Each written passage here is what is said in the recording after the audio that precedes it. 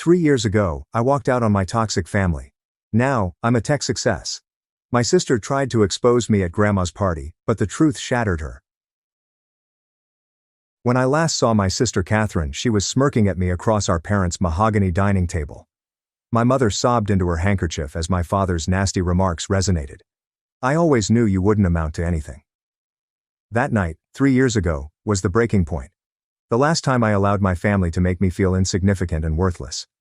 My mother, hoping between dramatic sniffles, implored, "Sweetheart, we just want what's best for you.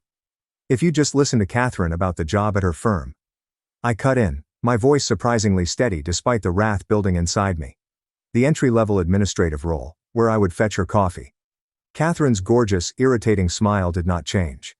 "Everyone needs to start somewhere, little sister. Some of us simply start higher than others." The old aching knot in my stomach tightened. For 24 years, I had been trapped in Catherine's shadow. She accumulated accolades, I collected criticism. Every one of my accomplishments was compared to hers and deemed wanting. Every mistake I made became a family legend, whispered and repeated. I replied calmly, "I already have a job. I'm doing well in a technology startup." My father Richard scoffed as he swirled his whiskey. "Are you talking about playing with computers? Meanwhile, your sister runs charity organizations that make a meaningful impact in people's lives." I couldn't help but mutter. "Making changes to her bank account, you mean?" The hush that ensued was deafening. Catherine's flawless smile had finally shattered. "What are you implying?" she growled, her eyes flaming. My mother swooped in before I could react. "Emma, apologize to your sister right now for everything she has done for you." "Done for me?" I truly laughed. It sounded strange, even to my ears. What exactly did she do? I challenged myself, but only to ensure that I never forgot my station. That was it. My father slammed his glass down, sending echoes through the room. "That is enough. You've always been jealous of Catherine's accomplishments. If you worked half as much as you do now, you'd be whining." "I work 50 hours every week," I screamed, standing up abruptly. "I'm in charge of development on a huge project. But you have never asked about it, have you?" "Sit down," my mother said, her voice stern. "We aren't completed." "Actually," I said, clutching my pocketbook, my hand shaky but my determination firm. "Yes, we are." I took a deep breath. "I'm done being the family's disappointment. I'm tired of you worshiping Catherine while treating me like I'm broken. I'm just finished." Catherine, ever the manipulator, spoke forward. Her voice full of feigned concern. "Mom and Dad. She's just having another one of her episodes. Remember back in high school when?" "Goodbye." I cut her off as she walked towards the door. "Do not try to contact me." My father's icy, threatening voice followed me. "If you walk out that door, don't expect any aid if you fail, which you will." I hesitated in the doorway and turned around for one more glance. My mother's mascara-streaked face, my father's firm displeasure, and Catherine's sickeningly satisfied smirk. They were a flawless family image, as they always had been, with one obvious terrible flaw. Me. I said, "Watch me." A promise and a curse, and I locked the door behind me. 3 years had passed. They went 3 years without saying anything, but they did build something they couldn't take away. Of becoming someone they don't even recognize. My phone buzzed this morning with a message from my cousin Ben, ending 3 years of tranquility. "Hello, stranger, you won't believe it, but Grandma Clara's 75th birthday party is next month. The whole family is arriving. Catherine is in charge of coordinating everything and has some wild plans. She has been inquiring a lot about you." I glanced at the message as my coffee grew cold alongside my laptop. My office window provided a view of the downtown skyline. The identical view that had appeared on magazine covers advertising my company. The same view that my family would never think I possessed. Another communication from Ben flashed up. "You should come and show them who you are now." My finger was hovering above the delete button, but something stopped me. Perhaps it was time. It was time to show them just who Emma Walker had become. My phone buzzed again when they were not watching. This is a news alert. A tech innovator has been named to Forbes' list of the 30 under 40. The screen reflected my own face. I had insisted that they leave out my middle name from the piece. My family never reads technology news. I remembered Catherine, who was curious about what I'd been up to, arranging something outrageous for Grandma's party. My sister always enjoyed a good show. "Well," I said to myself, a gradual smile creeping across my face. "Let us offer her one." I typed a brief response to Ben. Tell me more about the celebration. Someone's been looking through your social media, he continued, settling into the chair across from my desk. And I am not referring to the regular tech journalists. I minimized the quarterly reports on my screen. Let me guess, I murmured, a familiar chill running up my spine. My sister. Daniel leaned forward and lowered his voice, despite the fact that we were alone in my office. But you have a chatty cousin who messaged you about the party. She informed me that Catherine has been showing everyone images of you outside some posh condo in Manhattan. Interesting, given that I've never mentioned anything about where you live. Exactly. Daniel had been my right hand since the early days, when we were coding in a basement. He understood everything, including why I had kept my accomplishment hidden from my family. She employed someone named Emma. A pie. I felt the same old chill. The one I used to have before family dinners. You're sure? Remember Ethan from IT security? His wife works for an investigative firm. She heard your sister's name mentioned during a briefing. My phone vibrated. Another message from Ben. OMG, you have to hear what Catherine just said to everyone in the family group chat. She claims you've lied about everything, says she is proof you are not who you claim to be. I showed Daniel the message. He whistled lowly. She's attempting to prepare you for something huge at that party. Allow her to try. I rose up and walked towards the window.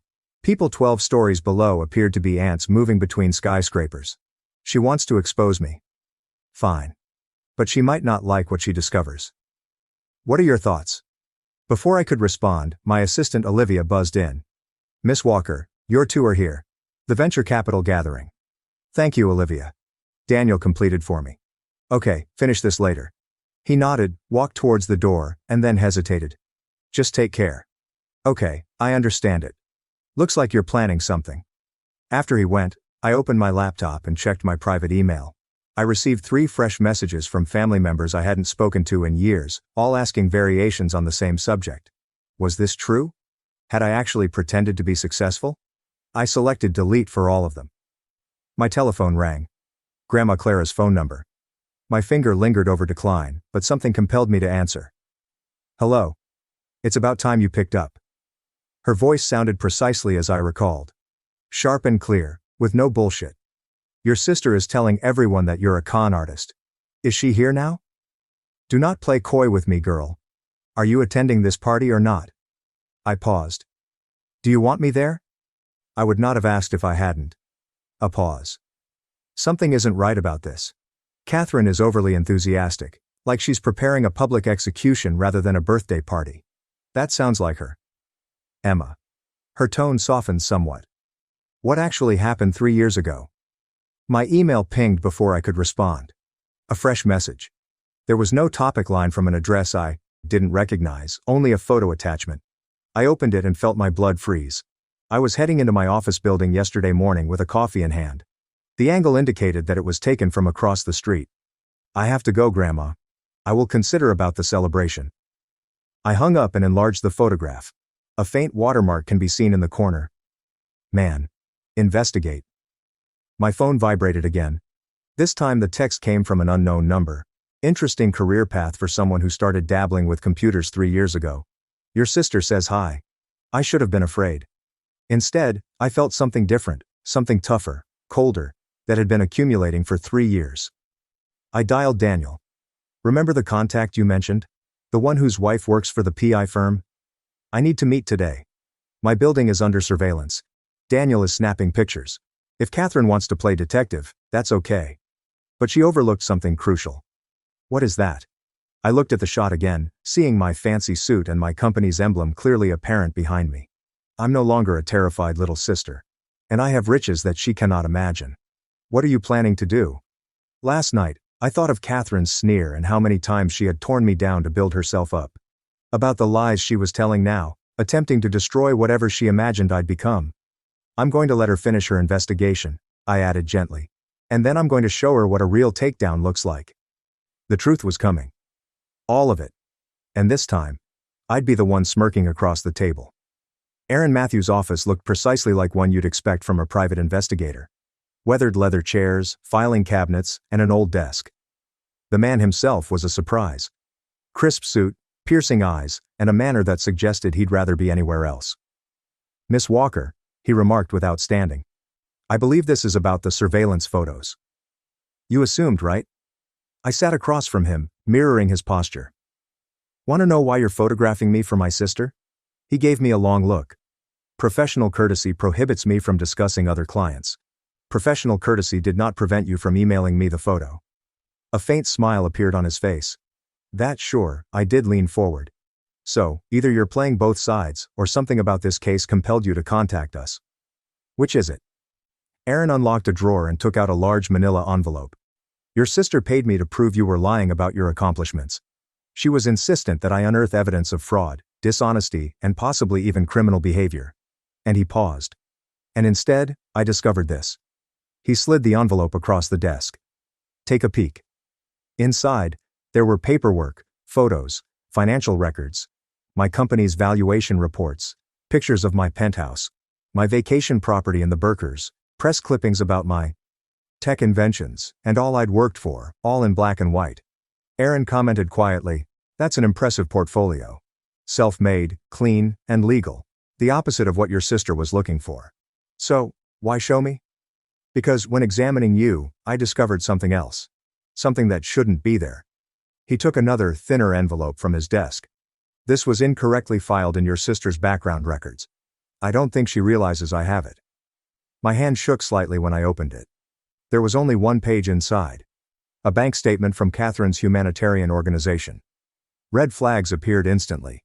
Irregular transfers, inconsistent quantities, and monies flowing to personal accounts. Is this what I believe it is? Aaron nodded. Your sister has been embezzling from her own charity. Start with little sums and work your way up to larger ones. The probe regarding her activities began 2 months ago. She does not know. Not yet, but she will. He leaned back. Here's the thing, Miss Walker. I do not like being used. Your sister has paid me to destroy you. They told me lies about who you were.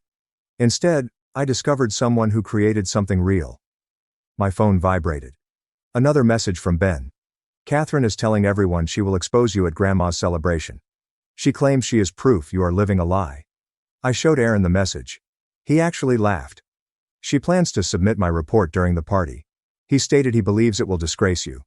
Make it clear to everyone that you are a phony.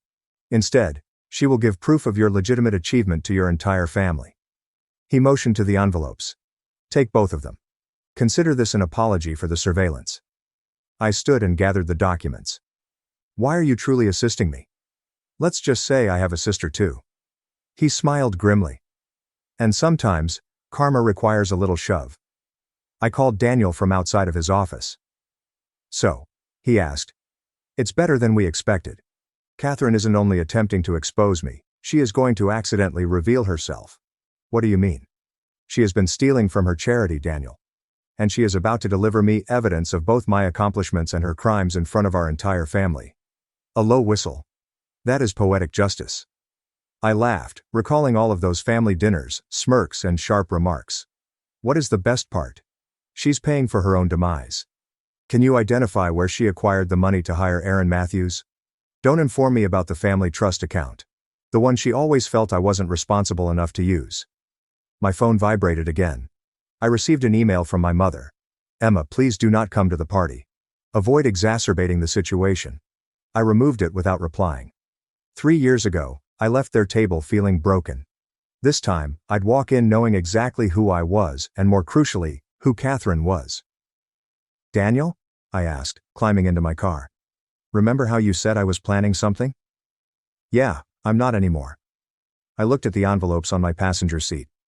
I'm just going to let Catherine's plan play out exactly as she intended. Sometimes the best revenge is letting people destroy themselves.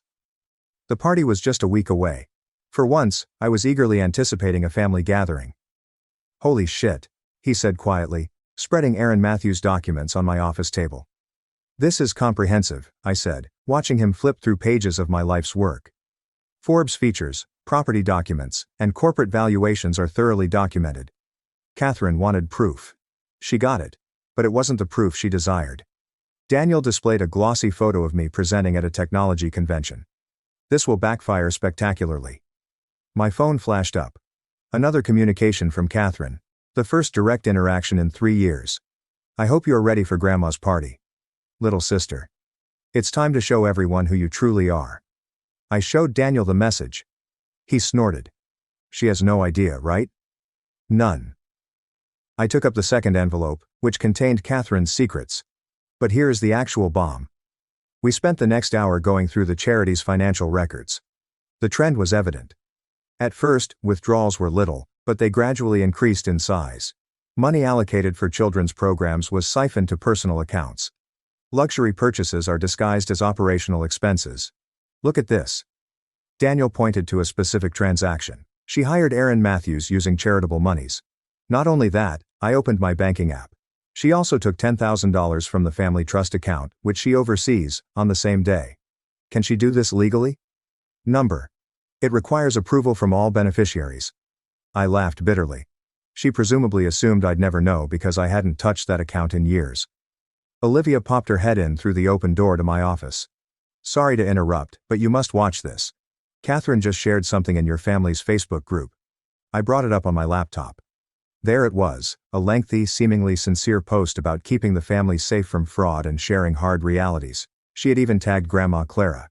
Daniel said the words while bending over my shoulder. Look at them. Dozens of relatives offer their support. My mother wrote, "It's for the best, sweetheart. She needs help." My father added, "Some people can't handle the truth." Only one comment jumped out.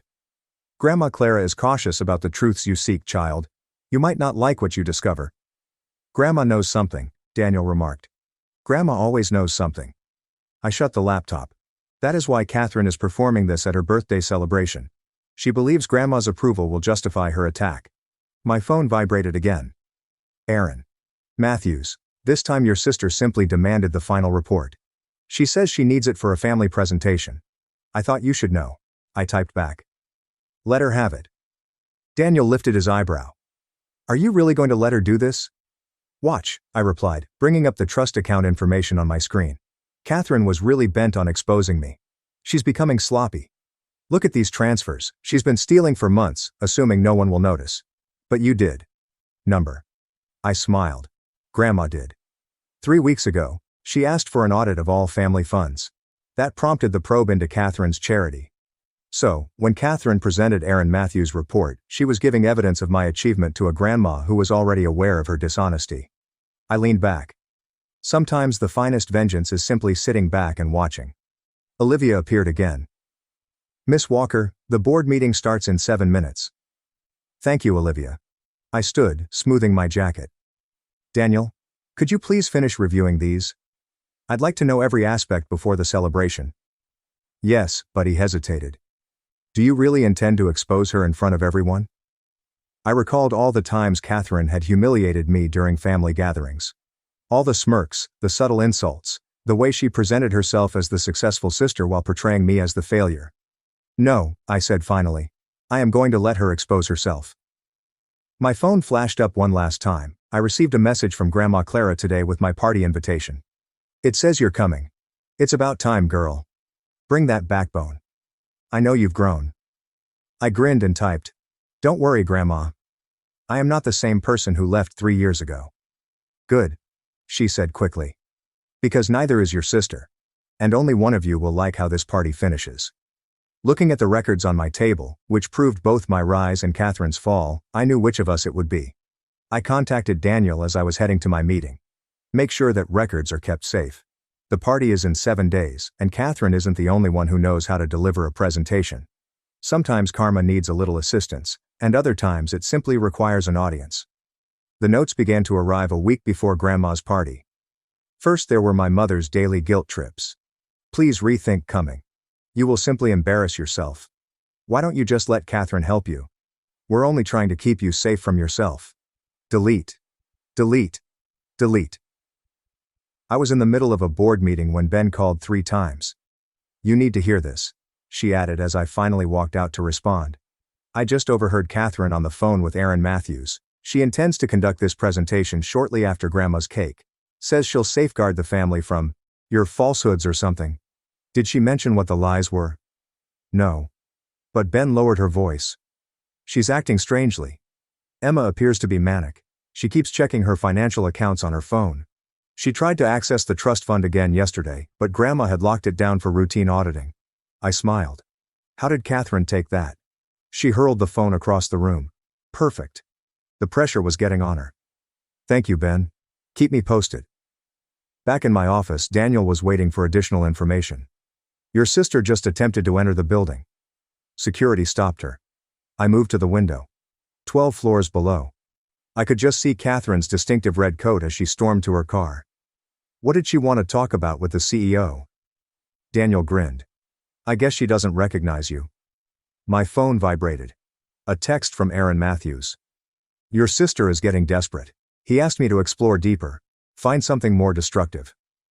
I informed her that the report was definitive. I was ready to respond when another call arrived. Grandma Clara, I replied. Are you busy? She asked. Never too busy for you, Grandma. That's good because I'm outside your building. I froze. What? I saw your sister making a scene down here. I figured it was time to talk. A pause. What a nice office you have. Corner suite. I'd say 7 minutes later, Grandma Clara sat across from me, looking precisely as I remembered, elegant, sharp-eyed and unmoved by the vista that had most people gasping. So, she explained, setting down her tea. This is what you have been hiding. I was not hiding. Save it. She waved her hand. I've known about your success for several months. What I want to know is why you allowed people to think otherwise. I met her gaze. If I had told them, would they have believed me? No, she admitted. They'd have concluded you were lying. Just as Catherine does today. She grinned faintly, despite having seen the proof. Do you know about Aaron Matthews' report? I know a lot of things.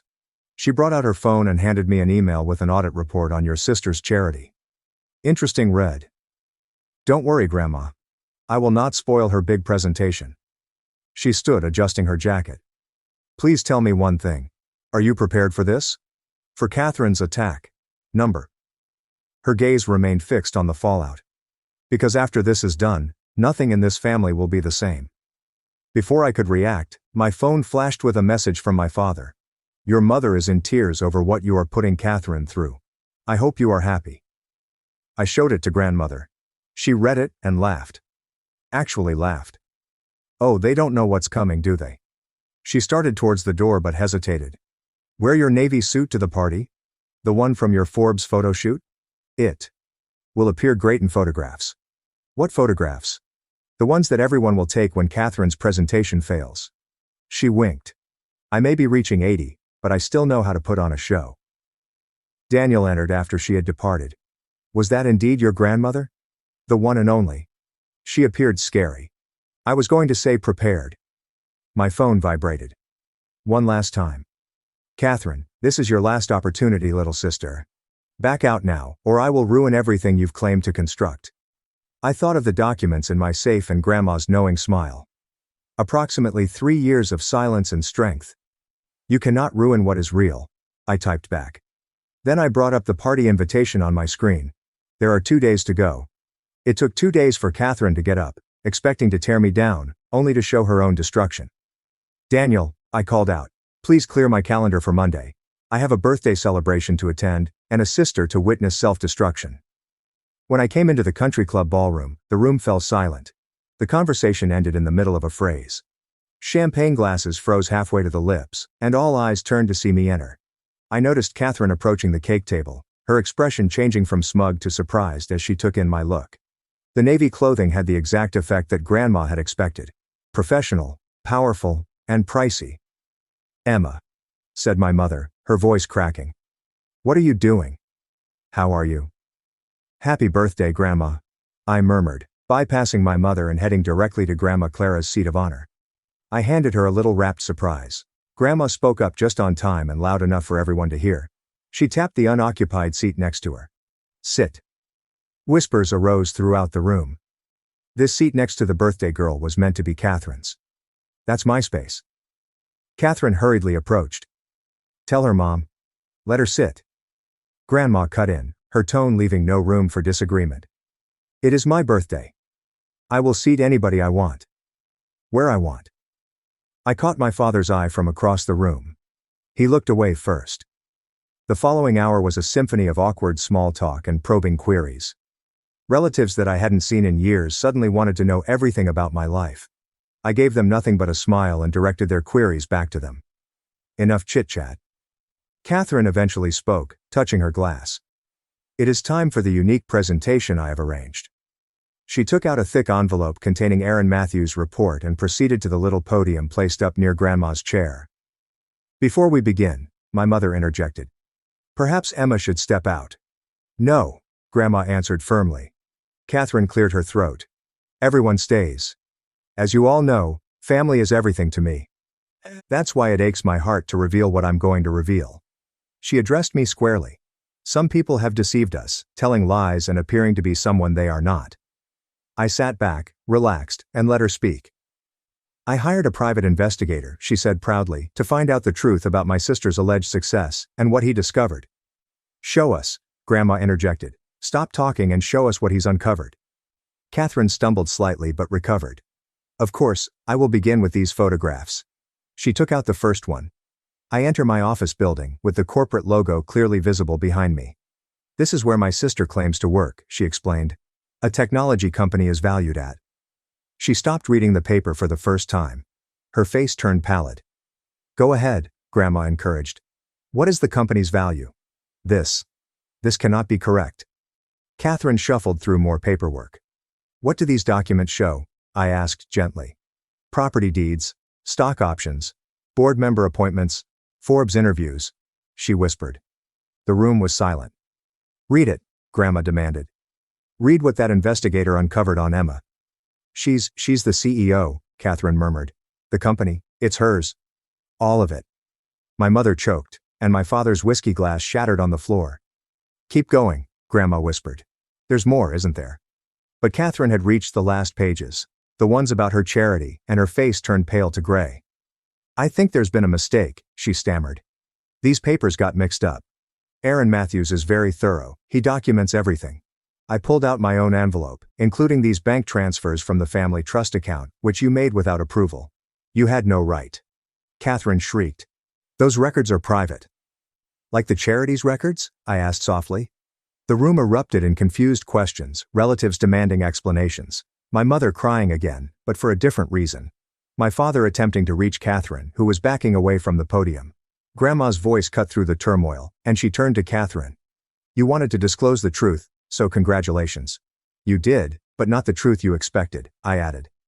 Catherine looked around wildly, seeing the expressions of our family change from shock to comprehension to judgment. Well, Grandma continued calmly, I'd say this is turning out to be quite the memorable birthday party. She grinned at me. And we haven't even had cake yet. Then she ran straight out of the ballroom, leaving her damning presentation behind. The hush after Catherine's departure lasted exactly 10 seconds before my mother found her voice. This is your fault, she yelled, pointing at me. You set her up. Did I compel her to employ a private investigator? I asked calmly. Did I force her to take from her charity? There must be an explanation, my father interrupted. Catherine wouldn't. Wouldn't what? Grandma Clara's voice broke like a whip. She wouldn't lie, steal, or publicly disgrace her sister. She scooped up the scattered papers. The proof is right here, Richard. Your ideal daughter is a hoax, and your other daughter, Ben, who you labeled a failure, turns out to be the true success story. More relatives chipped in, and the tide turned as the truth became clear. Aunt Linda inquiring about the missing charity funds intended for her daughter's medical treatment. Uncle Robert inquiring about the trust account transfers. Cousins scrolling through interviews, my accomplishments. And my mother whispering, sinking into a chair. All these years you were successful, I supplied. My father demanded, why didn't you tell us? Would you have believed me? I looked him straight in the eyes. 3 years ago, you said I'd fail, that I was nothing compared to Catherine. Well, here's the truth, Dad. While she was stealing from children's charities, I was building something real. I need to find Catherine. My mother stood up shakily. She needs me. Sit down, Hope. Grandma's tone froze her in place. For once in your life, face what's in front of you instead of running to Catherine. A commotion at the door drew everyone's attention. Aaron Matthews walked in, holding a folder. Sorry for interrupting, he said, nodding to me. But there's something else you should all know. The police have arrived. My mother collapsed back into her chair, and my father went pale. I was required by law to report the charity fraud once I discovered it, Aaron Matthews explained. They've been building a case for weeks. Right on cue, 2 detectives entered the ballroom, barely looking at the birthday decorations as they approached our group. "We're looking for Catherine Walker," one of them said, showing his badge. She left," my mother whispered. "We understand. We just arrested her in the parking lot." The room erupted again, with relatives gasping, my mother screaming, and my father shouting with the detectives. Throughout it all, Grandma sat peacefully sipping her champagne. "Was it worth the wait?" she asked me quietly. I saw my parents hurry out to find. Catherine watched my relatives huddled in shocked groups, sharing stories of how Catherine had borrowed money or made promises through her charity. "I didn't want this," I admitted. "You just wanted the truth," Grandma finished. "And now everyone has it." She stood up, commanding attention as always. "This party's not over. My granddaughter, my successful, honest granddaughter, has finally returned home, and I want cake." Later, as servers cut the elaborate birthday cake Catherine had ordered, Ben brought me a glass of champagne. "That was intense," he said. "But you know what's crazy? No one's even surprised about Catherine anymore. They're all talking about you, about how they should have seen it. What did they see? That you were the strong one, the real deal." She clinked her glass against mine. "Catherine tried to tear you down and exposed herself instead. That's some karma." My phone buzzed. A text from Daniel. "News about your sister's arrest is hitting the business feeds. Want me to handle public relations?" "No," I typed back. "Let the truth speak for itself. Emma." My father's voice made me look up. He stood awkwardly, appearing older than I'd ever seen him. "Your mother and I were going to the police station. But first I need to say," don't I cut him off. "Save your apologies. They're 3 years late." He nodded slowly, comprehension suddenly showing in his eyes. "You really did it, didn't you? Everything we said you couldn't do." "No," I corrected him. "Everything you never bothered to see me do." As he walked away, Grandma Clara raised her glass in my direction. Around us, relatives were already shifting, adapting to the new family dynamic, one in which Catherine wasn't the golden child, and I wasn't the failure. "Happy birthday, Grandma," I said, raising my glass in response. She smiled. That knowing smile that suggested she'd seen this coming all along. "Oh, sweetheart, this is just the beginning." At 3:15 a.m., my office phone rang. The number was blocked, but I knew who it was. "Hello, Catherine." A pause then. "How did you know?" "Because you always do your worst damage in the middle of the night." I leaned back in my chair, looking out at the city lights. "What do you want?" "I'm out on bail," she said, as if that explained everything. "Mom and Dad won't answer my calls.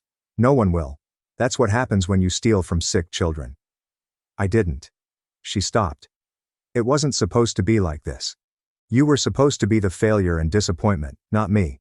Sorry for ruining your narrative." "Can't you help me?" Her voice cracked. "You have money now. You have influence. You could make this go away like you tried to make me go away." Silence. "That's what I thought." I stood up and walked to the window. "Goodbye, Catherine." "Wait." She was crying now. "Please. You're my sister." "No," I quietly said. "I stopped being your sister the day you decided to destroy me instead of accept me."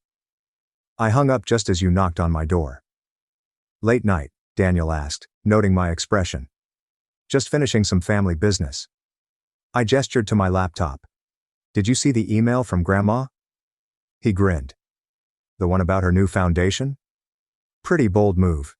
Starting a children's charity to replace Catherine's, and Boulder even asked me to be on the board." I showed him the draft of the press release. "She wants to announce it next week." Speaking of announcements, he handed me a tablet with an email from my mother with the subject line, "Please read." I almost deleted it, but something compelled me to open it. "Emma," it read. "Your father and I are selling the house that we always said you weren't good enough to live up to. The one Catherine was supposed to inherit. We're donating the proceeds to Grandma's new foundation as restitution for what Catherine stole. We don't expect forgiveness. We don't deserve it. But you deserve to know that we finally see you, not as we wanted you to be, but as you are. You won, not because you proved us wrong, but because you proved yourself correct." "Mom, are you okay?" Daniel asked softly. Before I could respond, my assistant Olivia buzzed in. "Miss Walker, your grandmother is here." Grandma Clara walked in, impeccable as always. "Good. You're both here. We need to talk about the foundation launch." At 2:45 a.m., she smiled. The best time for fresh starts. She sat down and pulled out a folder. The DA called. Catherine took a plea deal. She's going away for a while. How long? Long enough to learn what it's like to lose everything. She met my eyes like you did once. I didn't lose everything, I corrected her. I left everything. Yes, there is. She opened the folder. Now about this foundation, I'm thinking big. She looked up at me. Do you think you can handle that?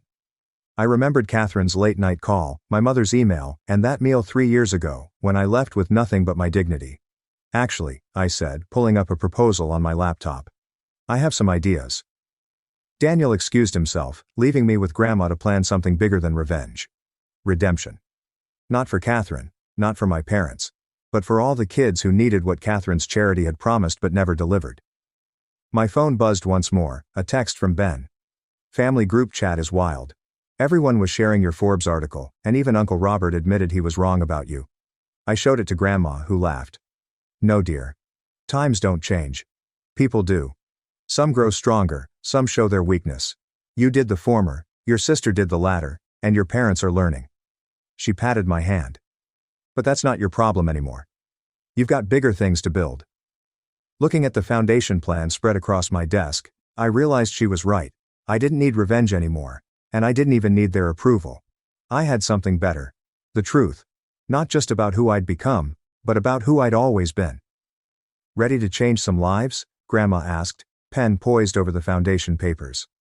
I signed my name, not as Catherine's sister, not as my parents' disappointment, but as exactly who I was meant to be, and always have been. As I bought a Porsche, my parents finally reached out. Family meeting, Mom insisted. I walked in with a $14 million surprise, watching as the tables turned. I am alone in the bridal suite at Willamette Valley Vineyard, staring at my reflection in the full-length mirror. My wedding gown fits wonderfully, with every seam and crystal precisely where it should be. The makeup artist outdid herself. My eyes appear larger, my cheekbones more defined, and my lips a lovely hue of rose. The white flowers in my arrangement sit on the vanity, waiting. I check my phone for the 12th time in 20 minutes. No messages from Mom or Dad, and not even a text from Daniel. A faint knock on the door disrupts the silence. Rebecca, the wedding coordinator, pokes her head in, her rehearsed smile barely concealing her anxiety. It's time, Emily. Are you ready? My gaze moves to the window overlooking the wedding area. 70 visitors are sitting in tidy white chairs. The string quartet performs gently. Probabilities and oddities exist. 2 empty chairs in the front row look back at me, accusingly. They're not coming, are they? My voice shakes despite my best attempts. Rebecca's smile fades. There's still time, she claims, but we both know it's a lie. I take a deep breath and smooth the silk in my gown. Let's go. The garden doors open, and 70 heads turn to see me walk down the aisle alone. I sense their sympathetic gazes as physical touches. Little pats of sympathy that make my skin crawl. Some whisper under cupped palms. Others give supportive grins, which only add to the hollow ache in my chest. My attention shifts to Aaron, who is waiting at the altar, his gaze fixed on me. The affection emanating from him is almost enough to drown out the recollection of my mother's voice 3 days ago. We'll try, sweetie. Daniel's firm has an event that weekend. Mom's dismissive tone pierced through the phone, as if she were declining a casual lunch invitation rather than her only daughter's wedding. I can pay for the flights, I'd said. Desperation is clutching at my throat. The hotel. Anything. Please, Mom. Dad's voice could be heard in the background. Tell her we're busy. I put one foot in front of the other and force myself to breathe. In. Out. One step. Another step. I won't weep. I will not satisfy them, even in their absence. When I reach Aaron, he grabs my hands in his. His fingertips are warm, substantial, and real. I'm here. He says quietly, too low for anybody else to hear. We're enough. For a moment, I'm 6 years old again, standing in our living room while Mom and Dad argue about Daniel's argument trophy. They carefully place it on the mantel, stand back. To examine it from all angles, and take photos to give to relatives.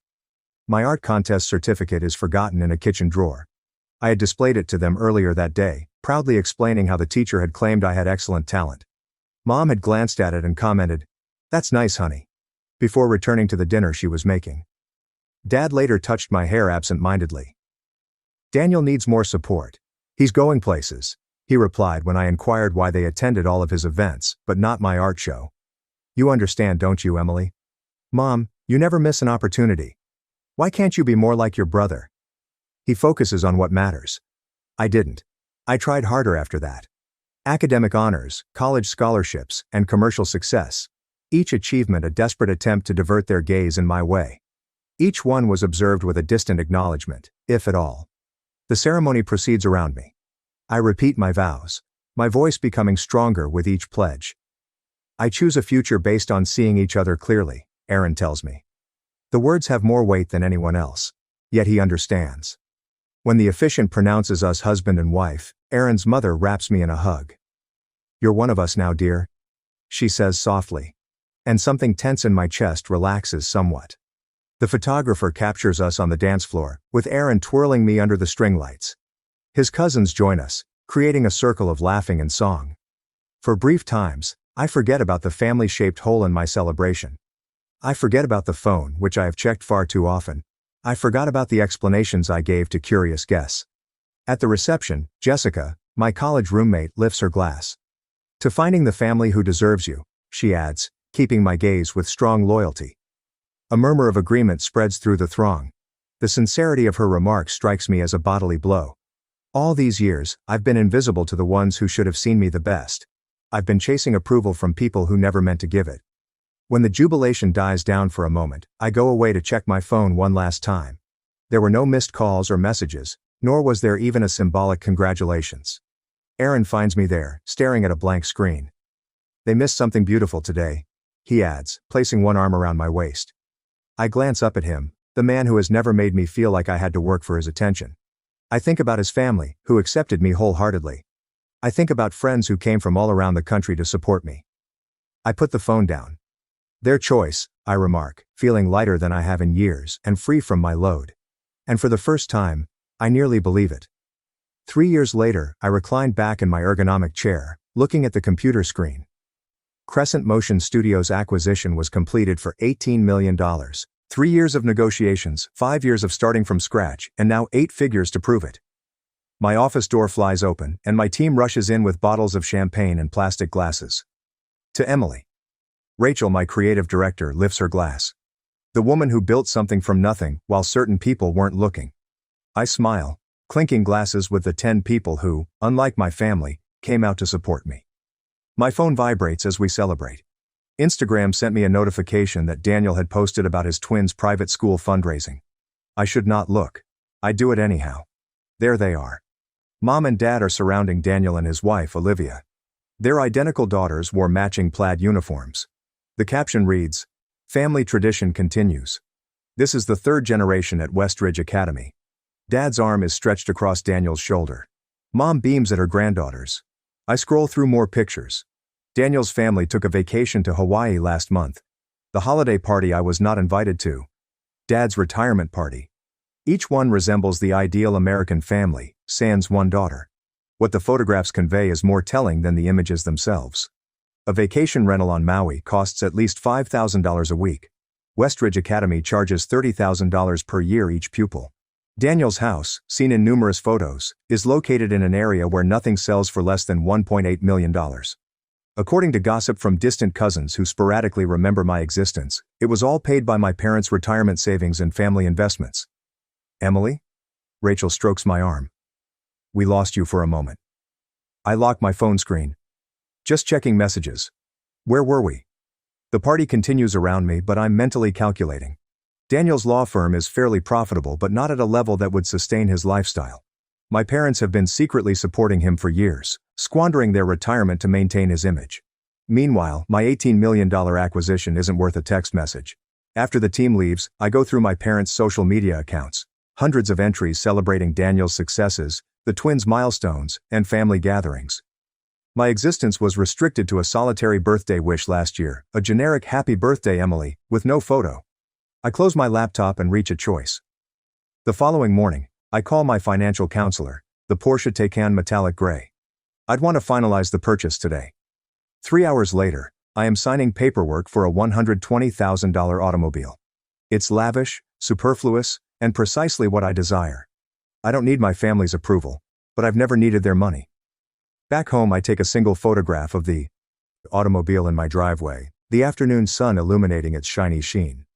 I upload it on Instagram with the simple remark, "Dreams realized." Nothing happens for 3 days. Then, on Wednesday afternoon, my phone rang with a name I hadn't seen in 4 years. Mom was calling. My gut tightens as I respond. "Hello? Emily." Mom's voice has that distinct blend of authority and urgency that she saves for family emergencies. "We need to talk. Family meeting tomorrow." "Family meeting?" I repeat, my voice filled with astonishment. "After 4 years of silence, you are contacting to arrange a family meeting? This is important." She stops, and I hear Dad's voice in the distance. "Tell her it's important," he continues, as if I don't hear him. "What's important?" I inquire. My wedding wasn't important. My business wasn't important.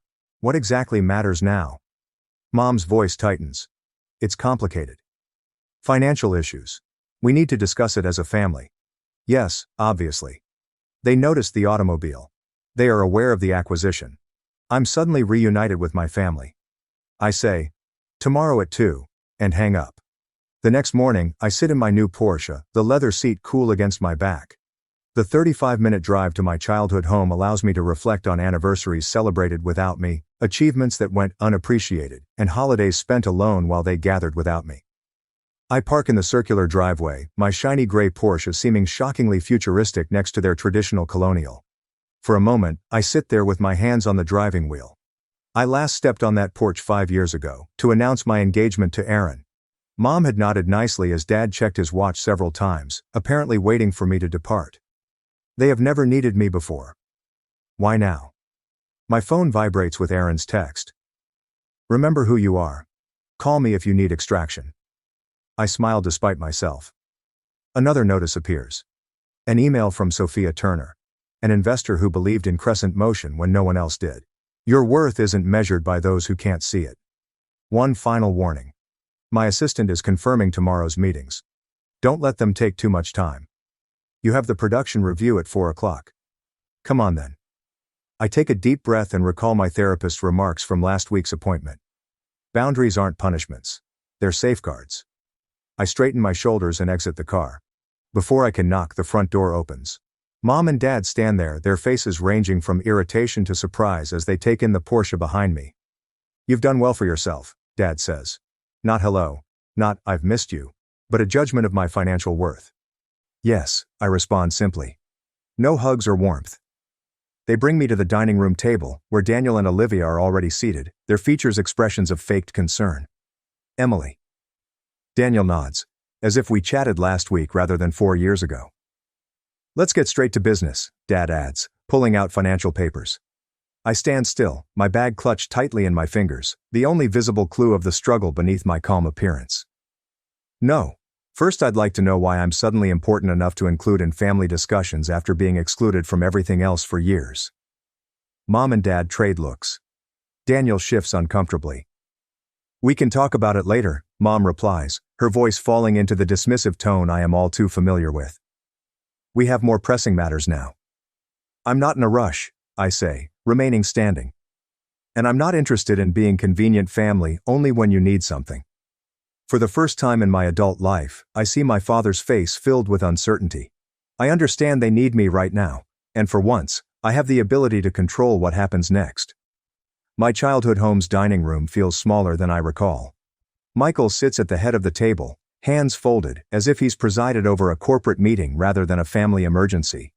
Victoria perches behind him, her posture impeccable despite the worry lines on her forehead. Across from me, Daniel slumps in his chair, his fancy shirt cuffs crumpled. Olivia sits next to him, with a leather photo album open on her lap. "It's foreclosure, Emily." Michael's voice is solid, but with an unsettling tremble. Daniel's mortgage is 2 months overdue, and the twins' private school tuition is unpaid for this semester. I don't say anything, letting the stillness stretch. After 3 years of no communication, this is what brings us together. Michael slips a document across the polished oak table, saying, "You need to help your brother. Loan paperwork has already completed out. Presumption steals my air. Think about your niece and nephew. Victoria's voice catches, a well-practiced hitch that would have left me racing to please her before. They're just children. They shouldn't have to suffer because of financial difficulties. Daniel leans forward, his gaze narrowing. We're family, that's what family does. When one of us succeeds, we help the others. Olivia flips the album open wider, pushing it toward me. They ask about Aunt Emily all the time. She shows me images of children I don't recognize, their smiles beaming at a birthday party I wasn't invited to. Michael clears his throat. Maddie wants to know why you never visit. We've done everything we could. Our retirement fund is... He pauses, exchanging glances with Victoria. We've been supporting them as best we can. The suggestion hung in the air between us. My achievement implies that I owe them. My independence is selfish in light of my family's needs. I close the photo album and slide it back across the table. Where were you at my wedding? I ask with surprising composure. Daniel blinks. What? My wedding. 3 years ago. Where were you? Victoria's hand flutters to her throat. We were busy. Daniel had that event with his firm. It wasn't convenient, Michael says, as if referring to a missed dinner gathering. I nod slowly, feeling something solidify inside me. And yet here you are now, because you saw the Porsche on Instagram. You only contacted me because you saw the car. Daniel flushes. That's not fair. Is not it? I sit up taller, feeling the power of financial freedom in my spine. Where there was once an anxious curve, there is now steel. I built everything myself. Every scholarship. Each client. Every late night. Where were any of you? Michael's eyes narrowed. What's that got to do with the current situation? Everything. I fold my hands on the table and match his posture. I'm listening. Tell me why I should write a check today. Daniel slams his hand upon the table. You always had to prove something. Always showing off how smart you were. How creative. How special. Some of us were just trying to live normal lives. Michael's hand rests on Daniel's shoulder. Your brother had more potential. We had to nurture that. You were always so... independent. We're still your parents, Victoria says softly, tears welling in her eyes. Despite everything. You were only parents by title. My voice remains firm, shocking even me. You missed my high school graduation, my college scholarship ceremony, the launch of my company, and my wedding. I tap the table for each missed milestone. You missed my life. And now you want to share in what that life has built. Emily, Michael begins. You didn't build this success, I say. You don't get to share it. My phone rattles in my pocket. I look down to see Aaron's message. You okay? Meeting running long. Inner ASO. The sight of his name reminds me of Sophia Turner's words when she invested in my startup. You don't need approval from anyone who can't see your light. I think about my Crescent Motion crew. Their smiles shone as we celebrated the acquisition. People who decided to see me, to assist me, to believe in what I could create. My briefcase contains the contract for foundation money, signed by the board last Tuesday. People who entrust me with a purpose. Not only money. Michael pulls the loan paperwork closer to me. We're only asking for what's reasonable. Family helps family. The interest rate is quite fair, Victoria says, as if offering a favor. Daniel's sneer reappears. I'm confident now. Blood is thicker than water, Emily. I stand slowly, deliberately. The motion catches their attention, their bodies leaned forward, expectantly. I grab for my briefcase and place it on the table with a quiet thump. I've made a different decision, I'll reply.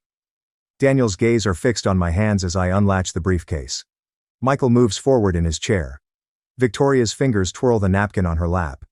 Instead of a checkbook, I take out a single document and place it on the table.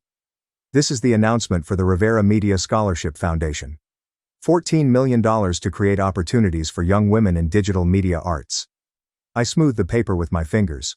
The press release goes out tomorrow morning. $14 million? Daniel chokes out the figure. Named after Miss Rivera, my high school media arts teacher. The woman who attended my gallery showings when my family was too busy. The money is legally protected in a foundation trust. The board approved the allocation last week. Silence descends like concrete across the table. I'm helping girls who never got the applause I didn't get, I remark, gathering my things. That's what family means to me. Daniel's face contorts, veins visible on his forehead. You're wasting it on strangers. On nobody girls who deserve better than what I got. I close my briefcase. Girls who need someone to invest in them.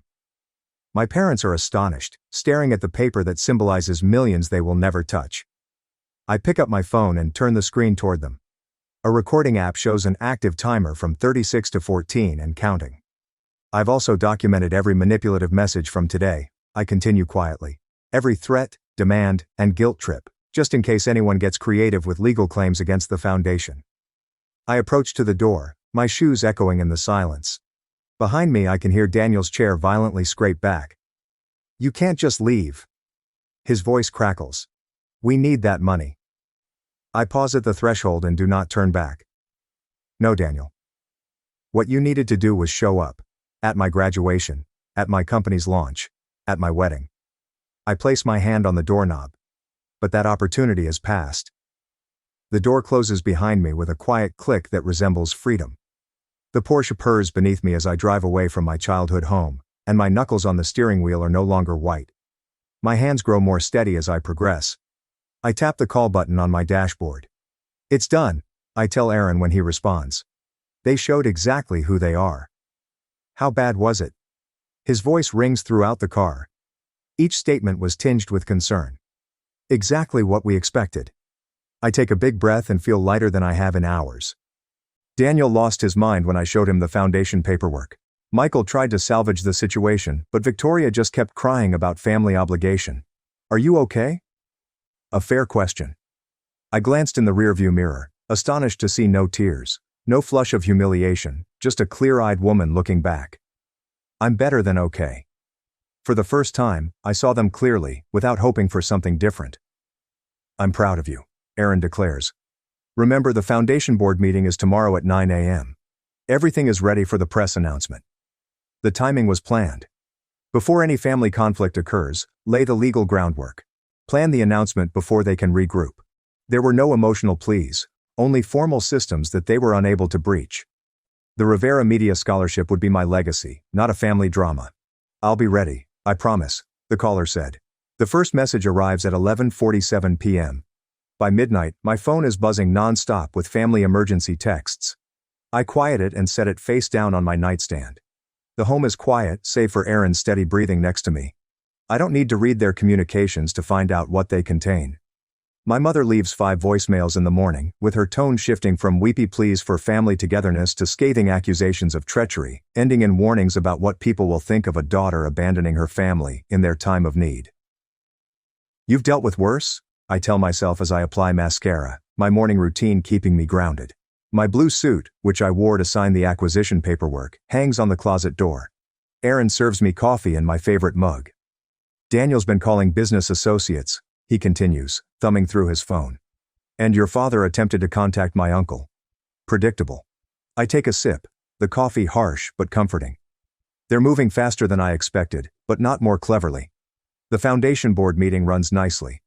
10 prominent women from media and finance, all personally vetted and dedicated to promoting budding female artists. The press statement was approved unanimously. Launch information have been finalized.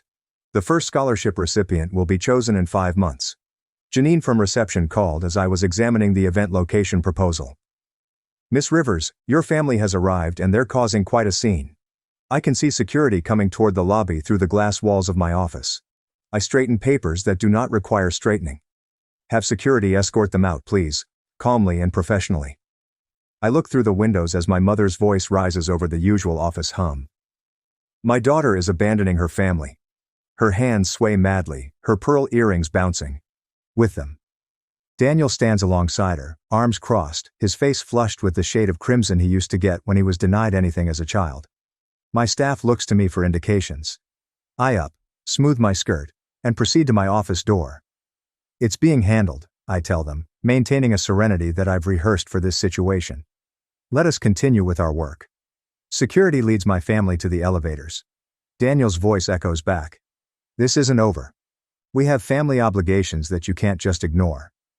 That evening I compose a single email to all 3 of them. I have documented your harassment at my workplace. Any further attempts to contact me at my office will result in a formal complaint. All communication regarding family matters must be directed through my attorney, whose contact information is attached. Emily, direct and clear, my therapist Patricia remarks 2 days later. We sit in her bright office with the subtle aroma of jasmine tea between us. How did it feel sending that? Necessary. I trace the design on the armchair. Not satisfying. Exactly. More like setting a boundary, she says. Yes. I look up to her. They're showing who they've always been, aren't they? People tend to reveal themselves under pressure, Patricia explains. What you're seeing now isn't new behavior, just intensified. The understanding was simple, yet significant. I wanted their love, but they wanted my resources. That's an important distinction. Over the years, my voice has trailed off as relationships grow. Childhood neglect, missing parents, and the fact that they only appeared when I had something to contribute. It wasn't my job to earn their love. It was their job to give it freely. And now? Now I know I'm not responsible for fixing them, I remark, letting the reality sink into my bones. There's freedom in that. The next morning, Daniel informs the Portland Chronicle about a family disagreement. The reporter, smarter than Daniel expected, inquired as to why none of them had attended my wedding. The ensuing account offers an unintentional picture of Daniel's parents, who were missing during milestones but became attentive when money appeared. My mother's social media outburst results in an unexpected outpouring of support for me. Former classmates, work associates, and even distant relatives have reached out with notes of solidarity. We always wondered why they never talked about your success, writes a relative whom I haven't seen in years. Michael's attempts to reach my investors fail because they refuse to discuss a personal matter. Instead, the community rallies around the Scholarship Foundation, with applications pouring in months before it officially launches. The Portland Business Journal seeks an interview regarding the charity. I agree. Setting clear parameters, we'll discuss the scholarship's purpose and impact, not family matters. Delia Warren, a reporter, visits me at the foundation's temporary office space. This is an impressive initiative, she comments while reading the prospectus. $14 million is substantial seed funding. What inspired such generosity? I carefully choose my words. I had a teacher who saw potential in me when others didn't. Miss Carter changed my life by simply paying attention. I want to create that opportunity for young women who might otherwise be overlooked. You've built an impressive career, Delia says. Crescent Motion's acquisition was one of the biggest tech stories last year. Is your family proud? The question remains between us. I could avoid it and redirect to safer region. Instead, I meet her gaze straight. My success was built without family support. They weren't at my wedding, my graduation, or when I sold my company. Delia's pen pauses. That provides interesting context for the foundation's mission. Later that week, the article emerges with the heading, "Self-Made Success Leaves a Legacy of Support." The contrast between my charity and my family's entitlement becomes a public story. When news of Daniel's foreclosure comes a few days later, the community links the dots without my intervention. Ethan is in charge of our home's improved security protocols. My business team is in charge of communication strategy, which includes screening communications and prioritizing foundation work. Sophia Turner, my first investor and mentor, has issued a statement supporting my dedication to raising others, rather than encouraging reliance. My college buddies form a protective circle, filling our calendars with dinners and parties that leave no time for discussing family turmoil. Patricia gives anchoring during the weekly sessions. The United Front forms its own kind of family, chosen, intentional, and supportive. 2 weeks after the confrontation, the Women in Media Alliance presented me with the Business Leadership Award. Standing at the platform, looking out at people genuinely happy for my victory, I realize the tables have fully turned. My parents' retirement plans have been delayed indefinitely. Olivia's social standing in her beloved country club circles has weakened as a result of their financial downfall. Daniel's twins will be transferring to public school next semester. Meanwhile, the nonprofit thrives, garnering good attention that extends beyond Portland. The narrative resonates not because I sought vengeance, but because I chose to turn my pain into meaning. The scholarship committee has chosen 2 finalists for the inaugural award. Janine tells me, setting the portfolios on my desk, they'd like your input by Friday. I open the first file and begin reading the work of a young woman whose teacher recognized her brilliance when no one else did. The cycle completes itself by healing via activity rather than looking back. Family is defined by what it does rather than what it purports to be. For the first time in my life, I actually feel noticed. In the weeks that followed, I erased the 4th voicemail from Aunt Meredith without listening past her appeal. Everyone misses you, Emily. The Thanksgiving invitation remains in my email inbox. The subject line, "Family needs to be together," is an obvious attempt at manipulation. My phone beeps with a text message from my cousin Lucas. "I don't understand this rift between you and Uncle Michael. Can't you just talk to them?" I see. Of course he does not comprehend. He didn't attend my empty wedding. He did not witness 20 years of invisibility. Mom's letter arrived yesterday. The exquisite penmanship is clearly hers. "We always believed in you," she wrote, seemingly rewriting our entire past. The envelope is half burned in my fireplace, its edges twisted and darkened, mirroring the lies it contained. Michael contacted my office personally last week. "We need to clear the air," he remarked, his voice devoid of any recognition of what they had done. My assistant, following precise orders, informed him that I was permanently unavailable. Daniel sends the twins to my workplace with homemade cards, which is the final straw. "We miss Aunt Emily," was scribbled in infantile handwriting that I knew wasn't their own. The manipulation is so obvious that it makes my stomach turn. They are utilizing every emotional lever they can discover. Ethan observes that evening, looking at the cards on our kitchen counter. They're desperate. I go through the week's worth of tries. But they haven't genuinely apologized. The family attorney phones next, his voice professional and objective. "There are moral obligations to consider, Emily. Family ties carry certain responsibilities. The suggestion is apparent. I am the villain in their story. The cruel daughter who deserted her suffering family. Pastor Wilson from the church that I quit attending years ago leaves a voicemail. Your parents are deeply concerned. Perhaps we could meet to discuss reconciliation. Two childhood friends with whom I have not spoken in a decade suddenly reach out. Your parents seem so heartbroken, says one. The holidays are for forgiveness, the other explains. When Daniel's wife Olivia receives images of the twins in Halloween costumes, the kids are always asking about you. I almost threw my phone across the room. They're framing this entire situation as my responsibility, I tell my therapist during our weekly session. My forgiveness, my duty, my failure to be the bigger person. "And how does that make you feel?" she asks, her gaze fixed on me. Angry, I confess. But also, validated? They wouldn't be fighting this hard if they weren't afraid of losing control. The foundation selection meeting presents an unexpected issue. The committee recommends a scholarship for Lily Carter, a 17-year-old filmmaker whose application video demonstrates exceptional talent and painful familiarity. She reminds me of myself. I tell Ethan that night, quiet, determined, and disregarded. I watch the interview video again. Lily's eyes reflect the weariness I feel in my own wedding photos. She discusses discovering her voice through filmmaking when her family couldn't hear her. What if I'm wrong to cut them off completely? The question comes out before I can stop it. Ethan sits next to me on the couch. What brought this on? Lily, if I'm telling these girls to find their strength, am I modeling that by running away from my family? Is setting boundaries running away? Ethan asks. I think about it. No. Boundaries aren't abandonment. What would you tell Lily if her family treated her like yours treated you? The response is straightforward. I tell her she deserves people who see her worth.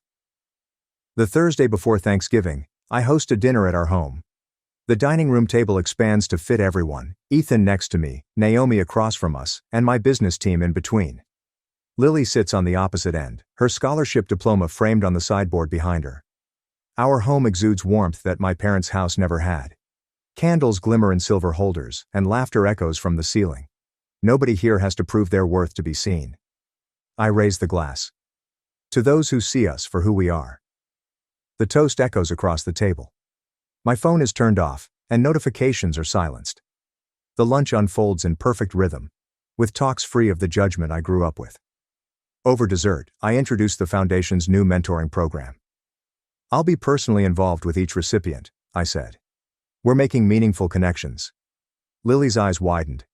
You'll be mentoring us yourself? Every step of the way, I say, smiling at her. This foundation is about more than just money. It's about working together to create something meaningful. Naomi nods in approval.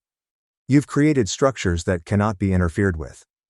I confirm that the foundation's independence is legally safeguarded. Its success will be measured by impact, not approval. Later, while we're clearing plates, Ethan switches on the local news. The foundation piece is scheduled to air right on time, coinciding with my family's usual dinner hour. On television, I speak with the assurance I've earned. We build family through action, not obligation. The study then shifts to financial analysis, comparing the including of foundation's open governance with not-so-subtle reference to Daniel's commercial failures. Lily stares, fascinated. They're actually comparing your brother's company to the foundation. Facts speak for themselves. I stack dessert dishes with firm hands. The community has validated what my family refused to acknowledge. My parents seek a meeting the next morning in a downtown coffee shop. I arrive in the Porsche, which piqued their interest after years of silence. Michael appears older than I recall, with defeat engraved into the creases surrounding his mouth. We should have been there, he says, glancing at his untouched coffee. At the wedding? I inquire, knowing full well that he is referring to more than just that. Everywhere his voice cracks. All those years. Victoria's eyes well up with tears. How can we fix this? The question lingers between us. 3 months ago, I could have jumped at this opportunity, yearning for any recognition. I now sense only peaceful clarity. Some things can't be fixed, I inform them. Only accepted. Victoria flinches. I'm not closing the door forever, I say. But I need accountability, not convenience. I'll consider limited contact after you both start therapy. That's unnecessary, Michael says, his disdainful tone rising. It's non-negotiable. I sip my tea, the warmth creeping over my chest like confidence. They exchange glances, the wordless conversation of people who never foresaw the consequences of their decisions. Daniel's financial collapse has dispelled their illusions about his greatness. My accomplishment is beyond their reach. The foundation thrives regardless of their acceptance. They leave without any deals or concessions. I watch them walk to their car, instances of mismanagement, which is now a sensible sedan. The expensive automobiles are long gone. I drive away without looking back, freedom taking over every beat of my heart. The foundation is awaiting. Lily's project requires assessment. My chosen family is expecting me for dinner. For the first time, I am moving toward something rather than away from someone. And it makes all the difference. I'm standing in the Crescent Foundation's bright studio, watching Lily tweak her camera settings. The morning light flows through the towering windows, creating golden patterns on the polished hardwood floor. It's been a year since I last faced my family. What do you think about this angle? Lily asks, her eyes filled with the same creative energy Miss Carter once saw in me. Try moving it slightly to the left. Catch how the light falls across the subject. My voice now exudes the confidence of a mentor, not the pathetic appeal of a daughter seeking acceptance. Photos on the wall behind Lily depict our scholarship recipients' projects, stories they would not have been able to tell without the Foundation's assistance. Each frame represents a voice that could have been suppressed, as mine almost was. My workplace here has replaced my childhood bedroom, where I once fantasized of being seen. I carefully selected every feature, from the ergonomic chair to the trophies displayed without apology on floating shelves. Nothing inherited, nothing stained with responsibility or guilt. I've finished the final cut of my documentary, Lily adds, standing up. Would you watch it with me? We proceed to the editing bay, where her creation is displayed on a high-definition monitor. The documentary follows 3 generations of women in a rural Oregon family, and Lily's vision eloquently captures their difficulties and strength. Watching her work gives me a rush of pride unlike anything I've ever felt before. This is not about me. It is about what she has created and will continue to build. When the final credits roll, Lily looks at me, tears in her eyes. You're the reason I believe I can do this, she says, embracing me in a sudden hug. I think of Miss Carter, how she saw something in me when my own parents couldn't, and how her faith carried me through years of family apathy. Now the cycle continues, this time with true help rather than neglect. Later that week, I step on the Portland Arts Center podium to accept a Community Leadership Award. The audience applauds.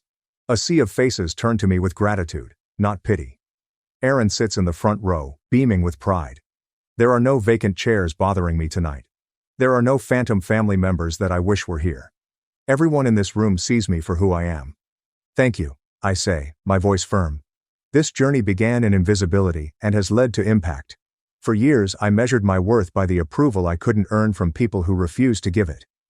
I pause and let my sight to wander across the room. Now I measure it by what we build together. Standing ovations roll over me like a cleansing wave. My therapist refers to it as post-traumatic growth, the peculiar tranquility I've discovered after realizing that certain scars never truly heal. I set clear boundaries with my extended family. Holiday parties now revolve around chosen family members, and they are filled with true delight rather than dread. Ethan and I have created our own traditions. Naomi's retirement party at the foundation last month brought together the networks of support that helped me when blood ties failed. My most recent endeavor, the Emergency Fund for Students Facing Financial Hardship, guarantees that potential is not crushed by circumstance. I now understand what these young ladies require because I lacked it. Absolute belief in their abilities. Driving home through Portland in my Porsche, I pass the coffee shop where I used to edit videos on borrowed laptops. Through the window, I see my parents walking on the sidewalk. Our gazes contact briefly. I do not stop. There is no agony at this moment, just serene acknowledgement. They showed me what love is not. Ethan and my work have taught me what it is. Lily begins planning her next project tomorrow. I'll be there, I said, camera in hand, exhibiting her the tactics I'd honed over the years of making myself visible. Family doesn't raise you. They lift you. My stepmother erased me from Dad's obituary, but as co-trustee I blocked her plans. 2 years later, she was in court, guilty on 14 counts. My stepmother prevented me from attending my father's funeral and removed me from his obituary. So I denied her his inheritance. I was 14 when my father married Celine. She was everything you'd expect from a woman who used the term networking and referred to her nail technician as her therapist. On the surface, she was all smiles and high-end perfume. But behind closed doors, Celine acted as a gatekeeper for attention, affection, and finally, my father. When Dad married her, she insisted on blending families. But what she truly meant was that I should blend into the background. She had 2 adult children from her former marriage, who were both noisy, entitled, and allergic to labor. And she ensured that their needs came first. If Dad gave me $50 for a school trip, she'd huff and say, "Must be nice." My kids didn't get handouts like that. They did, all the time. If Dad had scheduled a weekend with me, there was an unexpected family issue on her end that demanded his presence. By the time I was 18, our relationship had been limited to brief phone conversations and the occasional lunch, which Mom was always too busy to attend. Then 2 years ago, Dad became ill. It wasn't the type of illness you could recover from. I discovered out via my cousin, not Celine, who presumably did not want to concern me. By the time I arrived at the hospital, she had already established control over who could visit, when, and for how long. I was given a few hours every week, but only if she was present to monitor. When I asked Dad about it, he just sighed and said, "Let's not make things harder than they have to be." That was his way of avoiding controversy. But I saw it in his eyes. He wanted me there. A few months later, I received the call. Dad was gone. I cried until my chest hurt. Then I inquired about the funeral. Celine's voice was stern when she stated, "I don't think it's appropriate for you to be there." I assumed I misheard. "I'm his daughter. And I'm his wife," she exclaimed. "This is going to be a private ceremony for people who were actually part of his life." I had trouble breathing. "I am a part of his life." "Not in the way that matters," she responded before hanging up. I drove to her house that night, enraged, but she refused to answer the door. The following day I tried again. Still nothing. Finally I called her from a different phone number. She responded with the phony, nice tone she used on strangers. But when she learned it was me, she added, "If you show up, I'll have security remove you." I didn't believe she would go that far until I saw the obituary. My name wasn't mentioned once. It named her children as his cherished family, but left me out completely. I can't convey the pain it causes. It wasn't simply losing my father, it was being removed from his life story while his body was barely cold. So I stayed at home the day of the funeral. I sat on my couch, clutching one of Dad's old flannel shirts, attempting to breathe through the sadness and wrath. But as the hours passed, something changed. I realized that if she could cut me out of saying goodbye, I could also cut her out of the lovely little world she had created for herself. This is when the backstory becomes vital. Dad had managed his cash wisely. He had a will, which he revised after marrying Celine. She assumed she would get everything. She was wrong. Dad had left me a 50% share of their home, as well as control over a small trust fund for property taxes and upkeep. I hadn't done anything with it while Dad was still living, partially out of respect, and partly to avoid starting a battle. But once she barred me from attending his funeral, the gloves came off. Within a week, I had met with an attorney. We examined the deed and trust clauses. Legally, Celine could not sell or refinance the house without my permission. She couldn't even do big renovations without my agreement. I also served as a co-trustee for the trust fund. That meant that any expenses she requested had to be paid through me. I didn't say anything to her at first. I merely started utilizing my rights cautiously and deliberately. She wanted to renovate the kitchen, but was forbidden. She wanted to have a big Christmas party, but not without the event insurance I required for any gathering above 20 people. She wanted the trust to pay for landscaping, but only if she utilized the budget service I recommended. At first, she attempted to ignore me. Then she attempted to charm me. When it didn't work, she erupted, accusing me of attempting to destroy her life. I gently reminded her. I'm simply protecting my father's assets, you know, the man whose funeral you barred me from attending. It took her less than 6 months to put the house on the market. She couldn't bear living in a home where she had to seek my permission to paint a wall. When it sold, I received a portion of the proceeds, enough to cover the down payment on my own home. The best part was that word spread around the family about what she had done. She thought she had control over the story, but people began to question why I hadn't attended the funeral. I spoke the truth. Now she's the one who isn't welcome at family gatherings. I never got to say goodbye to my father in the way I wanted, and I will never forgive her for that. But every time I unlocked the door to the house I bought with the money she thought she'd keep, I saw Dad smiling, knowing I hadn't let her win. But just when I thought it was all over, I received a call from the hospital. That was the truth regarding my father's demise. I was unpacking boxes in my new living room when my phone rang with an unfamiliar number. The woman on the other end identified herself as Marisol Torres, and she had worked as a nurse in the intensive care unit where Dad died. Her voice was cracking as she informed me she couldn't keep quiet about what had happened to him. My fingers trembled so badly that I had to put down the photo frame I was holding. She wouldn't say much over the phone, only urging that we meet in person at a coffee shop called Neutral Grounds, about 20 minutes from the hospital. I agreed to meet her the next morning, despite my mind racing with 1,000 possible ideas about what she might know. I couldn't sleep the entire night, replaying every memory from Dad's final days in the hospital. When I walked into Neutral Grounds the next morning, a woman in her 40s with sleepy eyes motioned me to a corner booth. She had a manila folder on the table and kept her hand on it, as if she was scared someone would grab it. Before I could even sit down, she pushed the folder across to me and instructed me to review Dad's prescription logs from his final week. The papers within indicated dosage after dosage of pain medication, each higher than the previous, and none of them matched what his doctors had prescribed. Celine's signature appeared on every authorization as his medical proxy. According to the notes, Dad's morphine levels tripled in just 3 days, despite the fact that his condition was improving. Marisol leaned forward and told how she had tried to convey her worries to the hospital administrator, Dr. Adrian Kessler, but he rejected everything and changed her schedule so she could no longer be near Dad's room. She stated that 3 other elderly patients who used Celine as a proxy had demonstrated the same tendency. They all died within weeks, leaving huge estates. My stomach fell when I realized this may be bigger than just my father. After leaving the coffee shop, I waited in my car in the parking garage for 20 minutes, unable to even turn on the ignition. My hands were shaking when I contacted Rowan Russo, the estate sale attorney, and left a voicemail requesting immediate legal guidance regarding Dad's death.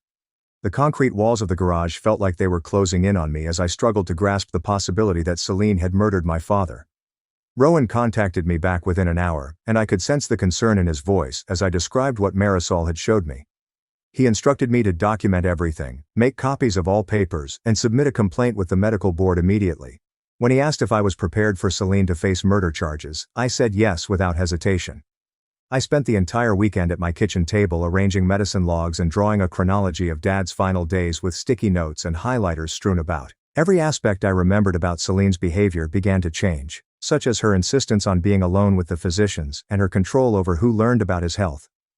The way she hovered over the nurses when they gave him medication appeared less concerned and more like she was making sure they followed her instructions.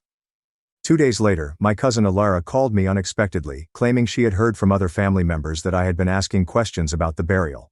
She claimed she had something I needed to see and asked if she could come over right now. When she came, she took out her phone and played a tape she had covertly recorded at the burial when Celine was outside taking a call. Celine's voice was as clear as day, as she assured someone that the situation had been resolved and that the estate will be cleared soon. Alara thought it was strange at the time, but didn't think much of it until she learned I was looking into something. I immediately called Rowan and met him at his office the next morning with all of the evidence we had obtained thus far. He'd previously retrieved the estate records and discovered that Celine had filed paperwork to accelerate probate just 2 days after the funeral, which he thought was rather quick for someone who was apparently grieving. The timing of everything, the medicine adjustments, the hastened probate filing, the phone call at the funeral, suggested that Celine had planned this for months. That evening, Marisol told me that Dr. Kessler had been interrogating other nurses about her, wondering if she had spoken with anyone about prior patients. That medicine log reveal made me wonder what Celine's real strategy was here. The timing of those dosage increases appeared particularly handy for someone who was already measuring the kitchen for improvements. She was afraid he would find out she had contacted me and wasn't sure what to do. I told her to act normal and go to work as if nothing had changed. While Rowan was preparing formal complaints to submit with the medical board and the district attorney's office, I needed to get some fresh air, so I drove to Riverside Park, where Dad used to take me fishing every Saturday morning before Celine entered our life. The wooden benches were frost-covered, but I sat nevertheless, staring at the frozen pond where we'd caught bluegill and talked about everything except what really mattered. The last time I saw him awake enough to converse. 2 weeks before his death, he grasped my hand and began to say something about Celine before stopping himself and simply squeezing harder. His eyes had this look that I couldn't place at the time, but now realized was a combination of terror and guilt. He knew something was wrong, but lacked the strength to fight it. A week later, my phone called at 2 a.m. and I almost didn't answer the unknown number. Dorian's voice was slurred and aggressive as he talked about his mother acting wild since the burial. He claimed she had been burning papers in their backyard fire pit all week and kept calling a guy named Adrian at odd hours. I set my phone to record as he rambled about finding shredded financial records in the garbage and hearing her rage at someone for not telling the truth. He repeated Adrian's name 3 more times before hanging up and throwing up. Rowan filed a formal complaint with the medical board 2 days later, including Marisol's prescription logs and Alara's tape from the hospital parking lot. The board responded with a form letter stating that they had launched an investigation that would take at least 60 to 90 days for initial assessment. I wanted to yell at the timeline, but Rowan reminded me that solid cases take time to develop properly. My phone called the next afternoon, and it showed Celine's number for the first time since she had barred me from attending Dad's burial. Her voice dripped with artificial kindness as she inquired about my well-being and added that she had heard I had been questioning Dad's care. She stated she didn't want me to become irritated with conspiracy theories when I should be focusing on healing and moving forward. The danger hovered between us, and I remained silent, allowing her to reveal more with each tense word. She added that Dr. Kessler was concerned that I was pestering his employees, and that I might need professional help to handle my grief correctly. I remained silent, and she hung up after telling me that spreading lies against decent people had consequences. Marisol texted me to meet at a downtown Starbucks the next morning, when she handed a manila folder over the table. Inside, there were printouts from a charity website showing Celine and Adrian working on the same hospital foundation board 15 years ago, before Dad met her. There were images from galas where they stood together smiling, as well as donor lists indicating that they had co-sponsored various events throughout time. Marisol showed a newspaper piece about the organization being probed for financial problems. Celine looked me in the eye right before she left the board and told me that this wasn't a coincidence and that she believed Dad had been targeted since the beginning. The following week, Rowan summoned me to his office, where he had spread property records across his conference table like a desperation chronology. Celine attempted to refinance Dad's house 3 times in the year before his death, but each application was denied because the trust required my signature. The loan amounts increased each time, beginning at $200,000 and ended at $500,000. The final application was submitted about 2 weeks before Dad went into the hospital for what was intended to be routine surgery. Rowan pointed out that each denial letter cited the trust structure that secured my inheritance as a roadblock. My apartment was too quiet that night as I laid in bed, rehashing every contact with Celine since she married Dad. I remembered her expression when Dad informed her that he had revised his will to safeguard my portion of everything they owned jointly. She had smiled, but her knuckles were white as she grasped her wine glass and spoke how families should entirely trust each other. Even then, the way she phrased trust felt threatening, but I was too little to understand it. Alara arrived at my door 3 days later with her laptop and a flash drive containing images from Dad's funeral. She'd been in the parking lot during the reception I'd been barred from and noticed Celine meeting with Adrian among the dumpsters. The timing read 2:47 p.m., while everyone else was inside eating finger sandwiches and discussing recollections that I was not permitted to hear. Adrian was swinging his arms and pointing at Celine, and she was holding up her hands as if to calm him down. In one photo his face was red and aggressive, and Celine appeared terrified for the first time. 3 weeks after her first call, Marisol texted me in a panic, claiming the medical board had contacted her for a formal interview that morning. By lunchtime, she'd been suspended from work pending an internal inquiry into patient confidentiality violations and improper access to medical documents. She was crying when she called, stating she couldn't afford to lose her job and nursing license because of this. Rowan immediately drove to the hospital with paperwork for a whistleblower protection claim, claiming that her suspension was illegal reprisal for exposing probable patient injury. He also served subpoenas on all patient records where Adrian was the attending physician and Selena was designated as the family contact or healthcare proxy. The next morning, Ilara called and invited me to come over because she had discovered some old photo albums from family gatherings. I drove to her modest kitchen where she had boxes all over the table. We began looking through photos from 2 years ago, when Dad appeared fully healthy and robust. Ilara pointed to one when he was carrying her daughter on his shoulders at a birthday party. She calmly stated that he should have had at least 10 more good years. I nodded and continued turning the pages till my phone rang with Dorian's name on the screen. His voice sounded different this time. Sober and frightened, rather than intoxicated and angry. He informed me his mother had been shifting money between bank accounts all week. She discussed Adrian's plan falling apart, and the need to cover their tracks. He was starting to suspect his mother was involved in something very awful. I told him to write down what he remembered and phoned Rowan's office right away. 2 days later, I met Marisol at a park near the hospital, where she burst into tears.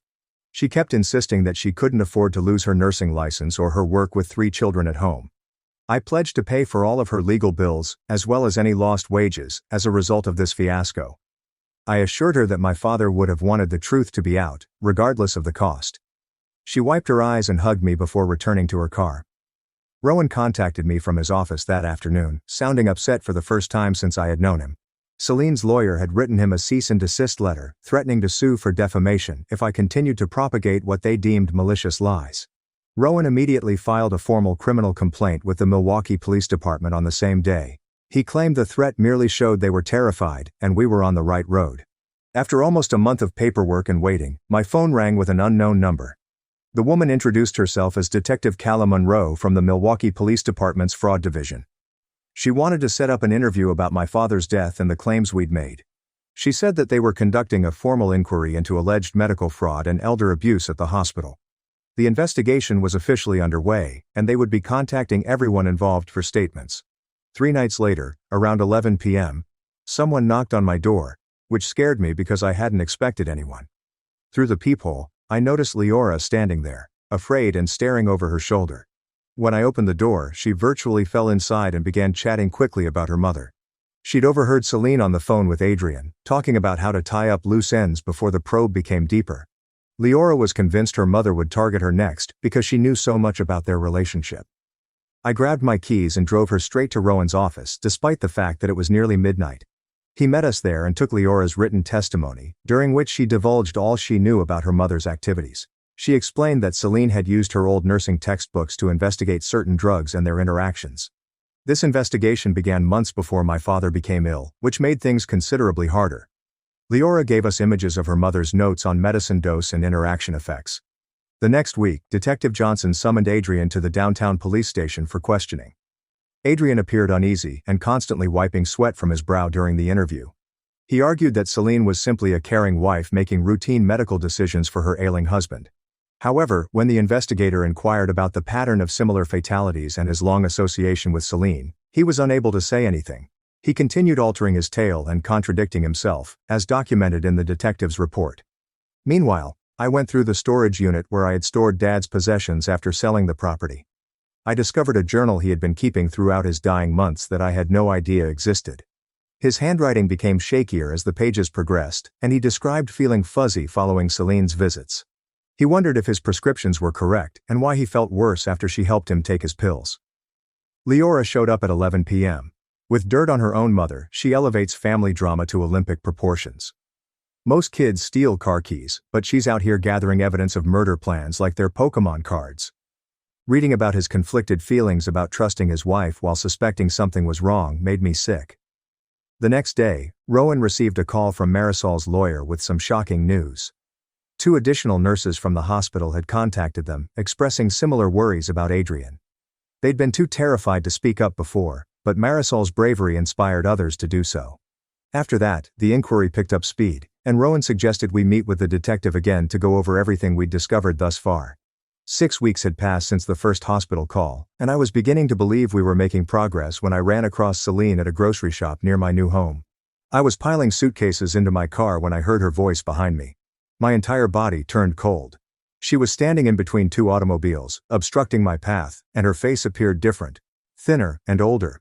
She got closer, and I could smell the same expensive perfume she always used, but it made me want to throw up. "You have no idea what you're destroying," she remarked in a low tone that didn't sound like her. I took out my phone and began recording without thinking about it, holding it at my side while ensuring it was pointing at her. She kept talking, claiming that my father would die anyhow, and that this way it meant something. Whatever that meant. Her hands were shaking, and she kept looking about, as if she was afraid someone would notice us together.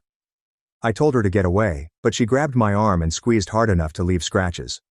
When another shopper approached and asked if everything was okay, Celine let go instantly, putting on her best fake grin. She went away quickly, but not before warning me that I would regret it because I didn't understand what I was doing. My hands were so shaky I couldn't drive home, so I contacted Rowan right away to tell him what had occurred.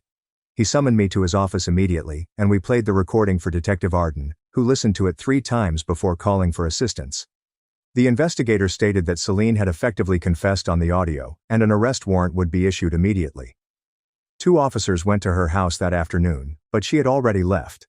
Her car was still in the driveway, and the neighbors reported seeing her put suitcases into a cab earlier that morning, before she confronted me at the store. The inside of the house was a shambles, with drawers open and clothes strewn about like she'd packed in a hurry. Dorian called me crying that night, which was unusual because we had never spoken much before. His mother had drained their joint bank account and left him a message stating that she would contact him once things settled down. She had taken everything, including money from his sister Leora's education fund, and simply vanished without telling her own children where she was heading. He continued screaming he couldn't believe she'd desert them like that, but I wasn't surprised, because Celine only cared about herself. The medical board began looking into Adrian's other cases after learning of the probe, and what they discovered made everyone sick. Over the course of 5 years, they discovered 17 patients who died in unusual situations, and each one had money and a relationship to either Celine or Adrian. Some were Celine's country club pals, while others were Adrian's own patients who had been transferred from other doctors. The patterns were consistent, with prescriptions changed just before death and family members kept away during their final days. On paper, each death appeared natural, but when combined, it was clear that something horrific had occurred. 2 months had gone since that first hospital call when I finally went to see Dad's grave for the first time since the funeral I was not permitted to attend. I had been putting it off because I wasn't sure I could take it, but I needed to tell him what was going on. The cemetery was quiet, and I sat on the cold ground, discussing the inquiry with his headstone and pledging to get justice for him. Ilara arrived while I was there, and she must have known I had finally summoned the confidence to come because she simply sat next to me without saying anything. We held each other, and I grieved harder than I had since his death, finally allowing myself to experience the anguish I'd been suppressing while fighting Celine. Rowan summoned me to his office the following week because the FBI had entered the investigation when Celine crossed state lines, and they suspected interstate fraud was involved. They said she had been tracked to a hotel in Chicago, but she was using a phony ID, and they were still trying to find her specific whereabouts. The agent stated it was only a matter of time before they found her, but I could see they were frustrated that she had gotten such an early start. Adrian was arrested that same day in the hospital lobby in front of all of his coworkers and patients. They accused him of medical fraud, elder abuse, and conspiracy to commit murder. Marisol was watching from across the lobby as they handcuffed him. She looked sorrowful, even though she had been vindicated, because the entire situation contradicted everything doctors were supposed to stand for. The investigation grew, and 17 families eventually filed a civil claim against the hospital, Adrian, and Celine. Rowan and I spent hours going through all of the case papers, and the hospital's insurance company was already pressing for a settlement since they knew how horrible things would look in court. Leora contacted Rowan's office one day and asked to meet, bringing a laptop full of emails from her mother and Adrian. They'd been using the phrase, "the Milwaukee Protocol," as code for their scam, and she had dozens of communications in which they discussed which patients to target and how to split the funds. The detective granted her immunity in exchange for her cooperation, and she appeared relieved to finally reveal what she knew. I wasn't sleeping or eating well anymore, and I kept checking the locks on my doors, terrified that Celine would show up at my new home, despite the FBI's claim that she was hundreds of miles away. 3 days later, Rowan called me at 6 a.m., his voice quivering with excitement. The FBI apprehended Celine at Chicago's O'Hare Airport as she attempted to board a trip to Costa Rica with a forged passport and $90,000 in cash. They pulled her off the plane in handcuffs, while other passengers recorded films on their phones. Within 12 hours, she was back in Milwaukee, sitting in a holding cell at the county jail. The judge set her bond at $2 million, which she couldn't afford. They accused her of first-degree murder, conspiracy to commit murder, and financial fraud totaling more than $300,000. I watched the news from my couch, and my hands shook every time they displayed her mug image. 2 weeks later, I had to visit her in person for her arraignment. The courthouse was filled with reporters, and I wore sunglasses despite the overcast weather. Celine entered the courtroom wearing an orange jumpsuit, her hands shackled in front of her. She appeared 20 years older, with gray roots visible in her hair and significant creases around her mouth. Her lawyer stood by her in an expensive outfit as the judge read the charges. Celine maintained her chin up and stared straight ahead, as if she were attending a board meeting rather than facing life in prison. When the court inquired about her plea, she said, "Not guilty," in a clear voice that made my stomach flip. I noticed she was still wearing Dad's wedding ring and the diamond earrings he gave her on their anniversary. After the hearing, Dorian and Leora waited for me in the corridor.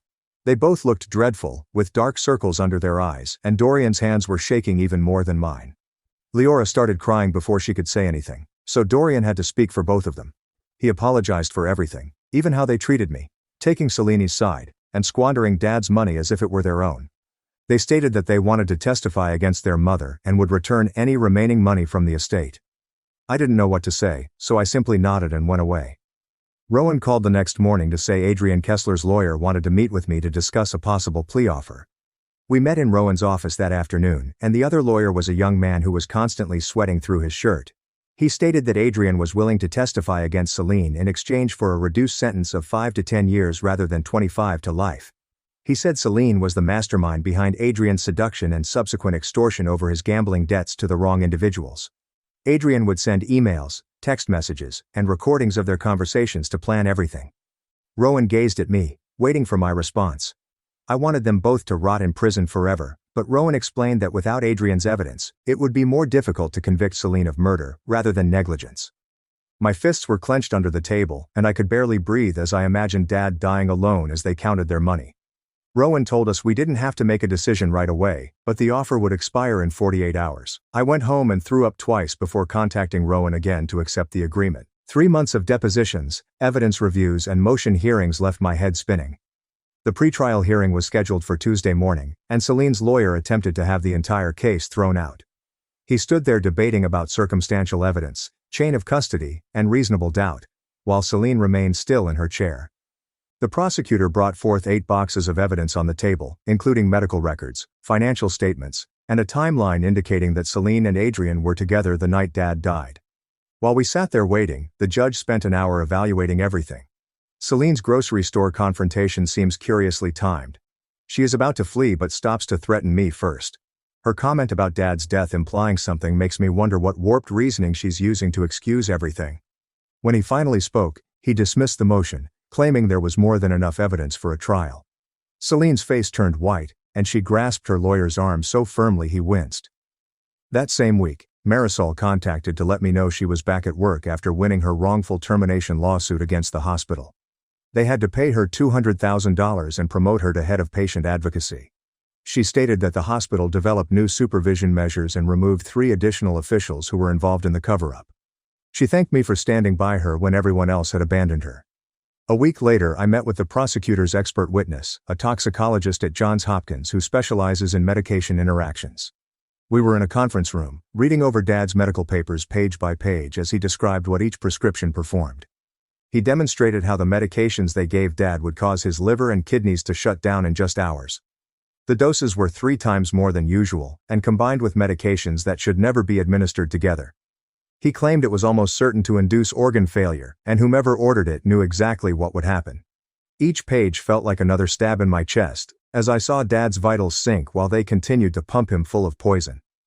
Alara contacted me that night, crying because she discovered something on her father's old computer. There were emails from 2 years ago, in which my uncle feared Selena was having an affair with someone he dubbed Ma. The emails were sent around the same time Selena and Adrian were on the charity board together. My uncle reported that he spotted them at a hotel restaurant when Celine informed Dad that she was visiting her sister in Phoenix. He never told Dad because he didn't have proof and didn't want to raise difficulties without knowing. The next morning, Celine's lawyer called Rowan and said his client wanted to make an offer. Celine would tell me Dad's true final words and explain what happened that night if I agreed to dismiss the criminal accusations. Rowan placed the conversation on speaker, and I could hear the lawyer's distress. I ordered him to inform Celine that she could accept her offer and go to hell since I already knew what she did to Dad. The lawyer attempted to protest, but Rowan hung up on him.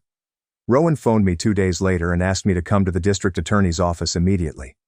I traveled downtown and found the building crowded with reporters, who jammed microphones in my face as I pushed through. Inside the meeting room, 3 federal prosecutors sat with boxes of files placed on the table. The chief prosecutor, a lady with gray hair twisted tightly into a bun, spread out documentation linking Celine's name to hospitals in Illinois, Indiana, and Ohio. She pointed to dates dating back 7 years and stated that they had uncovered 17 families just like mine. Each case followed the same pattern. Elderly individuals died abruptly as Celine or Adrian oversaw their treatment. The FBI was now investigating this as organized crime, and RICO charges were being filed. I left that meeting feeling ill, but yet glad that Dad was not the only victim. The following week, I found myself sitting in a circle of folding chairs at a community center, listening to strangers recount stories that sounded identical to mine. Miriam cried as she explained how her mother's nurse refused to allow her to visit during her final days. A man named Gareth presented us an obituary in which his stepmother deleted him, exactly like Celine eliminated me. We gathered on Tuesdays, and I began bringing coffee and pastries since these individuals understood what I was going through. 4 months after the first hospital call, Rowan invited me to his office to discuss a settlement offer. The hospital sought to avoid a trial and offered $8 million to be split among the 17 families. I looked at the sum on the paper and felt my stomach turn because no amount of money could bring Dad back.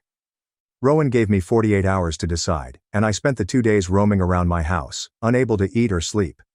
I eventually consented since the other families required closure, and some of them had medical bills from attempting to save their loved ones. Adrian gave his deposition the next week in a room with 2 stenographers and 5 lawyers. He sat there in his orange jumpsuit explaining how Celine would visit charity galas and hospital fundraisers solely to pick targets. She sought out wealthy widowers or guys with strained family situations, whom she might separate from their children. He elaborated. My dad was perfect because of our existing tension and his guilt about not standing up to her. Adrian described their system, in which Celine would advocate for specific drugs that confused patients while Adrian manipulated medical records to conceal the deaths. Leora contacted me crying one afternoon, claiming she had discovered something dreadful. Her mother had handed her bank account numbers years before, claiming they were for emergencies. However, Leora learned that Celine was accessing them from jail using a contraband phone. She had previously attempted to transfer $200,000 to a Cayman Islands bank account. Leora drove immediately to the police station and turned over everything, even passwords and routing information that Celine had placed in a recipe box. Detective Ezra congratulated her and quickly notified the FBI, who froze the accounts within hours. The forensic accountants discovered more than $3 million distributed across 12 separate offshore accounts, all paid by Celine's prior victims. The authorities confiscated every dime and began the process of restoring it to the family she had plundered. I chose to go to Dad's old house, despite the fact that strangers currently dwell there. The new owners, a young couple with a newborn, allowed me to wander around the rooms where I had grown up. I stood in Dad's study, where he used to help me with homework, and realized I had been so intent on gaining justice that I had never allowed myself to grieve. The woman served me tea and let me sit in the backyard, where Dad and I used to grill burgers on Sundays.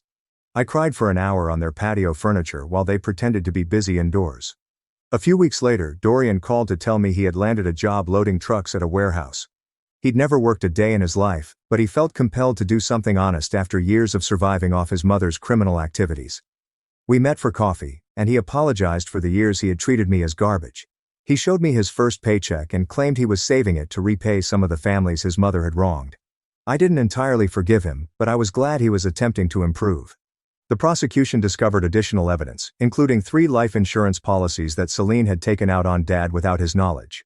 Each policy was worth between $1 and $2 million, and they were all obtained within the year of his death. The insurance companies had already paid out, but were now suing for their money back due to fraud. The judge conducted a hearing 2 weeks before the trial to consider Celine's lawyer's request to shift the trial to another county. Her lawyer claimed that the media coverage made it hard to find an impartial jury in our area. The judge, an older guy with glasses, looked at Celine and stated that she caused the situation via her own selfishness and brutality.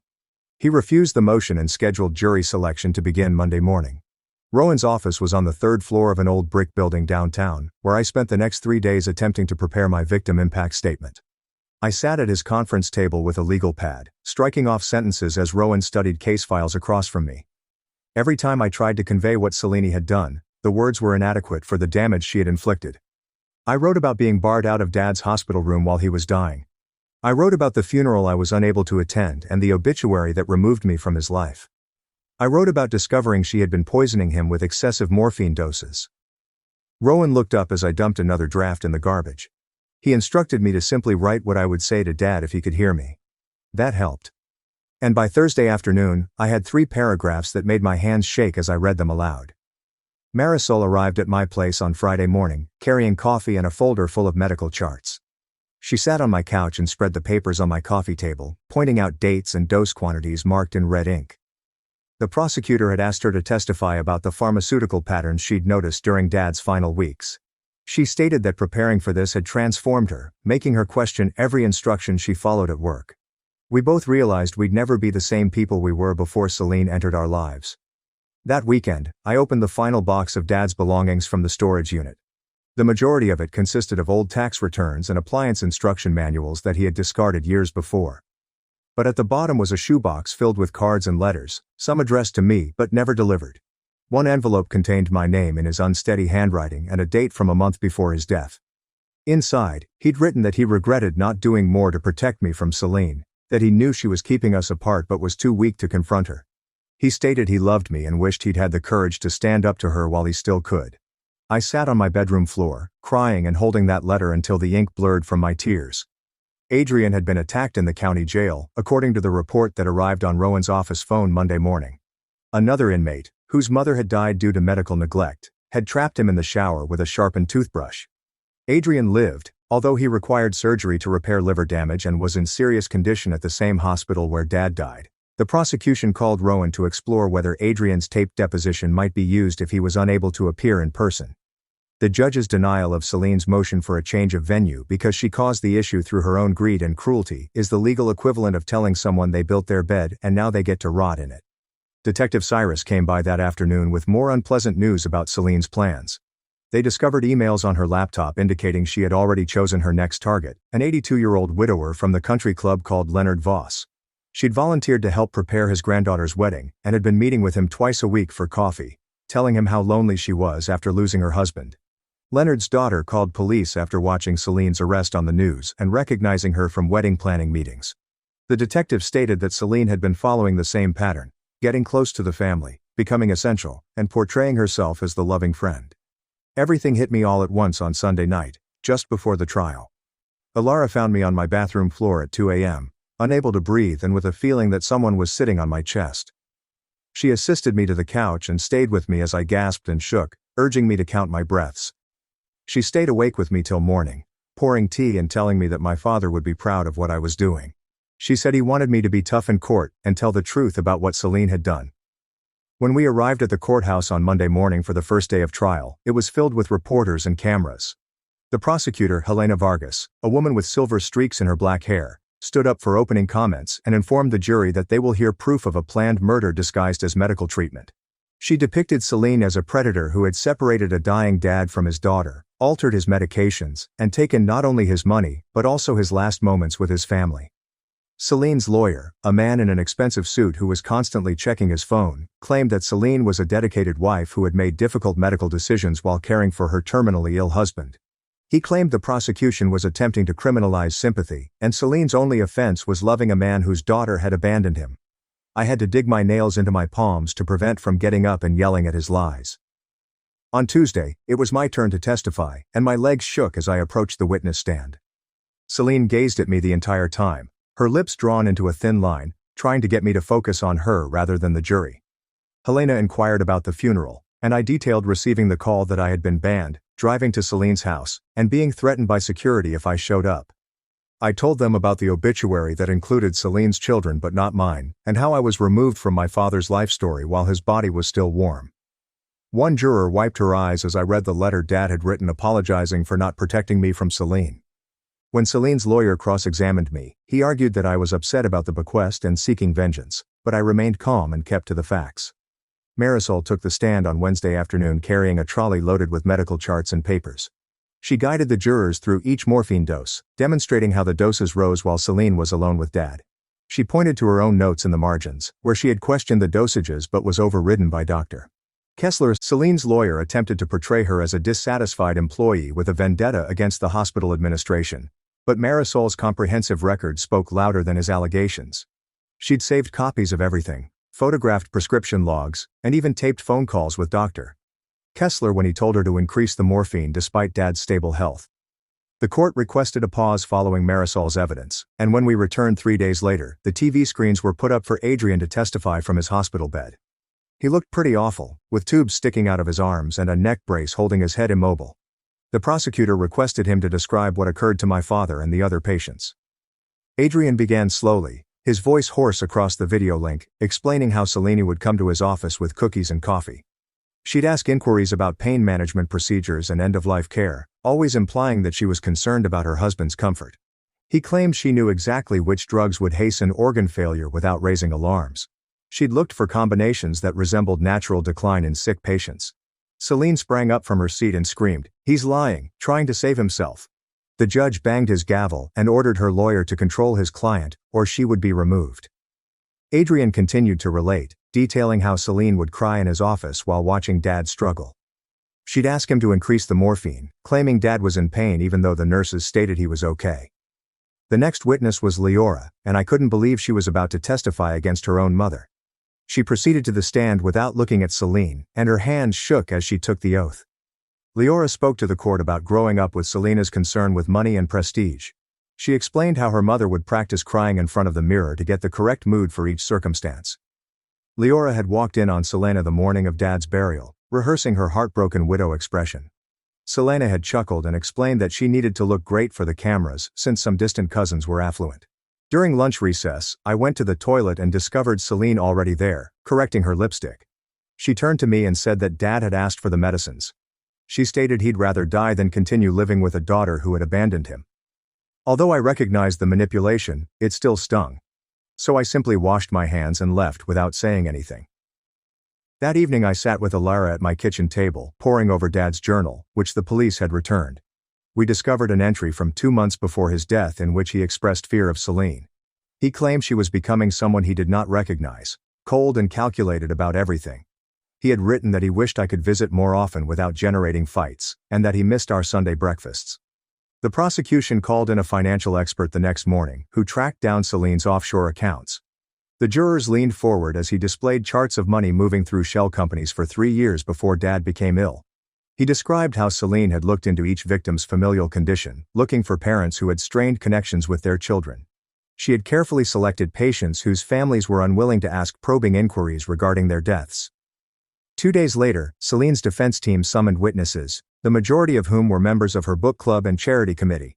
They all said she was devoted to Dad, often discussing his care and comfort. However, when the prosecutor cross-examined them, they revealed they had never seen Celine with Dad. They'd only heard her stories over meals and meetings, never seen their true interaction. One woman acknowledged that Celine had asked her to testify and offered to donate to her charity. Then Celine took the podium and gave the best performance of her life. She wailed about being tortured by her envious stepdaughter, who had always despised her. She claimed I was unhappy over the will and attempting to destroy her out of spite. However, when the prosecutor began asking specific questions, her tale fell apart. She couldn't explain the offshore accounts or why she was researching those particular meds. She contradicted herself regarding Dad's condition, first saying he was in excruciating pain and then claiming he was tranquil. The prosecutor retrieved Adrian's texts in which she expressed a desire to expedite proceedings. During cross-examination, they played the recording I recorded in the parking lot, in which she admitted everything. Celine claimed I edited it and took her statements out of context, but the forensic expert determined the video was legitimate and unedited. Celine finally agreed she had uttered those things, but claimed she was simply upset and exaggerating.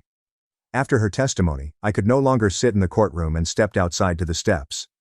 Rowan found me sitting with my head in my hands, trying to digest everything. He reminded me that, whatever the outcome, I had already won by exposing the truth. He added 3 other families had come forward after hearing the news, concerned about their own loved ones' deaths. We'd kept her from injuring anyone else, and that was more important than the verdict. Dorian was the last witness that day, and it was difficult to watch him take the stand. He seemed broken, not like the arrogant guy who used to mock me at family dinners.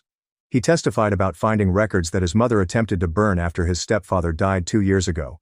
He revealed her relationship with Adrian, saying they had been meeting covertly for months before his stepfather became ill. Dorian burst out crying as he apologized to me, stating he should have seen what she was doing. He claimed he was too concentrated on the money she provided him to consider where it came from. The prosecutor stood up the next morning for closing arguments and proceeded gently to the jury box, placed his hands on the rail and looking at each juror individually. He took out a thick folder and began arranging images on a board. My father's hospital records, bank statements indicating the transfers, and text exchanges between Celine and Adrian that they had retrieved from her deleted files.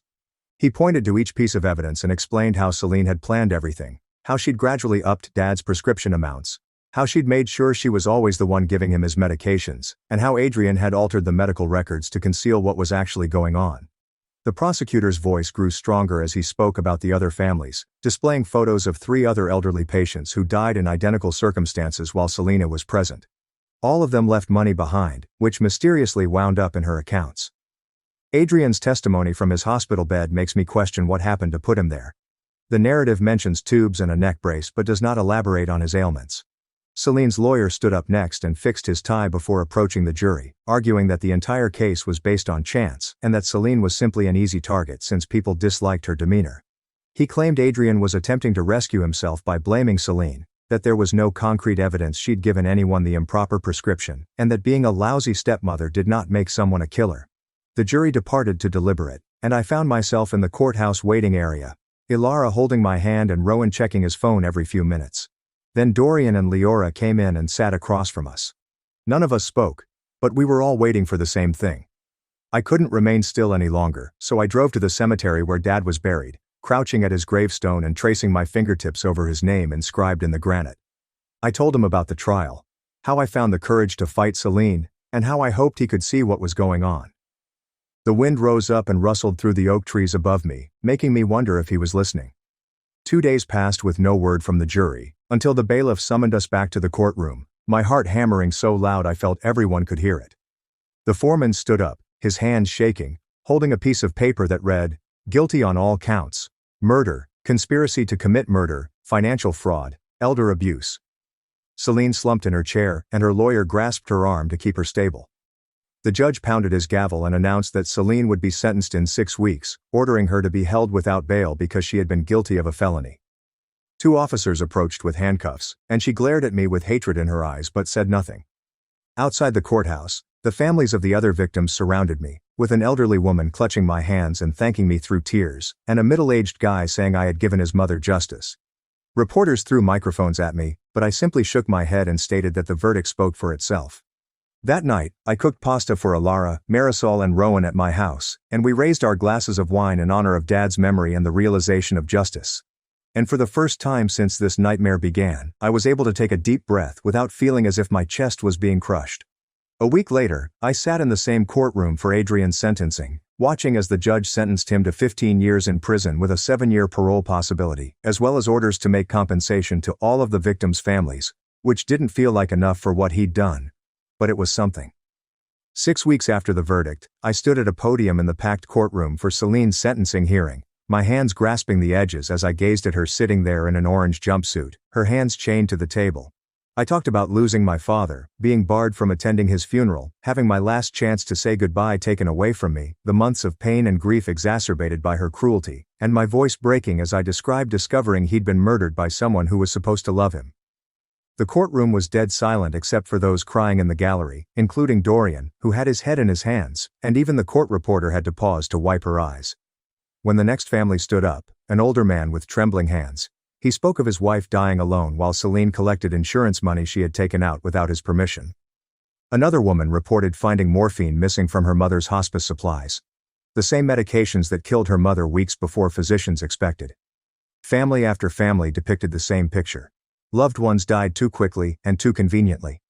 Always with Celine as the beneficiary of new insurance plans or unexpected will modifications. Celine stayed motionless through it all, not blinking when a guy burst into tears over his brother's final days.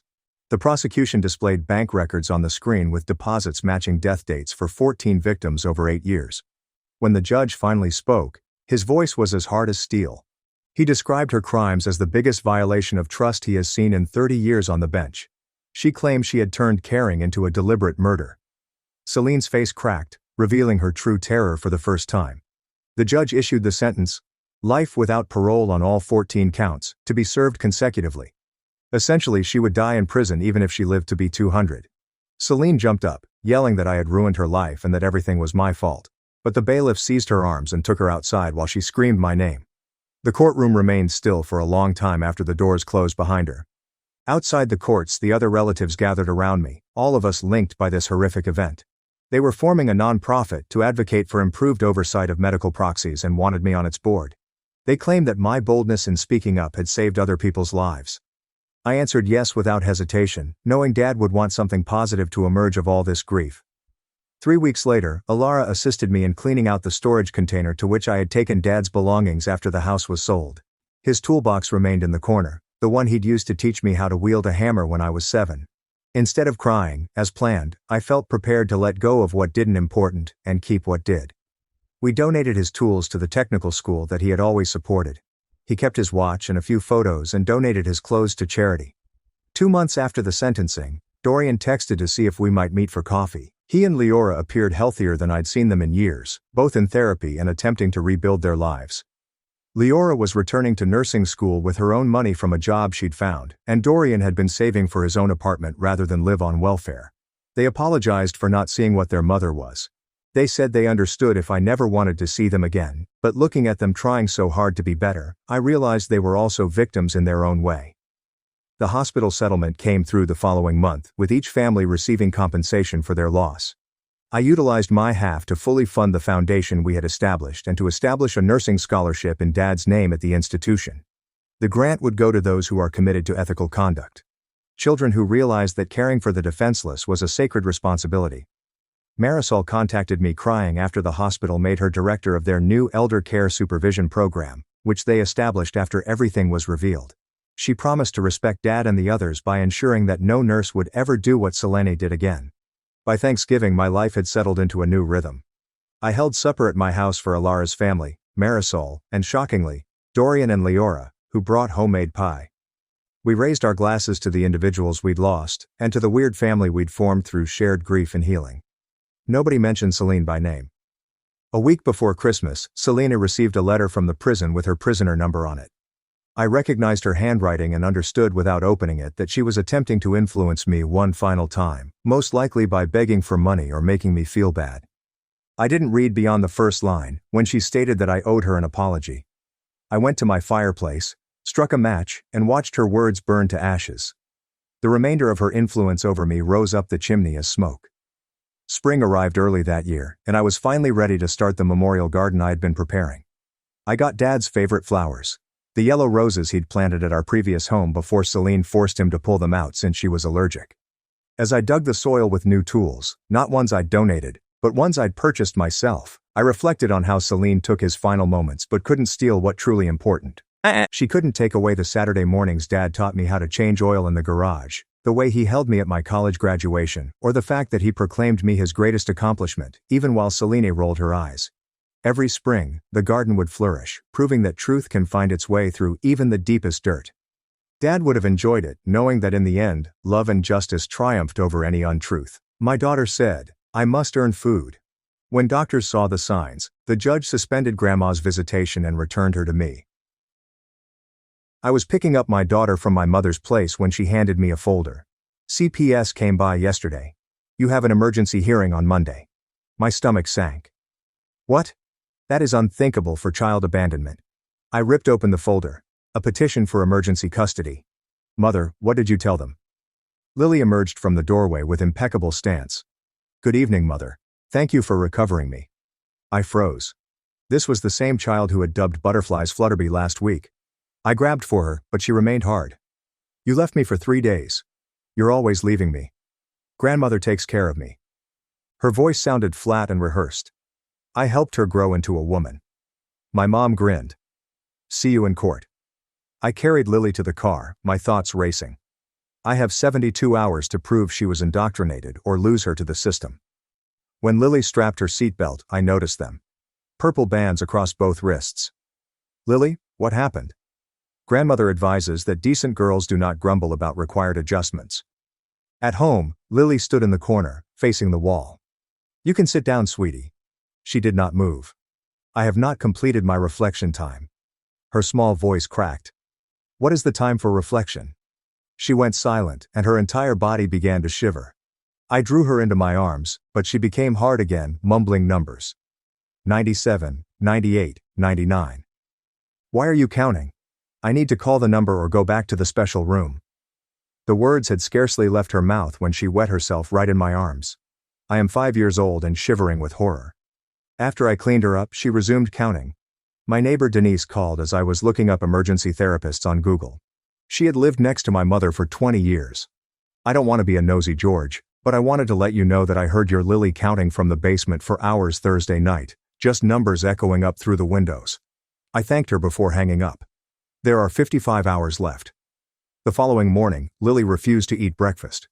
Only nice ladies who complete their lessons receive meals. I drove directly to my mother's place. Every second mattered. She was gardening and humming as if nothing had occurred. What is the unique room? She grinned without looking up. Children have such vivid imaginations. She is traumatized. What have you done? I improved her. Most people are willing to pay a premium for such transformations. You are welcome. She finally met my gaze. With the appropriate tactics, little brats can grow into lovely females. You taught her to lie. I taught her to tell the truth. Good girls do not share stories. She returned to the roses. See you on Monday. Do not be late again. The remainder of the day was awful. I took time from work to talk to Lily, but she refused to deviate from her script. CPS would not return my calls. There are 40 hours left. That night, Lily went to bed sitting up, still counting. I dozed off in the chair next to her. It was 2 a.m. She screamed. Please, I have counted to 10,000. I counted all the way. Please let me out. It is dark. But she wasn't in the bed anymore. I dashed down to the basement, where I discovered her standing in the corner. The special room at grandmother's is located here. She pointed to the wall. But we can't open it. Only Granny opens it. I adore Granny. She looks after me when you abandon me. I wanted to pull my hair out. I scheduled an emergency therapist the next morning, but evaluations might take weeks. She could not testify by Monday. I tried recording Lily, insisted that it was a safe area and that I loved her, but she just kept repeating her script. You abandoned me repeatedly, dead-eyed. I drove back to my mother's with my phone recording. Tell me everything you did to her. Within minutes, the cops had escorted me off the property for harassment. She waved from her porch. TikTok lasts 12 hours. I was out of options and out of time. I contacted my brother Daniel, who served in the Special Forces. 10 years of making terrorists speak. I need your help. He knew enough about our mother to not ask questions, instead responding with, oh my word. Daniel entered with 2 men I recognized from his unit. We drove different automobiles. The spare key was still under her phony rock. Daniel signaled to his teammates. My mother awoke around 2 a.m., 7 hours before court, to find 3 guys in tactical gear surrounding her bed. Daniel zip-tied her wrists while she sputtered about assault charges. They transported her to her own basement, where Lily was afraid of the bolted door. Daniel put up the camera. Her face turned white. You have 6 hours to explain what you did to Lily. Begin with day 1, hour 1. His hand went to the doorknob. What's in this room that causes children to count to 10,000? She was shaking now, her gaze fixed on that door. Please. The woman who had smiled in her garden yesterday was sobbing. 6 hours until court. Start talking. She remained mute. He picked the lock. Click. The door opened inward, and the fragrance reached me first. Something resembling old sweat, combined with cleaning supplies and panic. Daniel shone his spotlight into the darkness, and I saw everything at once. A little closet-sized chamber with scratched concrete walls. Thousands of small lines arranged in groups of 5. The digital timer attached to the wall was still glowing red, with 10,000 frozen on the display. A drain sat in the midst of the floor, covered with dark stains that made my stomach turn. My mother began sobbing louder behind us as Daniel entered with his camera running. He walked gently, capturing every inch, while I stood motionless in the doorway. The walls included more than just tally marks. Words were also carved into the concrete. "I am a good girl," appears repeatedly in wobbly child handwriting. Daniel discovered a shelf with a thick ledger and gently opened it. My mother's flawless cursive handwriting covered page after page with dates, times, and teachings. The first entry from 3 days ago was about Lily having to learn that decent girls stay silent. Daniel videotaped each page as I read over his shoulder, identifying the sentences Lily had been repeating. Good girls do not grumble about required modifications. Page 2 featured specific directions for wrist restraints. A control panel beside the timer had buttons labeled in my mother's handwriting. Start counting, reset on failure, and add 1000 for talking back were written on tape next to each button. Small wrist-sized metal cuffs were affixed to the floor beside the drain. Purple fabric remained attached to the metal where it had scraped against the skin. I took shots with my phone, but my hands were shaking so much that I could barely keep it steady. Daniel discovered additional ledgers on the shelf, older versions with different names on the covers. One had my name from 30 years ago. I opened it and noticed the same teachings, phrases, and systematic breakdown of a youngster. A recollection hit me so hard that I had to clutch the doorframe. I was 4 years old in a dark room similar to this one, counting and counting while my voice weakened. My mother was outside gardening, humming church melodies, while I screamed numbers at concrete walls. I had buried everything so deep that I convinced myself it was all a horrible dream. But here was the proof. Her own handwriting. Daniel continued recording when his teammate checked his watch and tapped his wrist. We had about an hour before the neighbors woke up and noticed odd cars in their driveway. My mother was still screaming and begging, but Daniel absolutely ignored her. We gathered the ledgers, and I shot further photos of the room from all angles. My mother's ankles were also zip-tied by another team member before being brought out to one of their automobiles. Daniel swore not to injure her, but he would keep her away from phones until after court. I dashed to my car, clutching Lily's ledger as well as the one bearing my name. My hands were so shaky that I could scarcely turn the key in the ignition. I called Dr. Keller's emergency number from the car and left a message saying that Lily required an urgent exam. He called back within 5 minutes and agreed to meet with us at 7 o'clock, barely 2 hours before the hearing. Relief rushed over me, but I realized we still had a lot to prove. My phone vibrated with a text from Rachel Monroe, the family lawyer I had messaged earlier. She agreed to meet us at the hospital following Lily's exam but urged me to be cautious with the evidence I presented. She stated that anything collected unlawfully cannot be used in court. I wanted to shout because it was all so unjust. I had proof of systematic child abuse, but may not be able to use it. I drove home and sat in my driveway for a minute, trying to relax before going inside. It was almost 6 a.m., and I wanted to wake Lily up shortly. I discovered her curled up in her bed, lips moving silently in her sleep. 4,847, 4,848, 4,849. Her small voice sounded hoarse from counting all night. I sat on her bed and softly caressed her back, till she opened her eyes. She started counting aloud right away, and I helped her get dressed while she did so. 512, 513.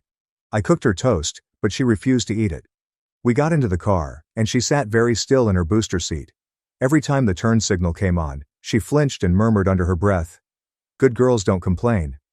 Good girls don't complain." I squeezed the steering wheel until my knuckles turned white. The pediatrician's office was only 20 minutes away, but it seemed like hours. Lily counted all the way to 6,000, restarting at 1. Dr. Keller was waiting for us in the parking lot and directed us to an exam room. He was gentle with Lily, but meticulous, photographing her wrists from all angles. He documented her tight stance and refusal to make eye contact. When he asked her questions, she just responded in the same prepared way about being abandoned. He escorted me into the hallway while his nurse remained with Lily. "I have to report this to CPS immediately," he replied gently. Something feels off about how quickly Daniel and his team moved on the mother. 3 special forces guys doing a middle-of-the-night operation in suburbia. The timing seems awfully convenient, arriving just when needed and finding that hidden room so easily. Half of me was afraid, but another half felt validated that someone else saw what had happened to her. Dr. Keller typed his report and handed it to me, while Lily sat on the exam table, counting gently beneath her breath. We walked out to the parking lot, where a woman in a gray suit was leaning against a Honda Civic looking at her phone. She looked up and extended her hand. "Rachel Monroe, you must be Lily's mother." I nodded and shook her hand, while Lily stood rigid beside me. Rachel looked at the medical paperwork I was carrying and asked if she might view it. She perused it quickly, her eyes darting across the pages. We have approximately 90 minutes until court. We need to create a defense that focuses solely on what we can lawfully prove. She looked at Lily, who was staring at the ground while counting. There's no mention of what happened last night. Nothing about how you discovered what you found. We work with what we've got. I strapped Lily into her car seat while Rachel got into her Honda and followed us to the police station. Inside the station, the desk officer handed me documents to complete for a child abuse report. I wrote carefully about Lily's bruises, her demeanor, and the doctor's findings. I didn't write anything about the secret room or how I learned about it. The officer reviewed my statement and shook his head. These investigations can take weeks or months. This will not prepare you for tomorrow. Rachel stood alongside me, nodding as if she expected this. We strolled back to the parking area, where Rachel stopped me near her car. Listen, I understand you have video evidence. I see it on your face, but we cannot utilize it. Anything obtained by breaking and entering is inadmissible. She noticed my face fall. We have Lily's conduct, medical proof, and will hear witness testimony. That must be plenty. She took out her phone and called the Child Advocate Center. They had an opening for a forensic interview at 3 o'clock. Rachel informed me that it wouldn't be finished in time for the morning hearing, but we had to try. The system moved slowly, but each piece of evidence was important. I drove to Denise's place, and Rachel followed. Denise waited on her porch with a notebook in her hand. She had already begun writing down what she remembered. Rachel sat with her at the kitchen table and assisted her in writing an official statement about hearing Lily count from the basement window on Thursday night. Denise signed it, and Rachel notarized it using a stamp from her briefcase. One piece of independent proof was acquired. Rachel assisted me in writing my own affidavit once I returned home. I sat at my kitchen table, while Lily stood in the living room corner counting. Rachel asked me questions while typing on her laptop. I admitted that I had previously been late taking up Lily from my mother's house due to work. Sometimes 30 minutes, once an hour, but never days or abandonment. Rachel assisted me in properly wording everything so that I could accept my flaws while avoiding misleading charges. We walked a fine line between telling the truth and protecting ourselves. My phone rang as Rachel was printing out the affidavit. The caller ID indicated the police department. Rachel grabbed the phone from me before I could respond. I am Rachel Monroe, Lily's mother's attorney. Yes, Detective Holt. My client will be ready for an interview tomorrow afternoon, following the custody court. No, not until then. Thank you. She hung up and glanced at me. Your mother has filed an assault complaint. We knew it was coming. My hands became shaky. Rachel sat down with me and explained my rights. If someone asks you about last night, you can use your Fifth Amendment privilege against self-incrimination. Even better, we avoid the question totally. She had me repeat one sentence over and over.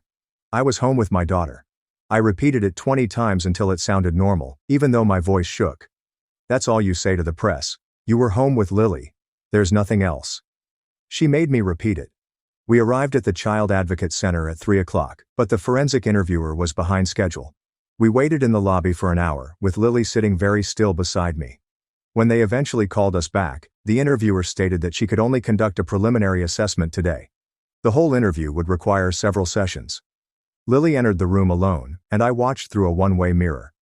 She responded to every question with her script about being abandoned. The interviewer mentioned Lily's detachment and inflexible reactions in her report, but claimed she couldn't pinpoint the cause without more sessions.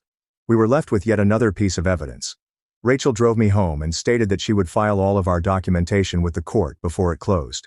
She agreed to meet us at the courts tomorrow at 8:30 a.m. After she departed, I attempted to persuade Lily to eat dinner, but she refused. Good females earn their food. She stood in her customary corner, counting. At 8 o'clock, the doorbell rang.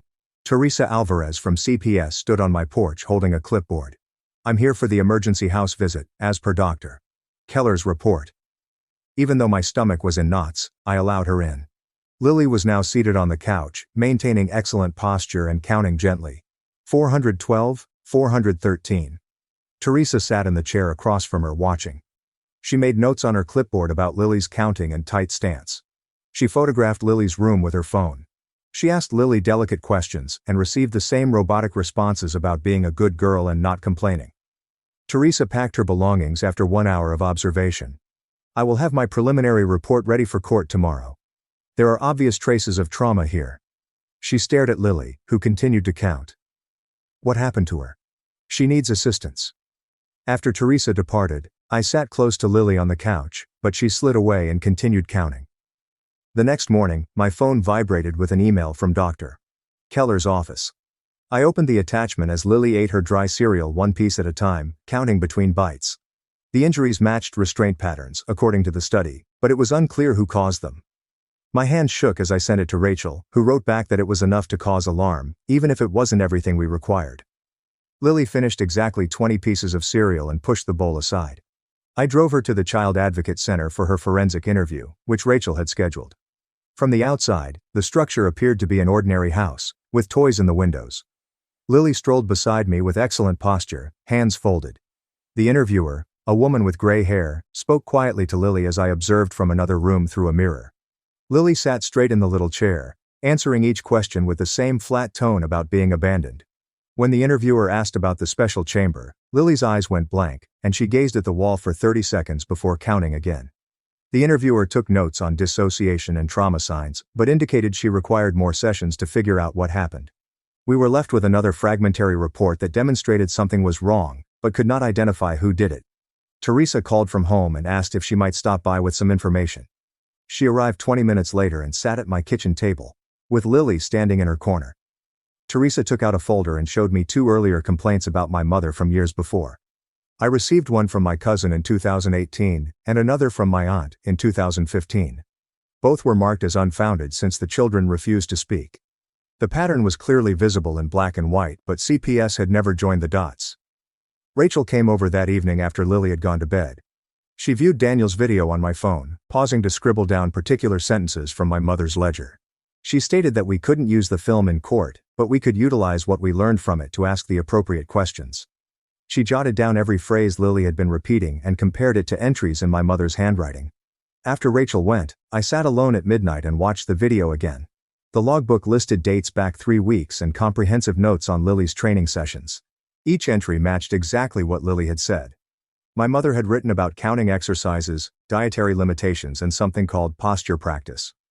My wrath grew as I read of timed seclusion sessions that ranged from 1 hour to 6 hours over the course of several days. I desperately wanted to upload this film, but I thought it would jeopardize our case if the break-in became public. Rachel had made it plain that illegally obtained material would make me appear unstable and possibly cost me Lily permanently. I removed the video from my phone, but I saved screenshots of the most essential pages in a secured folder. The next morning, I visited Facebook and discovered that my mother had shared 12 images of Lily from church activities during the previous year. Lily appeared joyful in every photo, with large smiles that I later understood were forced.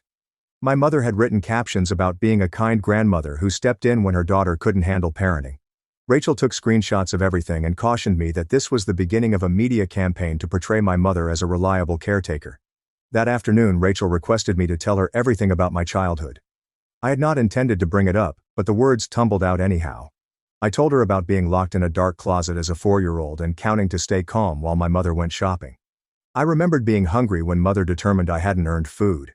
I remembered my perfect posture training and the scripts I had to memorize about gratitude. Rachel listened without judgment and explained how my experience will help our case by demonstrating a pattern of abuse across generations. Rachel seemed suspiciously prepared for every single move here, as if she had performed this identical dance previously, and she was aware of the video footage before anyone revealed it. Having that notary ready in her briefcase, she broke off the detective mid-call, saying testifying about it would be difficult, but it could be the thing that saves Lily. She made me realize that this wasn't about proving myself flawless, but about keeping Lily safe. The court didn't want a perfect mother, just one who would not harm her child. She stated that my work schedule and occasional lateness in picking up Lily were normal parent issues, nothing like the systematic abuse my mother had perpetrated. We spent 2 hours reviewing all of the material we had and every witness who could testify. Denise would discuss the counts she overheard, Dr. Keller would give medical evidence. The forensic interviewer would talk about Lily's trauma responses. Teresa would describe a history of previous complaints. Rachel would tie everything together to indicate that Lily was in danger with my mother. Rachel's phone rang, and she set it to speaker. The court clerk was calling to inform us that our case had been assigned to Judge Whitaker. Rachel's expression clenched as she thanked the cashier and hung up. She stated that Whitaker was known for keeping families together whenever feasible. He rarely removed children from their grandparents and required strong evidence before acting. We'd have to change our entire strategy to accommodate a judge who initially believes grandmothers don't damage youngsters. Rachel stayed until 11 o'clock that night to rethink our strategy. At 7:30 a.m., my phone called, and a man identified himself as Simon Caldwell, the guardian ad litem assigned to Lily's case. He said that he would attend the court to watch Lily and offer an independent recommendation to the judge on her best interests. His tone was calm and professional as he asked a few basic inquiries regarding Lily's current situation. While Lily was sitting at the kitchen table placing her cereal pieces in exact rows, I told him about the counting and inflexible mannerisms. He said he'd look out for those actions in court and asked me to bring Lily early so he could study her in the waiting area. After I hung up, Detective McCabe called again concerning my mother's assault allegation stemming from the break-in she suspected occurred. Rachel instantly snatched my phone and informed him that any interview would have to wait until after the custody hearing this morning. She planned it for tomorrow afternoon and informed him that I would be accompanied by lawyers during any questions. The detective was dissatisfied, but agreed to the postponement because the custody situation took precedence. Daniel texted me, stating he wanted to upload the video online to expose what our mother had done to Lily. I instantly responded that certainly not. We couldn't take any chances that would undermine the custody case. He sent 3 more texts, insisting that people should know what she was capable of doing to children. I contacted and urged him to erase the video from all of his devices right away. He eventually consented, but I could detect displeasure in his voice as he pledged to remain silent until after court. Rachel picked us up at 8:15 and drove us to the courthouse in her car, as she wanted to go over strategy on the way.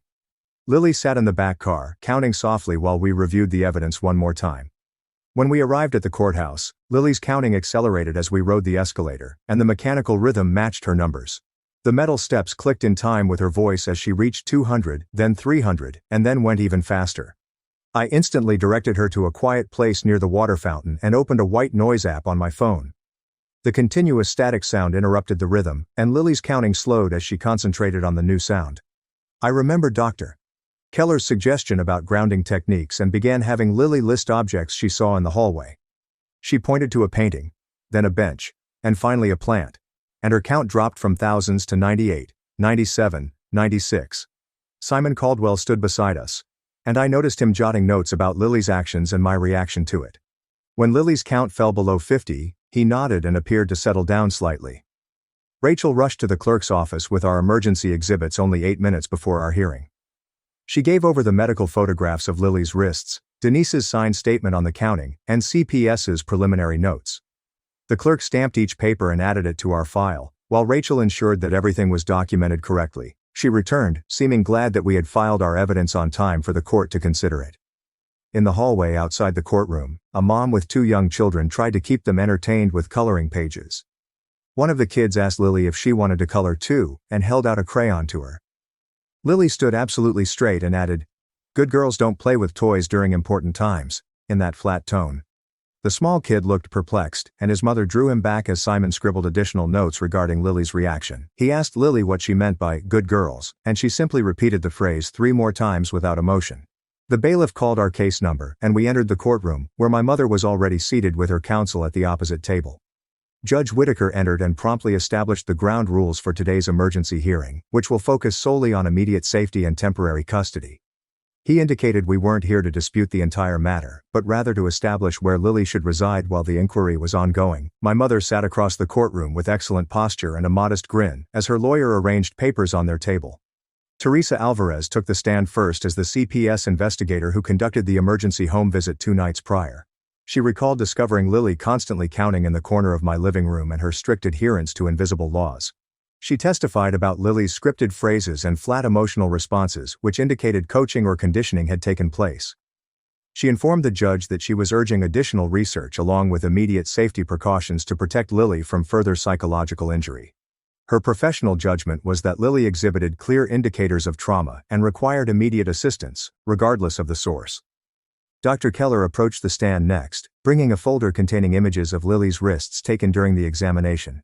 He showed the judge the purple bruising patterns and said that they were compatible with restraining markings such as zip ties or rope. He noted Lily's frightened response to being offered food, as well as her insistence that only excellent ladies who finished their classes could eat. He testified about her tight posture and unwillingness to sit, even when asked to do so during the examination. He added that, in his medical view, Lily had undergone systematic conditioning, resulting in precise behavioral responses to everyday settings. The court carefully examined the images and asked Dr. Keller if he could tell who had caused the injuries. Dr. Keller said he couldn't identify a specific person, but the injuries were clearly intentional rather than accidental.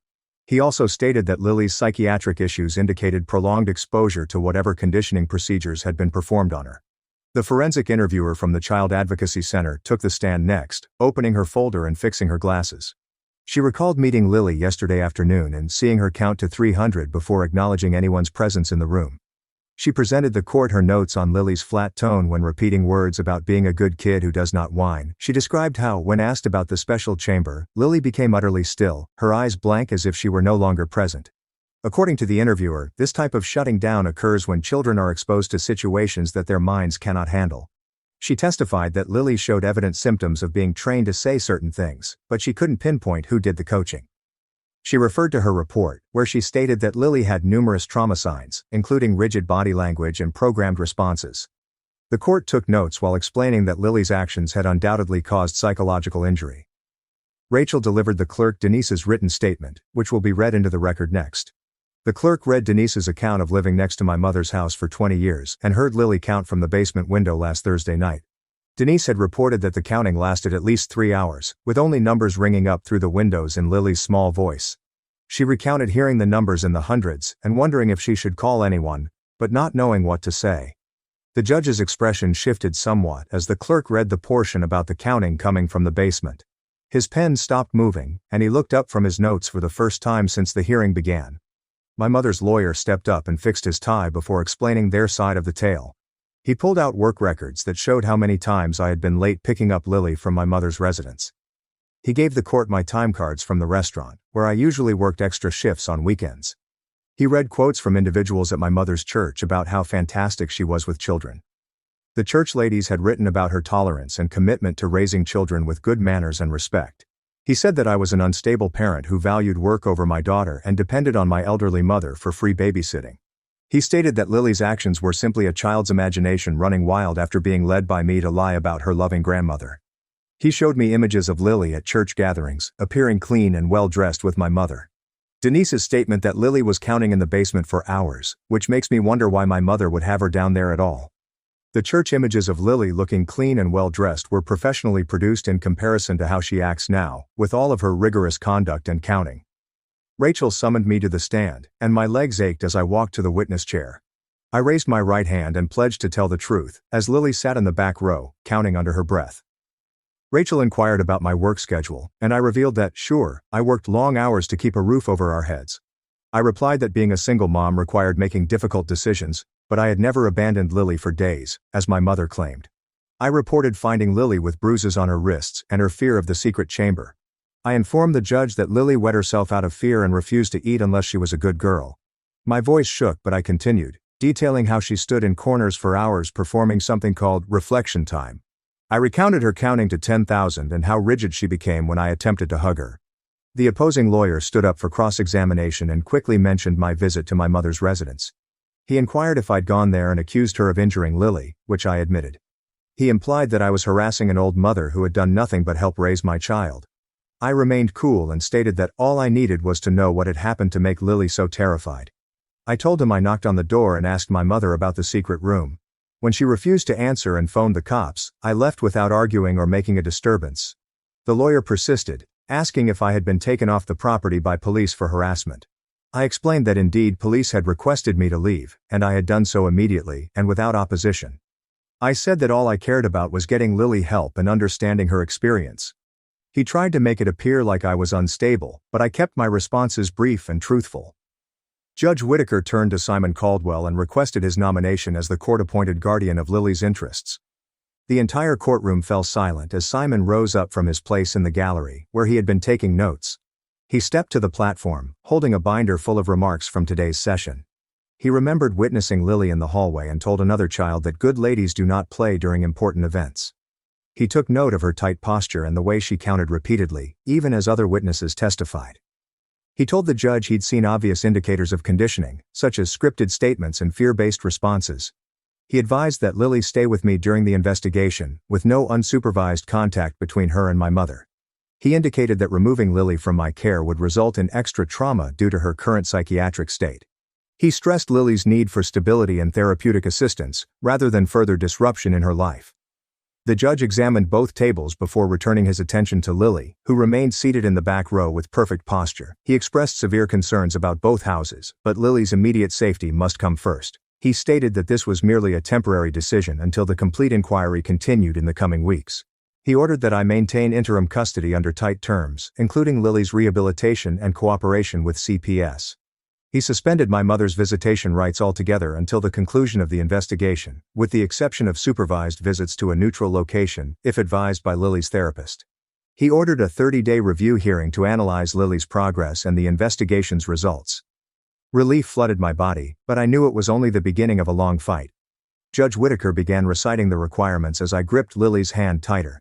He ordered immediate therapy, beginning this week, with a court-approved child psychologist who specializes in trauma cases. CPS would develop a safety plan for our home within 48 hours, outlining specific parameters we had to follow. The review hearing was scheduled for 30 days to check on Lily's progress and reassess the situation. He made it plain that this was only temporary custody, and any violation of his directives would result in Lily's immediate removal from my care. The court clerk typed everything while Lily continued to count under her breath, now at 300 and climbing. Judge Whitaker signed the order, and the bailiff distributed copies to both lawyers before calling the next case. We stepped out of the courthouse and into the hallway, where my mother was standing by the elevator with her lawyer. She blocked our route and announced loudly enough for everyone to hear that she was going to file a defamation case against me for the lies I told in court. Her lawyer took out his phone and began recording as she accused me of breaking into her home and frightening an elderly woman in the middle of the night. Rachel grabbed my arm and steered me toward the stairs, whispering that we expected this and that we should continue walking without answering. Lily snuggled against my leg and continued counting, now at 400. My mother followed us down the stairs, yelling about assault charges and how Daniel would pay for what he had done to her. Rachel kept pushing me ahead into the lobby and out the front doors, where the sunlight hit us hard after the darkness of the courtroom. My car was parked 3 blocks away, and Rachel walked with us the entire way, my mother's threats echoing behind us. Rachel leaned through my window after Lily was fastened in her car seat, and informed me that Detective Aaron Holt from the police department would need to interview me regarding my mother's complaint. She had already booked it for tomorrow afternoon at 2 p.m. and promised to be present for every inquiry. Her business had previously worked with Holt on false allegation cases, so she knew just how to handle his interrogation techniques. She cautioned me not to discuss anything with anyone other than her before tomorrow's interview, especially Daniel or anyone else who may have been involved in what happened that night. Lily fell asleep on the way home, her lips moving with silent numbers, even in her sleep. The next afternoon, I sat in the police station interview room with Rachel next to me, while Detective Holt set up his recording equipment. He was younger than I imagined, with keen eyes that observed everything I did, from how I sat to where I placed my hands on the table. He began with basic inquiries regarding my connection with my mother, and how frequently Lily stayed at her house for childcare. I mentioned that my work schedule occasionally necessitated my mother to pick up Lily from school and babysit her until I arrived late. He inquired about the custody hearing and what led to the emergency petition being filed against me. I told him about discovering Lily's health when I picked her up, as well as my concerns about her changing behavior. He pressed for information concerning the night before the hearing, including where I was and what I did between midnight and 6 a.m. Rachel stroked my arm, and I just said I was at home with my daughter, preparing for court the next morning. Holt showed me images of my mother's wrists with red marks and asked whether I knew how she sustained the injuries. I stated that I was unaware of any injuries to my mother and kept focused on Lily's safety during our talk. For an hour he tried numerous approaches, inquiring about Daniel and whether I had contacted anyone for assistance with my custody problem. Rachel stopped numerous times to redirect the questions to pertinent topics exclusively. When Holt finally switched off the recorder, he said the investigation will continue and charges may be made based on the information gathered. Rachel thanked him professionally, and we parted ways without saying another thing. Teresa Alvarez appeared on my door 2 days later, carrying a clipboard and a measuring tape for the CPS safety evaluation. She walked through each room, noting potential hazards and inquiring about our everyday activities. She unlocked every drawer in the kitchen and removed all of the timers, including those on the microwave and stove. She added that everything that could cause Lily's counting response needs to be removed from her surroundings throughout her rehabilitation. She assisted me in creating new meal patterns that did not require strict deadlines or regulations about finishing food before receiving more. Lily stared from the doorway, standing motionless with her hands at her sides like a miniature soldier. Teresa crouched down to Lily's level and told her that she could stop counting whenever she wanted without asking permission first. Lily's eyes widened, but she did not move or reply. Instead, she began counting loudly from 800-something. Teresa took more notes and provided me a printed calendar of therapy appointments and home visits for the next month. She stated that Lily's healing will take time, but the removal of triggers was a vital first step. After she departed, I discovered Lily in her room, putting her stuffed animals in perfect rows and counting each one several times. 3 days later, we had our first meeting with Claire Bennett, the court-appointed trauma consultant in Lily's case. Her office was filled with soothing hues and toys, with no obvious clocks or timers. For the first 20 minutes, Lily sat on the floor next to my chair, counting, while Claire calmly played with blocks nearby without urging Lily to participate. Then Lily reached for one block and placed it on top of Claire's tower before quickly snatching her hand back. Claire continued to build quietly, while Lily added another block a few minutes later. By the end of the lesson, Lily had played for about 10 minutes before returning to counting. Claire told me that this was outstanding development for a first session, and she was confident about Lily's capacity to heal with continued therapy. That night, Lily awoke screaming at 2 a.m. She counted to 30 before going back asleep in my arms. The next 3 nights showed comparable progress, with the counting episodes being shorter each time, though she still awoke afraid and sweating. Why was Holt so focused on where I was between midnight and 6 a.m., when no one had mentioned anything during those hours? His queries concerning Daniel assisting with the custody case were suspiciously particular, as if he already knew something we hadn't heard about. Every night, I sat with her, not saying anything but simply being present while she worked through whatever memories were haunting her sleep. Some nights were worse than others, but the overall trend was gradually improving. From thousands to hundreds, and sometimes even dozens. My supervisor summoned me to his office the next Monday to discuss my recent absences and late appearances due to Lily's appointments. I explained the scenario and inquired about changing my schedule to accommodate twice-weekly therapy as well as other appointments. He offered me a part-time employment with flexible hours, but at a 40% pay decrease from my existing wage. I accepted instantly because Lily's recuperation was more important than money, and I could figure out the economics afterward. The new schedule allowed me to pick Lily up from school every day and attend all of her appointments without the stress of dashing from work.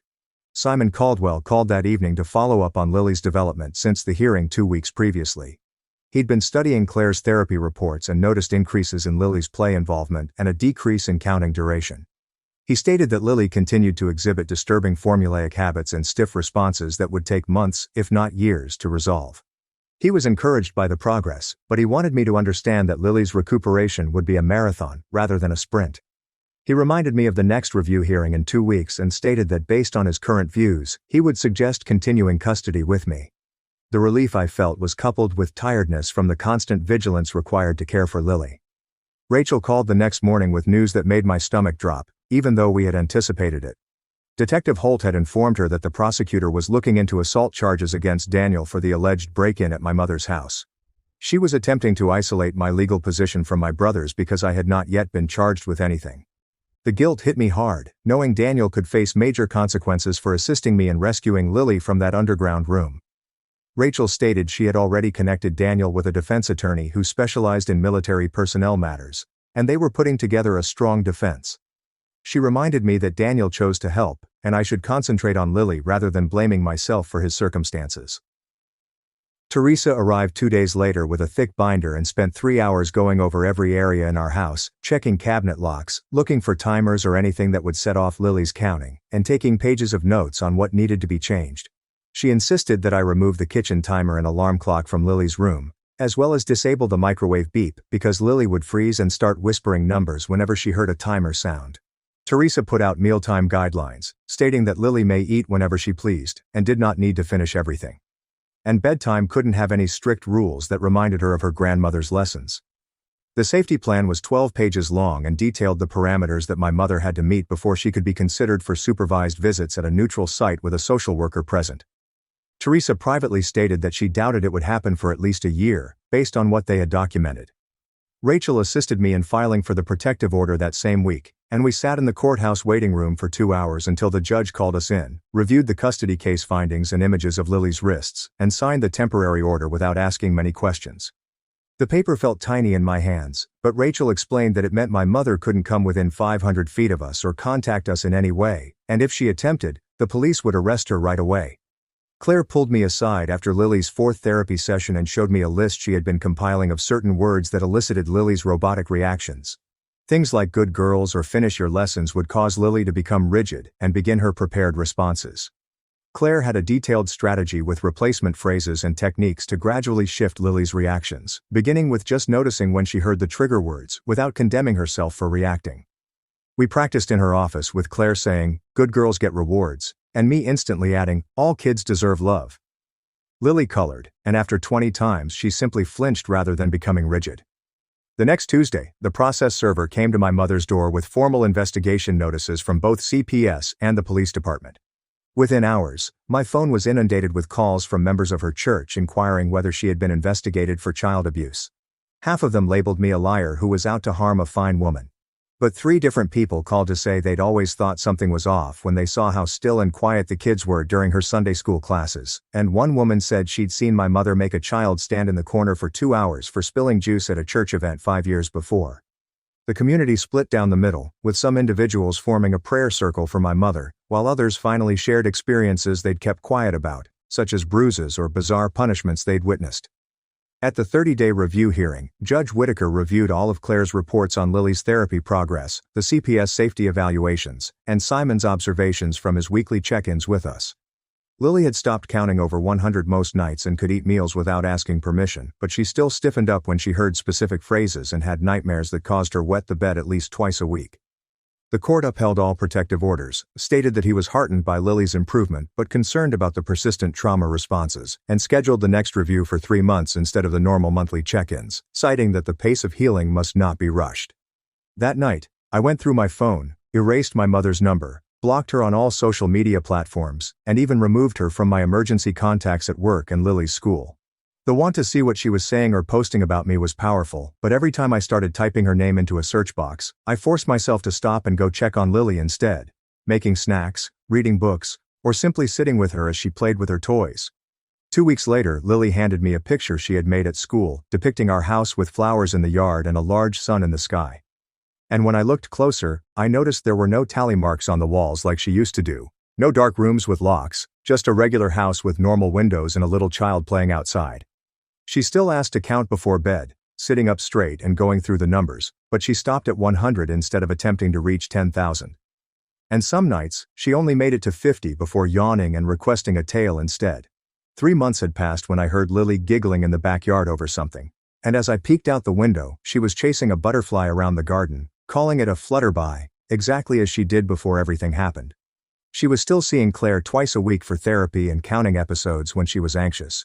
But seeing that funny made-up term come out of her mouth naturally while she played told me we were getting closer to who she used to be. One small moment at a time. I drove myself to the hospital in labor, after my in-laws chose lunch with SIL's boyfriend. Weeks later, we threw them out when they brought gifts.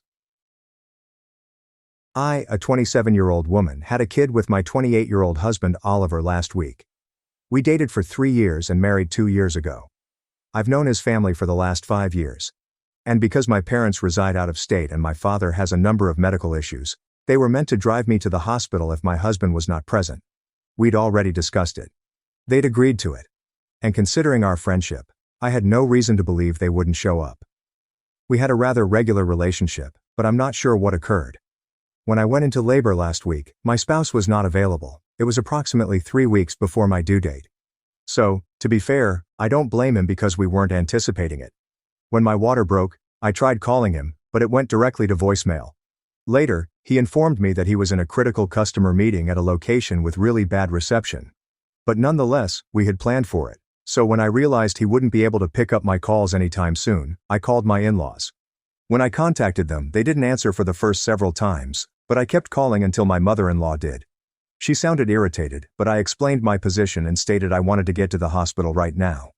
Instead of alerting me that they would be here, they informed me that I needed to wait until the contractions were closer together before they arrived. They were busy right now because they were meeting my sister-in-law's boyfriend for the first time, and they couldn't just go.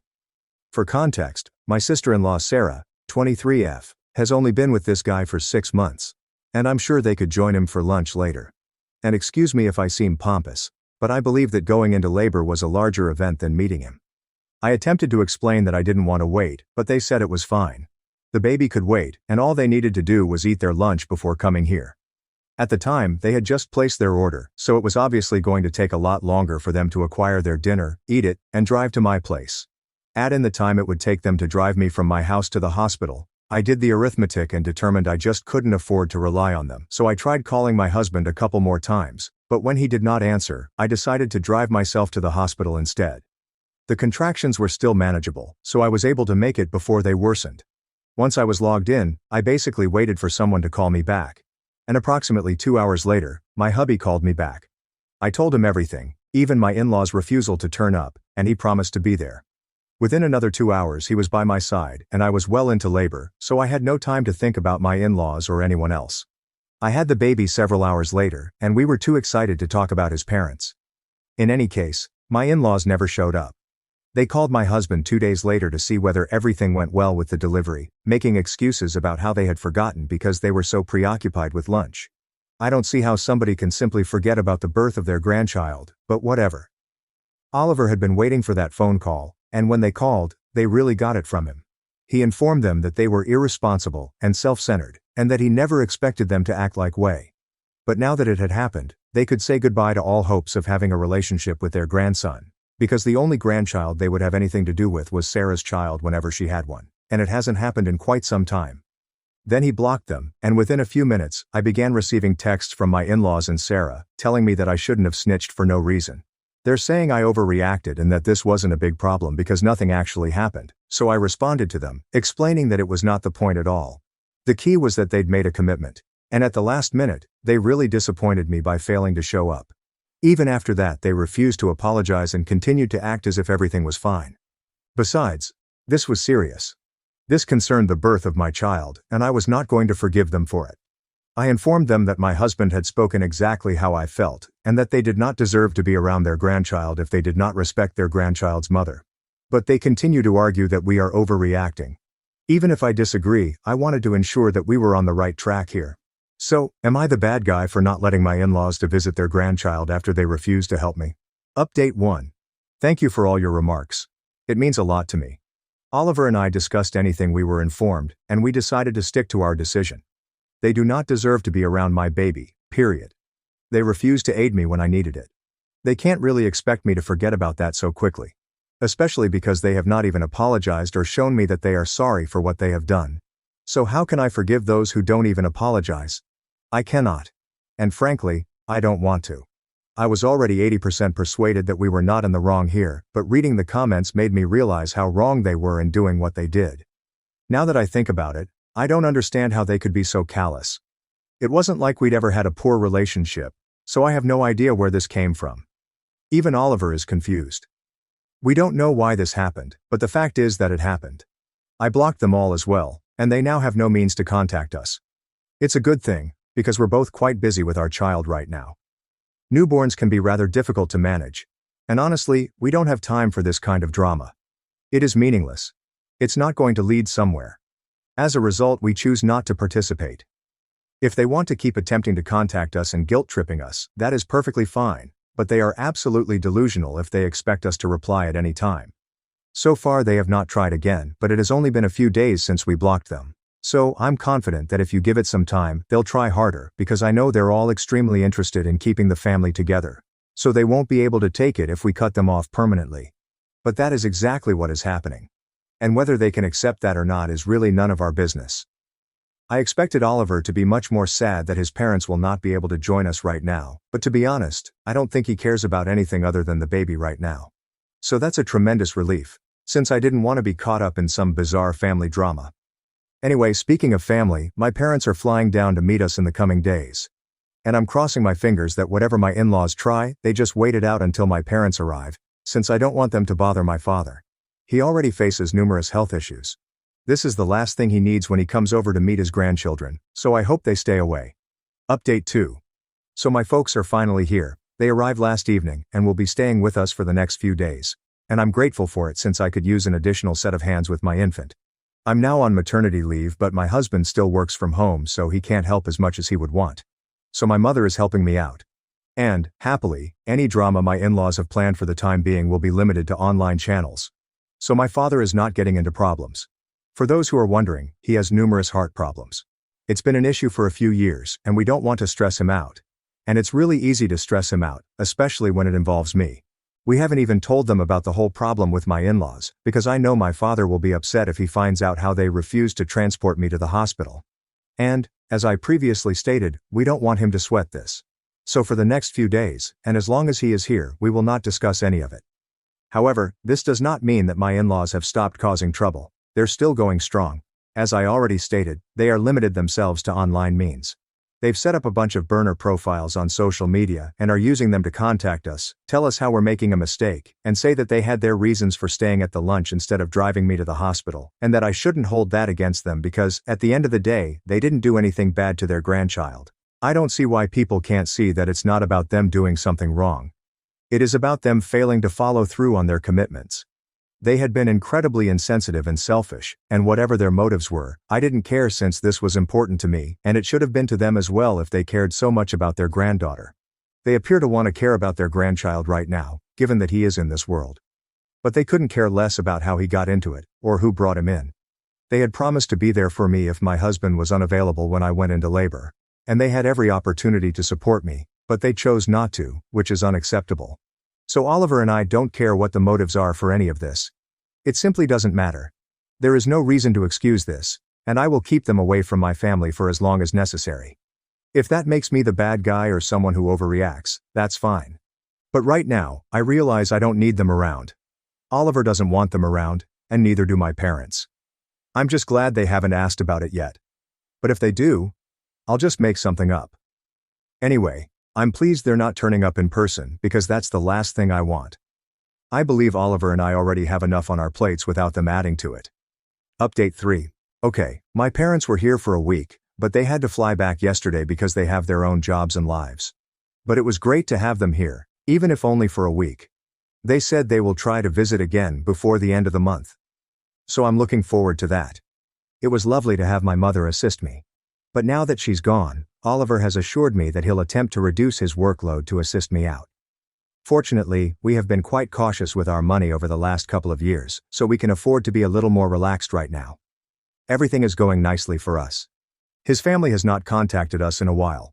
They originally attempted to contact us, as I had stated, but over the last few days, I believe they caught the hint and decided to leave us alone. And, as I had feared, my parents inquired about my in-laws and why they were not visiting, as they had found it very perplexing. I debated telling my father the truth, but in the end, I simply told him that they were currently on vacation and would return later. He thought it was unusual, but he didn't question it, so we got off easy.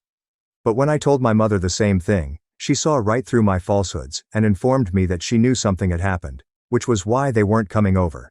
Because they are constantly preaching about family and family values and keeping everyone together, she found it difficult to understand that folks like that would choose to stay on vacation rather than return home to see their grandchildren. Of course, there was no hiding it from her, so I told her the truth. She was as astonished as I had been, and she said I made the right decision not to tell my father since he would have freaked out and given my in-laws a piece of his mind. And that would have made him even more stressed.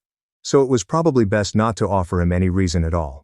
Regarding our reaction to the entire situation, she told us that we had done everything correctly. She told me that if she had had the same opportunities as they did, she would have made sure to be there for her daughter-in-law's delivery, especially because we had expressly requested that they be there for us. And they had agreed on it. Regardless, they couldn't be bothered to show there just because they were having lunch with Sarah's boyfriend, as if it was more important than anything else in the world. It was only a lunch. They might have simply excused themselves and came to my rescue, but I was obviously not a priority for them. My mother was truly unhappy that she couldn't have been there for me. But I assured her it was fine since I realized she needed to care for my father and that they couldn't fly out here, especially since they didn't know when my due date was. They planned to come over around my due date. Unfortunately, I had given birth earlier, therefore it was not possible for them. And I do not blame them at all. This is simply how life works. However, that was not the same for my in-laws. They had a chance, but they blew it, and now they will have to face the consequences. I was feeling a little strange about not giving them an opportunity to explain, because they kept repeating in their texts that they had valid reasons. But it was my mother who taught me that I didn't have to feel guilty about anything. Because at the end of the day, they had not been there for me. And that was all. That was everything I needed to know. She was the one who told me that it didn't matter what the reasons were, because we were already very convinced they couldn't have been severe, because we would have known otherwise. And if they weren't serious, they were certainly not excuses. It was that simple, so that's what I'm going to go by, and I'm certainly not engaging with them right now. Update 4. Okay, it's been 2 weeks, and we've pretty much forgotten about the whole issue with my in-laws. We were entirely focused on our youngster during this new lifestyle. So we didn't have much time to sit and think about them. We had practically forgotten about it until they showed up today.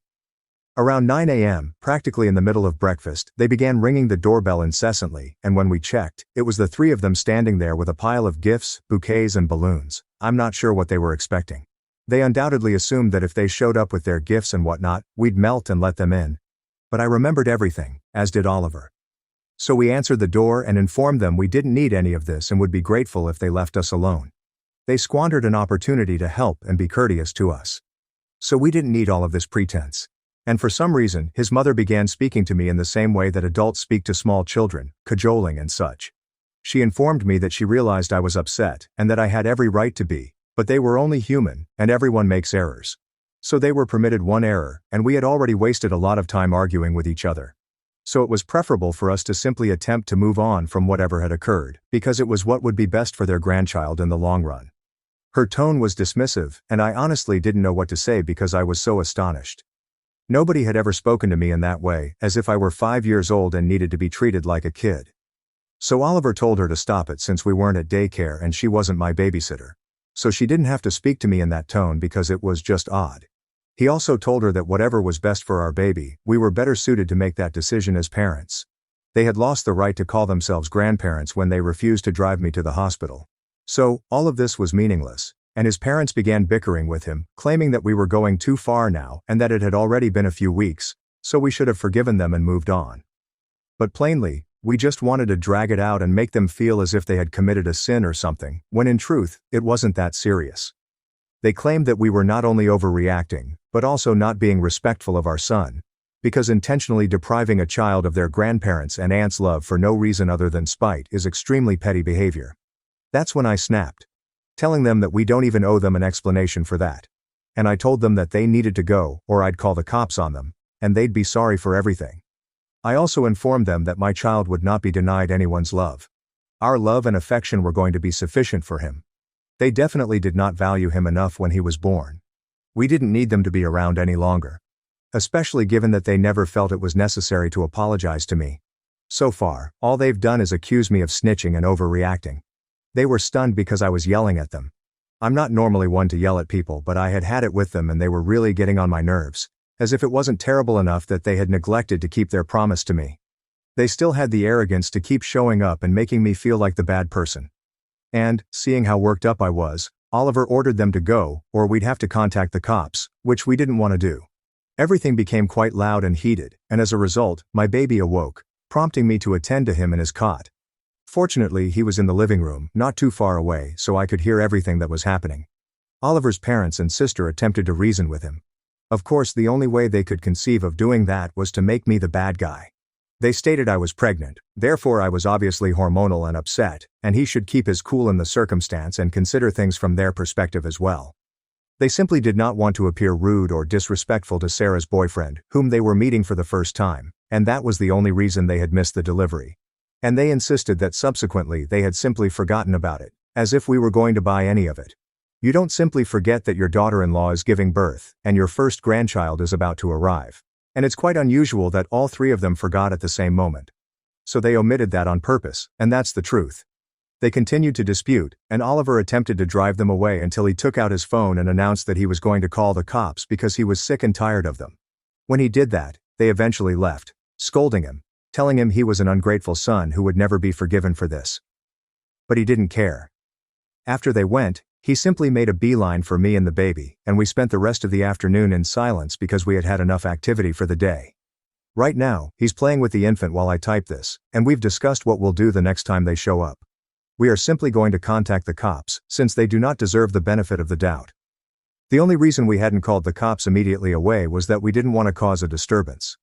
We reside in a wonderful neighborhood. Cops are not very common here. So we wanted to keep our dignity, but screw it. I'm so over them that I can't bring myself to think about them anymore. I believe I'll be taking a couple of days off from posting here because I truly need a break right now. But I want to thank everyone who has continued to comment and support me. It definitely means a lot to us. Update 5. Hi. So it's been 3 weeks since my last update, and my family and I are doing really well. My mother has returned, along with my father, and will be assisting me for the next week or two. We are also searching for a nanny, as I will be returning to work in a few months. I'm thrilled to have her since she allows me to share everything that has transpired with my in-laws. Oliver is understandably embarrassed by his family's behavior and does not want to discuss it. They sent us an email a few days ago, possibly last week. Of course, they did not apologize, but they did explain why they chose to have lunch instead of coming to me. So supposedly, the guy Sarah is dating is quite wealthy. And I'm talking millionaire rich, as he is the eldest son of a very successful businessman. And they stated this lunch was really important to them because they wanted him to have a positive first impression of them. He and Sarah have been growing serious, and they are considering getting married next year. They've been together for 6 months and aim to marry after 2 years. So of course this was a crucial talk to have, and they couldn't have put it off because if it had been any other guy, they could have simply left in the midst of lunch to come to me. But we were talking about a very wealthy man, so they couldn't help but be quite shallow. I'm not sure why. I think they genuinely thought that this was going to be the explanation we wanted to hear, and we'd forgive them immediately. But, if anything, it made me irritated with them because of all the talk about how essential family is, family values and so on. This definitely does not reflect their way of life. Because if they truly cherished their family, they would have been there for me. They would have been there for their son's partner and their future grandchild. But they chose money. They preferred to impress a guy they had just met over me. So all this discussion about family values is obviously meaningless. They don't really believe in it. They merely utter that rubbish to make themselves look better. Anyway, I don't want to talk about them any longer. I spoke with my father as well. We ultimately told him the truth because he had asked about them, and we couldn't lie to him again. Surprisingly, he was fairly laid back about it, saying that because we had already dealt with them, he didn't see the need to engage with them again. He also informed me that he was really proud of me for standing up for myself and removing harmful people from my life, whether they were family or not. And he appears to be even more fond of my husband than he was before, something I never thought was possible. But I suppose the fact that Oliver stood up to his own family for my sake only makes him more endearing, and I'm delighted to see that my father and his son-in-law are getting along so well. Everyone is happy, everyone is healthy, and this is precisely what I intended from the beginning. Sign your sister's $200,000 loan, or you're banned, my mom demanded. I said no, accepted my Dublin job, and cut off 43 missed calls that night. My name is Silas. I'm Chiste Pierce. The oldest child, the first to leave home, and the first to receive a solid paycheck. If you ask my relatives, they would say I'm financially responsible. If you asked me, I would say I am a background guy. Useful and quiet, there to hold the ladder as others climb. My younger sister Marin is the golden one. Different rules, different tones of voice. The same house, 2 realities. When we were kids, I did chores for money. She received surprises for doing her best. In high school, I purchased my own second-hand laptop using tips from busing tables. She got a new phone for safety. That pattern never ended. It simply learnt greater numbers and better reasons. I work in operations for a multinational logistics company. It's not spectacular, but it's reliable. I track shipments, repair processes, and ensure that things run on time. I prefer figures that add up, invoices that are transparent, and calendars that are real. My life fits into a spreadsheet. My family lives in a group chat. The last Sunday dinner I attended was a month ago. Mom had a roast in the oven. Dad's game was on mute. Marin arrived 20 minutes late, wearing an enormous sweater that likely cost a car payment. She kissed Mom's cheek, sat down, and immediately inquired, "Do we have lemon water, or just regular?" I began chopping parsley. "Sink works?" I inquired. She made an expression as if I had advised drinking from a puddle. Aunt Isolde leaned across the table. "Silas, you're not still renting, are you?" "That's just lighting money on fire." "Working on it," I answered. Mom did not glance up from basting. "He likes to be careful." She said he's good with that. Our planner. Then she tapped the oven door with the back of the spoon and lightly added, "Besides, Silas is comfortable. He's not like Marin. She's creative. She's meant for more." Marin tucked her chin into her palm and grinned without teeth, like a magazine ad. "I'm figuring things out." She said it's a journey. I continued chopping. Dad turned up the noise for a replay and added, Silas, grab the bill when it arrives. I forgot my wallet in the car in the kitchen, I said. Everyone chuckled. It was an easy joke since it was a simple assumption. Of course I would pay the bill. I always pay the bill. Later in the living room, I told Mom that I was considering taking a short-term assignment abroad. 6 months, I answered. Maybe a year. She shrugged it off with the hand that wasn't holding her glass. Sweetie, that's not realistic. Your sister needs you right now. What does that mean? I inquired. Don't be defensive, she stated. You know how Marin is. She just needs a little runway. Marin walked in, looked at her image in the black TV screen, and told me, you'll understand when you let go a little. Something small and old shifted in my chest. It wasn't anger. It was the heavy, old feeling I used to get as a youngster when the teacher shouted group project and everyone glanced at me because they wanted an A without doing any work. I put down the knife. I brought dessert. It's in the fridge, Aunt Isolde said from the table. You're a doll. Then quietly to Mom, hoping I wouldn't hear. You're lucky to have him. Mom responded without lowering her voice. Of course we are. That's what family is. There was a pause. The kind in which you're expected to nod, agree, and express gratitude for being required. I nodded anyhow, and that was all. That small moment. No yelling, no commotion, just a quick reminder of the rules. Marin dreams. I do the dishes. Marin discovers herself. I found my wallet. That night I laid on my couch, staring at the ceiling, and felt the old pangs return. The one you confuse for love because it began in the same home. I slept poorly. I kept hearing Mom's sentence in my thoughts. She needs you right now. It was about to become a number. I could feel it. The money didn't start out enormous. It began with, put it on your card. We'll settle up. The first time, it was a 1-year family phone plan. Mom stated that 1 year became $5, or $216 every month. Then Netflix cost $14.99. Then, can you add your sister to your car insurance for now? $96 more. I assured myself everything was good. I could afford it. It maintained the calm. After college I stayed at home for 2 years to help out while my father's hours were reduced. I paid half of the mortgage temporarily. Temporary became, don't rock the boat. When I finally moved out, I left my name on the power bill because autopay had already been set up. We'll switch it, Mom replied. Next month. Birthdays, your grandmother's knee, and our hectic schedule have all pushed next month back. I had a list on my phone. It included dates, sums, and confirmation numbers. It resembled a normal person's notes app, and a little account contained a baby. Meanwhile, Marin tried other things, including a bakery internship, a travel blog, and a wellness coaching credential that she never finished paying off. I loaned her $400 for books once, and then $850 as a deposit that she would forfeit if she backed out. Then $1,200 when the vehicle died. And it was somehow my fault because I used it last winter. I recorded the amount in my notes and marked any that I believed would never return with 2 stars. She calls money energy. I call it rent. Why are you pushing back? Mom indicated these were minor issues. When I sent Marin a Venmo request with the polite phrase, hey, can you tackle this week? She responded with a heart and no money. Don't be transactional, she said in person. It's gross. Dad's response was always, family is family. It evens out. It didn't. It just became cleaner. The requests were presented more effectively. We figured it would be easier if one person handled the payments. Mom texted me once, including a copy of our water bill with my old account number circled in blue marker. You're organized, she said. We'll get you next time. I am not a saint. I am not a martyr. I'm a guy who can do math. I kept assisting since it was easier than battling. It seemed like leaving a light on for folks you don't know will ever return home. Last winter, I was offered a rotation at our Dublin office. 12 months, housing stipend, travel reimbursement, and a raise. It was everything I said I wanted when I was honest. I partly accepted and then paused. I told them I needed time. In my family, leaving meant more than just leaving. It was abandoning. It was done to make you feel superior to us. I told Mom about it in January. She added, we'll talk after Marin figures out her next step.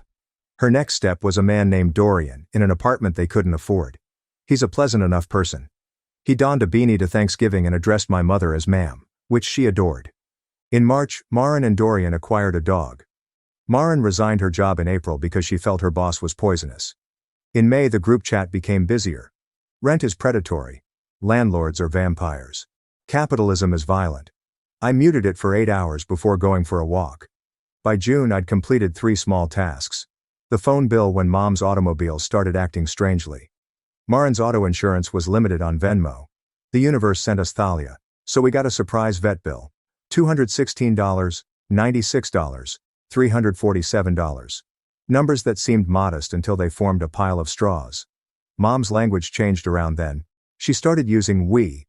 We thought we could all pitch in. If I inquired who we were, she answered, "Oh, Silas, don't start." You know what I mean. I understand exactly what she means. The first time the figure $200,000 appeared, it wasn't in a text. It was a white binder with tabs. Mom slipped it over the table as if she were handing me a college brochure. "Marin's opening a studio," she remarked. "There's a whole plan, a year of runway. She just needs a guarantor to unlock better terms." "A guarantor," I said again. Dad cleared his throat. "It's just your name," he explained. "It shows confidence." "It shows liability," I said. Marin twirled a strand of hair and said, "It's not that deep?" "It is exactly that deep," I responded. 150 grand is deep. "It's an investment in family," my mom responded. "We would do it for you." They would not. They never had. I closed and slid the binder back. "I can't co-sign a loan for you," I told Marin. "I love you, but no." She rolled her eyes, as if I had refused to share fries. "Wow," she replied. "You're so tight." Mom called that night, crying. Dad called and did not answer. Aunt Isolde delivered an audio message on seasons and abundance. Marin shared an Instagram story about financial abuse, along with a passage from a site about wealthy siblings. Dorian texted me a thumbs down.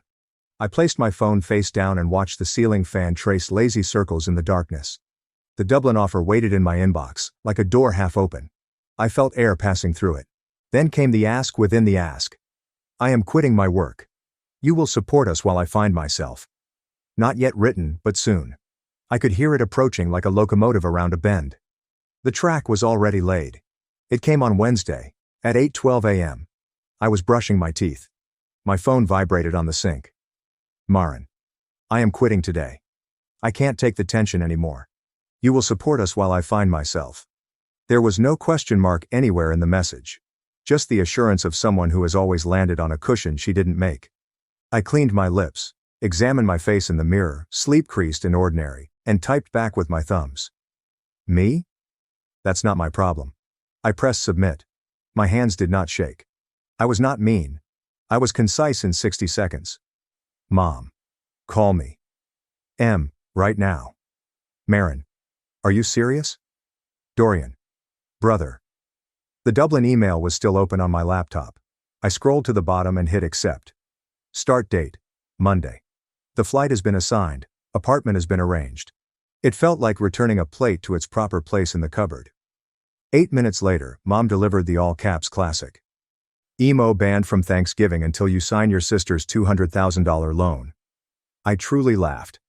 Not loud, but a quiet, intimate sound I hadn't made in years. It sounded like relief with a cheap disguise. 10 minutes later, my phone lit up with a FaceTime from Dad. I responded. They were on speaker. I could see the kitchen behind them, as well as the fridge calendar, which listed everyone's names except mine. Mom did not waste time. "You will apologize to your sister," she stated. "You will fix this." "No," I replied. "What do you mean, no?" Her voice grew higher and then thinner. "I mean no," I answered. "I won't be supporting 2 adults. I won't be co-signing anything. I won't be on the hook for 6 figures because you're rewriting reality with feelings." Dad leaned toward the phone.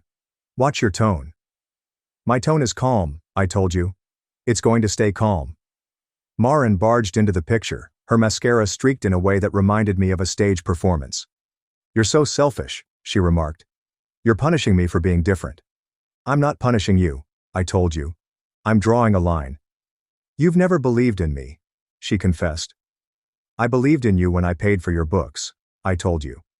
"When I covered your car insurance, when I added you to my phone plan, when I paid your vet bill, when I sat through 3 different launch parties for projects you abandoned by the next Thursday." She let out a breath. "You're keeping score?" Mom asked. "Yes," I replied. "Because I'm the one paying the bill." Mom took a different approach. If you leave now, she added, you abandon this family. I'll leave on Monday, I replied. For work, not out of spite. Oh, he thinks he's better than us, Marin exclaimed, teary and dramatic. I stood up straighter and spoke as if I were on a phone conversation at work, which is where I learned how to be clear. This is not about vengeance, I explained. This is about closure. There is silence, followed by nasty laughing from Dad, who believes he is the brightest person in the room. Closure from what? He asked. Doing your part. From being the plan, I corrected myself. From being the quiet solution. They all began at once. Mom with blame, Dad with volume, Marin with accusation, and Dorian with bro syllables from off camera. I did not raise my voice. I repeated myself as a policy. I'm not your guarantor, I explained. I'm not your salary, and I'm not your emergency fund, Dad said, pointing at the screen. You will regret this. I already regret not doing it sooner, I replied. I ended the call. I set the phone down on the counter like a hot pan and looked out the window. Across the street, a neighbor was watering vegetables. The sun touched the side of the building, creating a rectangle of light on my floor. Nothing burst. Nothing broke. The city kept moving. After 15 minutes, a group text arrived. Mom. We have a family meeting tonight. Me. I will not be there. Mom. You'll come. Me. No. Marin says, I hate you. Me. I love you. I will not finance you. Blue bubbles. Gray bubbles. Blue gray, and then only gray. Long paragraphs about sacrifice, what we did for you, and how you spoke to your mother. I turned the phone face down, opened my laptop, and sent my signed acceptance to HR. Then I sent my notice to my landlord, booked the airport train, and made a list of boxes to check. It felt like we were creating a little raft as the tide turned. It felt like I was leaving an outgrown room, but I continued to tidy nonetheless. That night, I accomplished what I should have done a year earlier. I opened every account with someone else's name on it and began breaking strings. Telephone plan. Remove Marin and Mom. The system alerted me 3 times that someone might lose service. I clicked through. Total monthly savings are $216. Marin's car insurance is unlinked. Effective date, midnight. The new premium is back to mine alone. Savings, $96. Streaming services. Update my password. Disabled the TV in someone else's living room. $14.99 returned to me. Not the money, but the philosophy. My name was still on the autopay list for utilities, power and water at my parents' residence. I changed the next payment to manual. Remove my card and email address from the contact information to transfer the account. Dad. Subject. Transfer by Friday. Clear. Boring. True savings. Move my $132,400 emergency fund to a new bank that I hadn't notified anyone about, set alarms, froze my credit, and sought replacement cards. I created a spreadsheet named Exit. Each row was a rope I put around myself to keep a ship from drifting that I had no control over. By the time I finished, my phone had 43 missed calls. 17 from Mom, 8 from Dad, 12 from Marin, and 6 from no caller ID. I let them stack. The voicemails arrived in waves. First angry, then imploring, then quiet, boiling ones in which Mom exhaled into the microphone as if she wanted me to feel her disappointment over the speaker.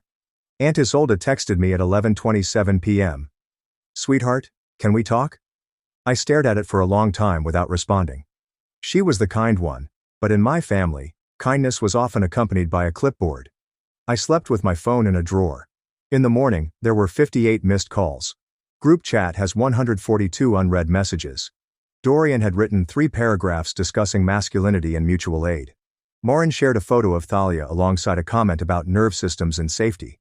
Mom shared a meme about ungrateful children. I made coffee. I packed a suitcase. I rolled my socks.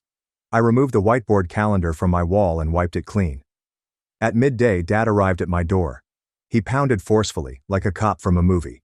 I let him knock. He called my name. I let him call. He jiggled the handle. I drank coffee. He eventually left. A minute later, I received the following text. Coward. I responded with, boundaries. He sent, do you think words can protect you? I typed, deleted, and typed again before sending, no, policies do. Mom kept up the drumming. Banned became her new favorite word. Banned from Thanksgiving, Christmas and the family chat, as well as being tagged in every message inside the same family chat. It was like being told to leave and then having the door pushed open in your face. At 3 p.m., Marin emailed a contract photo. "We need your signature by 5, she wrote. "The bank closes at 6 o'clock. "Read the sentence where it says joint and several liability," I explained, "then read it again." "You don't love me," responded the other woman. "I love you enough to not let you drown us both," I'd written. "I love you enough to stop pretending money is a vibe." She left a voice message for me. I did not play it. Then it said, "Thalia misses you." I looked at it and felt something twist. I didn't adore that dog. I also cherished my future. Love is not a repayment plan. I went to my storage unit and organized 3 piles: keep, donate, and trash. The keep pile was smaller than I anticipated. It appeared to be a living organism. On my way home, I passed the corner pub and noticed Dorian inside on a stool, narrating a story with enormous hands. He did not see me. I continued walking. Back upstairs, I printed out my travel details and taped it to the inside of my front door. It made the strategy feel more robust. Train at 6:20 a.m., Terminal 2, Seat 21A. My employer had provided temporary lodging near the office. The photographs appeared tidy and dull, as if no one would ask for my login information. My phone fell silent at 7 p.m., indicating that the non-negotiable family meeting had taken place without me there. It came back on an hour later. "Mom. This is the final offer. Sign the loan. Keep your number in the plan. Thanksgiving is at Aunt Isolde's at 3. You can carve me." "No. Mom. Why are you doing this?" "Me. Because the only way to stop being the plan is to stop being the plan. Stay quiet for a bit." Then Mom says, "We won't forget this." I say, "Me neither." I took a shower. I set 3 alarms. I emailed my friend Ansel the airport time and my address just in case. He responded with a thumbs up, a simple emoji, and "proud of you, man." I lay in bed in a silent apartment, listening to a neighbor's dishwasher hum. I remembered the binder with tabs and how Mom had pushed it across the table like fate. I reflected on the 43 missed calls and the structure of my life when no one else was involved. It was not yet peaceful, but it was quiet. When you eventually resist the cacophony, you will first experience silence. Thanksgiving arrived early for me that year. It arrived on Monday, 7:35 a.m., with a gray sky above a new city and my breath fogging up like a cartoon speech bubble. I moved into the business apartment and learned about food shop hours. I got a kettle since everyone insisted I needed one, and a cheap plant because the window looked bare without it. I set up my business laptop on a small desk and tacked my bill spreadsheet to one side. It now contained 5 lines, each including merely my name. The first week I awoke expecting the same routine. Texts before I finished my coffee, small fires in other people's kitchens. Instead, I received emails regarding shipments and morning meetings that concluded exactly when they were supposed to. I walked from work down a canal and counted dogs. I discovered what sound the crosswalks make here. I cooked for one person and ate it all. On Wednesday, a screenshot from my credit monitoring app appeared. New inquiry tried but blocked. I smiled at my plant and watered it slightly. That night, Marin sent a photo of a turkey emoji with the words, "Are you happy?" I typed for a while, then erased everything and sent, "I hope you find what you're looking for. I can't fund the search." She didn't respond. Mom sent a message beginning with, "I shouldn't say this," and then said it anyhow. I've read it. I didn't respond. The following day she sent nothing. It felt like a new holiday on our calendar. Empty box day. On Thanksgiving Day, I fixed myself a little platter. Roasted chicken breast, because turkeys here appear to be a commitment. Potatoes and green beans. I faced Ansel and held up my plate. He held up his greasy slice of pizza. "Tradition," he stated. We laughed. After supper, I opened my notes app and reviewed the previous list. Dates, amounts, and the breadcrumb trail of how a border fades when you go over it. Only this once. I scrolled to the bottom and added a line. I refuse to co-sign chaos. I refuse to be leveraged by love. I'm not going to ask for aid with neglect. I refuse to trade peace for access. I will not apologize for keeping my earnings. I will not be the plan. I rate it twice. Then I added one more sentence. The only one that mattered if I wanted any of this to stick. I will love you without paying for you. This was hardly a victory speech. It was a message to myself. The kind you keep in a folder and consult when you feel weak. The kind that holds whether the writing is mild, loud, or in all caps. People believe that closure means slamming the door. It is not. It's a door you ultimately cease keeping open for those who never intend to walk through it. I have not been barred from participating in any meaningful activities. I eat everything I cook.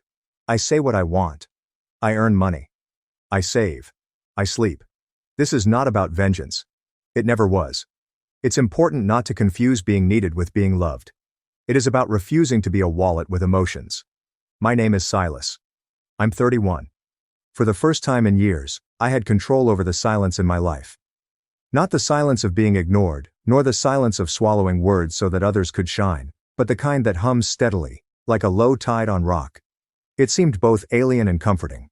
I had no idea what the next decade would bring. Only that the life I was creating now had my name on every line. My parents banned me from Christmas for years and only loved my brother.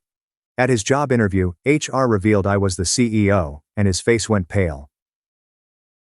My name is Selene Drayton, and I am 32 years old. I am the CEO of Techician Solutions, a technology startup that has developed into a mid-sized firm with over 200 people. But my route to achievement was not paved with family blessings. Quite the reverse. Growing up in Pittsburgh, I was always the odd one out. My parents, Edmund and Isolde, made it quite apparent that my younger brother Alaric was the golden child. Alaric, 3 years my junior, had it all. The newest toys, the best opportunities, and most importantly, their undivided attention and adoration. From a young age, I learned to be self-sufficient. My parents attended all of Alaric's little league games and school productions, but they were rarely present for my academic competitions or piano recital. "We're busy with Alaric's event" was the most prevalent sentence I heard. When it came time for college, the difference was much more pronounced. "We've been saving for Alaric's education since he was born," my father told me when I inquired about financial assistance. "He plans to be a doctor or a lawyer eventually." "Selene, you've always been independent." I finished with honors in computer science and business administration, having worked 3 part-time jobs and taken a full academic load at State University. Meanwhile, Alaric drank his way through freshman year at a costly private institution, soon dropped out, and then persuaded our parents to pay his gap year, which suddenly turned into 3 years of finding himself, while traveling through Europe and Asia on their dime. After college, I landed an entry-level position at a small tech firm. The pay was minimal, but the experience was invaluable. I lived in a tiny studio, worked 60-hour weeks, and poured every spare minute into developing my skills and building side projects. While Alaric posted exotic vacation photos, I was coding until 3 a.m., determined to create something meaningful. My breakthrough came 5 years ago. I developed a revolutionary AI-powered customer relationship management system, pitched it to countless investors, faced rejection after rejection, but eventually secured enough funding to launch Techician Solutions. The first 2 years were brutal. I worked around the clock and poured everything I had into making the company succeed. By year 3, our software had gained traction. Major companies began adopting our platform, and revenue flowed in, and we expanded, moved into a proper office, and I finally started paying myself a reasonable salary. There were times when I thought we wouldn't make it, because funding was low and the product wasn't quite there, but I persisted. This year, Techician Solutions became a major player in the tech industry, valued at over $200 million. Throughout this journey, my communication with my family dwindled to occasional holiday phone calls. My parents never asked about my company, and when I tried to share my successes, they'd quickly change the subject to Alaric's latest venture, which inevitably failed by the time they told me about it. Alaric eventually returned to the United States and, with our parents' connections, landed a job at a marketing firm. He did the bare minimum, but somehow always received praise from our parents. "Alaric is really finding his way in the corporate world," my mother would say, completely ignoring the fact that I was running my own wildly successful business. In December, 3 weeks before Christmas, everything came to a head. I was sitting in my corner office overlooking the Seattle skyline, reviewing year-end reports, when my phone rang. It was my mother, an unusual occurrence on a Tuesday afternoon. "Selene, dear," she said in that overly sweet voice she only used when she wanted something. "I'm calling about Christmas this year." In recent years I'd received a text message invitation at most, usually just days before, but a phone call 3 weeks in advance was unprecedented. "We're having everyone over on Christmas Eve," she continued. "It would be lovely if you could join us." A warmth spread through my chest. Despite everything, I still craved my family's acceptance. Perhaps things were changing. "That sounds nice, Mom," I said, trying to keep optimism out of my voice. "I think I can make it." "Wonderful," she exclaimed. Oh, and Alaric is bringing his new girlfriend, Marigold Vance. She works at Hargrove and Partners, a famous consulting business. Her father is a partner there. And there it was, the real reason for the call. She's really fantastic, my mother continued, oblivious to my silence. Harvard Business School. Fast track to junior partner. Alaric met her at a charity gala. Everyone is so impressed by her. Your father informs everyone that his son is dating a Harvard graduate. Can you imagine the Drayton family ascending in the world? I took a deep breath. Mom, did I mention that Takishan was featured in Forbes last month? We plan to extend into Europe next year. Oh, that's nice, dear, she said. Anyway, Marigold comes from a very good family. Her mother serves on the board of the symphony orchestra, and they have a summer house in the Hamptons. Alaric suggests they travel there for New Year's. Isn't this exciting? I bit my tongue. Very thrilling. Listen, Mom, I need to return to work. I have a meeting in 5 minutes. Of course, dear. We will see you at Christmas. Wear something pleasant, will you? None of those business suits. Marigold is incredibly fashion-forward. After we hung up, I gazed at my phone. My mother's behavior shouldn't have surprised me, but it still hurt. I shook it off and went back to work, trying not to think about the forthcoming holiday. A week before Christmas, I was finishing my travel preparations when my phone rang again, this time from my father. He rarely calls me, so I answered instantly, alarmed. He said, "Celine," gruffly and without greeting. "Dad, is everything all right?" "I'm calling about Christmas," he stated. "Your mother and I have been talking, and we think it might be best if you don't come this year." I sat in startled stillness, my hand clutching the phone. "Alaric's girlfriend comes from a good family," he added firmly. "We don't want anything to complicate things." "Complicate things?" I repeated, scarcely audible. "What does that mean? Do you understand what I mean? Celine and Marigold are wealthy and successful. Her family has ties. We need to show her that our family is respectable, but I am not." The words came out sharper than I had intended. "Don't twist my words," he yelled. "Your brother has an opportunity for a good future here. The last thing we need is you bringing in your alternative lifestyle." My alternative lifestyle? I was very perplexed. "Dad, I'm the CEO of a technological company. What exactly are you talking about?" "All that independent woman stuff, the career obsession, the way you always have to one-up your brother with your so-called success." So-called success? The word struck me like a physical blow. "You've always been difficult, Celine," he said when I didn't react.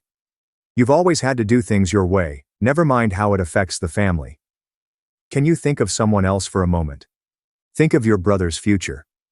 I sat there, phone clamped to my ear, as my father shattered every notion I had about my status in the family. I wasn't being barred from Christmas because of anything I had done.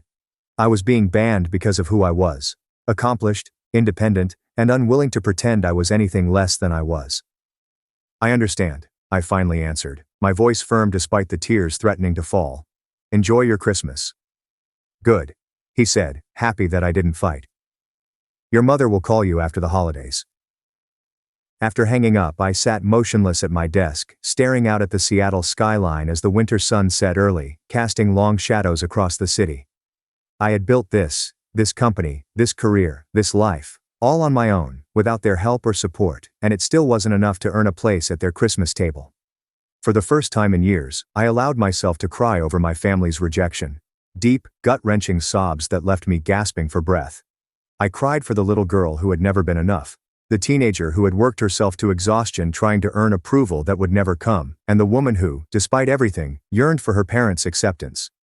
When the tears stopped, I wiped my face, squared my shoulders, and went back to work. If I wasn't allowed to spend Christmas at my parents' place, I would make my own celebration. It was my first Christmas alone, and the silence was deafening. From my rooftop apartment in Seattle, I could see the Space Needle lit up with holiday lights. I had just decorated a modest tree and a few ornaments. Callista, my executive assistant, sent me a note saying, "Merry Christmas, Celine. Remember, my mom's legendary eggnog is ready for you if you change your mind about coming over." Callista had been horrified when I indicated I'd be spending Christmas alone and had instantly invited me, which I respectfully declined, not wanting to intrude. Before I could react, I received another message from Ophelia, my best friend since college. "Merry Christmas, Becca. Dorian and the kids are inquiring when Auntie Celine will arrive. The ham is in the oven, and there's a glass of wine bearing your name on it. Please tell me you aren't spending the day alone in your antiseptic flat." I smiled despite myself because Ophelia knew me too well. We had met during freshman orientation and been inseparable ever since. She had witnessed firsthand my struggles with my family, and had opened her own family to me without hesitation. I stared at my phone for a long time before making a decision. I texted Ophelia back, "Give me an hour. I will bring dessert." I quickly showered and dressed, then drove at the only open bakery to pick up a chocolate cake. As I parked into Ophelia's suburban driveway, the front door burst wide, and her 7-year-old twins, Isabeau and Caspian, raced out to greet me, still wearing their Christmas jammies. "Auntie Celine, did you come?" Isabeau squealed. "We thought you weren't coming," Caspian said, grabbing the cake box. "Mom said you were working." I finished early, I pretended, following them inside. Ophelia's home was the polar opposite of my minimalist apartment. Every surface was adorned with Christmas cheer, the air smelled of cinnamon and roasting ham, and Christmas music played softly. Ophelia appeared from her kitchen. "You came," she exclaimed, her voice filled with relief, and she hugged me hard. "I'm so glad." Her husband, Dorian, came behind her, holding their 2-year-old daughter, Amara, on his hip. "About time you showed up, Celine. Ophelia has been checking her phone every 5 minutes." I was enveloped in the warmth of Ophelia's family. We ate a delicious meal, opened presents. Ophelia always had gifts for me, played board games with the kids, and talked and laughed by the fire. No one asked about my work or accomplishments, or compared me to anyone else. I was simply Celine, a loved and welcomed member of their celebration. As the evening progressed, I helped Ophelia clean up the kitchen. "Thank you for today," I murmured quietly. "I needed this more than I realized." Ophelia squeezed my shoulder and said, "Your family, Becca. You will always have a place here." Family. The word both warmed and wounded me. When I returned to my apartment that night, my phone had a new message from Alaric, and it contained a photo of my parents' Christmas celebration. There they were. My parents, Alaric, and a beautiful woman who must have been Marigold, all smiling in front of the Christmas tree I remembered from childhood, with the same ornaments and star on top. The message said, "Merry Christmas. I wish you could have been here, but Marigold's family had also joined us, and it was a tight squeeze. Perhaps next year." My childhood home had 5 bedrooms and a large living and dining room, but it was never about space. I stared at the photo for a long time, noting how proud my father looked with his arm around Alaric and how my mother beamed at Marigold. They were a picture-perfect family, and there was no room for me in the frame. At that moment, something inside me shifted, a door closed and a window opened. If my family didn't perceive my worth, I would stop seeking their approval and focus all of my efforts on the one thing that had never failed me: my work. I worked more hours than ever before during the week between Christmas and New Year's. My team was on vacation, so the office was quiet, allowing me to work without interruption. I refined our 5-year expansion plan, started discussions with potential European partners, and created a new marketing strategy. Callista returned to work in early January and was surprised to find my office completely reorganized. "Did you work for the entire holiday?" she inquired, concerned. "I had a breakthrough," I said, barely looking up from my computer. "I think this is going to be our biggest year yet." In the 3 months that followed, Techician Solutions signed 2 large contracts with Fortune 500 businesses, confirmed our European development plans, and began creating a new AI product that promised to transform the industry. During this time I didn't think much about my family. My parents didn't call after Christmas, and I made no effort to contact them. Alaric occasionally texted me updates on Marigold, but I responded with brief, polite messages that revealed nothing about my personal life. As a result, the company thrived. As March approached, I was fully immersed in preparations for our biggest expansion yet. We were moving to a larger office space in downtown Seattle, hiring dozens of new employees across all departments, and Techician Solutions was no longer a startup, but a major player in the tech industry, with me at the helm. "Celine, do you have a minute?" Our HR director, Elowen Price, popped into my office one afternoon in mid-March. "Of course, Elowen. What's up?" Elowen arrived, locking the door behind her, holding a folder in her hands and wearing a strange expression that ranged between amusement and concern. "We've received over 300 applications for the senior project manager positions," she said, seated next to me. "The hiring team has narrowed it down to about 20 candidates for first-round interviews." "That's wonderful," I remarked, wondering why this needed to be done in person rather than via email. Are you finding quality candidates? For the most part, yes, she said. But there's one application I thought you should see. She slid the folder onto my desk and toward me. My brother, Alaric Drayton, had a resume inside, which I quickly scanned, noting the inflated job titles and vague accomplishments he had listed. His current position was Executive Marketing Strategist at a small local firm, where he was at best a mid-level marketing associate.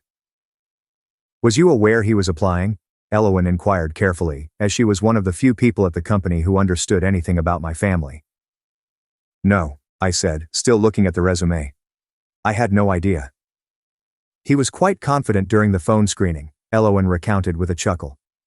Actually, he was rather condescending to Seren in HR, assuming she was just a secretary and asking to speak to someone who actually makes decisions. I winced. That sounded just like Alaric. The position requires at least 5 years of project management experience and proficiency in 3 programming languages, Elowen added. As you can see, his resume does not meet those requirements. But he requested that we consider him for a senior role rather than an entry-level position. I sat back in my chair, my mind racing. Alaric had no idea I was the CEO of Techician Solutions. I had always used my middle name, Victoria, in press releases and public appearances to maintain some privacy, and my brother had never expressed any interest in my career.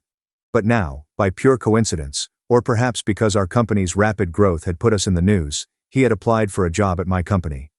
What would you like to do? Elowen inquired. Clearly, there is a conflict of interest here.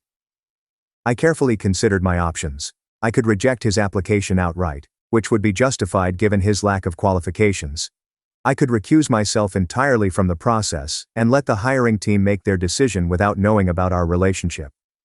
Or I could use this opportunity to finally show my brother the truth about my life and success. I want you to treat his application like any other, I ended up saying. If he doesn't meet the basic qualifications, he shouldn't proceed to an interview. Elowen paused. On paper, he's not qualified, she conceded, but he did mention some contacts with possible clients that the team believed may be useful. They advanced him to the next round despite his lack of technical qualifications. Connections. He was constantly promoted based on who he knew rather than what he could do. When is his interview scheduled? I asked. Tomorrow at 2 p.m. I made a decision. I will not be personally involved in the hiring process. That would be unethical. But I would like to observe the interview. Could you please arrange for me to sit in anonymously? Please introduce myself solely as a senior board member. Elowen nodded. We can do it. The panel will not mention your name or title. After Elowen left, I sat staring at Alaric's resume, emotions swirling inside me. Part of me felt guilty for what might appear to be a setup, but another part, the part that had been rejected and dismissed for years, wanted Alaric to finally see me for who I truly was, not just his overlooked sister, but a successful CEO who had built something meaningful through hard work and determination. That night, I barely slept. I rehearsed in my mind how I would behave during the interview, professional, detached, fair. I wouldn't let our personal history influence my judgment, but I also wouldn't pretend to be less than I was. For once, Alaric would see me clearly, free of our parents' distorted lens.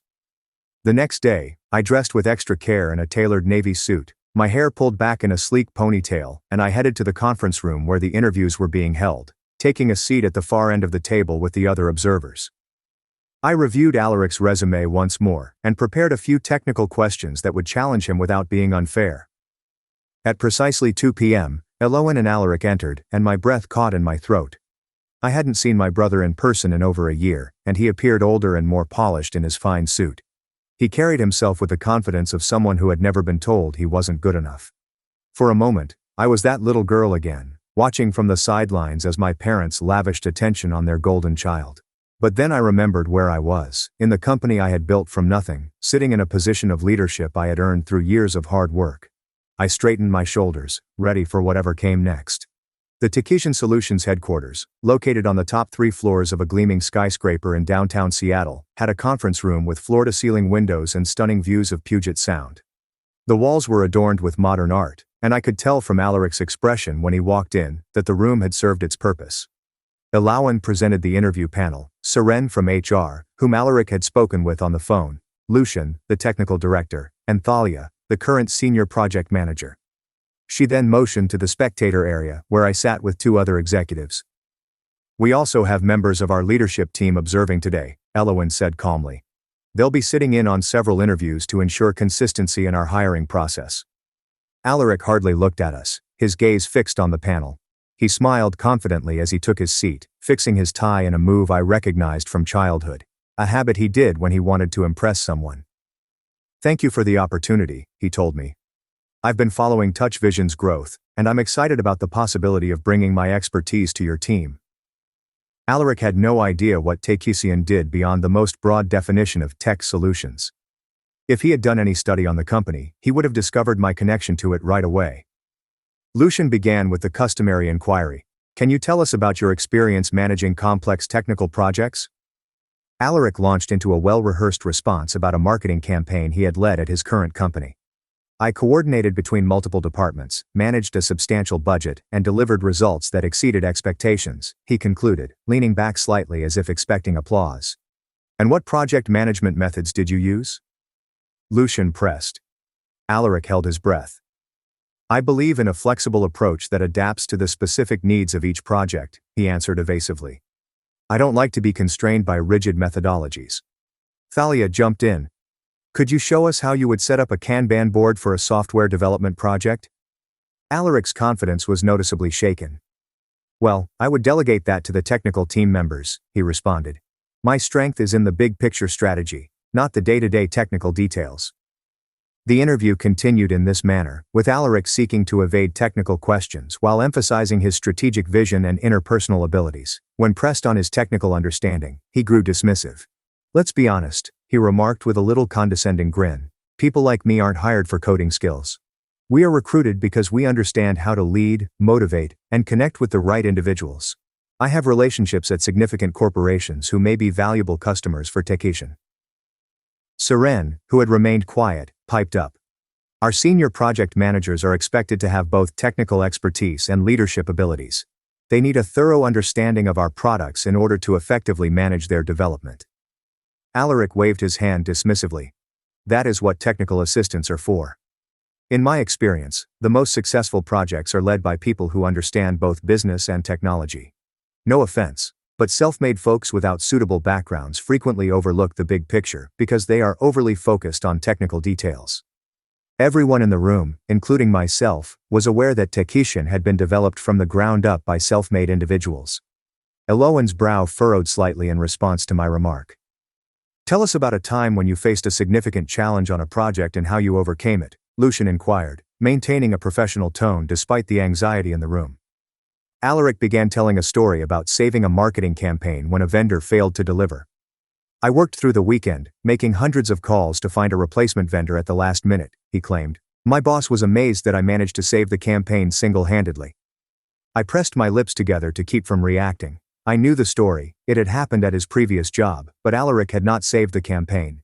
His assistant had worked the weekend while Alaric took credit for her efforts. I knew this because the assistant had later applied for a position at Takesian and shared the true story during her interview. As the technical inquiries persisted, Alaric became increasingly uncomfortable, checking his watch numerous times and appearing agitated. I think we're getting too caught up in the technical weeds, he added. As I have stated, my value is in my strategic vision and connections. I'm being considered for numerous senior roles at other firms, so I'd love you if we could focus on how my unique skills can help Takesian. Elowen glanced at the panelists and nodded slightly. We're actually nearing the end of our scheduled time, she began. Before we wrap up, our CEO, who will make the final decision on all senior hires, would like to ask you a few questions. Alaric straightened, instantly alert. Meeting the CEO had not been included on the interview schedule. Of course, he answered, fixing his tie once more. I look forward to it. Elowen turned to face the observer section. Celine, would you like to take over? I stood and proceeded to the front of the room, watching Alaric's face progressively light up with recognition. His expression shifted from confident to perplexed, astonished, and then scared. Hello, Alaric, I responded quietly, extending my hand. It's been a while. His mouth opened and closed silently, and his hand rose to shake mine. His palm felt clammy on my flesh. You're the CEO, he finally said, his voice barely above a whisper. Celine Victoria Drayton, founder and CEO of Takesian Solutions, I confirmed, taking the seat directly across from him. I recused myself from the initial screening process for obvious reasons, but I do make the final decisions on all senior hires. Alaric's face had lost its color, and his eyes flew about the room, looking for a way out, but he was stuck in this moment of reality. I have a few questions, I continued professionally, opening his resume folder. I see you've listed your current position as Executive Marketing Strategist. But when I contacted Hargrove Partners last week about a possible collaboration, Percival Hargrove mentioned you were a marketing associate. Could you explain the discrepancy? Alaric's eyes widened when his boss's name was mentioned. I handle executive-level projects, he stammered. It's a functional title rather than an official one. I agreed and took a note. And your resume says you know Python and Java. Could you describe briefly how you would use either language to build an API integration? I oversee teams that handle that sort of thing, he continued, tugging on his collar. As I previously mentioned, I focus on strategy, not coding.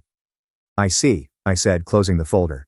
One final question. You mentioned having connections who could refer lucrative business to TechAscion. Could you be more explicit about those contacts and how they have translated into business results in your current position? Alaric shifted uncomfortably. Well, Marigold's father. That is my girlfriend's father. He's a partner at a major consulting firm, and my father knows several business owners in Pittsburgh who might. His voice trailed off as he realized how weak this sounded. The connections he was so proud of were, at best, second-hand, leveraging relationships that weren't even his. Thank you for your time today, Alaric, I replied, rose to close the interview. Our HR team will be in touch regarding next steps. I offered my hand again, retaining complete professionalism despite the tumult of emotions beneath the surface. Alaric shook it, still looking stunned. Thank you, he said, clutching his portfolio with quivering hands. Alain went up to guide him out. As they approached the door, Alaric looked back at me with a mixture of uncertainty, embarrassment, and something else, perhaps a dawning realization, in his eyes. Then he was gone, and the room grew silent. Lucien let out a low whistle. Well, that was unexpected, he replied. I take it you two know each other. He's my brother, I said simply, gathering my notes. That's why I didn't participate in the original screening process. Please analyze his application based on our regular criteria, disregarding our relationship. The team nodded, but I could see the questions in their eyes. I excused myself and returned to my office, locking the door behind me. It was only then that I allowed myself to understand what had just transpired. I didn't intend to embarrass Alaric, but I also didn't shield him from the consequences of his own arrogance and lack of preparation. For once, he had been judged solely on his own merits, without our parents' influence swaying the scales in his favor. I felt no satisfaction in his discomfort, only a strange sense of closure. For years I had worked in the shadows of my family's dismissal, developing something they had never acknowledged. Now that Alaric knew the truth, it was unclear whether anything would change. I had just finished collecting my thoughts when my office phone rang. It was Alain at the reception desk. Celine, she replied, her voice tight. Your brother is still inside the building. He's demanding to talk with you and is on the phone with someone. I guess that could be your father. I closed my eyes briefly, knowing that this was not done with Alaric. It never was. Send him in, I told him. And Alain, thank you for handling the situation so professionally. Of course, she said. That's what we do here, handle things professionally. Despite the looming confrontation, the subtle emphasis on her final words made me grin.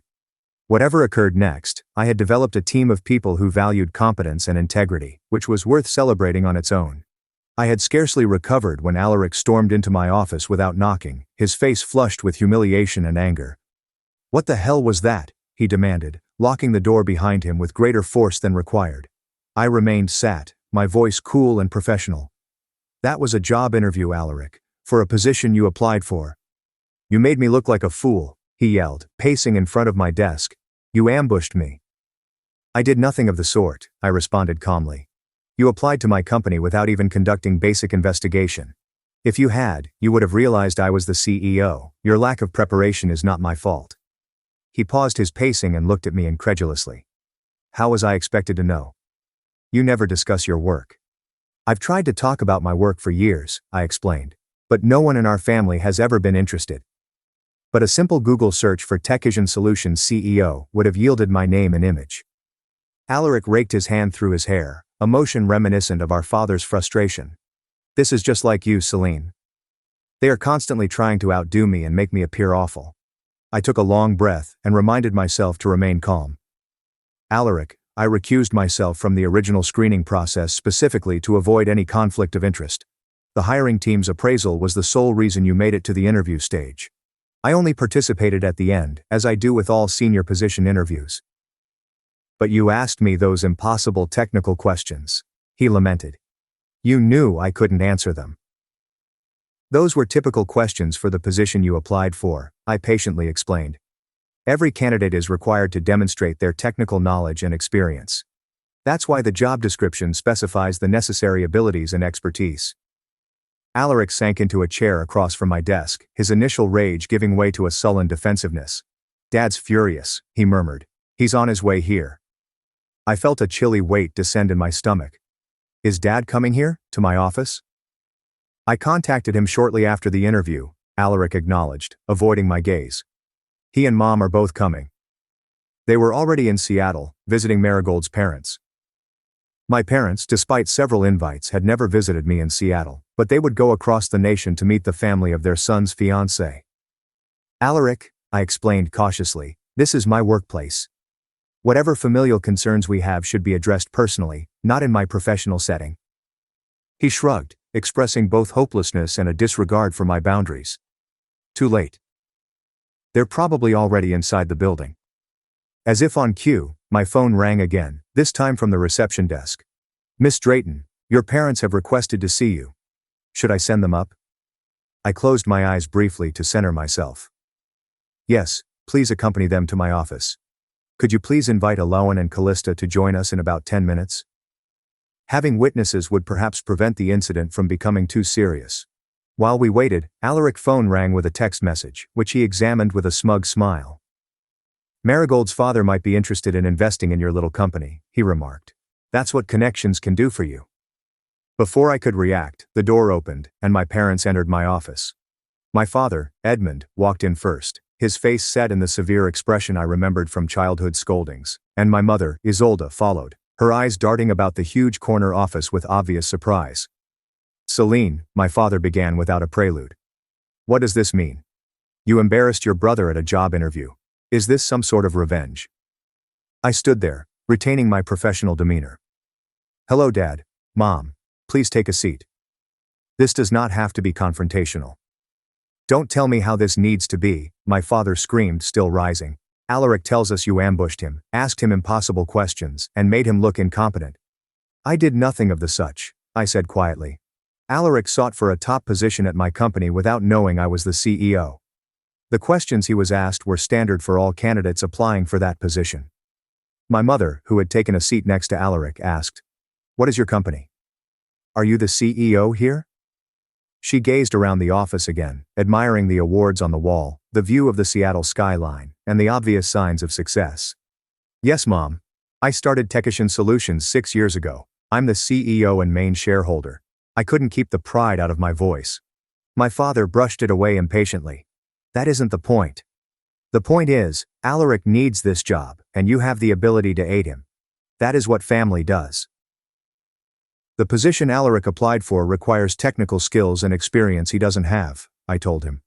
It wouldn't be fair to other candidates or to the company to hire someone unqualified because of family connections. So you're unwilling to aid your brother?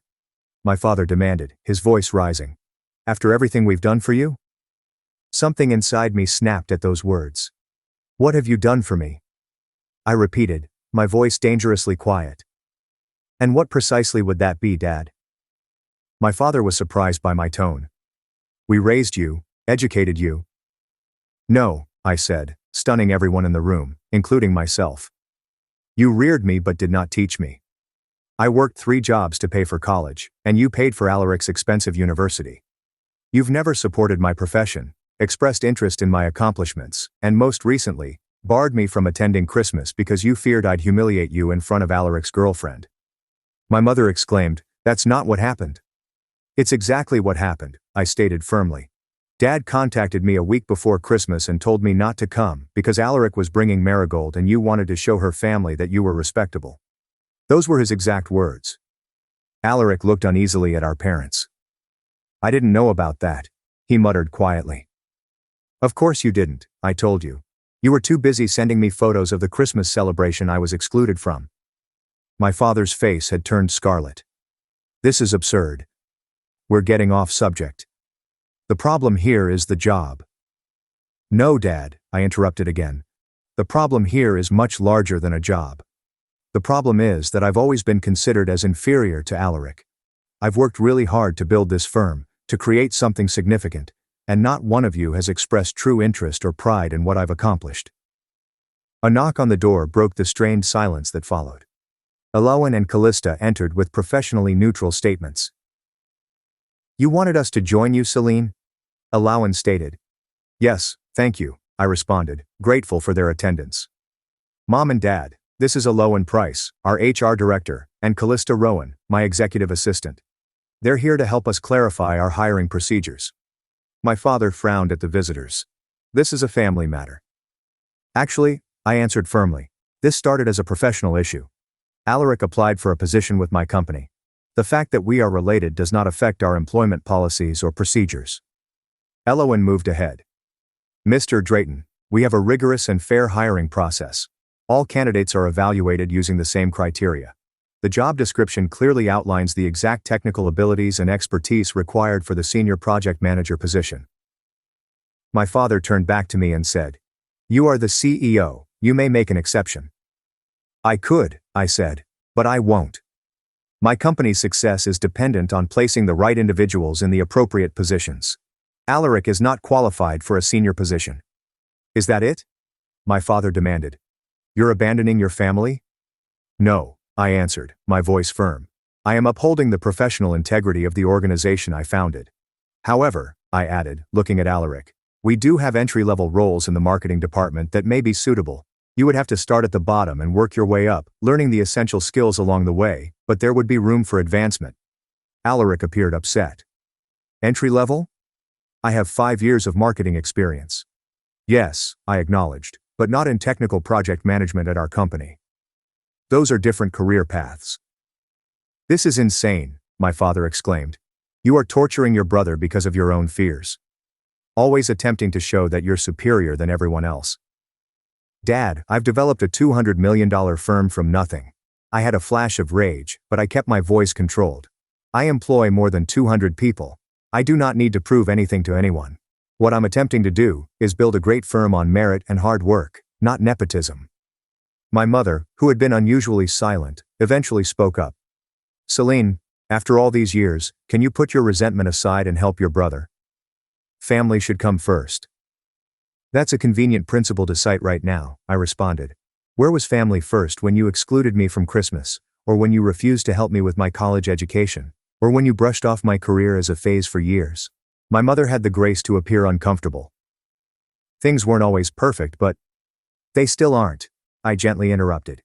But I'm not going to refuse to help Alaric. I'm providing him with a legitimate opportunity to join the company at the appropriate level and learn the business properly. That's more aid than I've ever received. My father shook his head, disgusted. This is pointless. Come on, Isolde, Alaric, we are leaving. Your sister has made her decision.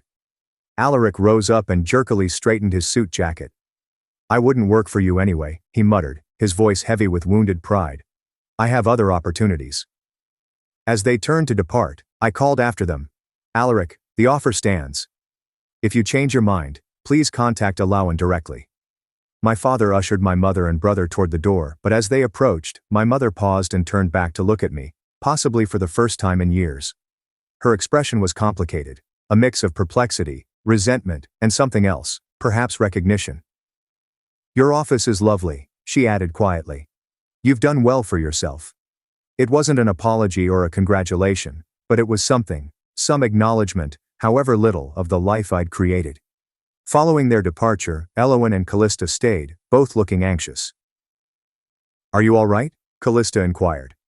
I took a big breath and nodded. Yes. Actually, for the first time in a long time, I believe I am. Because standing my ground, speaking my truth, and refusing to reduce myself to make others comfortable felt liberating. It seemed like I was finally becoming the person I was always supposed to be.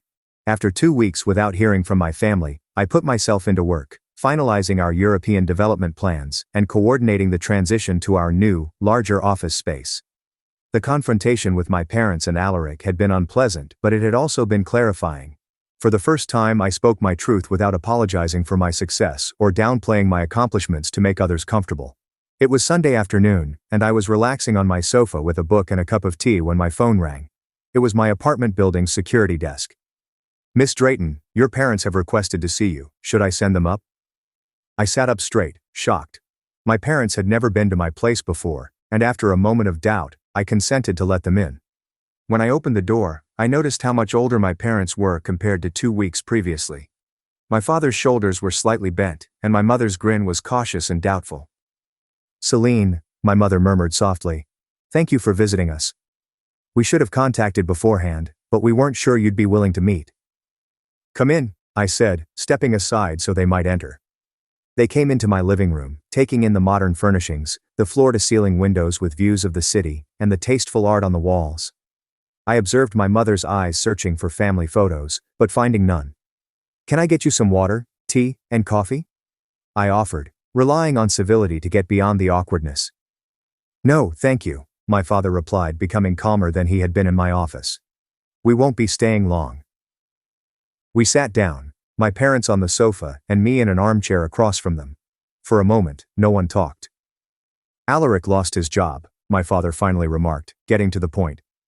"The day after we saw you, his boss found out he'd been interviewing elsewhere and let him go." Percival Hargrove was well known for his aversion to disloyalty, so I nodded without surprise. "He's been looking for other positions, but nothing has come through yet," my mother explained. "And Marigold, she broke up with him last week. Said she needs to concentrate on her career." I felt a twinge of sorrow for my brother. Losing a career and a relationship in the same week was a devastating blow for anyone. "I'm sorry to hear that," I answered truly. "Is he all right?" My parents exchanged looks. "He's staying with us for now," my mother added. "He's struggling." I waited, thinking there was more to say, until my father cleared his throat. "Celine, about what happened at your office and at Christmas." He paused, apparently struggling to continue. "What your father is trying to convey," my mother said, "is that we've been thinking. And some are realizing." "Realize what?" I inquired, keeping my tone calm. "That we've been unkind to you," my mother said. "We didn't see for a long time. We did not want to see how hard you worked or what you had accomplished. We were wrong to exclude you from Christmas. It was cruel," my father said gruffly. The statement astonished me because I couldn't recall ever hearing my father admit he was wrong about anything. "Why are you telling me this now?" I asked. "Is it because you want me to hire Alaric?" My father's face heated. "Partly," he said with surprising honesty, "but also because seeing your office and firm made us realize we didn't really know you, Celine. We were so focused on Alaric and what we wanted for him that we never noticed what you were building. And we should have. We should have been proud of you," my mother said softly. "We should have supported you." I felt a complex combination of feelings, including affirmation, lingering hurt, and cautious hope. "It's not too late," I said, "to get to know each other. But it must be different. I will not undervalue myself or my accomplishments in order to make others feel better. Not anymore." My father nodded slowly. "We get it now. At least we're trying." "About Alaric," my mother said tentatively. "The offer I made still exists," I answered. "He can apply for an entry-level position in our marketing department. He and everyone else will have to earn any promotions depending on their performance. But I'll make certain he receives fair attention." "That's more than fair," my father agreed. "I'll talk to him." After a little period of silence, my mother inquired, "How did you do it, Celine? Build everything on your own?" For the first time in my adult life, my mother inquired about my work with genuine interest, and I began to tell her about Taekishin's early days, the hurdles and breakthroughs, the hard nights and modest successes that had led to where I was now. As I spoke, I noticed a shift in my parents' expressions. Not just acknowledgement, but a newfound respect. They were finally recognizing me as a successful woman who had produced something substantial through her own work, rather than their daughter who needed to stay in her place. When they left an hour later, nothing had been totally resolved. Years of dismissal and favoritism couldn't be erased in a single chat, but a door had been opened, creating the prospect of a different type of connection in the future. The following week, Alaric called Aloan to inquire about the entry-level marketing position. He sounded somber, humbled by recent events. Aloan put him through the usual application procedure, and he was interviewed by the marketing team without any special consideration. To my surprise, he took the post when it was offered, despite the huge pay drop from his former employment. On his first day, he came to my office, frightened but determined. "I want to do this well," he stated. "Learn the business properly. Earn my place." "That's all anyone is asking," I said. "And Celine," he said. "I apologize." "About Christmas, about a variety of topics." I nodded, accepting his apology without taking it too lightly. "Show me with actions, not words, Alaric. That is how trust is rebuilt." As spring went to summer, modest changes began to take place. My mother called on a daily basis, inquiring about my work with genuine curiosity. My father was slower to adjust, but he made his own attempts by sending me articles about the software business or asking questions about Techision's expansion plans. Alaric shocked everyone by taking his new job seriously, arriving early, staying late, and soaking up knowledge from his coworkers. He still had moments of entitlement and occasionally wanted special treatment, but he was learning and maturing. In July, I received another invitation, this time to my parents' anniversary dinner, with no indication of who would or would not be welcome, and no strings attached. It was simply an opportunity to celebrate with family. As I confirmed my attendance, I reflected on the past 6 months. The painful Christmas exclusion had been a catalyst for change, forcing long-buried issues into the open. The confrontation in my office had been uncomfortable but necessary, allowing for honesty after years of polite fiction. We were not a perfect family, and we never would be. There was too much history, too many ingrained patterns to overcome completely. But we were finding a new way forward, based on truth, respect, and the recognition that family relationships, like anything worthwhile, require work and commitment from all sides. Standing up for myself did not ruin my family, as I had feared for so many years. Rather, it allowed something more true to sprout from the ashes of old expectations and assumptions. Something that, with time and work, may grow stronger and more important than what came before. For the time being, that possibility sufficed. Caught my husband booking a Caribbean cruise with his lover, so I boarded the same ship with her fiancé and took the cabin right next door. The notification came on my screen around 3:17 p.m. on a Tuesday. A forwarded email confirmation from Paradise Cruise Lines, which was not intended for me but was unintentionally shared with our family cloud account. A luxury suite, champagne package and couples massage were all booked in my husband's name for the next week at his crucial business meeting in Seattle. Except there was another name on the reservation: Maris. My hands did not quiver, my coffee did not spill. Something solidified inside me. 15 years of marriage were suddenly captured with exquisite and awful clarity. I scrolled over the itinerary with weird detachment. A 5-day Caribbean cruise, an ocean view balcony room, a captain's table dinner, and all the romantic cliches you'd expect from a man who couldn't even remember what flowers I wanted for our anniversary. "Working late again tonight," he texted me an hour ago. "Don't wait up." I perused the cruise itinerary, noting the lovely cabin number 1243, Deck 10, starboard side. Something about seeing those particular details made it seem true. This was more than simply an affair. This was planning, calculating, and creating a parallel life while I maintained ours. What a fool I'd been. I recall standing up and went to our shared bedroom closet. His suits hung alongside my outfits, as if they belonged there. His shoes aligned with mine. The physical proximity of our belongings suddenly became disgusting. My phone rang again just as I was about to start ripping his garments down to tear the fabric and obliterate the memories. Another notice from the family cloud. A photograph appears. A young blonde woman with excellent teeth poses in front of a mirror while wearing lingerie with price tags still hanging on it. The caption said, "Can't wait for you to take this off on our trip." Counting down the days. I recognized her. Maris is the new customer service director for my husband's company. The person he insisted on inviting to our Christmas celebration last December. The person who had looked at me with sympathy while receiving a glass of wine at my house. What kept me from trashing his belongings was not restraint, it was a random memory, a talk I overheard at a charity banquet 3 months prior.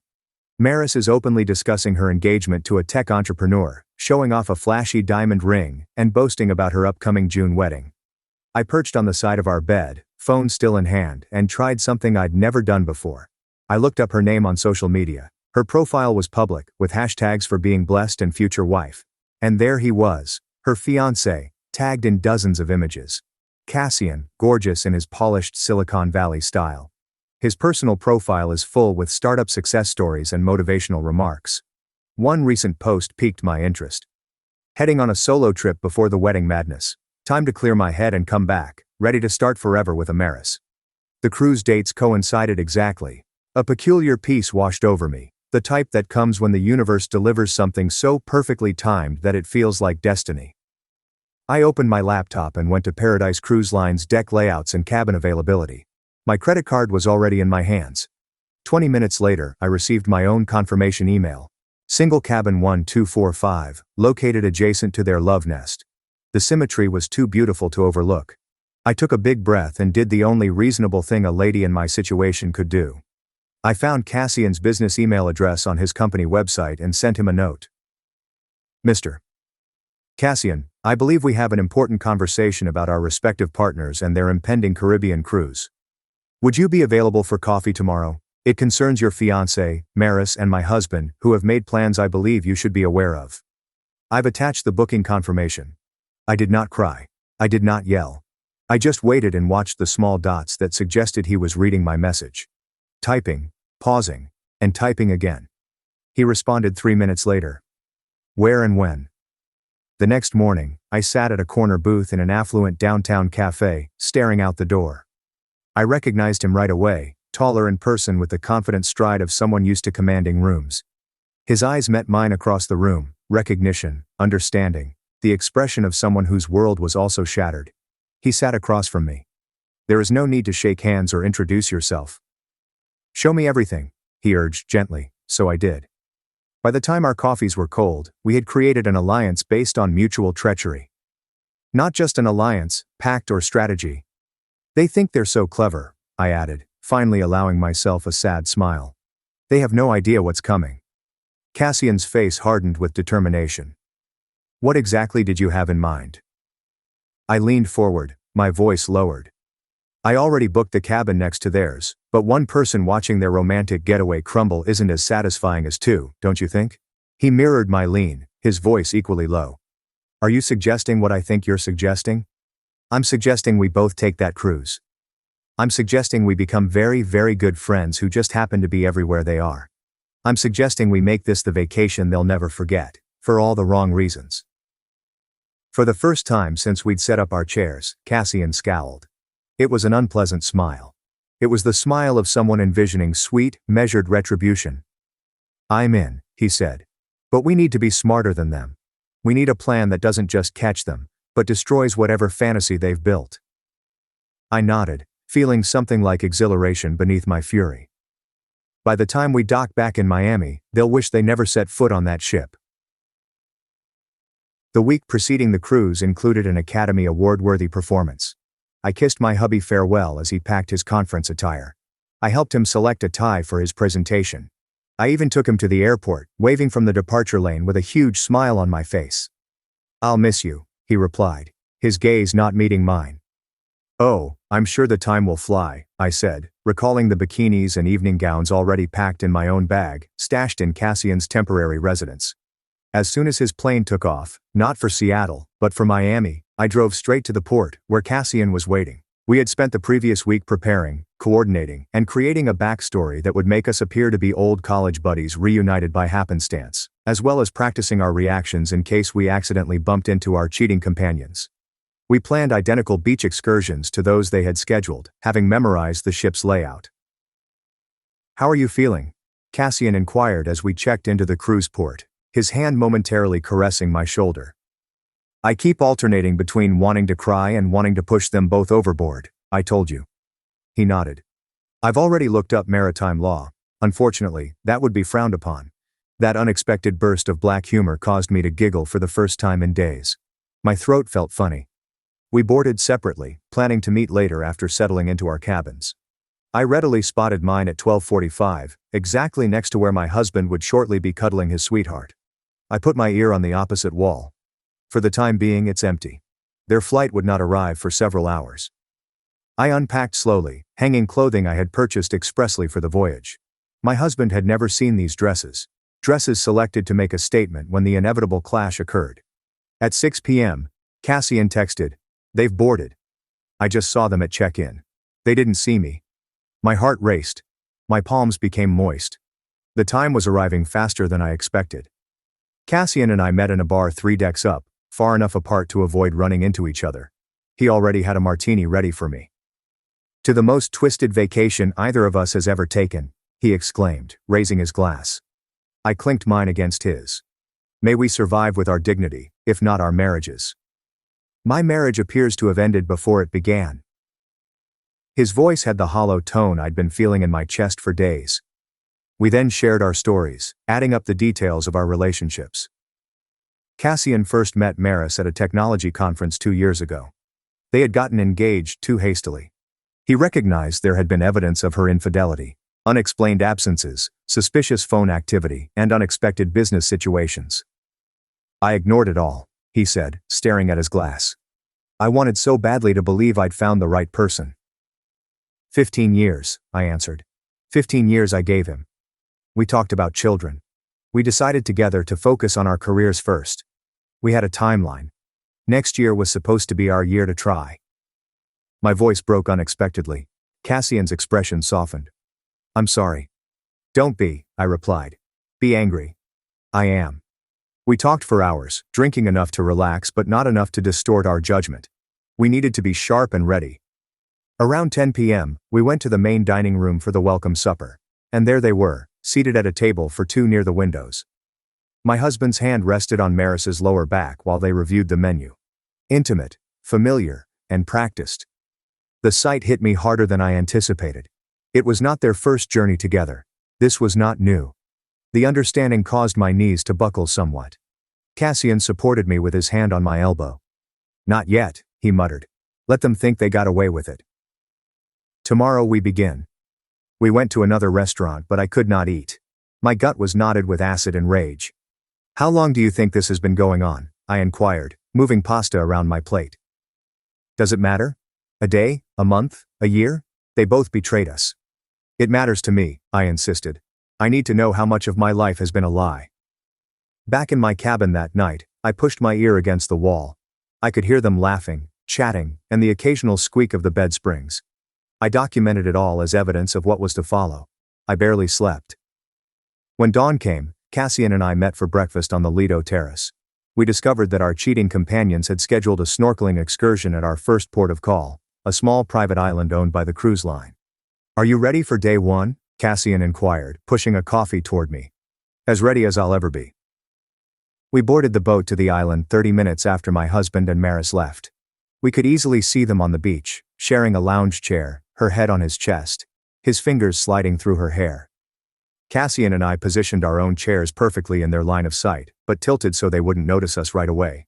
We waited for the ideal moment. Recognition. Horror. It happened when my husband stood up to order drinks from the beach bar. He turned, holding 2 frozen cocktails, and halted in mid-step as he saw me. The drinks tipped, blue liquid splashing across his hands. I gave a nonchalant wave, as if we were running into each other at the groceries. His face turned pale so quickly that I thought he may faint. He stood transfixed, unable to move toward me or back to Maris, who continued to scan through her phone, obliviously. I adjusted my new swimsuit, a daring red one I would never have picked before, and marched straight for him. "What a coincidence," I exclaimed, loudly enough for adjacent sunbathers to hear. "How lucky to run into you here. The weather looks different than I remembered from Seattle." He opened and closed his lips, speechless. Over his shoulder I noticed Maris look up, bewilderment on her face, then dread as she saw Cassian approaching behind me. "What? How?" my husband finally said.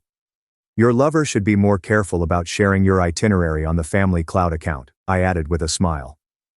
"Oh, and you should meet my friend Cassian. I think he already knows your girlfriend." I looked at Maris, whose face had gone the color of sour milk. "That engagement ring looks beautiful in the sunlight. Does your fiancé know you're engaged? Or is that just a detail you've overlooked while planning your romantic getaway?" People were staring at us now, openly watching the drama play on the pristine white beach. "This isn't what it looks like," my spouse finally replied, in the most hackneyed way conceivable. "Really?" I asked, looking at the 2 blue drinks, Maris's surprised expression, and then back at him. "Because it looks exactly like you're on a cruise with your lover while telling your wife you're at a business conference in Seattle." Cassian came up and addressed Maris directly. "We've booked all the same shore excursions as you. Isn't that a wonderful coincidence? We'll have lots of quality time together on this trip." And that was only the beginning. The first day of 5, the start of what would become the most agonizing vacation for two people who thought they had gotten away with betrayal. I realized then that I had given this man everything: my youth, my trust, and my unwavering support despite professional upheavals and family losses. I'd been there through it all, feeling that we were creating something substantial together, and all the while, he had been establishing his own life, one that did not include me. I gave them one final smile. "Enjoy your drinks. The cruise is just beginning." That night, Cassian and I reassembled in my cabin, discussing the day's confrontation and fine-tuning our approach for the next days. The initial shock had offered satisfaction, but it was insufficient. Their betrayal was far too deep. "They're rattled," Cassian observed, pacing the cramped space of my chamber. I intercepted Maris trying to change their dinner reservations and shore excursions. I nodded while scrolling through the ship's software on my tablet. "They won't get far. I've befriended 3 crew members who keep me updated on any changes they try to make." This was no longer a spontaneous reaction. Throughout that week of planning, I was systematic in ways I never imagined I could be. My husband had no idea that before leaving the house, I had photographed all of his workplace paperwork. I'd downloaded his text message history using our phone plan's backup service. I phoned our bank and identified major expenses from the previous year, resulting in a clear timeline of his affair via hotel bills and gift purchases. What Maris didn't realize was that Cassian had been similarly diligent, taking screenshots of suspicious texts, following her location history, and, most importantly, documenting how she had been diverting funds from their startup's investors to support expensive items. "Tomorrow is the formal dinner," I added, looking over the schedule. "They'll expect us to make a scene." Cassian stopped pacing. "So we don't. We do the opposite." "Exactly." I smiled, experiencing a frigid clarity. "We'll be charming. Friendly, even. We'll invite them to join our table. We'll talk casually about psychological warfare." Cassian nodded gratefully. The anticipation of confrontation is often worse than the confrontation itself. I stood and headed to my suitcase, taking out a wrapped packet. "I've been saving this for the right moment. Now, I think I know when to use it." Inside were photos, security camera shots from the ship, of my husband and Maris from prior vacations. Dates, timestamps, and confirmation of a trend dating back 18 months. The chief of security had been surprisingly supportive once I described my circumstances, offering a large consultation fee. "How did you get these?" Cassian inquired, impressed. "Let's just say when your husband brags about always booking the same cruise line for business trips, it creates a traceable pattern." I organized the photographs chronologically. 8 cruises in 18 months, always with her, always during what he claimed were conferences or client meetings. Cassian whistled faintly. "That's not a romance. That's a second relationship." "Exactly. And tomorrow night, I want them both to understand that we know everything. Not just this cruise. Everything." We sat up past midnight arranging every contact and casual encounter for the coming days. We were no longer improvising. This was a planned revenge. The next morning we went on another shore excursion, this time to our first point of call to see ancient ruins. Cassian and I arrived right on time, just as my husband and Maris were about to board the tour bus. When they saw us, the color left their faces. I smiled cheerfully and took a seat straight behind them. "Good morning. Sleep well?" Maris looked straight ahead, rigid with stress. My husband gave a feeble smile. Look, we can talk privately." "Oh, we'll have plenty of time to talk," I told him. "We have 3 more days together on this lovely ship. No rush." Throughout the tour, Cassian and I kept up a polite conversation, occasionally asking benign questions to our uneasy companions. "Have you visited these ruins before? Isn't the architecture fascinating?" Each everyday interaction appeared to make them more nervous than a direct confrontation would. When we got back to the ship, they were plainly upset, exchanging heated whispers, peering over their shoulders, and jumping at every corner where they glimpsed us. I donned a black dress I purchased expressly for this vacation to the formal dinner that night. Elegant and modest, but with just enough edge to make a statement. Cassian donned a fitted suit that showcased his athletic physique. We entered the dining room intentionally, 15 minutes after my husband and Maris had been seated. "May we join you?" I inquired, already drawing out a seat at their table for two. The maitre d' mentioned you had room. He couldn't refuse without causing a scene. Trapped by social convention, they shuffled uneasily as we settled in. Wonderful evening, isn't it? Cassian asked, unfolding his napkin with practiced elegance. Maris, that dress looks familiar. Didn't you wear it to the Henderson Charity Gala last month? Her eyes expanded slightly. The Henderson Gala had been a work function, and she had presented my husband as a colleague. Yes, I think so, she muttered. I flagged down a waiter. Champagne for the table, please. We're celebrating. My husband's expression clouded. What exactly are we celebrating? I grinned as I reached into my purse for the envelope containing images. Anniversaries, specifically the 18-month anniversary of your first cruise together. I arranged the images on the table one by one, almost like dealing cards. Caribbean, March last year, Mediterranean, May, Alaska, July. Each one during what you told me were business trips. The blood drained from his face. How did you? I've always admired your consistency, I said, my voice steady despite my racing heart. Same cruise line, often the same cabin category, made tracking surprisingly easy. Maris's hand trembled as she grabbed for the water glass. Cassian picked that moment to make his contribution. Speaking of consistency, he remarked, sliding a folder across the table toward Maris. I've been reviewing our company's finances. Interesting pattern of withdrawals that coincides with the dates of these cruises. Her glass had frozen halfway to her lips. That's not, you can't prove. Our investors were quite interested in the documentation, Cassian explained calmly. I had a fascinating call with them yesterday. This was the moment I had hoped for. Witnessing the dawn of realization that we weren't just furious spouses lashing out. We'd been methodical, patient. We had receipts, literally and figuratively. What do you want? My husband finally inquired, his voice barely heard above the diner's background hubbub. I leaned forward and maintained eye contact. For tonight, just dinner, pleasant conversation. Maybe you could tell Cassian about your conference schedule for the next few months. I'm sure he'd be interested to know which business trips are actually romantic getaways. They sat still, locked in their own web of falsehoods. As the server approached with champagne, I raised my glass. To truth, it always surfaces eventually. Throughout dinner, we maintained a pleasant conversation, occasionally dropping tidbits that demonstrated how carefully we had investigated their affair. Each discovery seemed like a precise incision, with little wounds that compounded to do great damage. By dessert, they both appeared physically unwell. When we eventually stood to leave, I placed a room key card on the table. For your convenience, I clarified. It's for the cabin adjacent to yours. We've been taking turns listening through the wall. The soundproofing is surprisingly poor. My husband's expression contorted with the realization that even their most private moments had been jeopardized.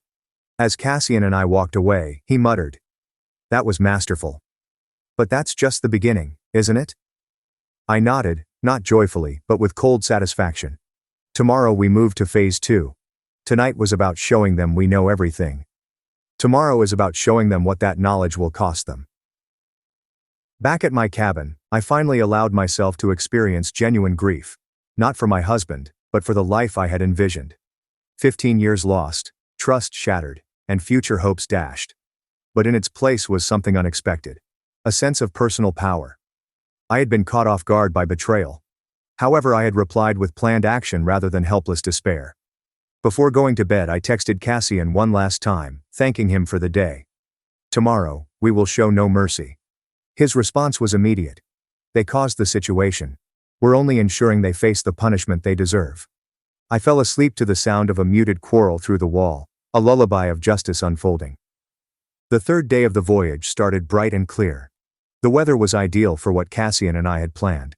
While my husband and Maris argued all night, we were finalizing arrangements with the many crew members and passengers we had recruited to our cause.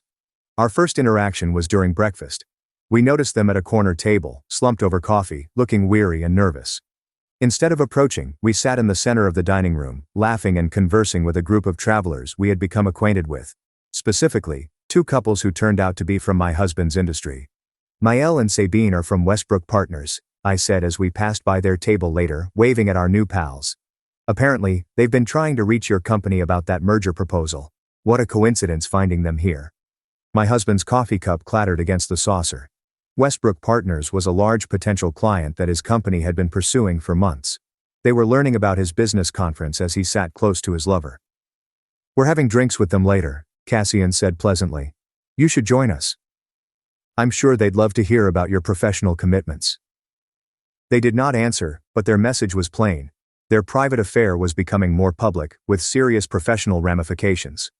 By midday, we'd completed the following phase. When they arrived for their scheduled couples massage at the ship's spa, they discovered that their appointment had been unintentionally altered to separate sessions in different rooms. Meanwhile, Cassian and I were enjoying their original time slot, having befriended the spa manager with a big gratuity and a believable narrative about anniversary celebrations. Small disruptions occurred throughout the day. Their lunch reservation was mysteriously canceled. Their shore excursion was overbooked. Their special demands were lost in the system. Nothing dramatic enough to suggest sabotage, just a constant stream of hassles jeopardizing their romantic getaway. However, the true turning point occurred that evening. The ship's entertainment included a passenger talent show followed by a dance competition. Cassian and I had signed up, and we had entered my husband's and Maris's names without their knowledge. "Our next contestants," declared the cruise director to the full lounge, "join us in celebrating a special occasion. Let's welcome Gideon and Maris." A spotlight swung to their table, and they sat paralyzed in fear as their names were called. The audience applauded warmly. "We've heard they're celebrating a special relationship anniversary," the director said, reading from the card I supplied. 18 months of relationship bliss, although I'm also hearing congratulations are in order for Maris's engagement. Wait, that can't be right. My husband and Maris remained frozen to their seats, mortified expressions on their faces, while confused murmurs rippled throughout the audience. "Maybe they're feeling shy," Cassian said from our table. "Maybe they'd feel more comfortable if we showed everyone photos of their celebration first." Before they could react, the enormous screen behind the stage flashed with images, security camera photos from past trips intermingled with screenshots of texts between them discussing their rendezvous. I had carefully cut out everything directly incriminating, leaving only enough information for the listener to put together the incident. We didn't authorize," my husband sputtered, eventually finding his voice as he stood. "Oh, one more special photo," I said, indicating to the AV guy I had befriended. The screen shifted to Maris's engagement announcement post, with her dazzling smile next to Cassian and a big ring prominently displayed. The date stamp was unmistakable. 6 months into her affair with my spouse. The audience grew silent as they came to terms with the situation. Then came the murmurs, sideways stares, and judgment. They avoided this by having their affair on anonymous cruises where no one knew them. But here, their secrets were being revealed in public. "I think that's our cue," Cassian replied, standing up and offering me his hand. "We should show them how it's done."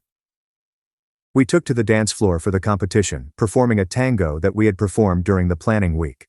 Every dramatic bend and dip was accomplished with perfection, and our eyes met in an act of connection that elicited thunderous applause. When we concluded, I noticed my husband and Maris leave the lounge, heads down, unwilling to face the room full of strangers who now knew their secret. We watched from a distance as they argued in a remote section of the deck. Their body language told the story: accusations, denials, and recriminations. "They're imploding," Cassian noted quietly. "Good," I said, feeling more satisfied than I had imagined. "But we're not finished yet." That night, we carried out the final element of our ship-based plan.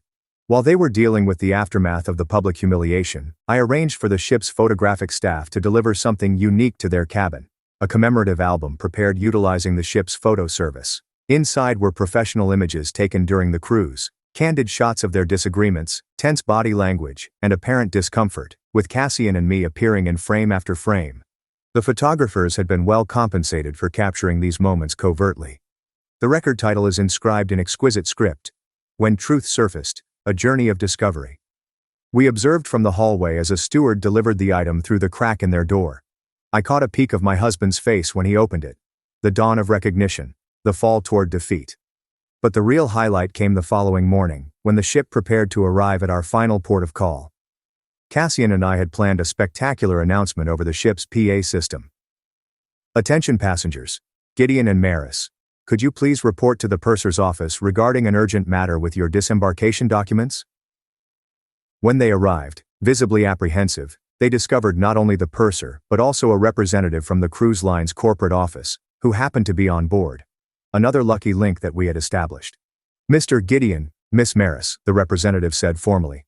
It has come to our attention that you may have used fraudulent information when booking this cruise. My hubby frowned. What are you talking about? Your booking indicates this trip was reserved through your company as a business expense with tax documentation filed accordingly. However, the nature of your stay appears to be personal rather than professional. Maris paled. That's not, we didn't.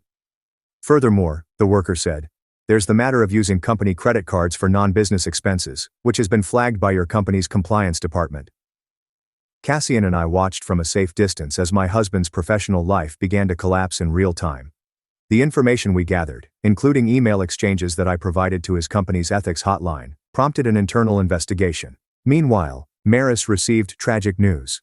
Her access to the startup's financial accounts had been restricted pending an audit ordered by investors. Cassian had acted quickly, and her financial maneuvers were now being scrutinized. As they stood there, their well-constructed parallel lives collapsing around them, I felt strangely elated. Not happy, not quite vindication, but a strong sense of fairness. This isn't just about the betrayal, I explained gently to Cassian as we watched from a distance. It's about the calculation, the premeditation, the years of lies. He nodded.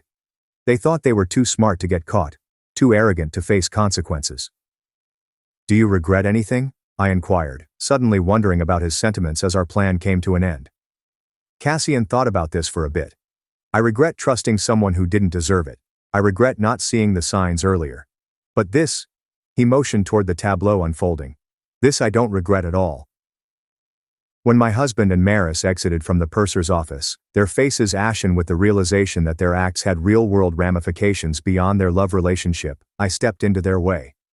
Do you enjoy the cruise? I inquired, my voice firm and clear. My spouse stared at me with fresh eyes, not rage or disobedience, but anything like dread. I'm afraid to find out what else I know. What more could I have done? This is just the beginning, I explained quietly. When we dock tomorrow, you'll find your belongings packed and waiting at a hotel. The locks have been changed.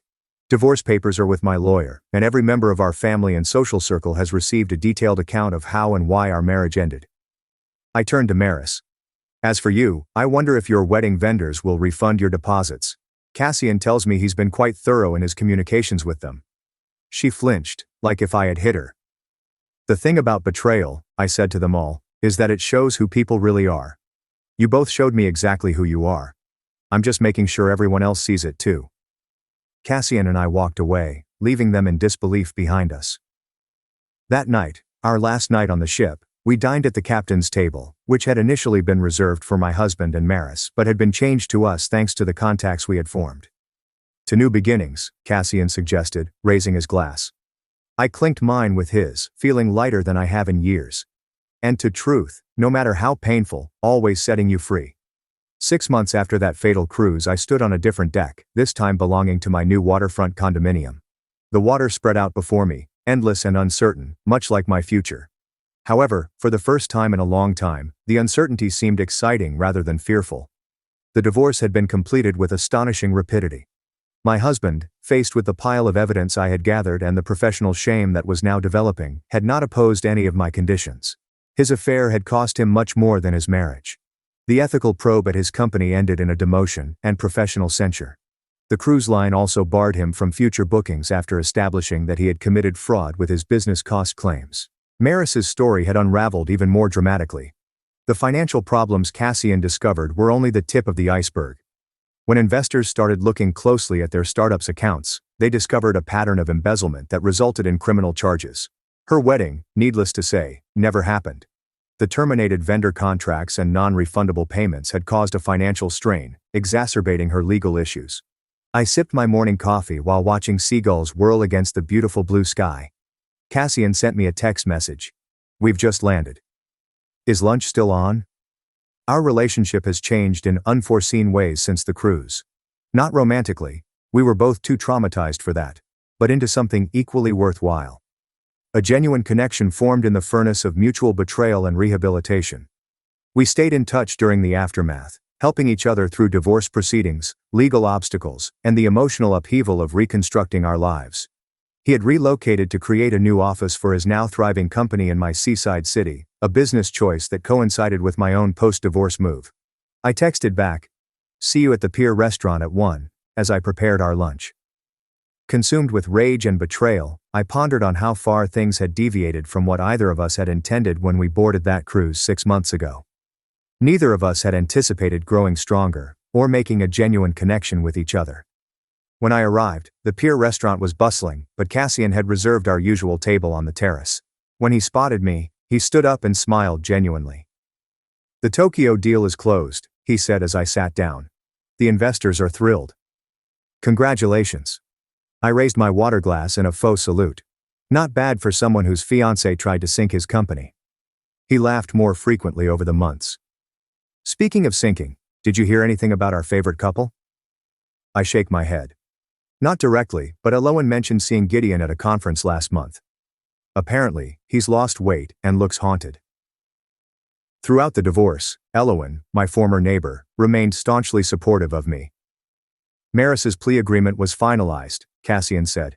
"Probation, restitution, and community service. Her parents had to mortgage their house for her legal fees." We shared these updates not with hatred, but with the detached interest of people who had moved on from the urge for revenge. Satisfaction had passed into something more significant. Indifference. Our lunch arrived, and we talked about our present lives, my new consulting business, his development goals, and the charity gala we'd both be attending next weekend. "I've been meaning to ask," Cassian explained as we finished dessert. "That cruise line sent me a promotional email yesterday. Caribbean itinerary, special offer for holiday travel." I raised an eyebrow. "Planning another revenge cruise so soon?" "Actually," he replied, his demeanor serious. "I was thinking about reclaiming the experience. A trip with no agenda or manipulation, just enjoyment." "Sounds good," I said, shocked by his suggestion. "Would you consider coming as friends?" he said hurriedly. "I think we both deserve to experience a cruise that isn't organized around someone else's betrayal." I contemplated his offer, an unexpected invitation to return to the place of our weird union. 6 months ago, I would have shuddered at the thought. Now I find myself nodding. "I'd like that," I replied simply. As we went down the waterfront after lunch, I realized something significant had changed. The cruise that was supposed to uncover betrayal had instead revealed something quite different: my own resilience. I had survived not just my husband's adultery, but also the breakdown of a future in which I had placed my whole trust. "You know what?" I asked as we stopped to watch the sailboats in the port. "Sometimes I almost want to thank them." Cassian seemed astonished. "Thank them for what?" "For forcing me to become someone stronger than I ever knew I could be. For inadvertently introducing me to a true friend." I made a gesture toward her. "Their betrayal was painful, but what came after? I wouldn't change it for anything." He nodded slowly. "I've had the same thought. If Maris hadn't cheated, I'd be married to someone who was willing to steal from our company and lie to my face daily. Instead, I'm here rebuilding something authentic." The sun sparkled over the sea, bathing everything in golden light. In that moment, I recognized the most surprising result of all. True closure does not come from revenge, no matter how satisfying it may be. It comes from repurposing the rubble to create something honest and genuine. "So," Cassian remarked, checking his watch, "I should head back for my conference call." "But what about that cruise? Winter vacation, New Year's itinerary?" I grinned, experiencing a lightness that had before seemed unattainable. "New Year sounds perfect, an appropriate way to start the next chapter." As we said our goodbyes, I took one last look at the ocean, the same ocean we'd sailed on that disastrous voyage. The sea that had carried us through betrayal, now extended before me, symbolizing possibility. The vista was open, the future was unknown, and for the first time in years I was really interested to see what happened next. My dad shamed me for my clothes. So I walked into school in a beekeeper suit, and the principal called Child Protective Services. It all started when I wore a tank top and shorts to the grocery store on a 90-degree day. "You're not leaving the house dressed like an SL, my father said as I grabbed my car keys. I looked down at my perfectly average summer clothes. "Cover yourself up, because I'm not going to have my daughter walking around looking like she's for sale," he said, his cheeks flushed with rage. I returned upstairs and changed into pants and a hoodie, despite the heat. And he nodded approvingly, explaining that this was about respect, dignity, and maintaining my reputation. I used his credit card to shop online that night because he was so concerned about my clothes choices. Thank you for helping me understand modesty, I remarked the next morning, dressed in a full-length denim garment that covered everything but my hands and face. He appeared pleased until we arrived at his office cookout, when everyone kept asking whether I was all right and why I was dressed for winter. She's exploring modest fashion, he stated uneasily, as his co-workers exchanged worried glances. I stood there, sweating through 3 layers of clothes. I wore a beekeeper suit to school on Monday because my father had made it plain that I needed to cover up and protect myself from unwanted scrutiny. The principal called him within an hour, wondering if everything was fine at home and if I was being forced to wear severe religious clothing. It's just a phase, my father informed them. However, I made it a point to declare loudly in the main office that my father had told my body was shameful and needed to be entirely covered from men's eyes. The counselor began taking notes, and my father's face became purple. On Tuesday, he had an important client dinner at the country club, and I arrived in full burqa. I had requested express shipping from Amazon. This is our daughter, my father replied faintly, as his Japanese investors looked in utter amazement.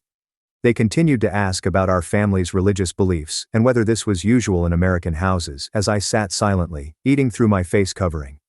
His biggest client approached him to address their reservations about doing business with someone who held such harsh views on women, and I overheard my father urgently attempting to explain that it was ordinary teenage rebellion. On Wednesday, I upgraded to a hazmat suit for his business picnic because he had mentioned biological protection so many times that it seemed appropriate. His boss's wife cornered him near the potato salad, expressing her serious concern about what was going on in our home. If you need resources for controlling behavior or religious extremism, we have employee assistance programs, she remarked, as I stood nearby in my yellow containment suit, explaining to anybody who inquired that my father had decided my skin was too dangerous to be exposed to the public. Thursday was parent-teacher conferences, so I wore a Victorian morning gown with a black veil that covered my entire face. My teacher asked my father directly if he was abusing me or driving me into a cult, as I sat there looking like a gothic ghost from 1850. She seems to be crying for help, the teacher replied angrily, while my father tried to explain that I was torturing myself. But she had previously read my essay on how my father called me an SL for wearing ordinary clothes. Friday, I went all out and wore a full medieval suit of armor to his promotion announcement dinner because nothing says covered up like actual metal plating. The clanking grabbed everyone's attention as I went in, and his regional manager instantly inquired as to why his daughter was ready for fight. My dad says my body is a weapon that needs to be contained, I told the entire restaurant, and several people took out their phones to record, while my father attempted to disappear into his chair. His promotion was postponed pending an examination into his domestic circumstances.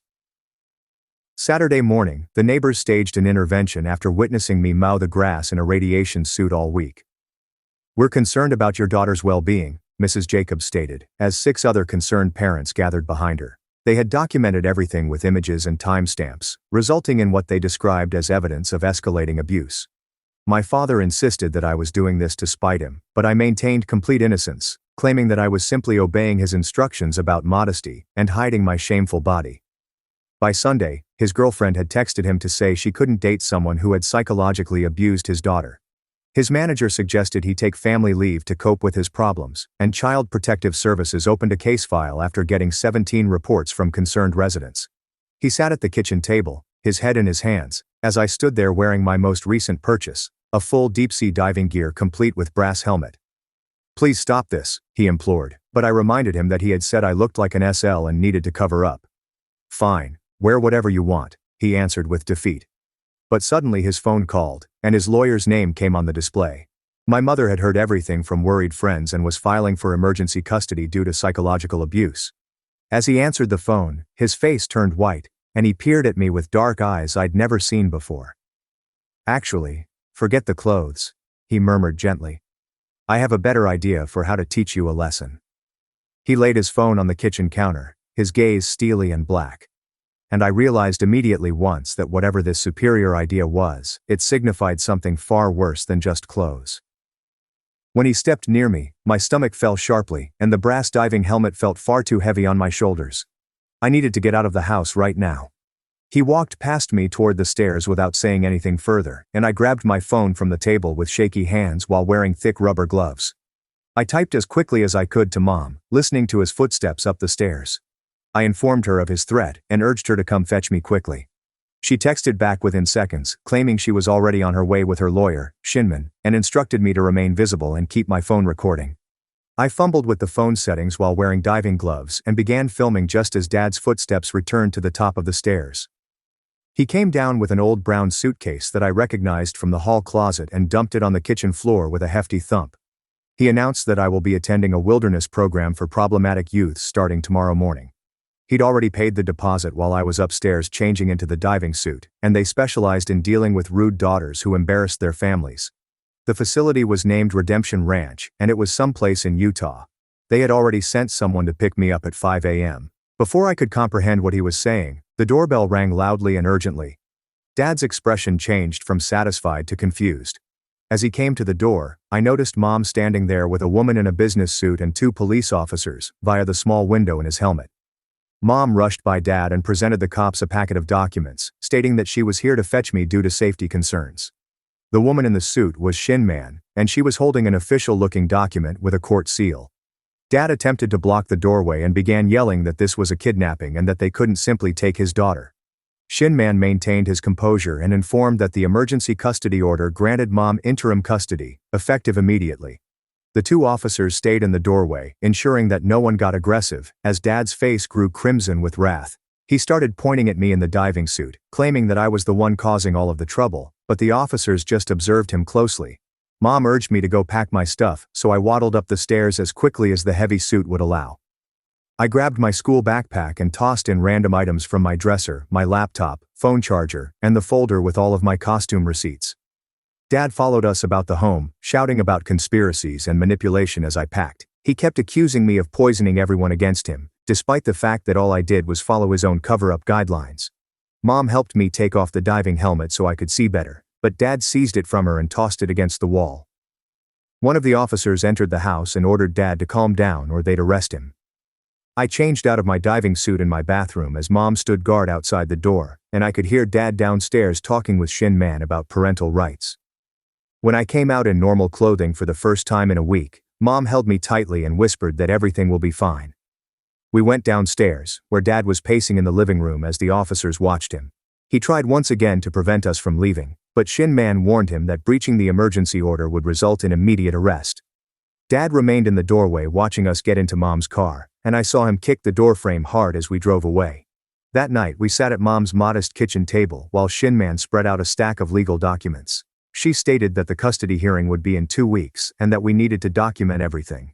She claimed Dad's threat regarding the wilderness camp actually benefited our case because those places had a bad reputation for abuse.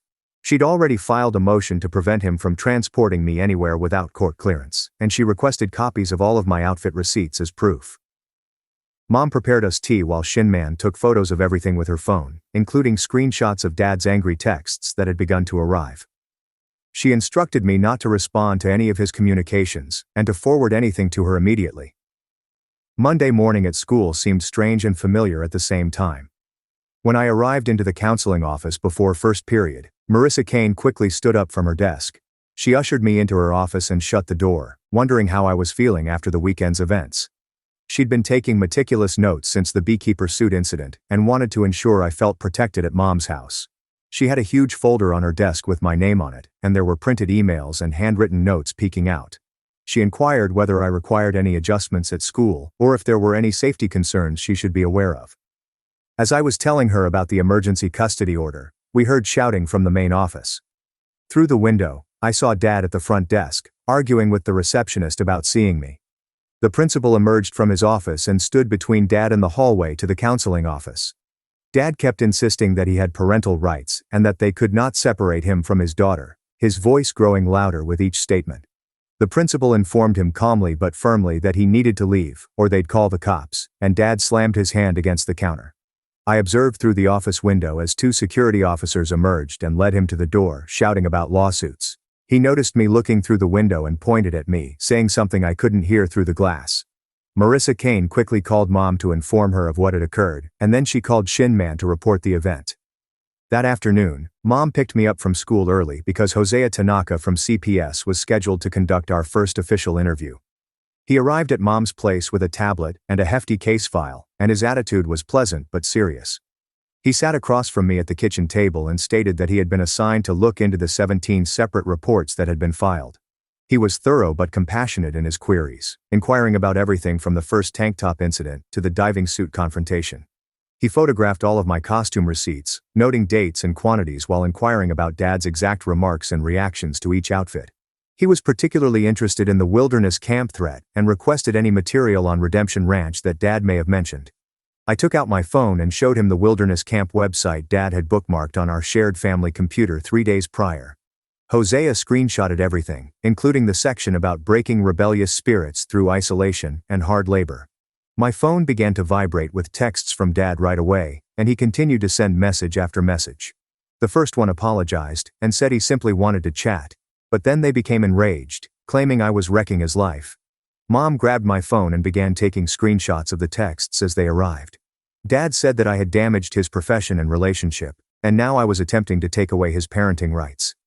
He stated no college would take me after what I'd done, and he'd make it clear to everyone that I was a manipulative person.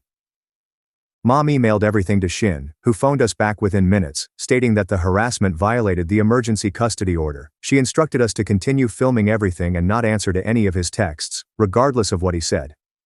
That afternoon, we learned from a co-worker acquaintance that Huang Parrish had summoned Dad to his office after lunch. The entire workplace was discussing how Dad was placed on administrative leave while they examined all of the CPS reports that had been filed. Someone shared the armor incident video on social media, and it went viral, generating thousands of views and comments about toxic parenting. The regional manager was concerned about the company's reputation and wanted Dad out of the office until everything was resolved. Dad's co-worker stated that he departed the building carrying a box of his desk supplies and appeared absolutely defeated. My first encounter with Alba Ampos took place 2 days later, on Wednesday, at the family court facility in downtown. She had a small office full of toys and books, most of which I was too old for. She asked me to tell her about life at home before the tank top incident, and I explained how Dad had rules for everything. He chose my outfits for school portraits and significant events and became upset if I wore cosmetics or arranged my hair differently. She took notes as I discussed how he tracked my social media and read my text messages every night. She was very curious when I explained that he had thrown away clothes he didn't like without first telling me. She asked if there were any other controlling tendencies, and I told her about the time he forced me to leave drama club because the costumes were too exposing. That evening, Mom received a call from an unexpected source. Dad's ex-girlfriend of 6 months. She'd heard about everything through mutual acquaintances and wanted to help in any way she could. She told her mother that she fled because of her father's controlling conduct, and the diving suit story was the final straw. She stated she had disregarded so many red flags, such as his ordering her what to dress to work gatherings and becoming jealous when male co-workers spoke to her. She offered to write a statement or testify about his habits of control, and Mom provided Shin's contact information. Hosea returned the next day to interview our neighbors, spending hours at Mrs. E. Jacobs' house poring over her documents. She'd been snapping photos of me in various costumes all week because she was worried about what was going on. She showed him timestamps that demonstrated the progression from the beekeeper suit on Monday to the diving suit on Sunday. 3 other neighbors came over to speak with him, and they all stated that they were concerned enough to consider calling someone even before the intervention. One neighbor claimed she had seen Dad yelling at me in the driveway several times over standard teenage behavior, such as playing music too loudly. Shin called Thursday morning to inform us that Dad's lawyer had reached out with a settlement proposal.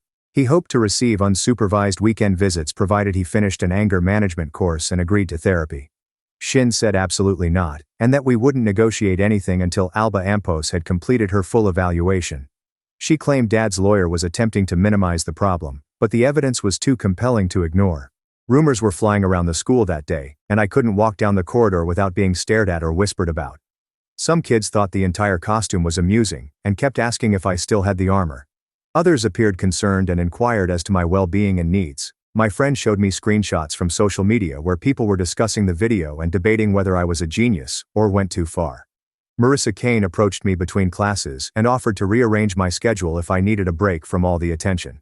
I told her I didn't want to change anything since it would only make things worse. She said she understood, but she reminded me that if things became unbearable, her door was always open. Friday began normally, but everything changed in the evening when we heard someone buzzing every apartment in Mom's building. Mom peeked through the peephole and saw Dad standing in the hallway, despite the fact that he wasn't permitted to be near us. He must have convinced someone to let him in because he was hammering on our door, yelling that all he wanted was to see his daughter. Mom urged me to lock myself in the bathroom while she called 911, and I could hear Dad getting louder and angrier down the hall. Within 10 minutes, the cops arrived, and I overheard them telling Dad that he was being arrested for violating the protective order. He kept insisting that he had rights as a father, but they didn't listen and carried him away handcuffed. Mom embraced me as we both shook from the adrenaline and the thought of what may have occurred if he had gotten inside. We learned out the next morning that Dad had spent Friday night in jail and was released on Saturday with a court date for the infraction.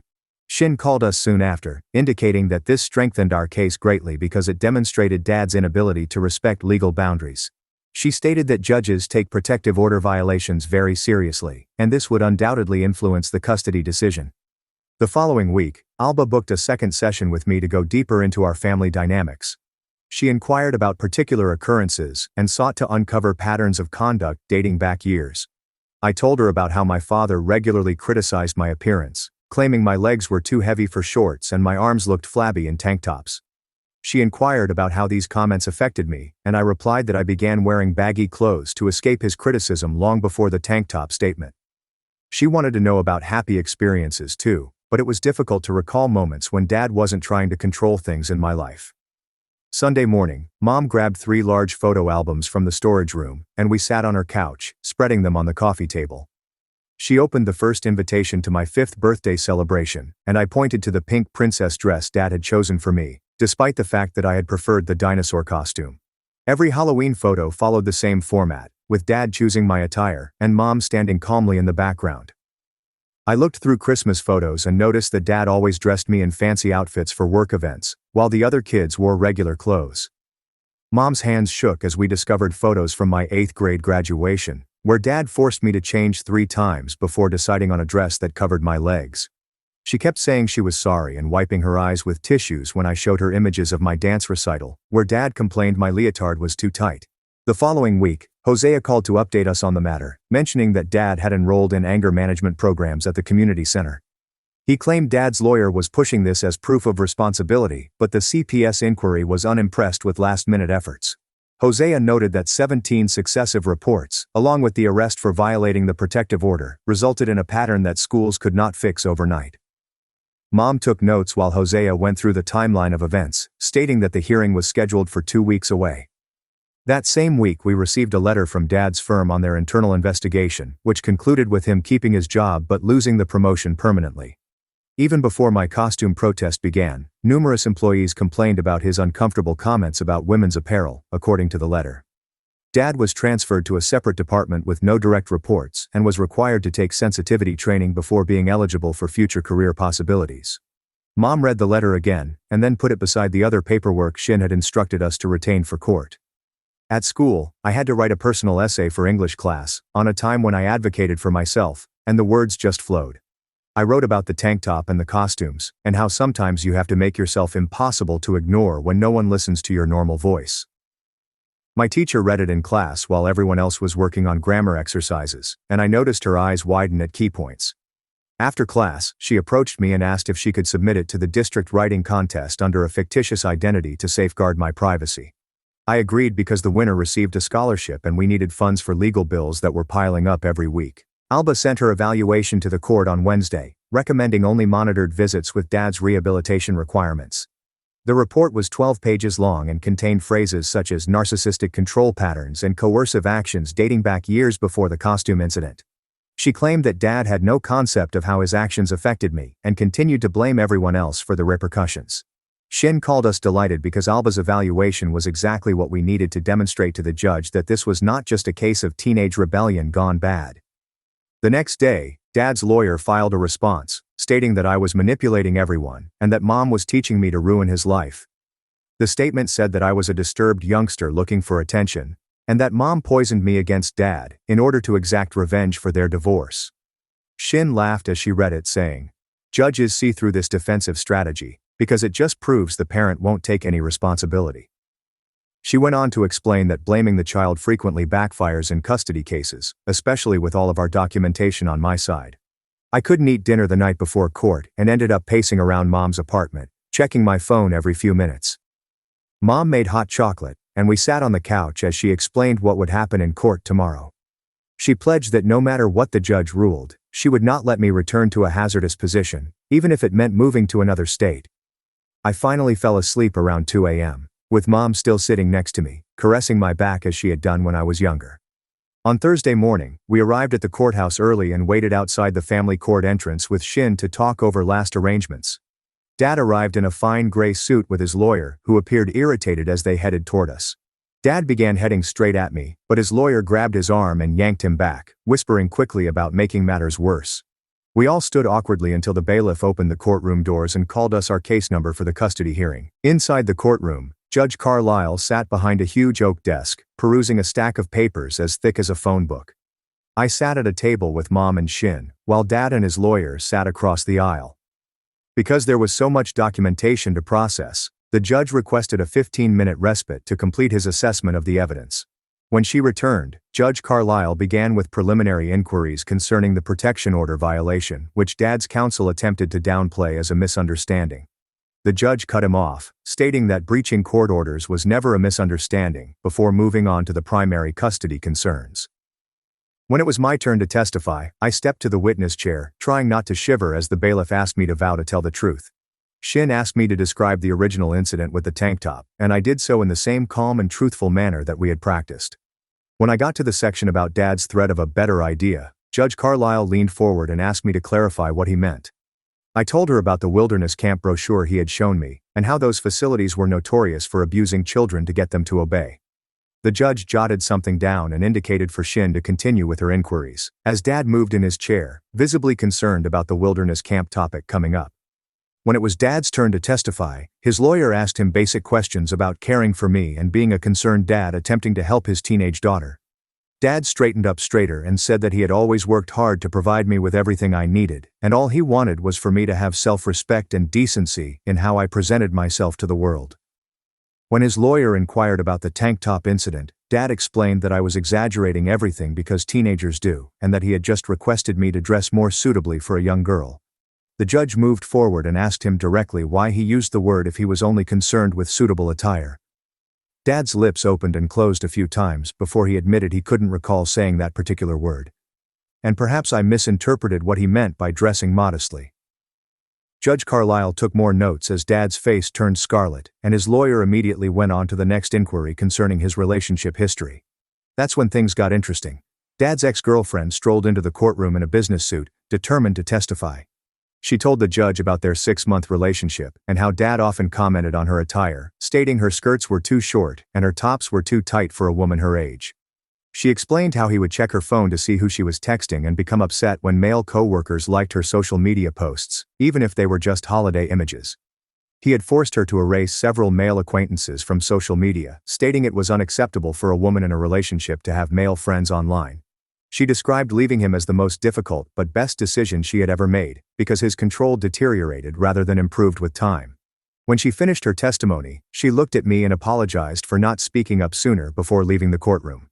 Next, Marissa from the school took the stand, holding a hefty folder that she placed on the witness box as she was sworn in by the bailiff. She opened the folder and pulled out dated notes from the day I arrived there in the beekeeping costume until the diving helmet incident. She chronicled every interaction we had, including my emotional condition and specific comments I made regarding Dad's regulations and my body. She told Judge Carlisle, in her professional counselor voice, that she thought my costume protest was a cry for help, since I didn't know how else to get adults' attention. When direct communication fails, victims of emotional abuse frequently resort to extreme acts to express their distress. That's exactly what she saw as my costume selections become more elaborate.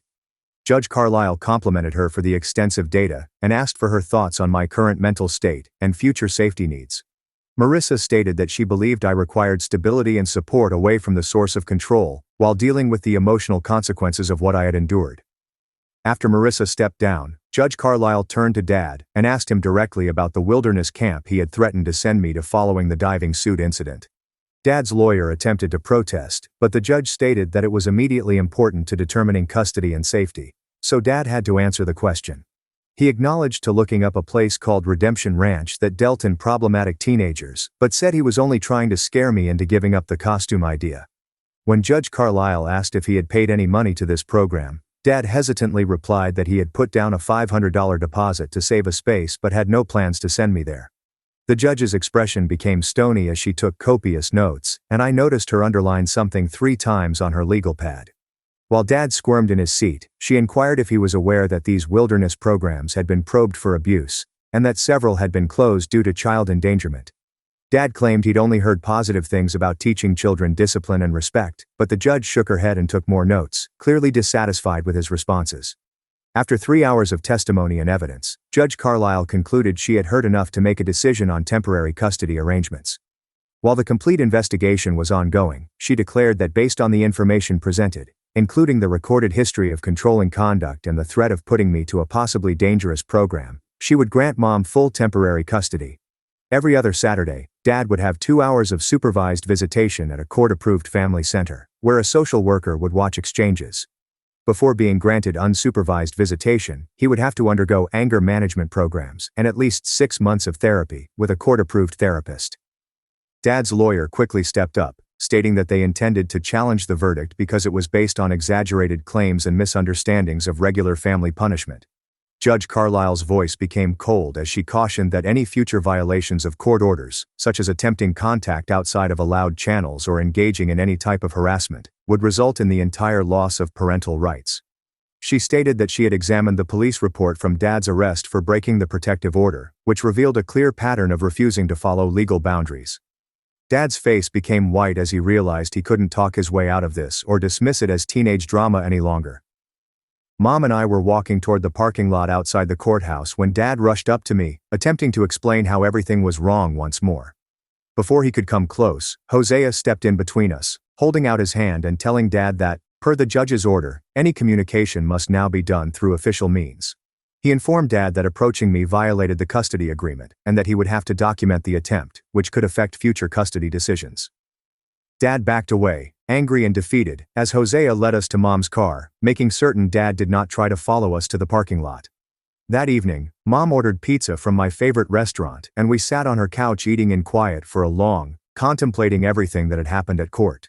She burst into tears and apologized for not protecting me sooner, saying she should have recognized the warning signals but had been so intent on avoiding controversy during the divorce. I told her I was just glad she was here now, when I really needed her, and that she had stood up for me when it counted the most. Friday at school seemed strange but pleasant because I knew I wouldn't have to return to Dad's house that afternoon or worry about his mood. Marissa called me into her office around lunch to see how I was doing after the tense court session and all of the testimony concerning my case. She reminded me that healing from such an incident is not a straight line, and it is okay to have mixed feelings for Dad, even if his behavior was inappropriate. The weekend at Mom's apartment went by calmly, and as I got ready Sunday morning, I realized it was the first time in years that I'd chosen clothes without feeling anxious. I dressed in shorts and a tank top because it was warm outdoors and walked to the grocery shop with Mom to collect supplies for dinner. Nobody mentioned anything negative about my dress or made me feel ashamed for revealing my arms and legs on a hot day, which is something most people do. 2 weeks later, the family center called to plan Dad's first supervised visit, and Mom took me there on a Saturday morning despite my stomach feeling like it was full of rocks. The structure resembled a converted daycare, with vivid paintings on the walls and plastic seats in the waiting area, where other children sat with their custodial parents, looking equally frightened. Dad arrived 5 minutes late wearing a new suit and bearing flowers, which the social worker promptly took away, explaining that presents were not permitted during supervised visits. We entered a room filled with toys and books, even though I was far too old for the most of them, while the social worker sat in the corner with a clipboard, taking notes every few minutes. Dad spent the first hour telling me how much therapy was helping him see his faults and how he'd transformed himself in just 2 weeks, which seemed impossible. He kept asking if I missed him and when I could return home, while the social worker typed quickly and told him to concentrate on the present, not future living arrangements.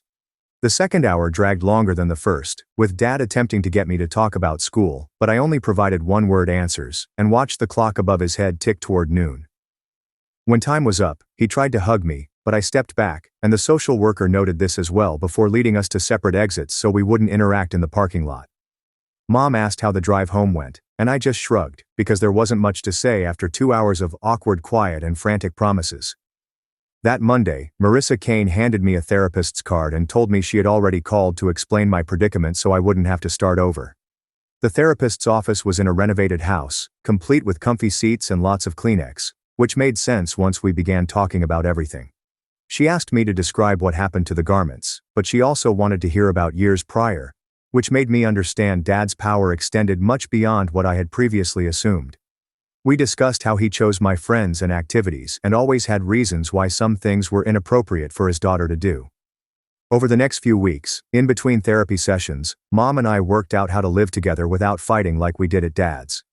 She asked what time I wanted to be home instead of telling me, and we negotiated tasks based on our schedules rather than arbitrary norms of respect. When I wanted to go to a movie with friends, she simply asked usual parent questions about who was driving and what time it finished, rather than interrogating me about boys. We even argued on certain points, but she listened to my side and we compromised like normal people rather than her threatening consequences. A month following the custody hearing, Dad's lawyer submitted paperwork stating that he had finished anger management and wanted unsupervised visits to begin immediately. Judge Carlisle arranged a hearing at which Dad produced diplomas from his classes and letters from his therapist stating that he was making outstanding progress. She thoroughly reviewed everything and stated that 6 months of monitored visits were required before she would consider modifying the arrangement. Dad's lawyer claimed that this was harsh, but Judge Carlisle reminded him that repairing trust after calling your teenage daughter an SL requires more than a few anger management classes. My English teacher submitted my article about standing up to control to the district writing competition without informing me until it came in second place. She approached me after class, saying they wanted me to read it at the award ceremony but understood if it seemed like too much attention. I told her I'd received the medal on stage but didn't want to read the article aloud because everyone was already familiar with my family circumstances. The certificate came with a $50 gift card, and seeing my name on the program alongside typical success items felt strangely fantastic.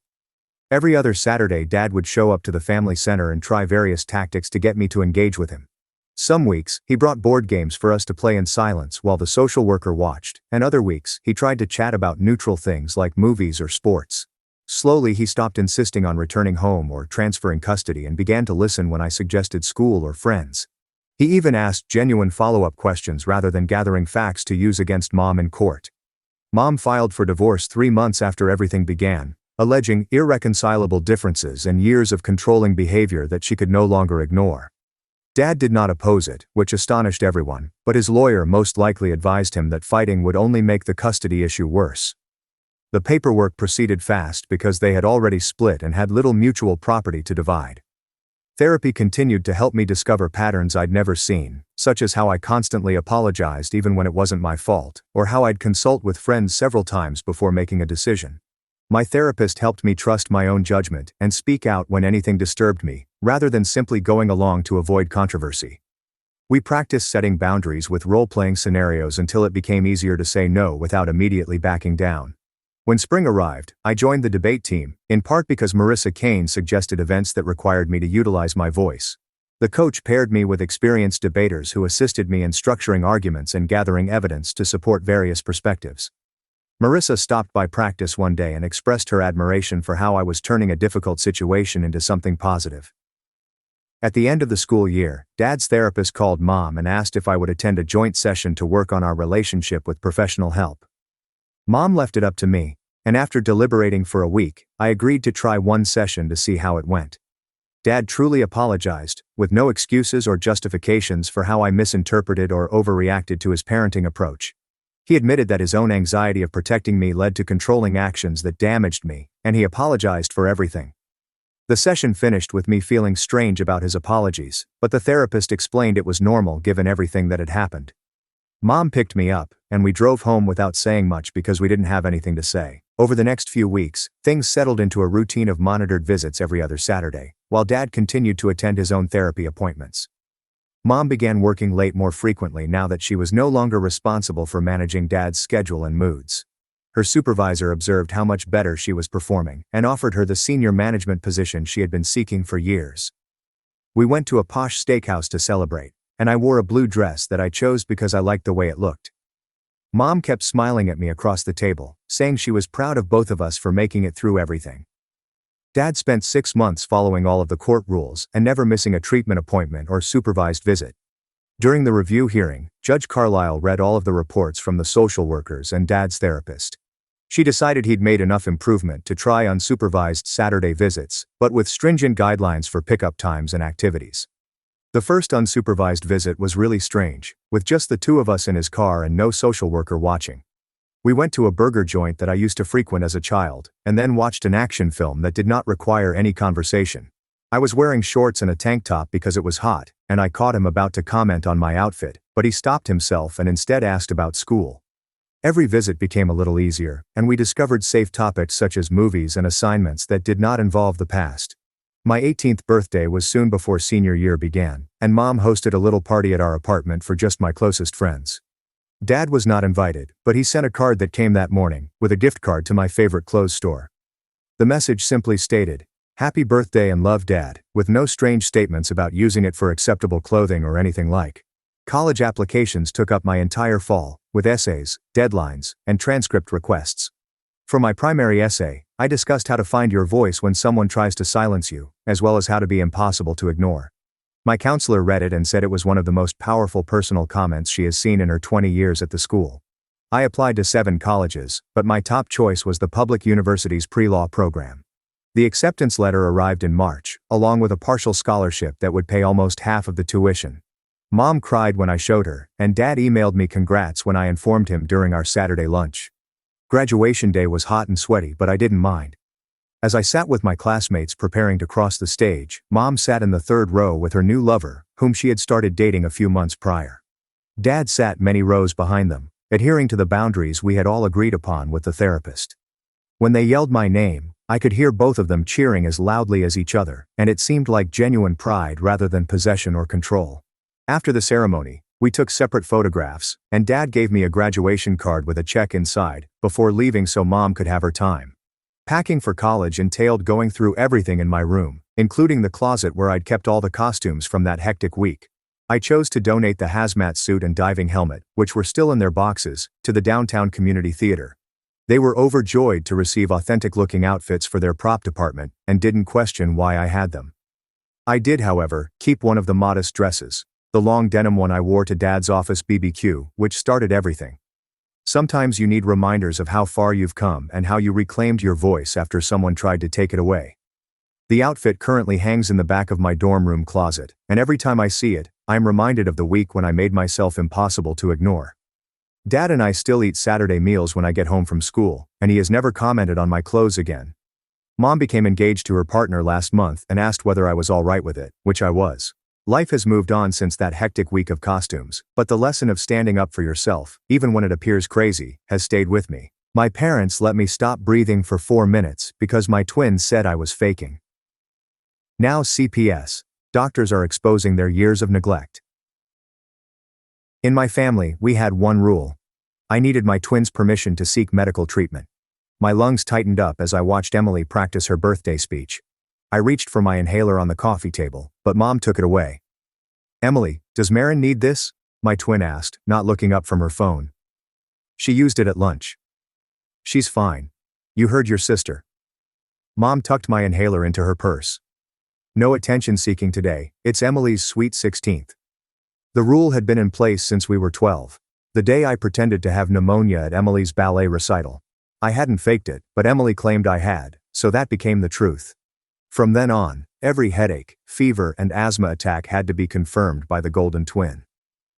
"Can't breathe." The wheezing began. My doctor described the whistling sound as your body's alarm. "Marin." Dad's voice echoed through the doorway. "What do we do if you say you're sick?" I understood the script. "Ask Emily first." And what did Emily say? Emily eventually looked up, angry. "I said she's fine." "Gosh, Marin, do you have to make my day about you?"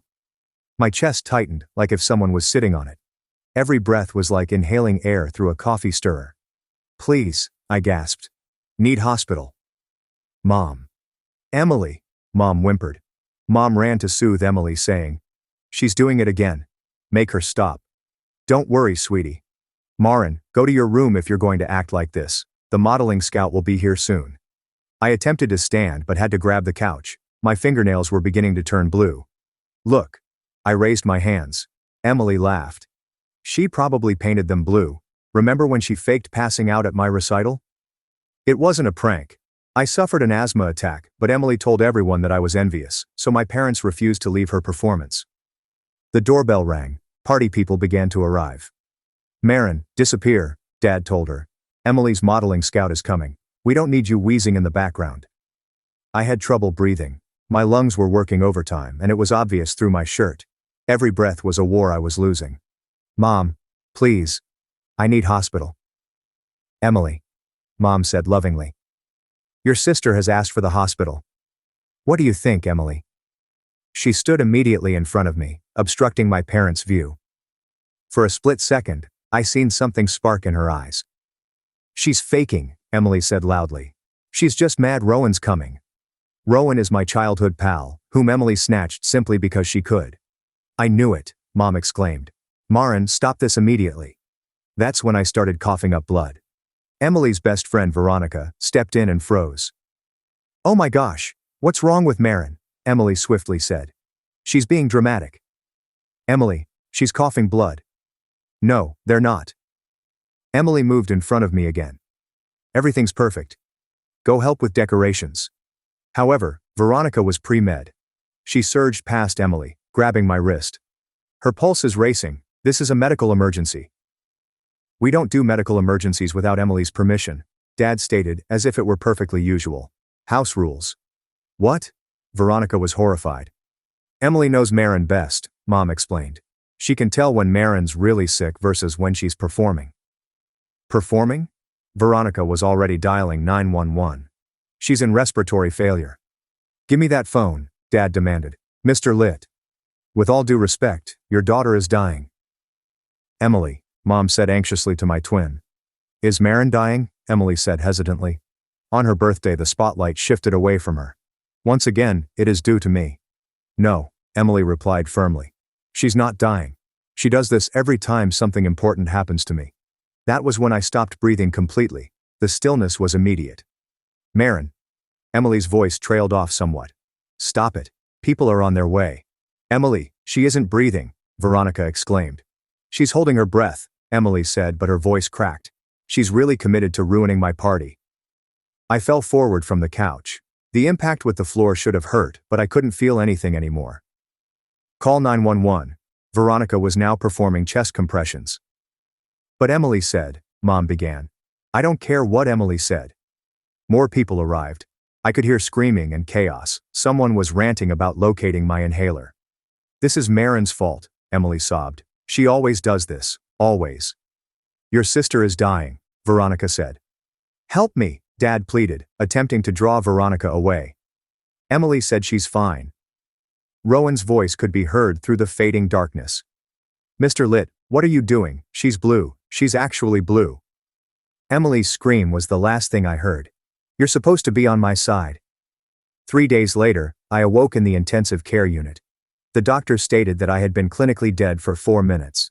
My parents spent 4 minutes waiting for Emily's approval to save me. My parents could not look at me. They kept repeating, Emily said you were fine, over and again. But Veronica knew the truth. Rowan knew. Everyone at the gathering knew, and we were about to destroy them. When I opened my eyes again, the equipment around my bed continued to beep in a constant pattern. The doctor stood there with his clipboard and a serious expression on his face. He brought up a chair next to my bed and began telling how my respiratory failure was so severe that my heart stopped for 4 full minutes. And those 4 minutes without oxygen meant they had to keep a close eye on me to ensure there was no long-term harm to my brain or other organs. His pen glided across the pages as he recorded my answers to his inquiries about whether I could feel my fingers and toes, remember my birthday, and count backwards from 10. The doctor then revealed something that made my chest clench in a different way. The hospital had previously referred my case to Child Protective Services since many witnesses at the party reported my parents refusing to allow anyone to call for medical help, even when I was dying. He stated that someone from CPS would come talk to me after I was more stable, but that the hospital was legally compelled to report what happened because it appeared to be medical negligence. My parents arrived about an hour later, and Mom immediately began crying huge dramatic tears about how scared she had been, while Dad continued insisting over and over that they believed I was just being dramatic, as I often did during Emily's major events. They wanted to take me home right after, but the doctor intervened and advised them that I needed at least another week of observation due to the severity of my cardiac arrest and the possibility of sequelae. After the doctor had left to check on other patients, I pressed the call button. And when the nurse walked in, I told her about the regulation that had been in place since I was 12, which required Emily's approval for any medical care, including using my inhaler or going to the doctor. Her eyes widened, and she grabbed her notepad and began writing down everything I said, asking me to repeat specific portions, all the while shaking her head and muttering that she needed to put everything to my official medical file right away. The next day, Veronica and Rowan arrived together, sat on either side of my bed, and promised to make official statements regarding what they witnessed at the party. Veronica took out a notepad in which she had recorded all of my vital signs prior to the ambulance's arrival, utilizing her pre-medical knowledge. And Rowan gave me his phone, where he'd videotaped some of what transpired, including my father forcibly preventing Veronica from calling 911. 2 days later, a woman named Camila Duarte from CPS came to interview me, and she was very gentle but comprehensive in her inquiries concerning the medical permission regulation and how long it had been in place. She photographed all of the old scars on my arms from untreated allergic responses that had become infected, and she documented every single instance in which Emily denied me medical care for strep throat, a broken finger, and severe food poisoning. The next morning, Dr. Elias Mercer, a lung expert, arrived to evaluate my asthma, and spent over an hour teaching me how to build a thorough action plan that didn't require anybody else's permission but mine to implement. He showed me how to use my inhaler with a spacer correctly, and gave me a device called a peak flow meter, which would allow me to track my breathing every day, and spot problems before they were problematic. My parents returned to visit 2 days later, and this time they put a lot of pressure on me to tell everyone that I had exaggerated what happened, and that our family did not deserve this type of scrutiny from CPS or the police. I had my phone hidden under my blanket, recording everything as my father moved in close, and threatened to make my life terrible if I didn't cease assisting with the investigation and return home as if nothing had occurred. While I was stuck in the hospital bed, I looked through social media and noticed Emily had uploaded dozens of images from her beautiful 16th celebration, as if nothing had occurred, with captions about the nicest night ever and her amazing modeling scout meeting. The responses were divided between individuals inquiring if I was okay after hearing I'd been rushed away in an ambulance, and those who bought her tale that I was just faking it to attract attention on her special day. And viewing those perfectly edited photographs while wearing IV lines in my arms and oxygen monitors on my fingertips made me physically ill. Veronica spent hours at the hospital writing out this extremely thorough statement about everything she had seen, including all of the medical remarks about my blue lips and fingernails, how my breathing had completely stopped, and how long it took my parents to eventually allow someone to call 911. She made copies of everything and gave one to CPS, and the other to the police investigator assigned to investigate what happened. And she said she would testify in court if necessary, because she observed criminal neglect that almost killed me. Camilla returned to my hospital room the next morning, carrying a heavy folder and pulling a chair up next to my bed. She stated that CPS was implementing an emergency safety plan, which meant I couldn't return home with my parents until they completed investigating everything. She inquired whether I had any safe family or friends who could take me in for a bit. I thought about my aunts and uncles, but they all lived too far away, or had always agreed with my parents that Emily was ideal. Veronica had been texting me all morning, and when I suggested needing a place to stay, she quickly called her mother, who agreed without hesitation. Camilla had to conduct background checks on Veronica's parents and pay a home visit to ensure their home was secure, which required 3 days of paperwork and phone calls. The social worker arrived to investigate Veronica's home, ensuring that there was a suitable bedroom for me and questioning her parents about their work schedules and whether they knew what they were doing. After everything was approved, Veronica's father brought his vehicle to my parents' house to help me pack my belongings. My parents waited in the doorway, angry looks on their faces, while I retrieved clothes, books, and my school laptop from my room. Mom was telling me that this was all a big misunderstanding and that I should just return home, but Camilla was there to make sure they didn't try to stop me from going. Dad crossed his arms and told me I was making a horrible mistake that would ruin our family, but I kept loading boxes and lugging them to the truck. Emily observed from her bedroom window upstairs, and I could see her typing on her phone, most likely telling everyone her version of what was occurring. After we loaded everything, Veronica's mother had already set up the guest room with new sheets and cleared out part of the closet for my stuff. The following week, I had to visit with Olivia Watson, the school counselor, who had a small office adorned with motivational posters and a bowl of chocolates on her desk. She opened my class schedule on her computer and began taking notes on which teachers needed to know about my condition and what accommodations I would require. She ensured that I had permission to carry my inhaler everywhere, and that I may leave any lesson if I experienced breathing difficulties without first asking. She also set extended deadlines for all of the work I had missed while in the hospital, and she arranged for me to eat lunch in her office whenever the cafeteria felt too crowded. Rowan texted me that night, saying he'd uncovered something I should see. And when we met at a coffee shop near campus, he showed me screenshots from 2 years ago. They were communications between him and Emily, in which she laughed about how I had begged her to let me visit a doctor for strep throat, and she had refused just to see how long I would suffer. She had commented, "It's so funny how she has to ask my permission for everything medical," with laughing emojis. Rowan had kept everything because, even then, something felt wrong. He forwarded everything to Camilla's email while we sat there, and he offered to testify about what he observed at the party and these old texts if necessary. Dr. Mercer made another appointment and spent more than an hour teaching me how to use this peak flow meter properly, showing me how to blow into it 3 times in the morning and night and record the results on a specific chart. He said that typical readings for someone my age should be between 380 and 400, but my were only at 250 due to years of damage from untreated attacks. He showed me the zones on the chart. Green meant I was fine, yellow meant I needed to be cautious and possibly use my rescue inhaler, and red meant I needed to get to the hospital right away. For the first time in 4 years, I could actually monitor what was going on in my lungs, rather than waiting for Emily to judge whether I was sick enough. That same day, someone shared me a screenshot from our school group chat, in which people inquired about my well-being after hearing that an ambulance had arrived at Emily's party. Emily had responded, stating I was staying with friends for a while because I wanted attention, and that everyone should stop spreading misinformation about our family. A group of adolescents pushed back, stating they'd heard from partygoers that I had stopped breathing and nearly died. But Emily said that everything was overblown, and I was okay. She claimed that I had always been jealous of her, and that this was just another attempt to ruin something essential to her. Camilla called a few days later and invited me to the CPS office, where she sat me down in a small room with fluorescent lights and described how the entire inquiry would proceed. She stated that they were investigating potential criminal charges against my parents for child endangerment and medical neglect, but told me that it may take months of interviews and court dates. She asked if I was prepared for such a lengthy procedure and if I was aware that if charges were filed, my parents could face jail time, or at least probation. 2 weeks after leaving the hospital, I returned to school, and stepping through those front doors seemed like everyone was watching at me and muttering about what had occurred. During the 3rd session, my chest tightened, and I could hear the old wheeze. But this time, I just took out my inhaler and used it straight in class, without asking anyone. The attack lasted only a few minutes, and my teacher made no comment because Olivia had already informed everyone about my medical plan. Later that week, Veronica received a big packet from the hospital. Inside was a copy of my whole discharge paperwork, including the nurse's official notes. Reading through the medical terminology was strange but reassuring. Words like serious respiratory distress, possible medical negligence, and child protective services contacted owing to parents' failure to seek treatment. The following page had further information regarding my 4 minutes of cardiac arrest and how Veronica's CPR likely saved my life before rescuers arrived.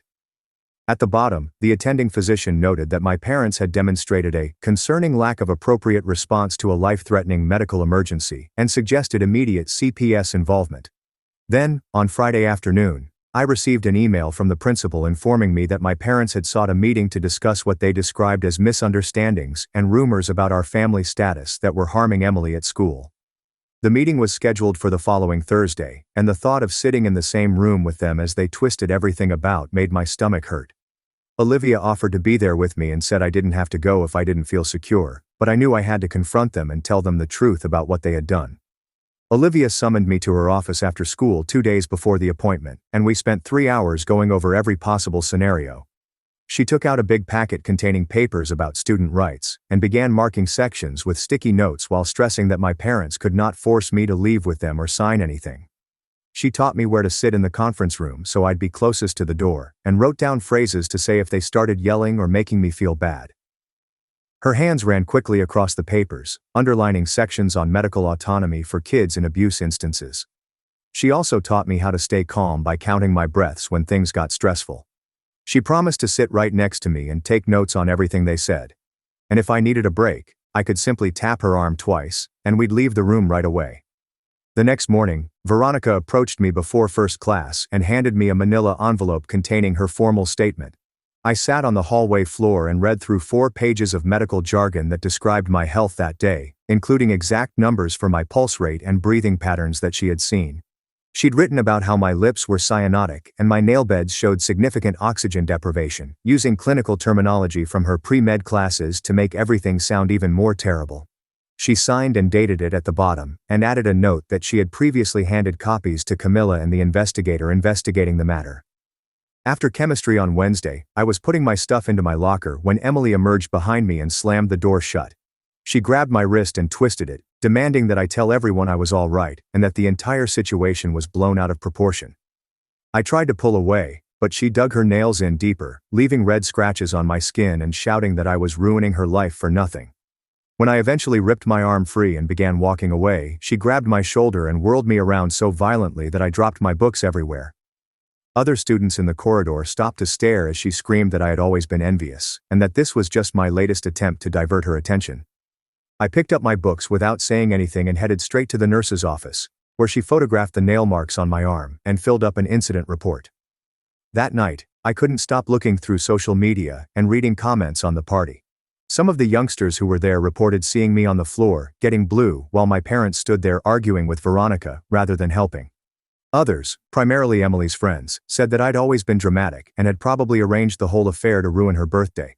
One girl in my English class wrote a lengthy article describing how she had seen me suffer asthma attacks at school before, and they were absolutely real, not false, as Emily claimed. The debate in the comments became heated, with individuals taking sides and uploading pictures of prior posts where Emily discussed dictating my medical decisions. Thursday arrived, and I sat in the conference room between Olivia and the principal as my parents entered with their lawyer. Mom burst into tears, stating I had always been difficult and prone to exaggeration, while Dad insisted that Emily understood me better than anyone else. They argued that the permission rule was only their way of keeping me from seeking unneeded medical assistance for small ailments. I waited till they concluded their statement before gently explaining how the rule began when I was 12, and listing specific instances in which Emily denied me medical attention. The principal's expression altered when I mentioned waiting 6 hours with a broken finger, because Emily was at a sleepover and couldn't be bothered to grant permission. When I mentioned having strep throat for 2 weeks because Emily accused me of lying my way out of her choir concert, the principal began hurriedly jotting notes. My parents' lawyer attempted to interrupt, but the principal raised his hand and requested me to continue. So I told him about every incident I could recall. Later that week, Camilla called to inform me about her interview with Emily, who had spent 2 hours arguing I had been making up illnesses since we were kids. Emily had presented a detailed timeline of alleged false sick days and attention-seeking actions. When Camilla asked for specifics, the majority of the dates did not coincide with any school absences. Camilla then pulled out my medical papers from when I was 12, revealing that I had been hospitalized with severe pneumonia that had gone untreated for so long that it had resulted in irreparable lung damage. Emily supposedly fell silent when she saw the chest X-rays that revealed the scars, then attempted to claim she didn't recall the incident. The next Monday, the pediatric clinic faxed over 15 years of medical files to Dr. Mercer, who spent his entire lunch break looking through them with an increasingly anxious frown. He discovered 7 instances in which I had presented with significant diseases that had developed well beyond normal due to delayed treatment. Each occasion coincided with a major event in Emily's calendar, such as dance recitals, contests, or social gatherings. He showed me the pattern laid out on his desk, with sticky notes indicating each incidence and the accompanying delay in treatment. By Wednesday, Dr. Mercer had drafted a 5-page medical opinion outlining how a pattern of denied care may have killed me several times over the years. He sent copies of lung scans revealing scarring from untreated respiratory infections, as well as blood tests indicating how many times I had fought off significant infections without the right antibiotics. His assessment indicated that no child could falsify the physical evidence presented in my medical history, and that the treatment delays constituted blatant medical neglect. That night my phone was inundated with texts from both of my parents, telling me that if I didn't tell CPS I was exaggerating, they'd cut off my college fund and make sure I had nowhere to live when I turned 18. Dad's communications became increasingly irate, accusing me of being ungrateful and claiming that I was destroying our family due to teenage drama. I took screenshots of everything and quickly gave them to Camilla and Sarah Alcott, the civil attorney Olivia had connected me with earlier that week. Sarah went to the courtroom the next morning and submitted paperwork for an immediate protective order, claiming that it would be more effective than waiting for criminal charges. She stated that the order would legally restrict my parents from interfering with my medical care or contacting me over the ongoing investigation, and since we had their threatening texts as evidence, the judge was likely to approve it promptly. That weekend I sat at Veronica's kitchen table with a yellow legal pad and began writing down every time I remembered getting sick and what had happened. If I recall well, the date appeared in the first column. The second person knew what was wrong with me. The third section described Emily's activities that day. The fourth question was whether I received assistance or not. After 3 hours, I had 4 pages packed with tiny writing, and the pattern was so evident that I felt sick to my stomach. Every school play, dance competition, and key social event for Emily coincided with a period when I couldn't seek medical attention. I remembered having strep throat for her 8th grade graduation and having to sit through the entire ceremony with a fever of 103 degrees because she felt I was faking. I once broke my wrist while falling off my bike but couldn't go to the ER until the next day since Emily was having a sleepover and didn't want all of the attention on me. Each incident received its own line in my chronology, and at the end, I had documented 27 instances over 4 years in which Emily denied me medical care for legitimate injuries or illnesses. My phone rang with a voicemail from Rowan, and when I played it, his voice was unsteady but clear as he explained what he observed at the party. He described my blue lips, my fingernails going purple, how I gasped like a fish out of water, and, most critically, how my father physically grabbed Veronica's arm to prevent her from dialing 911. Rowan claimed he had been filming footage for Emily's birthday montage and had captured some of it on his phone, including my father indicating they needed Emily's approval first. 3 days later, I was sitting in a courtroom with Sarah for the protective order hearing when my parents entered with an expensive-looking lawyer in a gray suit. He immediately began arguing that this was a private family affair that had no place in court and that parents have the right to make medical decisions for their minor children. The judge, an elderly woman wearing reading glasses on a chain, looked at him and asked whether he was genuinely proposing that one child should have medical authority over another. The lawyer attempted to justify it as a parenting decision, but the court interrupted him off and asked my parents directly whether they actually forced one daughter to seek the other for permission to use an inhaler during an asthma attack. My mother began to explain how Emily knew me best, but the judge's expression hardened with each word. After 40 minutes of debate, the judge approved the protective order, but it was not as comprehensive as Sarah had requested. I gained complete responsibility over my own medical decisions, no longer requiring anyone's consent, and my parents could only see me with the supervision of CPS or another approved adult. The judge stated that she had never heard of parents delegating medical choices to a sibling, and found it very disturbing, but she could not impose the complete no-contact order without additional evidence of direct injury. That afternoon I checked my phone and discovered Emily's Instagram diatribe about how I had ruined her entire future. The modeling scout had officially withdrew their interest after learning about what transpired at her party, and she blamed me for sabotaging her ambitions with my attention-seeking antics. However, the remarks were harsh, with students criticizing her for allowing me to almost die. And I noted that several of her pals, including 2 girls from her dancing team, had stopped following her. Later that week, Camilla stopped by Veronica's house with a large folder containing CPS's preliminary report. I sat on the couch and read 15 pages of interviews with party witnesses, hospital medical specialists, and school staff who had detected troubling patterns over time. The report used terms like extreme medical negligence and failure to protect, and stated that neither of my parents understood how harmful their acts were. The investigator advised that CPS maintain its participation with required parenting seminars and monitored visits. 2 days later, I visited with the assistant district attorney, Nolan Graves, in his downtown office. He was younger than I imagined, with thick black hair, and appeared fatigued as he explained that, while my parents' actions were clearly criminal, proving they intended to kill me would be nearly difficult. He claimed child endangerment charges were much more likely to be upheld because there was overwhelming evidence they put me in danger by denying medical care. He requested me to write a victim impact statement and indicated the case would most likely take months to go through the system. That weekend, I discovered that my parents had filed a complaint with CPS, saying that Veronica's family was isolating me from them and poisoning me against my own family. The charge made my hands shake with rage, because Veronica's family practically saved my life, while my own parents stood by and watched me perish. When I started crying, Veronica's mother held me and assured me that they had all of the proof on their side. Sarah called me 5 days later to say the complaint had already been dropped. The court who evaluated it stated that CPS put me with Veronica's family for safety reasons based on medical facts, not for manipulation or alienation. The judge further stated that filing false complaints may result in criminal prosecution for harassment. The following week I stepped into Dr. Mercer's office, bringing my peak flow meter and the log I'd been maintaining for the previous month. I'd been recording my numbers 3 times a day, just as he'd taught me. And the improvement was evident in black and white. My baseline had increased from 250 to 380, and I hadn't had a single major attack since I began taking my maintenance inhaler every day, without anyone's permission. Dr. Mercer smiled as he examined the charts, saying it was exactly what he expected to see when asthma was effectively managed rather than ignored until an emergency occurred. 3 days following that appointment, the school summoned me to the main office for Emily's Code of Conduct hearing.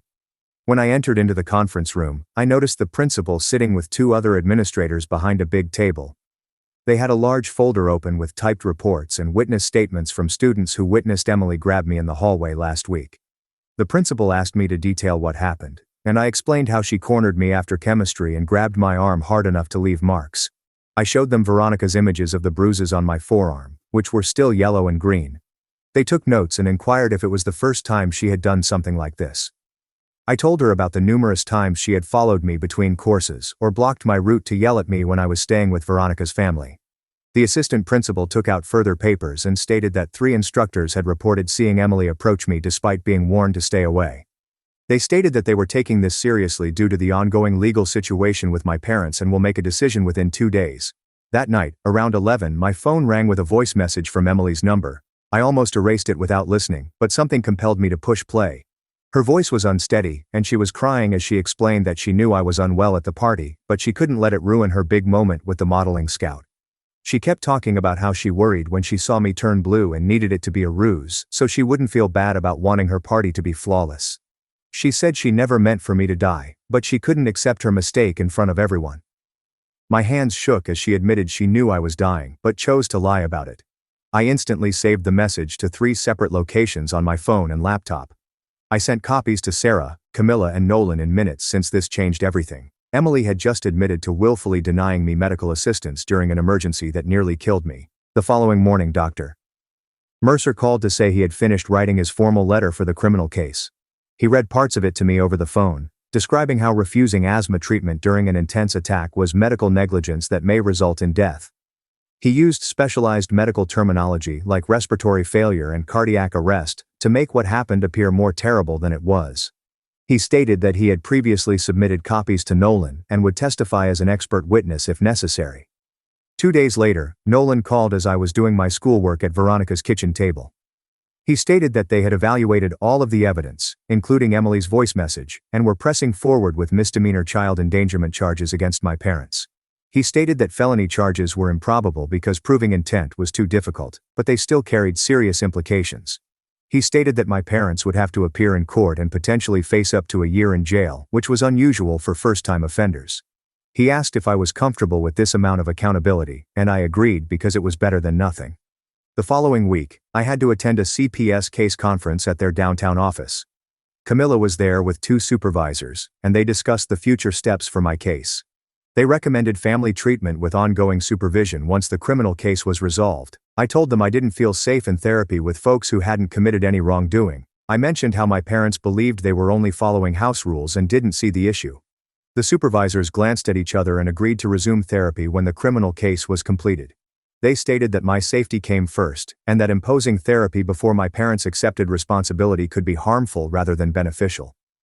Later that week, Olivia summoned me to her school office to discuss what she referred to as an accommodations plan. She had documents lying across her desk to ensure I always had access to my medication at school. We noted down that if I had respiratory problems, I may leave any class without permission. She also mentioned that I may have my inhaler with me at all times and use it anytime I needed it without first asking anyone. She ensured that no teacher may dispute or deny these concessions under any circumstances. She made copies for the nurse and all of my teachers and gave me a card that outlined my rights. Rowan texted me that weekend, wondering if we could discuss the criminal hearing. We met in a coffee shop near the school and sat at a corner table. He stated that he wanted to testify about what he'd seen at the party but was unsure whether I wanted him involved. We had an awkward chat about how Emily had also misled him by falsely accusing me of being jealous and dramatic. He showed me texts in which she had convinced him that I was faking being unwell for attention over the years. We agreed that he should focus solely on the facts of what he saw at the party, such as my blue lips and my father attempting to prevent Veronica from calling 911. The conversation was strange but important, and we both understood his testimony would aid the case. A few days before the hearing, I visited with Camilla and Sarah in Sarah's office. I informed them that I intended to testify at the criminal hearing, but not as a victim. I wanted to speak as if I were conveying the truth about what had occurred to me. They helped me practice what I wanted to say without making me feel weak or broken. Camilla encouraged me to stick to the facts, while Sarah demonstrated how to remain calm if the defense attorney attempted to upset me. We repeated my sentence until I could say it without sobbing. The next week during exercise class, I felt a similar tightness in my chest. Instead of panicking, I immediately took out my inhaler and peak flow meter. I blew into it and noticed that my numbers were lowering, but not dangerously low yet. I told the teacher that I needed to sit out and check my breathing. I used my inhaler again after 5 minutes, and I checked my peak flow every few minutes. Within 15 minutes, my numbers had returned to normal, and the tightness had subsided. The gym teacher observed the entire incident and said I handled it correctly. She complimented me on my calm demeanor and preparation. As I put my inhaler back in my pocket, I realized I wasn't terrified anymore since I had regained control of my own body and health. 3 days later, as I was walking to my car after school, I noticed my parents' SUV parked next to Veronica's Honda. My stomach fell as they stepped out and began approaching toward me, despite the fact that the protective order stated they could not get within 50 feet. I got out my phone and contacted the compliance line number Sarah had saved for me, informing them exactly where I was as my parents approached. Mom was crying, and Dad kept claiming they only wanted to talk for 5 minutes, but I remained on the phone and moved away from the school gate. Within 4 minutes, 2 security guards dashed out and positioned themselves between me and my parents, with one filming everything on his phone. Dad tried to explain that they were my parents and had the right to see me, but the guard informed him about the protective order on file with the school. They had to leave or face prosecution by campus police for trespassing and violating a court order. Emily found me at my locker the next morning and began shouting about how I had ruined her entire life and cost her the modeling contract she had been working for since middle school. Students stopped to look as she yelled that I was jealous and intended to ruin everything nice in her life, just like I had always done. I didn't respond, simply held up my phone to record her as she screamed about how everyone at school thought she was a monster. When she eventually stormed out, I went straight to the principal's office and showed him the tape, explaining how Olivia had instructed me to capture everything. He stated that this was the 3rd incident report regarding Emily this week and scheduled an emergency disciplinary hearing for that afternoon. The hearing lasted 2 hours, during which the principal, vice principal, and 3 teachers reviewed all of the documented occurrences, as well as witness statements from kids who had observed Emily corner me several times. They decided to suspend her from all extracurricular activities, including student council and debate team, and issue an official no-contact order, which said that she could not approach me anywhere on school grounds. If she violated it even once, she'd be suspended and possibly expelled, which meant I finally had one location where I could feel safe from her. That weekend, Nolan called to tell me that he had formally filed the misdemeanor child endangerment charges against my parents, and that I needed to write a victim impact statement for court. I met with Sarah at her downtown office, where we spent 3 hours writing and reworking my statement until it was factual and not overly emotional. We rehearsed reading it aloud repeatedly, with Sarah pacing me and helping me slow down when I started speeding through the difficult portions. She advised me to pause and breathe in between portions, as well as look up at the judge, rather than focusing just on the paper. 2 weeks later, we all went to court for the arraignment, when my parents entered their plea. They stood at the defendant's table with their counsel, as the prosecution read the allegations of willfully refusing medical care to a kid in their control. When the judge asked how they pled, they both answered, "Not guilty," in voices as low as I'd ever heard them. Emily sat in the gallery behind them, appearing pale and younger than 16. Her hair was pulled back in a modest ponytail rather than her normal beautiful curls. She kept staring at me, as if she was seeing me for the first time as a real person, rather than simply the twin who was meant to remain in her shadow. The judge scheduled the trial for 6 weeks later and informed my parents that they may still only contact me through lawyers. A month later, I stood at the podium in the courtroom reading my statement, my hands trembling so much that I had to hold the edges to stay still. I described the permission rule in simple terms, beginning when I was 12 years old, and Emily concluded that I had pretended to be sick at her recital. I detailed the day of the party, reading from my notes about being unable to breathe, and my parents' refusal to assist even when I was becoming blue. My voice cracked when I reached to the part about dying for 4 minutes, but I kept on, gaining stronger with each word until I was able to speak clearly about what they had done to me. Except for my speech and Mom's soft cry at the defendant's table, the courtroom was dead silence. After 3 days of testimony from Veronica, Rowan and other party guests, as well as Dr. Mercer's medical proof about my scarred lungs caused by years of untreated illnesses, my parents' lawyer requested a meeting with the prosecutor. They negotiated a plea agreement in which my parents would plead guilty to a lesser felony in exchange for 18 months of mandatory parenting classes and compliance monitoring rather than probable jail time. It wasn't the harshest punishment, but it required them to plead guilt and would remain on their criminal record indefinitely, hurting any future employment or housing applications. The court approved the bargain, but then added something extra. He expanded my protective order to explicitly specify in legal language that Emily had no jurisdiction over my medical decisions indefinitely. The injunction said that my health and medical care were my only responsibility and right, and any attempt by family members to interfere would be considered a violation. 2 weeks after the trial concluded, Camilla arrived to Veronica's house for our final intensive meeting, where she informed us that CPS was ending the active investigation phase. They were pleased that I was secure and thriving with Veronica's family, but they would do periodic check-ins for the following year and had arranged for treatment referrals if I requested them. She handed me a folder containing all of the case material as well as her direct phone number in case I ever needed help again. That night at supper, Veronica's parents informed me that the emergency placement period had ended, but they wanted me to know that I could stay for the rest of the school year, and even until graduation if I chose. Veronica's mother grabbed my hand and told me I'd become like a second daughter to them, and they couldn't picture me leaving now. I answered yes right away because, even though we weren't related by blood, they'd showed me more genuine family love in 3 months than my own family had in 16 years.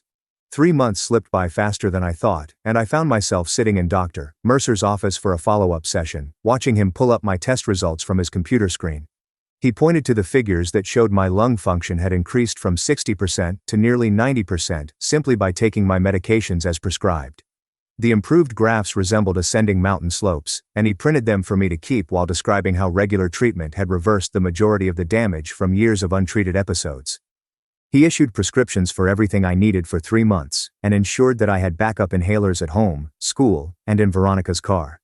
He also provided me extra spacers, and demonstrated the necessary cleaning regimen to prevent infections.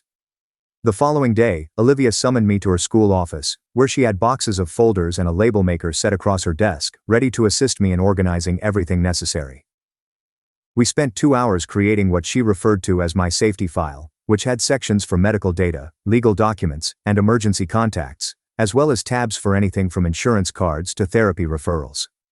She photocopied my protective order 3 times so I could maintain copies in various locations, and she assisted me in scanning everything onto a flash drive as a backup, as we discussed college applications and how many survivors used their experiences and personal statements. We looked at scholarship opportunities for medical hardship situations, and she handed me pamphlets for colleges with outstanding support systems for students with chronic health concerns, highlighting those with great pre-med programs because I'd been thinking about it recently. Rowan texted me that weekend, asking if I wanted to go for lunch at a diner near school. Just the 2 of us, no mention of Emily, the trial, or anything serious. We sat in a booth eating burgers and talking about mundane things like his soccer season and my scientific project, making it obvious that we wouldn't talk about my sister or what occurred at the party. It wasn't the same easy connection we had as kids building forts in my backyard, but it was genuine and honest, with him making sure I had my inhaler before we went somewhere, and me appreciating that he cared enough to ask. During chemistry class, my phone buzzed with a text from Emily saying she recognized she'd made some mistakes and may have handled things incorrectly, but she didn't apologize or admit to nearly murdering me. I stared at the message for a while, my finger hanging over the respond button. But then I deleted it without answering, since keeping my peace was more important than gaining the last word or making her understand what she had done. That night, I sat at Veronica's kitchen table with a notebook and prepared a personal statement for my safety file, emphasizing in my own words that all medical decisions were solely mine to decide. I detailed every legal document that backed this, from the protection order, to the CPS findings to the criminal case outcome, and felt empowered by placing my medical autonomy in writing so that no one could ever question it again. The declaration was 3 pages long, and I prepared 5 copies, 1 in my backpack, 1 in my locker, 1 in the safety file, 1 at the doctor's office, and 1 with Olivia, to ensure that I was never without documentation of my rights. Looking back 3 months after my 4-minute death, I had legal protection that kept my family away. Stable housing with folks that genuinely cared about me. Proper medical care from doctors who listened, and friends who put my safety ahead of anyone else's feelings. The trauma was not totally erased, and it seemed unlikely that it would ever be, but I was no longer stuck in a house where her twin decided whether I lived or died, dependent on her mood. Veronica's mother knocked on my home Saturday morning, stating we were going shopping for medical supplies that were exclusively mine, not shared, borrowed, or put away where I couldn't find them. We drove to 3 different stores and found the ideal peak flow meter in my favorite color, purple, as well as a whole kit with extra inhalers, spacers, nebulizer masks, and a secured box to keep everything in so I'd never have to beg permission to breathe again. She assisted me in setting up a medical station in my room, labeling and organizing everything, even purchasing a little fridge for my liquid prescriptions, repeatedly emphasizing that these items were mine and that I should never have to ask for them. We received a medical alert bracelet engraved with my conditions and emergency contacts, as well as a pocket card containing my action plan, which did not require anyone's approval, just my own judgment about my body. The freedom of having my own medical supplies felt more significant than anything else, as if I could finally trust that I'd always have what I needed to keep alive without relying on someone else's approval. My asthma was under control for the first time since elementary school. I felt comfortable with Veronica's family, who treated me like a true daughter. I'd even started working on college applications, writing essays about overcoming medical neglect and discovering my voice. It turns out that when you can breathe freely without someone's hand around your throat, both literally with air and metaphorically with control, anything is conceivable, including dreams I'd never allowed myself to have previously. This entire trip has had a profound impact on me, and I am grateful that you have allowed me to be a part of it. My mother mocked me as poor and put me in room 108, but at dinner I exposed their lies and revealed I was the true heir to my grandfather's empire. Every family has its secrets, but I never imagined ours would be hidden within the luxurious walls of a 5-star hotel. For years I was nothing more than a shadow beside my perfect sister, the one who received all the praise, while I was left with pity and silence. But this year, at our annual family reunion, everything changed.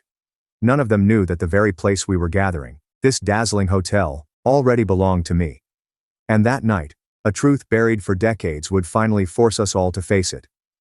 I resolved to stay quiet and observe the yearly family reunion. My mother insisted on keeping the tradition, but for me, it always meant a weekend filled with relentless comparisons and scathing remarks.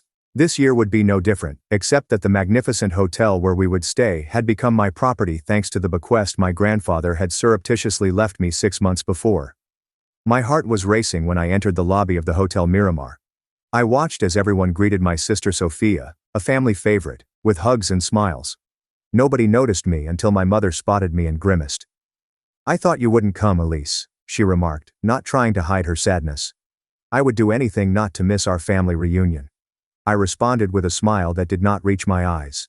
My brother-in-law, Sophia's husband Marco, looked me up and down, assessing my attire as usual.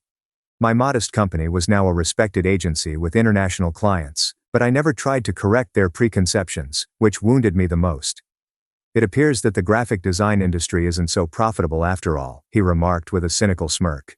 This 5-star hotel, with its impeccable gardens and ocean view, now belonged to me. My grandfather had always seen something in me that the rest of the family ignored. We distributed the rooms. My mother announced as manager Andres handed out the keys, and my sister and her husband received the presidential suite with ocean view. My parents, an executive suite, my cousins deluxe rooms, and me. "Elise, you'll stay in room 108 on the first floor, the room next to the laundry, the smallest and noisiest room in the hotel." Everyone exchanged glances, some with shame, others with poorly disguised amusement. Andres, the manager, appeared uncomfortable. "Ma'am, we could look for another option for the young lady," he began. But my mother interrupted him. "It's not necessary. Elise is simple. She doesn't need luxuries." I saw Andres's concern in my eyes. He knew who I really was, but we had agreed to keep my position as owner secret during this family reunion. "It's fine, Andres," I said calmly. "Room 108 will be perfect." I took the key and walked to the elevator, feeling my family's eyes on me. My cousin Valeria spoke to me on the way, while Elise, as usual, settled for the leftovers. The room was just as I remembered, modest, with a window facing the service area, and the continual sounds of the laundry machines. I sat down on the single bed and breathed deeply. During the welcome dinner at the hotel restaurant, my family occupied the best table, and my chair was partially hidden behind a column. I wasn't there to confront or humiliate my family by revealing that I was the owner. Rather, I was there to figure out why they treated me so poorly after 30 years. While everyone else got the most costly meals on the menu, I chose a simple salad. Can't you afford something better, Elise? My father asked with a mixture of mockery and pity. We can treat you if you like. The salad is fine. Thank you, I said, preserving my dignity. As usual, the conversation centered on Sophia's accomplishments, her recent promotion at the bank, and her new home in the exclusive area. Our Sophia always knew what she wanted, my mother said proudly, unlike Elise, who wasted her life with this drawing business. The head chef approached our table to personally greet the guests, and when he saw me, he made a small bow that did not go unnoticed. Was the salad to your liking, Miss Elise? He asked respectfully. Delicious, Matteo. Thank you, I replied. My family looked at me oddly. Do you know the chef? Sophia inquired, shocked. We've crossed paths before, I responded vaguely. The fact was that I had personally hired Matteo 3 months earlier, after my grandpa had left me the hotel. As the night went, the insults directed at me became more cutting. The secret I kept was weighing on me more and more. Should I reveal the truth? What would they do if they knew that every insult, every humiliation occurred under my own roof? Andres approached discreetly. Miss Elise, there is an urgent matter that requires your attention, he said quietly. What could be so urgent for Elise? Marco mocked. Did they run out of colored pencils? I stood up calmly, ignoring the comment, and said, Excuse me. I'll be back in a moment. Andres looked concerned in the private office. Miss, I can't continue watching how they treat you. You own this place. I know, Andres, but I need to understand something before I reveal the truth. There's a family wound that's been open for a long time. I looked out the window at the dark sea, and I think I'm close to discovering why my family despises me so much. I returned to the table, where my family was still eating exclusive desserts. My cousin Diego was telling me about his recent purchase of a sports car, when my Aunt Teresa, who is always the most perceptive, remarked, What did that employee want with you? Elise, do you know him from somewhere? I felt all eyes on me. Just a confusion with the reservation, I responded casually, taking a sip of water. Sophia mumbled to Marco loudly enough for me to hear, as she always did. That night, as everyone retired to their sumptuous rooms, I remained in the vacant lobby. Andres approached with a cup of tea. Your grandfather would be proud of you, he whispered gently. Dons always knew you would be the one to best care for his legacy. I smiled melancholically. My granddad was the only person who saw something exceptional in me. Andres shook his head firmly. In the brief months you've been running the hotel, you've introduced more improvements than any prior owner, and the staff appreciates you. Don Alejandro was not wrong. The following day, at the breakfast buffet, I observed that numerous staff members greeted me with disguised reverence. My family was too busy pouring themselves the most exclusive delicacies to notice. Elise, are you only eating that? My mother asked, looking at my plate of fruit and yogurt. That's why you're so slim. You look sick. I am absolutely healthy, Mom, I responded. I just prefer to start the day with something light. Marco burst into laughter. Light? Actually, it's economical. I bet you track every penny you spend. The comment elicited laughs around the table. I took a deep breath and concentrated on my breakfast. It was not the time for revelations. The morning was filled with activities, including a tour of the hotel, time in the pool, and treatments in the spa. Of course, my parents had planned everything to ensure that Sophia and her husband received the best possible treatment from me. There were just leftovers. I'm sorry, but it appears that there is no more place for the premium massage. My mother informed me with feigned disappointment. You will have to settle with a basic massage. Later, I discovered that she had purposefully canceled my reservation for the premium treatment, arguing it would be a waste on Elise. During lunch, the talk shifted to a topic: Grandfather Alejandro's inheritance. I can never understand why Dad sold the hotel before his death, my mother observed, gazing around nostalgically. It was his biggest pride. My father said, he certainly received an irresistible offer. Unfortunately, we never found out who bought it. Sophia sighed heavily. If we still owned the hotel, we could stay for free. We could even offer Elise a nice room, she said, as if she were doing me a favor. I restrained a smile.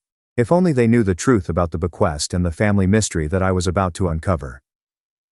That afternoon, while my parents and Sophia were on a yacht cruise, I went into my grandfather's old office, which is now my private office. Andres was waiting for me with a box containing documents. I found what you requested for, Miss Elise, he continued, setting the box on the table. These are your grandfather's personal records pertaining to your family. I began going through letters, photographs, and journals. Among them, I discovered a yellowed envelope from 15 years ago. It contained a letter from my mother to my grandfather, which left me speechless. Dad, you need to understand that Elise is not like us. She never was. If you keep treating her as your favorite, you will only hurt her. She lacks the qualities necessary to prosper in this household. Sophia is the person who should inherit the hotel someday. My hands were shaking. I continued to read similar correspondence over the years. Letters in which my own mother attempted to persuade grandfather that I did not deserve his attention or wealth. She wrote letters about my purported failings and weaknesses. A handwritten message from my granddad was never mailed. Linda responded. It makes me sad to watch how you treat your own kid. Elise possesses a spirit and intelligence that you cannot perceive. Someday you'll all realize your mistakes. The discovery struck me like a chilly wave. It wasn't just envy or familial rivalry. My mother had purposefully contrived my family's marginalization. Are you okay, miss? Andres inquired, concerned by my quiet. No, I responded honestly. But I shall be. I kept reading and found something much more frightening. My father and Marco had attempted to persuade grandfather to sell the hotel to them at a reduced price soon before his death. Their plan had failed when grandfather, suspicious of their intentions, decided to secretly leave it to me. A knock on the door interrupted my investigation. It was Daniela, my cousin. Elise, what are you doing here? This area is only for authorized people, she said, looking curiously at the documents scattered on the table. Andres responded fast. The young girl was looking for information on the hotel's activities. Miss Daniela. Daniela did not appear convinced. Her eyes sharpened as she examined the office. Isn't it strange that they let you into the private office? They wouldn't even let us take a look. Maybe I'm not as insignificant as everyone thinks, I said while observing her. Something changed in her expression. For the first time, I saw a glimmer of doubt in her eyes. You were always grandfather's favorite, she was saying softly. We all knew it, but no one would say it. When Daniela left, I knew my secret wouldn't survive much longer. The family would begin to suspect, and I'd have to make a decision. The gala dinner was the main event of our family reunion, and the storm that had been brewing since my arrival arrived, bringing with it the opportunity for vengeance I had never realized I desired. I had to choose between continuing to be humiliated and revealing that I, the despised Elise, was now the owner of the empire they all desired. The hotel's main hall had been arranged with fresh flowers, candles, beautiful crystals, and linen tablecloths. I came purposefully late, dressed in a modest but elegant black dress I had made myself. Finally, you show, my mother remarked irritably. We were about to order without you. I took my seat at the least advantageous spot at the table, as they had allotted me. Marco was already half drunk, boasting about his latest real estate investments. I bought 3 properties on the coast last month, and if I play my cards right, I could even buy a hotel like this someday. Sophia beamed brightly. My husband has business vision. Unlike other family members who are content to draw logos, my father raised his glass to Marco and Sophia, the true pride of this family. Everyone toasted while I kept my glass on the table. No one seemed to notice during the first course. Daniela was watching me intensely. Finally she spoke. Elise, I saw you today in the hotel's private office, and you seemed very comfortable there. A sudden silence fell over the table, and all eyes turned on me. What were you doing in restricted areas? My father asked, frowning. I took a sip of water. I was investigating some things about the hotel. Why would you do that? My mother asked. It's not like you're going to buy one. Marco let out a thunderous laugh. Elise owning a hotel? That would be funny. She can't even afford a good room. Andres approached our table with a bottle of special champagne. Miss Elise, the champagne you ordered for your family, he said. My mother blinked in surprise. We didn't purchase any. It's complimentary, he added. From me, I said calmly. From you? Sophia nearly choked. The tension at the table was palpable as Andres served the champagne. There are many things about me you don't know, I said simply. My father looked at me suspiciously and said, What are you talking about, Elise? If you have something to say, say it. I pondered my options. I could reveal my secret now. I didn't want to be like them, so I replied that I just wanted to make a kind gesture to celebrate the fact that we were still together as a family, despite the fact that they had humiliated me for years. Their expressions of surprise were clear. They didn't expect generosity from me after how they had treated me. The dinner continued, but something had changed subtly. Valeria looked at me with intrigue, as if she were reconsidering who I really was, and Sophia began talking about grandfather's inheritance during dessert. I'd never understood why grandfather sold the hotel secretly. It was the family patrimony. Maybe he knew some would try to take advantage, I responded, staring directly at my father and Marco. What are you insinuating? Marco reacted abruptly defensive. Nothing, I said gently. Just that grandfather was more intelligent than everyone assumed. My father looked at me with a mixture of suspicion and nervousness. Elise, if you know anything about the hotel sale, you should share it with the family. Now I'm part of the family, I wondered. A few hours ago, I was the poor relative who didn't even deserve a decent room. An uncomfortable silence fell over the table. My mother tried to change the subject, but I continued. You know, grandfather told me many things, and I spent hours with him while you were busy with your important lives. He told me about his plans for the hotel, and what he wanted for his legacy. And what did he say? Sophia asked, unable to hide her curiosity. He told me that a family business is like a mirror, reflecting the values of those who run it. Marco smashed his fist on the table, saying, Enough riddles. If you have something to say it clearly. At that point, the hotel's general manager approached our table and apologized for interrupting us. I just wanted to make sure everything was to your liking, especially for you, Miss Elise. My family was uncomfortable with the preferential treatment I was receiving. Everything is perfect, Diego. Thank you, I replied with a smile. My father demanded to know why they treated you like you were someone important. I took a deep breath. I didn't intend to reveal my secret that night, but the situation was escalating, so I had to make a decision. They know my work, I replied, and they simply respect what I do. Drawing logos, Marco mocked. I design corporate identities for international companies, I corrected. My agency has 30 employees and clients on 3 continents. Our income exceeded $3 million last year, which surprised them so much that my mother nearly dropped her glass. You're lying, Sophia said. If you were so successful, you would have bragged about it. I responded that, unlike some, I don't require regular affirmation from others. And there's a difference between humility and allowing myself to be treated like trash. If you're so successful, why did you accept staying in that horrible room? My mother asked, genuinely perplexed. I replied honestly, wanting to know if there was any limit to your contempt for me. My words fell like slabs on the table.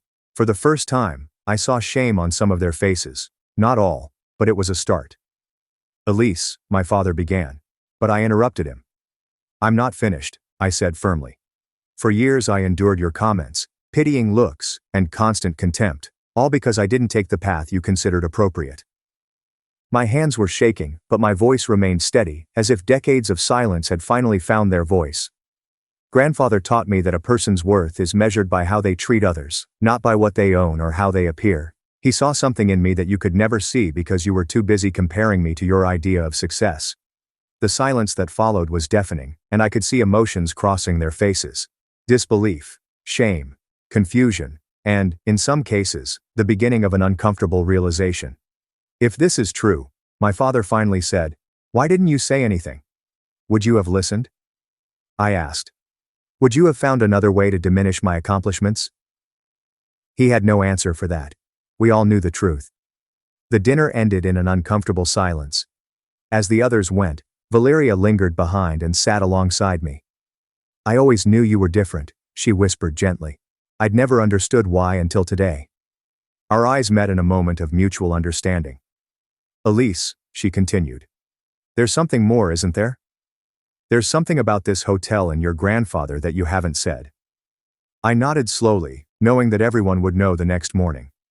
During breakfast, the dynamics had subtly changed, and my family watched me with a mixture of confusion and curiosity. From my modest room next to the laundry, I could hear the hum of the machines mixing with the bird songs. I dressed carefully, choosing an ivory-tailored suit I had reserved for special occasions. Today would undoubtedly be an occasion none of us would forget. My revelation the night before had shaken the foundations of the family hierarchy, but they still didn't know the whole truth. My mother was the first to approach, saying, Elise dear, we didn't know your business was doing so well, with a tense smile. You should have told us. I tried. My father intervened, adopting a conciliatory tone that he had never used with me before, and my voice was calm without a trace of bitterness for years. Every time I mentioned a new client or an important project, you changed the subject to talk about Sophia's accomplishments, and my sister blushed. We're proud of you, of course, but Marco remained skeptical. Andres approached our table at 10 a.m., and he said, "That's impressive if it's true," emphasizing the last part. Of course, revenue isn't the same as profit, and my profit margin last year was 28%, so I responded without getting upset. After taxes, his expression changed to one of surprise and almost respect. "Miss Elise, everything is ready for the meeting you requested." My family looked at me suspiciously. I planned a brief presentation about the hotel's history, which I discussed standing up. I felt it would be interesting to you because it was so significant to my grandfather. My grandfather's lawyer, Ricardo Mendez, was present in the main conference room, an elegant space with large windows offering panoramic ocean views. I was surprised to see not only the hotel's management team, but also an older, distinguished-looking man, Ricardo Torres. "What does this mean, Elise?" my father asked, suddenly alarmed. "Please take your seats," I indicated, pointing to the front row of chairs. Once everyone was seated, I positioned myself in front of. My heart was racing, but my voice remained steady. "As you know, this hotel was the crown jewel of Grandfather Alejandro's businesses. He built it from the ground up, transforming a small inn into one of the most prestigious establishments on the coast." I turned on the projector, which displayed old photos of the hotel in its early days. My family watched with a mixture of nostalgia and confusion. "What you may not know," I continued, "is what really happened to the hotel after his death." My mother tensed visibly. "Grandfather sold the hotel before dying, but we never knew to whom." "That's not entirely accurate." Lawyer Torres intervened, standing beside me. "Don Alejandro did not sell the hotel. He transferred it to a trust." "A trust?" my father repeated, frowning. "Why weren't we notified?" "Because it wasn't relevant to you," Mendes explained with professional coolness. "The trust had a single beneficiary." All eyes were on me.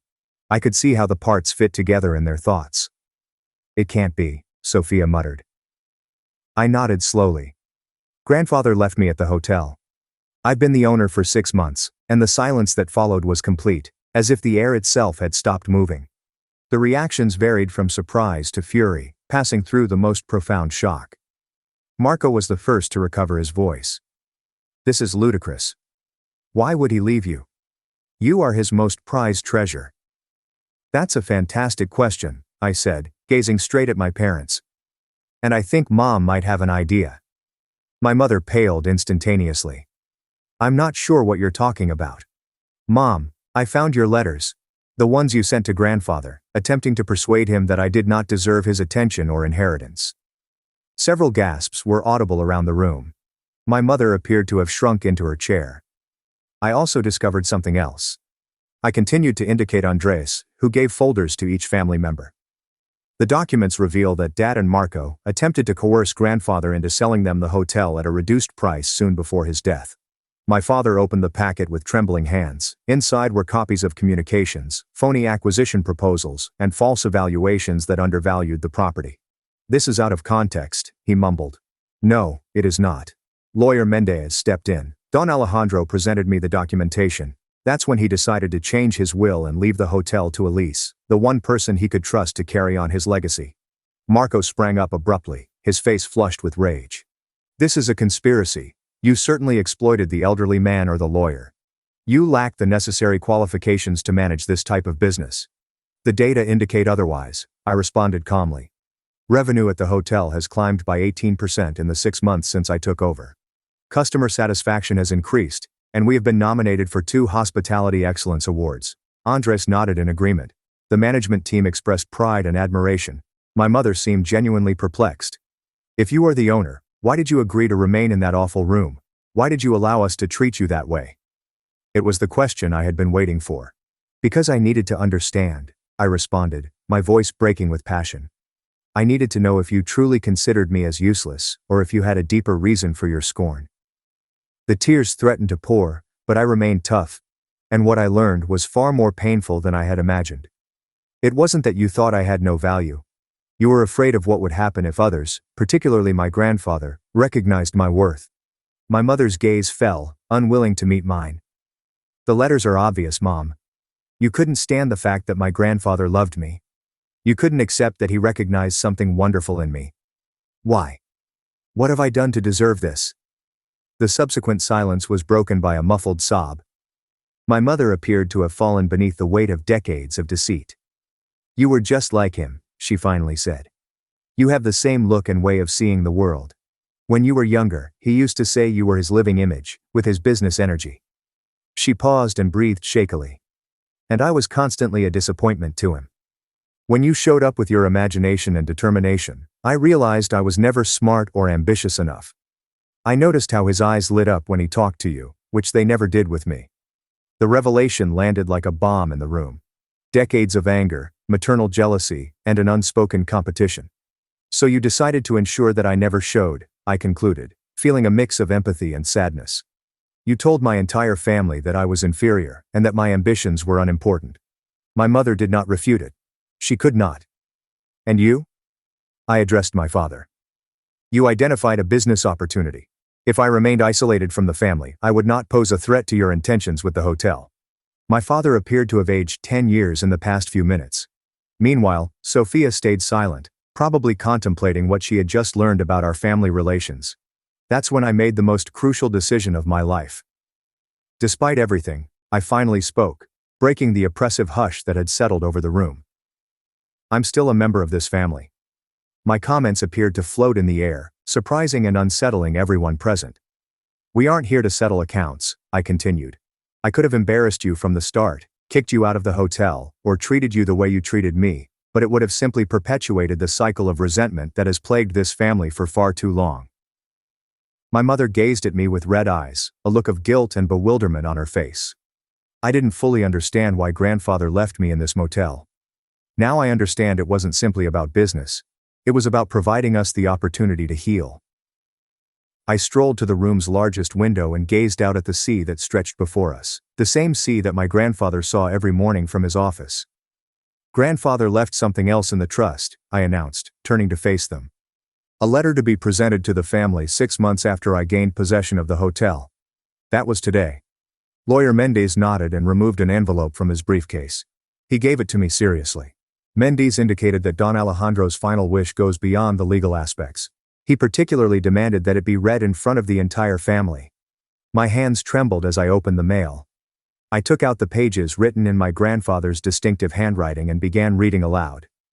Dear family, if you're hearing these words, it means Elise has taken over as owner of Hotel Miramar.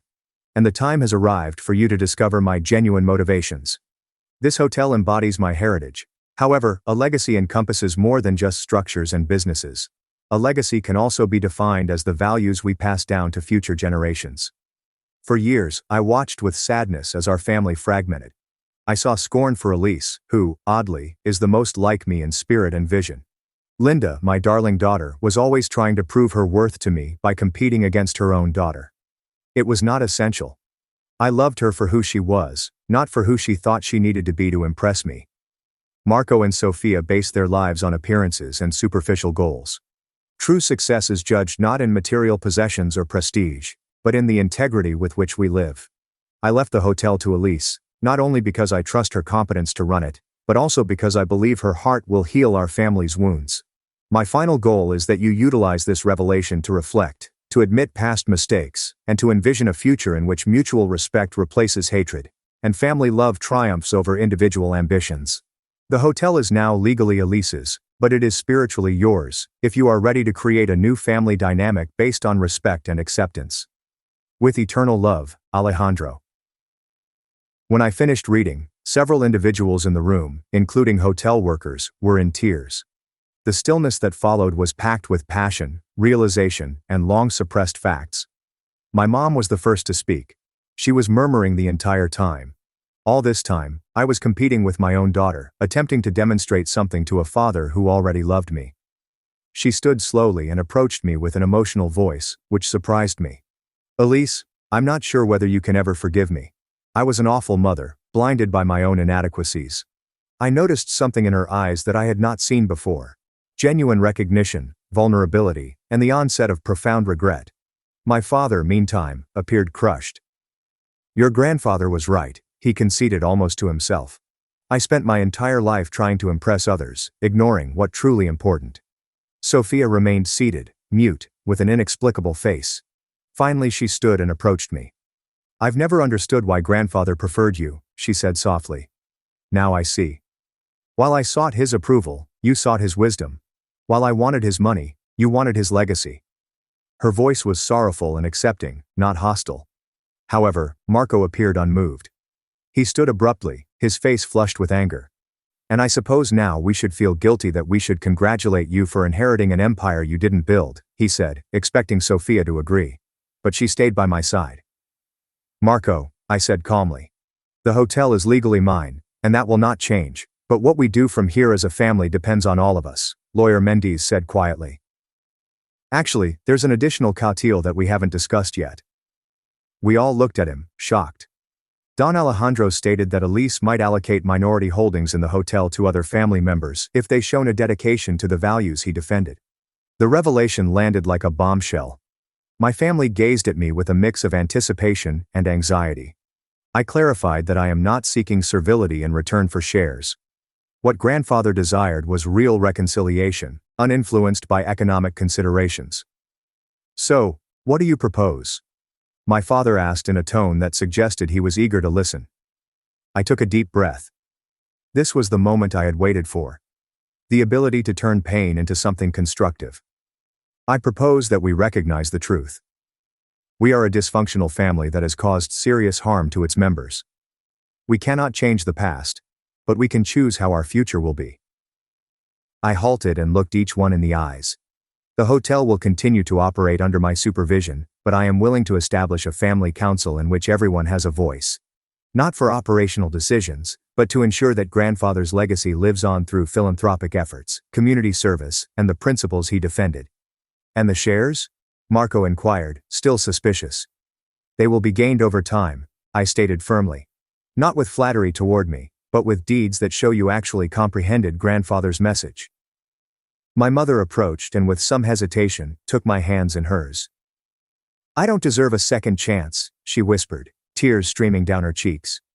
"But if you're willing to give me one, I promise I'll do everything possible to be the mother I should have been from the beginning."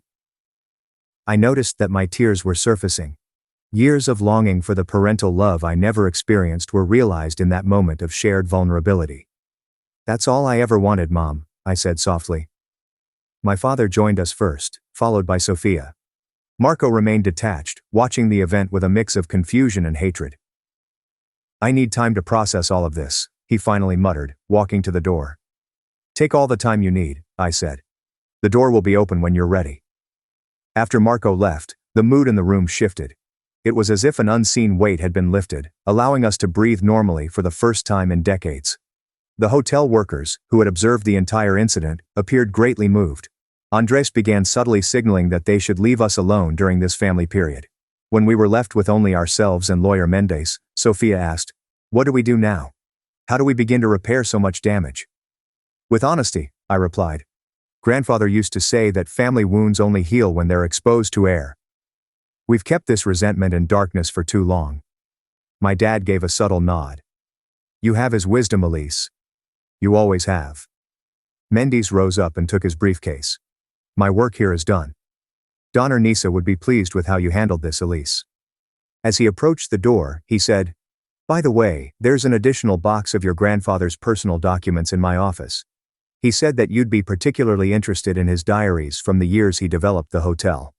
After Mendes went, my family and I remained in the room, engulfed in a silence that, for the first time, felt meditative rather than uncomfortable. "I never asked you about your business," my mother remarked abruptly. $3 million in revenue, 30 staff. You must excel at what you do." I grinned slightly. "I am, and I would like to show you my work someday." "I'd like that," she said with seriousness I hadn't heard in her voice before. Sophia, who is always realistic, interjected. "So, what happens to the remainder of the family weekend? Do we continue with our planned activities?" I took a time to reflect. "I believe so, but with some alterations. To begin, I'll proceed to the apartment that relates to me as owner." "And what should we do about Marco?" my father inquired. I said, "Well, give him space. Some individuals require more time than others to embrace the facts." That night, as the workers moved my possessions to the hotel's main suite, I experienced an unusual mix of feelings. Victory, sure, but not the petty victory of vengeance. but the deeper one of breaking a toxic cycle. From my own patio, I gazed out at the same sea that my grandfather adored. The salty wind stroked my face, carrying the perfume of fresh possibilities. "You were right, grandfather," I mumbled into the wind. "True power isn't in humiliating those who have hurt us, but in giving them the chance to change," I remembered my grandfather saying. "Elise, a hotel is just like a family. Each room is unique. Each visitor contributes their own narrative. The key is to make everyone feel appreciated, not despite their differences, but because of them." For the first time in my life, I believed our family had the potential to become the type of hotel that my grandfather envisioned. A location where everyone could find their own space while still feeling a part of something bigger. The road would be long and likely difficult. Some wounds might take years to completely heal, if at all. But we'd taken the first, and possibly most significant step. We had looked truth in the eyes and resolved not to look away. Jacker's epilogue. A year has passed since that startling family reunion. Hotel Miramar thrives under my leadership, with changes that grandfather would have approved. A scholarship initiative for youth from the local community, rooms designed for persons with disabilities, and a strong commitment to sustainability. My bond with my family has grown in ways I never thought possible. My mother and I have a weekly lunch appointment to progressively repair our friendship.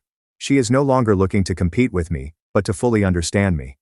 When we discuss design or business, I can sense a gleam of genuine parental pride in her eyes. Sophia was the biggest surprise. After thinking about her life and principles, she chose to return to university to study social work. She said, "I want to build something meaningful on my own merits." Her metamorphosis was dramatic and genuine. My father discovered an unexpected purpose in the hotel's community program, where he now organizes events for young entrepreneurs. He claims that teaching them what he has learned, even his failures, gives him a feeling of purpose that money and position cannot supply. It took Marco 6 months to contact me again. When he eventually did, it was to offer me a job, not a free steak. He now oversees the hotel's expansion department, where his ambition, when channeled correctly, is proving beneficial. Room 108, where they put me that first day, has been converted into a tiny museum telling the history of the hotel and its founder. At the end of the tour, visitors will see grandfather's letter framed as a reminder that family businesses are all about values and legacy. Every day as I go through the corridors of this hotel, which is both my inheritance and obligation, I sense my grandfather's presence guiding me. I chose to share my secret not for vengeance, but because it provided the prospect of healing. And, while the journey has not been easy, the family we are creating now is stronger and more authentic than the one we pretended to be. As the sign at the hotel entryway states, we don't build barriers, but bridges. We don't offer rooms, but houses. That is the true secret of Hotel Miramar, as well as the most significant legacy my grandfather left for me. Some stories are more than just stories. They are mirrors of life. If this one moved you, please help us continue to tell additional stories that ought to be heard. Become a member. Join us. Thank you very much, and have a great day. I found my daughter bald on prom morning, then her sister's shocking confession exposed a secret that tore our family apart. I always thought the biggest drama in our home would be about curfews or dresses, never something like this. On the morning of prom, my daughter's piercing screams jolted me awake. I rushed into her room and froze. Her blonde hair was scattered across the pillow, her head completely bald. Standing nearby in unicorn pajamas was her little sister, an electric razor resting on the nightstand, and a quiet confession on her lips that would unravel everything we thought we knew about our family. I awoke to my teenage daughter Lila's piercing screams. I rushed into her bedroom and couldn't believe what I saw. She was entirely bald, with her golden hair strewn on her pillowcase. She was sobbing, telling me that her younger sister, Mia, must have shaved her head while she was sleeping. She staggered to the bathroom mirror and began screaming even louder when she saw her reflection. Prom was in 7 hours, and she was supposed to be the clear choice for queen. Now it was wrecked. "Where's Mia?" I demanded. My husband discovered her sitting on her own bed in unicorn pajamas, with his electric razor on her nightstand. "Mia, what did you do?" I inquired, trying not to yell as Lila wailed in the restroom. "I had to stop her from going to prom," Mia said in that quiet voice she employs when she knows she's in danger, but believes she did the right thing. This was my baby, and he would still climb into Lila's bed during thunderstorms. Lila taught the same little girl how to ride a bike last summer. The one who followed her older sister around, asking endless questions about everything. I couldn't believe she would destroy her sister's special knight-like way. Before I could reply, the doorbell rang. Dylan, Lila's boyfriend, let himself in as he usually did on Saturday mornings. He came upstairs, calling about corsage colors, and came to a halt when he noticed Lila's bald head. "What the hell happened to your hair?" he inquired, immediately rearranging his face in alarm. "Baby, don't cry. We can fix this. Maybe get you a nice wig. You'll still be the prettiest girl there." Lila started crying louder. Dylan yanked her into him, looking at me as if this was my fault. "Did Mia do this?" "I always said that kid was weird." "This is assault, Mrs. Adams." Mia came in the bathroom doorway, still dressed in her unicorn pajamas. "I cut off all her hair so she couldn't go to prom with you because you're mean to her." "Mia," I called out. But she kept speaking in that determined little kid voice. "You constantly hurt my sister. I can see purple marks on her arms from where you grabbed her too hard." The bathroom went silent. Dylan laughed, but it seemed forced. "Kids make up crazy stories, Mrs. Adams. Tell her, Lila. Tell your mom how good I am to you." Lila would not look at anyone. I could feel frost spreading through my chest. "I took pictures on Mommy's phone when Lila was sleeping," Mia continued, her voice rising. "You push her into walls, hit her tummy where no one can see, and then buy her presents so she won't tell." With trembling hands, I took out my phone and accessed the images. There they were. Close-ups of Lila's arms show finger-shaped bruises. Her ribs have dark purple markings. I felt my stomach drop. "Oh my God," I whispered. "Lila, is this true?" Dylan's face flushed. "Those could be from anything. She plays sports. This is insane. I spent hundreds on her. I'm taking her to prom in a limo." My husband appeared at the doorway. His entire body tensed as he glanced over my shoulder at the photographs on my phone. "Lila, baby, why didn't you tell me?" I said, my voice cracking entirely. Dylan's grasp on Lila tightened noticeably. "We're leaving right now. This is completely ridiculous. Get dressed, Lila." "She can't go anywhere if she's too embarrassed about her hair," Mia explained simply. "That's why I shaved it all off while she was sleeping, so she'd have to stay home safe." Dylan tried a different strategy. His voice became falsely pleasant. "Mia, sometimes Lila and I play rough while we're having fun. It's not abuse, just passion. You're too young to understand boyfriend-girlfriend stuff." My husband went fully into the bathroom and said, "Let go of my daughter right now." "But then you did this," Mia added. Everyone turned to look at her again. She took out her small pink tape recorder, which she used to create pretend radio broadcasts, and hit play. Dylan's voice broke through, little yet clear. She claimed it was from yesterday, while he was waiting in our living room for Lila to get ready. "Yeah, tomorrow night after prom," he exclaimed. "I'm going to get her absolutely inebriated at Jake's after-party, so she can't say no this time. My brother had already given me the ingredients for her drink, and it was time to lock that down before college. Nothing keeps a girl around like getting her pregnant." I felt like throwing up right there on the toilet tiles. Lila made an awful injured animal sound. She attempted to get away from Dylan, but he held on harder. "That's not real," Dylan said.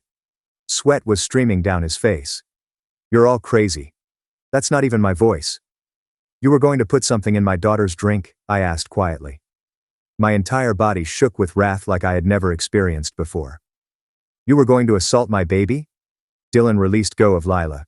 He started backing up to the door, but my husband moved faster. He blocked the only exit with his entire body. I could feel the muscles in his jaw clenching as he stared at the boy who had been abusing our daughter for who knows how long. "You don't want to do this," Dylan explained. He tried to sound aggressive, but his voice cracked like a child's. "My father is a lawyer. If you touch me, I will ruin your entire family." My spouse took another step forward. Dylan flattened himself against the wall, searching for another way out. But Dylan abruptly stopped panicking, looked at my husband, and said in the coldest voice I've ever heard, "I really don't believe you want to do that, Mr. Adams. And I believe you understand why." My husband's face sank. Dylan's skin drained color, and his hands began to shake as he stood there with a smug expression on his face. I could see my husband's entire body stiffen, and something icy settled in my gut. Dylan knew something, and whatever it was terrified my husband. With all of us jammed in, the restroom felt far too small, and I could hear Lila's ragged breathing behind me. My spouse took a step back, and Dylan's smile spread wider. I positioned myself between them and took out my phone with trembling fingers. I pressed the record button and held it up so Dylan could see the red light glowing. My voice was more steady than when I warned him to leave our house right now, or I'd phone 911. Dylan only laughed and said his father would destroy us for this. He claimed we had no idea who we were messing with. Then he shoved my husband hard enough that he stumbled into the wall. I kept recording as Dylan stomped down the stairs, knocking the family photographs off the wall as he went. My husband followed him down, and I stayed with the daughters, who were also crying. Dylan was ranting something about attorneys and litigation from downstairs. The front door smashed so violently that the entire house shook, and his automobile engine screamed into life outside. His tires screeched as he drove out of our driveway, far too quickly for our peaceful street. My husband returned upstairs, and his face was still as white as a sheet. He glanced at all of us standing in the bathroom and suggested we go to the master bedroom to chat. We all filed down the hallway to my bedroom, where my husband locked the door behind us. Lila sat on the bed, still in her pajamas, and her bald head reflected the morning light from the window. Mia went up beside her sister and took her hand. I stood there staring at my husband, demanding to know what Dylan had on him. My husband sat down heavily on the edge of the bed, his head in his hands. After a long pause, he glanced up and informed us that he had noticed bruising on Lila's wrist at dinner 2 weeks prior. He claimed he had gone to school the next day to confront Dylan about it. He found Dylan in the parking lot after baseball practice and grabbed him by his shirt. He admitted that he had slammed Dylan against his car and threatened to kill him if he ever touched Lila again. Dylan had videotaped the entire incident on his phone, including the threat. My husband's voice was full with shame as he told how Dylan had played the video for him right there. He claimed Dylan threatened him that if he ever interfered again, he would report it to the police and seek charges for assault. My wrath rose in my chest, mixed with my anxiety, and I felt like I was about to burst. I informed my husband that we needed to notify the police immediately away because of the abuse, the planned drugging, and everything else. My husband nodded, but expressed concern about Dylan's tape being used against him. He claimed Dylan's father was actually a lawyer, and a nasty one at that. Lila sobbed louder, saying she didn't want her father to get into trouble because of her. She kept repeating it was entirely her fault for dating Dylan in the first place. Mia crept into her sister's lap and placed her tiny arms around Lila's neck. She assured Lila, in a solemn small voice, that none of this was her fault. She proceeded. Bad people do bad things, and that's on them, not on the people they hurt. As my family crouched on the bed, I picked up the phone and dialed the non-emergency police line. The dispatcher responded, and I stated that we needed to report domestic violence and a planned assault. My voice cracked as I informed her about the bruises and the recording of Dylan plotting to drug my daughter. She stated she'd send an officer to collect our statements and asked whether we were okay right now. I told her sure, but the boy had just departed, making threats. She instructed everyone to remain inside with the doors locked until the authorities arrived. While we waited, I requested Lila to show me her phone, which included Dylan's messages. She unlocked it with shaking fingers before handing it over. The texts were all there, dating back months. Messages in which he told her what to wear and who to talk to. There's something weird about Mia having all of this proof prepared, the images on Mom's phone, the tape recorder with Dylan's voice. I'm surprised why an 8-year-old would surreptitiously gather evidence like a child detective rather than simply informing her parents what she saw happen to her sibling. Apologies after he hurt her and blamed her for making him upset. Threats about what would happen if she attempted to leave him. One message made my stomach turn. He said he'd make sure everyone at school knew she was worthless if she broke up with him. Another person claimed he owned her and she should remember that. There were hundreds of them, and each one made me feel worse than the last. I began capturing screenshots of everything and sent them to my phone as evidence. Lila watched me with tears in her eyes and apologized repeatedly. My husband drew her close to him and told her she had nothing to be sorry for. He claimed we should have seen the warning signs and protected her more effectively.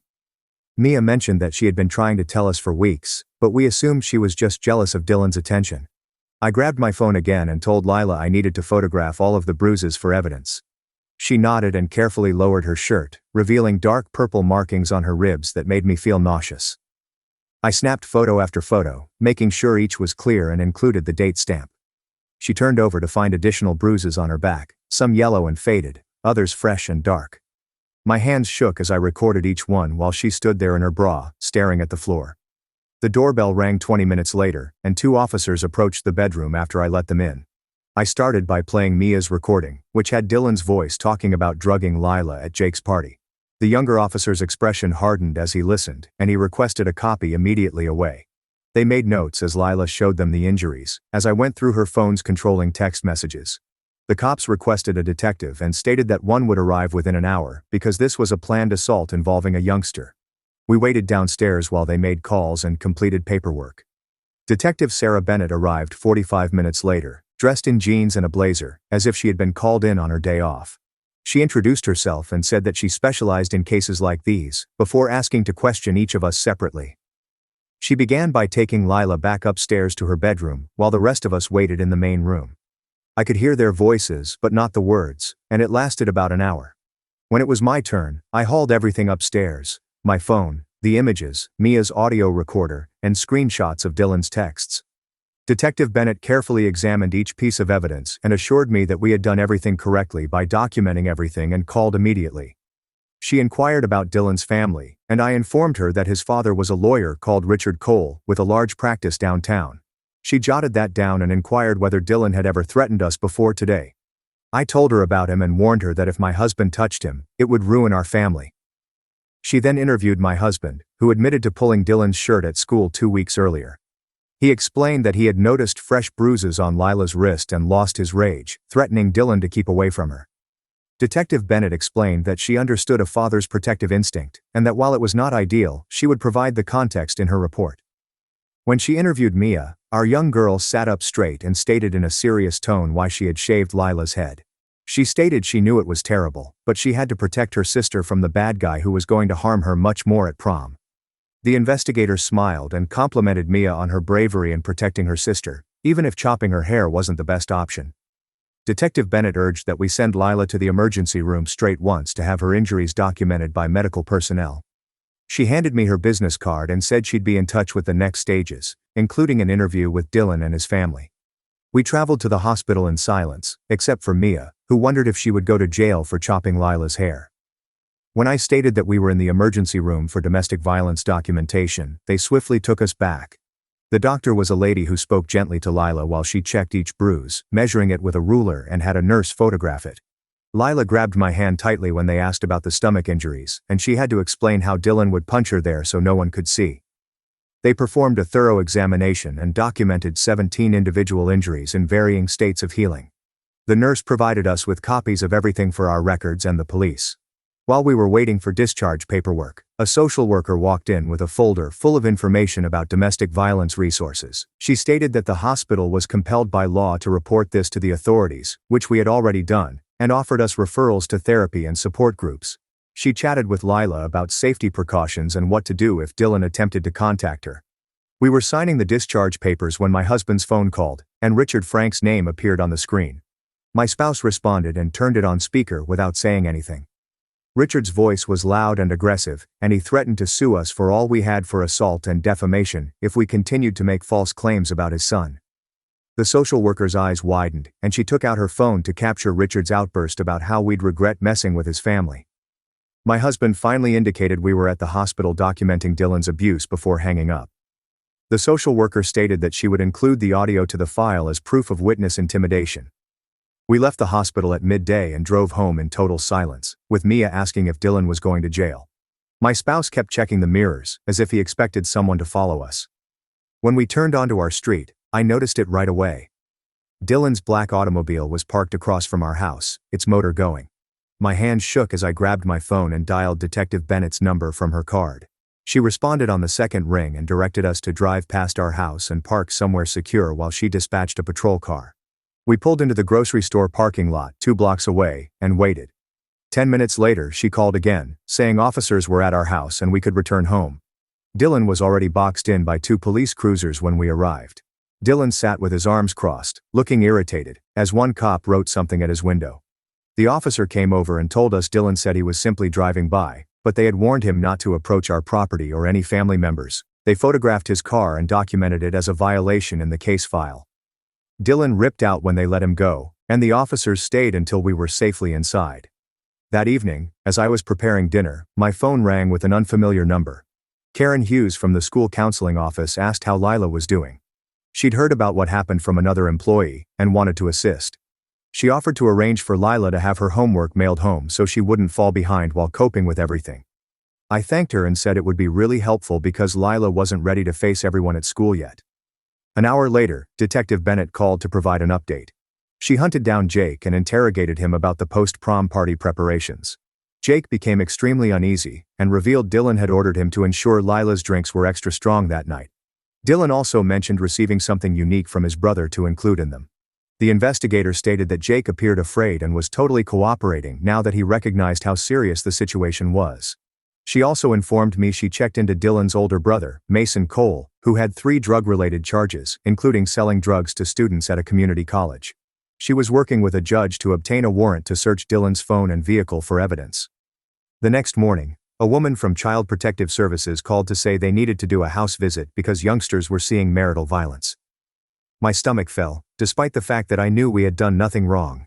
She planned it for the next day, explaining that it was usual protocol to ensure the children's safety. That night was terrible. Every automobile that passed made us jump. My husband woke up 3 times to check the locks on all of the doors and windows. Around midnight, I heard crying from Lila's room and discovered both children in her bed. Mia had gotten in with her big sister, and they were hugging tightly. Lila's face was soaked with tears, and Mia was caressing her back as Lila used to do for her during thunderstorms. I sat on the edge of the bed, smoothing their hair until they both dozed off. The CPS worker arrived at 9 a.m. the next day, with a clipboard and a serious expression. She interrogated each child individually in their rooms, while my husband and I waited in the kitchen. She spent about an hour with Lila, inquiring about our home and whether she felt secure here. Then she spoke with Mia, who supposedly told her everything about why she cut Lila's hair and gave her the photo she shot. When she finished, the worker grinned and stated we did an excellent job addressing the problem. She had no worries about our parenting and was impressed by the girls' protective nature toward one another. She handed us some leaflets about trauma and children before she departed. That afternoon, I received a call from someone named Rachel Morgan, who stated that she was a victim advocate assigned to help us. She indicated that we may submit an emergency protective order to legally keep Dylan away. She guided me through all of the paperwork over the phone and promised to help us prepare everything with our evidence. Mia's decision to take images before getting her haircut demonstrates some strong planning skills for someone her age. This child thinks 3 steps ahead, as if she were playing chess while everyone else was stuck on checkers. We spent 2 hours reviewing all of the hospital's images, videos, and documentation. She stated our case was very solid, and a court would probably grant it straight away. The following day, a certified letter arrived from Richard Frank's law firm. My husband opened it, and his face turned scarlet as he read. It was 3 pages of legal threats, claiming we had assaulted his son and made false claims that were harming his reputation. It threatened to sue us for everything we owned if we didn't drop the allegations immediately. It also highlighted the event at school where my husband grabbed Dylan's shirt, claiming it constituted assault on a minor. My husband's hands were shaking as he photographed each page and sent them to Detective Bennett. She called back within minutes, stating that there was clear evidence of witness intimidation and that any such threats should be noted. Monday morning arrived too quickly, and Lila had to return to school wearing a beanie to cover her bald head. I drove her because she was too terrified to ride the bus with everyone gazing at her. When we arrived, the parking lot was already busy, and I could see children pointing at our car through the windows. Lila gripped my hand so tightly that it hurt as we walked through the main doors together. The whispering began immediately, and I overheard one girl mention something about Lila making things up for attention. Another group of students approached us, and one boy told Lila that they thought her and Dylan were jerks. Anyway, the principal was waiting in the main office with a woman I recognized as Karen Hughes from the counseling office. Karen walked us into her office and handed us a new class schedule for Lila, which included alternate paths through the building. She explained that security officers would be looking for Dylan, and they relocated Lila's locker to a different hallway entirely. Karen led us down the new path to each class and showed Lila a secure area to use if she felt worried. My phone called as we were walking, and it was Detective Bennett, who said she had some information concerning the search warrant. She'd gone to Dylan's car with other officers that morning and discovered a little plastic bag hidden under the driver's seat. The pills inside looked like Rohypnol, and they were rushing them to the lab for testing, but she was confident in what they would find. Dylan was let out of his house in handcuffs after 2 hours, while neighbors watched from their drives. Detective Bennett called back to say he had been charged with possession of controlled narcotics and conspiracy to commit sexual assault. His father bailed him out before dinner, but at least he now had an official case number and actual charges filed. 3 days later, we sat in a courtroom for the emergency protective order hearing, with Rachel Morgan beside us. I had to step up and tell the judge everything about the abuse, as Lila shook in her chair. The judge listened to Mia's audio of Dylan plotting to drug Lila, and his expression hardened with each word. He interrogated my husband about snatching Dylan's shirt at school, and he confirmed everything while explaining that he was defending his daughter. The judge acknowledged a father's reaction and focused on Dylan's record of abuse over months. Dylan's lawyer attempted to claim that this was merely teenage drama that had been blown out of proportion, but the judge was not convinced. He immediately approved the interim restraining order and imposed harsh terms, including Dylan's inability to approach Lila within 500 feet. The following week, the school convened its own disciplinary hearing regarding Dylan's behavior on campus. The principal examined all of the evidence, including the drug possession charges and Dylan's history of hostile behavior in the halls. They promptly suspended him, pending the criminal inquiry, and barred him from any school grounds, including graduation. Dylan's father came up and yelled about litigation, but the school board did not back down at all. Lila began attending a therapist who specialized in assisting teenagers who had been abused by boyfriends or girlfriends. She sat there crying for the first several sessions, unable to express what had occurred to her. The therapist was patient, however, and Lila gradually began to open up about how Dylan made her feel worthless. She talked of being terrified all the time and not knowing what would set him off or cause him to grab her. The therapist helped her realize that none of it was her fault, and abusers are quite adept at making victims believe they deserve it. Our entire family began coming to therapy once a week to learn how to help one another. The therapist stated that Mia saw her sister in peril and performed the only action she could think of to keep her safe. It wasn't the best way to handle things, but it was a combination of love and terror in a child's mind. Mia informed the therapist that she had been witnessing Dylan mistreat Lila for months and felt little and useless about it. She explained that cutting Lila's hair was the only method she could think of to keep her sister home and safe that night. The therapist helped us all understand that families living with abuse must find new methods to communicate with one another. We practiced having difficult conversations about feelings without blaming or shaming anyone for their struggles. Lila and Mia began practicing activities together in which they could communicate their anxieties in a safe setting with guidelines for listening. I realized that I needed to look for clues that I had been missing and make room for my children to tell me anything. My husband had to deal with his guilt for not noticing the abuse sooner and his anger at the shirt-grabbing episode. The therapist said that trauma affects entire families, and we all needed time to recover from what Dylan had done to us. She assigned us assignments between sessions, such as writing in journals and conducting family check-ins every night at dinner. It was hard work, but I could see my daughter regaining trust and feeling safer in her own house. 3 weeks later, Detective Bennett called while I was preparing supper and asked if she might stop over to provide an update on the case. She arrived within an hour and sat at our kitchen table with her notebook open, informing us that 2 additional girls from Dylan's school had come forward after learning what had happened to Lila. Neither girl wanted to press charges, but they both detailed the same pattern of gripping too firmly, pressing into walls, and then buying expensive gifts to keep them quiet. The investigator stated that their statements would help prove to the prosecutor that Dylan had done this previously and would most likely do it again if he did not suffer serious repercussions this time. The next morning, we received a call from the district attorney's office informing us that Dylan will be prosecuted on various offenses, including assault, conspiracy to conduct sexual assault, and possession of controlled narcotics with intent to distribute. Richard Cole had already recruited 3 lawyers from the state's most expensive company, but the prosecutor stated our evidence was strong, and they were confident in obtaining a conviction. Lila was sitting next to me during the call, and when she heard the prosecutor imply that she could have to testify, her entire body tensed. After we hung up, she was quiet for a long time before explaining she wanted to do it, because other females needed to know they could speak up as well, and she wasn't going to let Dylan silence her anymore.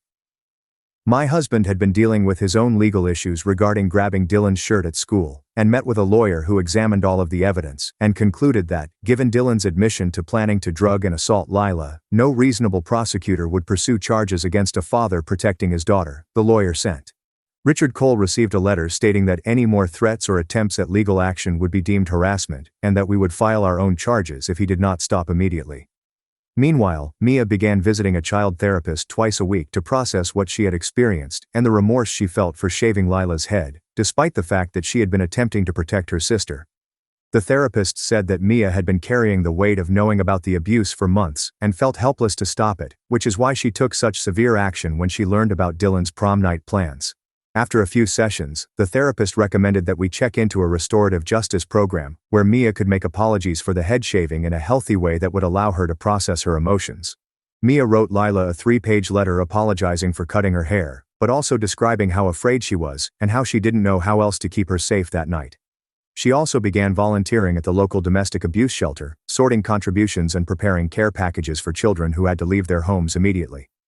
Dylan broke the protective order 2 months into the court procedures when his pals began showing up at Lila's school with messages from him expressing his desire to work things out and missing her. The first time it happened, Lila came home shivering and showed me the note that one of Dylan's basketball teammates had stuffed into her locker. We documented everything and reported it to Detective Bennett, who entered it into the case file and warned Dylan that any more infractions would result in instant arrest.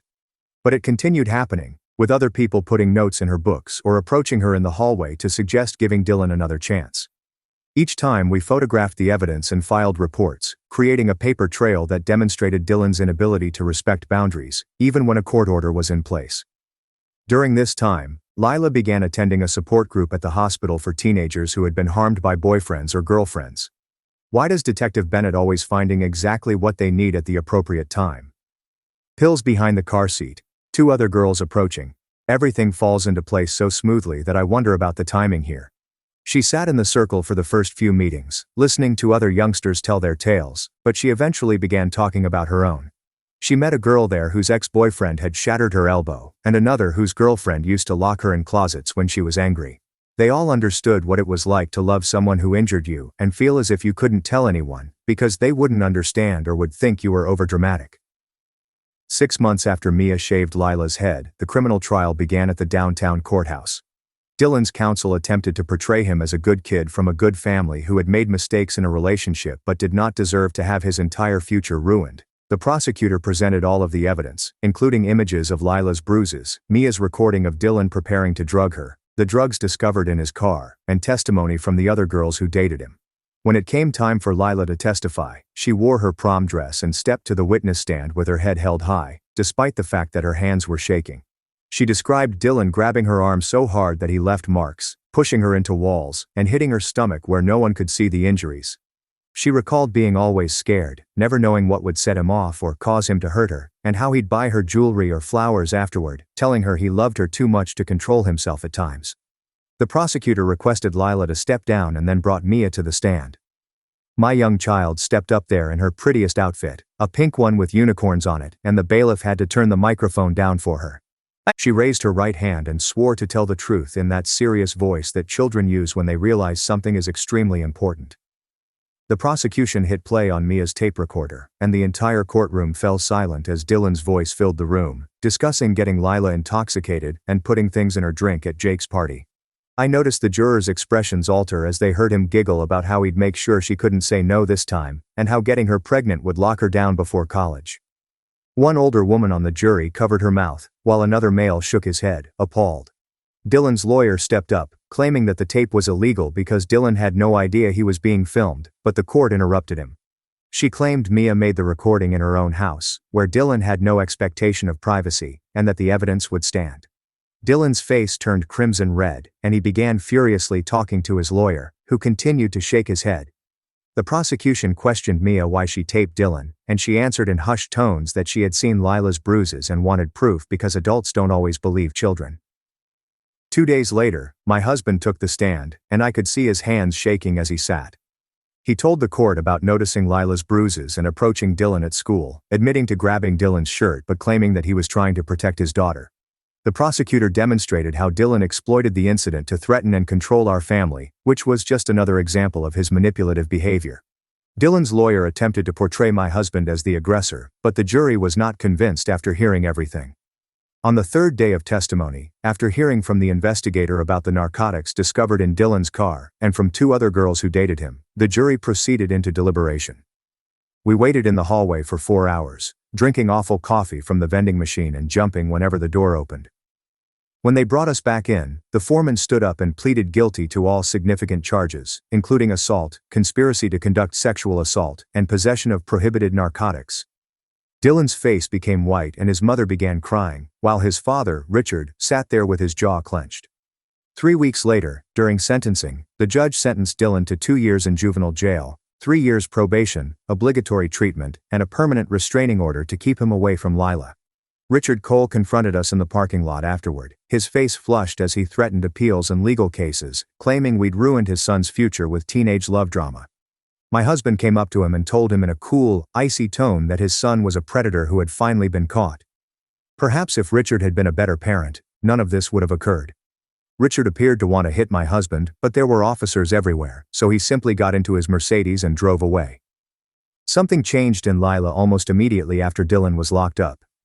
She resumed sleeping through the night and stopped panicking when doors slammed. She decided she wanted to assist other girls detect the warning signs of abuse, and began collaborating with the school counselor to create assemblies where she could share her experience. Her voice shook the first time she spoke in front of the entire junior class, but she persevered, telling how Dylan had isolated her from her classmates, and made her believe the abuse was her responsibility. After her lecture, 3 girls approached her personally, and asked for assistance with their own issues. Following our case, the school board held a special meeting and invited experts on teen dating violence to train all teachers and staff. They developed new standards for reporting suspected abuse and began offering healthy relationship programs in health education. The principal told us that until Lila's instance, they had no idea how frequent this problem was. Meanwhile, Lila's hair began to regrow in soft fuzzy patches, which she frequently ran her hand over. She experimented with various caps and scarves at first, but eventually realized she preferred the incredibly short appearance, and kept it buzzed for a while. She informed me that her short hair reminded her that Mia loved her enough to go to such lengths to save her, and that she was strong enough to survive anything. Mia turned all of her protective energy into constructive action, volunteering with us at domestic abuse awareness events and assisting in the creation of care packages for women's shelters. She adorned each present with her drawings and added words such as, "You're brave, and you deserve to be safe." The shelter supervisor stated that Mia's packages always made the women smile, even on their hardest days.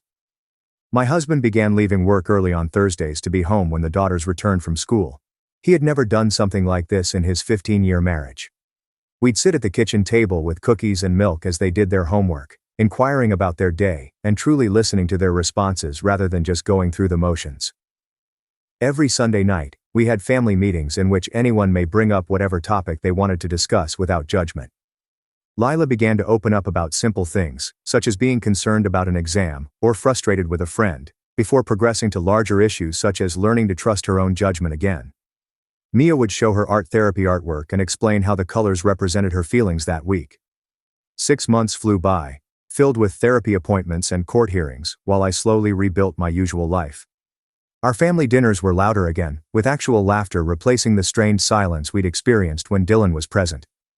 Lila joined the debate team and began winning competitions, discovering her voice in more ways than one. Mia trained herself to knit and created scarves for everyone at the women's shelter for Christmas. Lila found a safe haven at the hospital's support group, where she met other survivors who understood what she had gone through. There was this boy named Adam, whose ex-girlfriend had been stalking him for months, and he and Lila began discussing boundaries and warning signs after encounters. He never pushed for anything more than friendship at first, simply listening when she wanted to talk and making her laugh with bad jokes about their shared therapy homework. When he finally asked her to a movie 3 months after they met, he gave her 3 possible departure methods in case she felt uneasy and told her his mother would pick them up if she wanted to go early. They took things so slowly that their first kiss didn't occur until 2 months into their relationship, and Adam requested permission beforehand. Mia was nominated for a citizenship award at school for creating a comprehensive effort to identify abuse warning flags following what happened to Lila.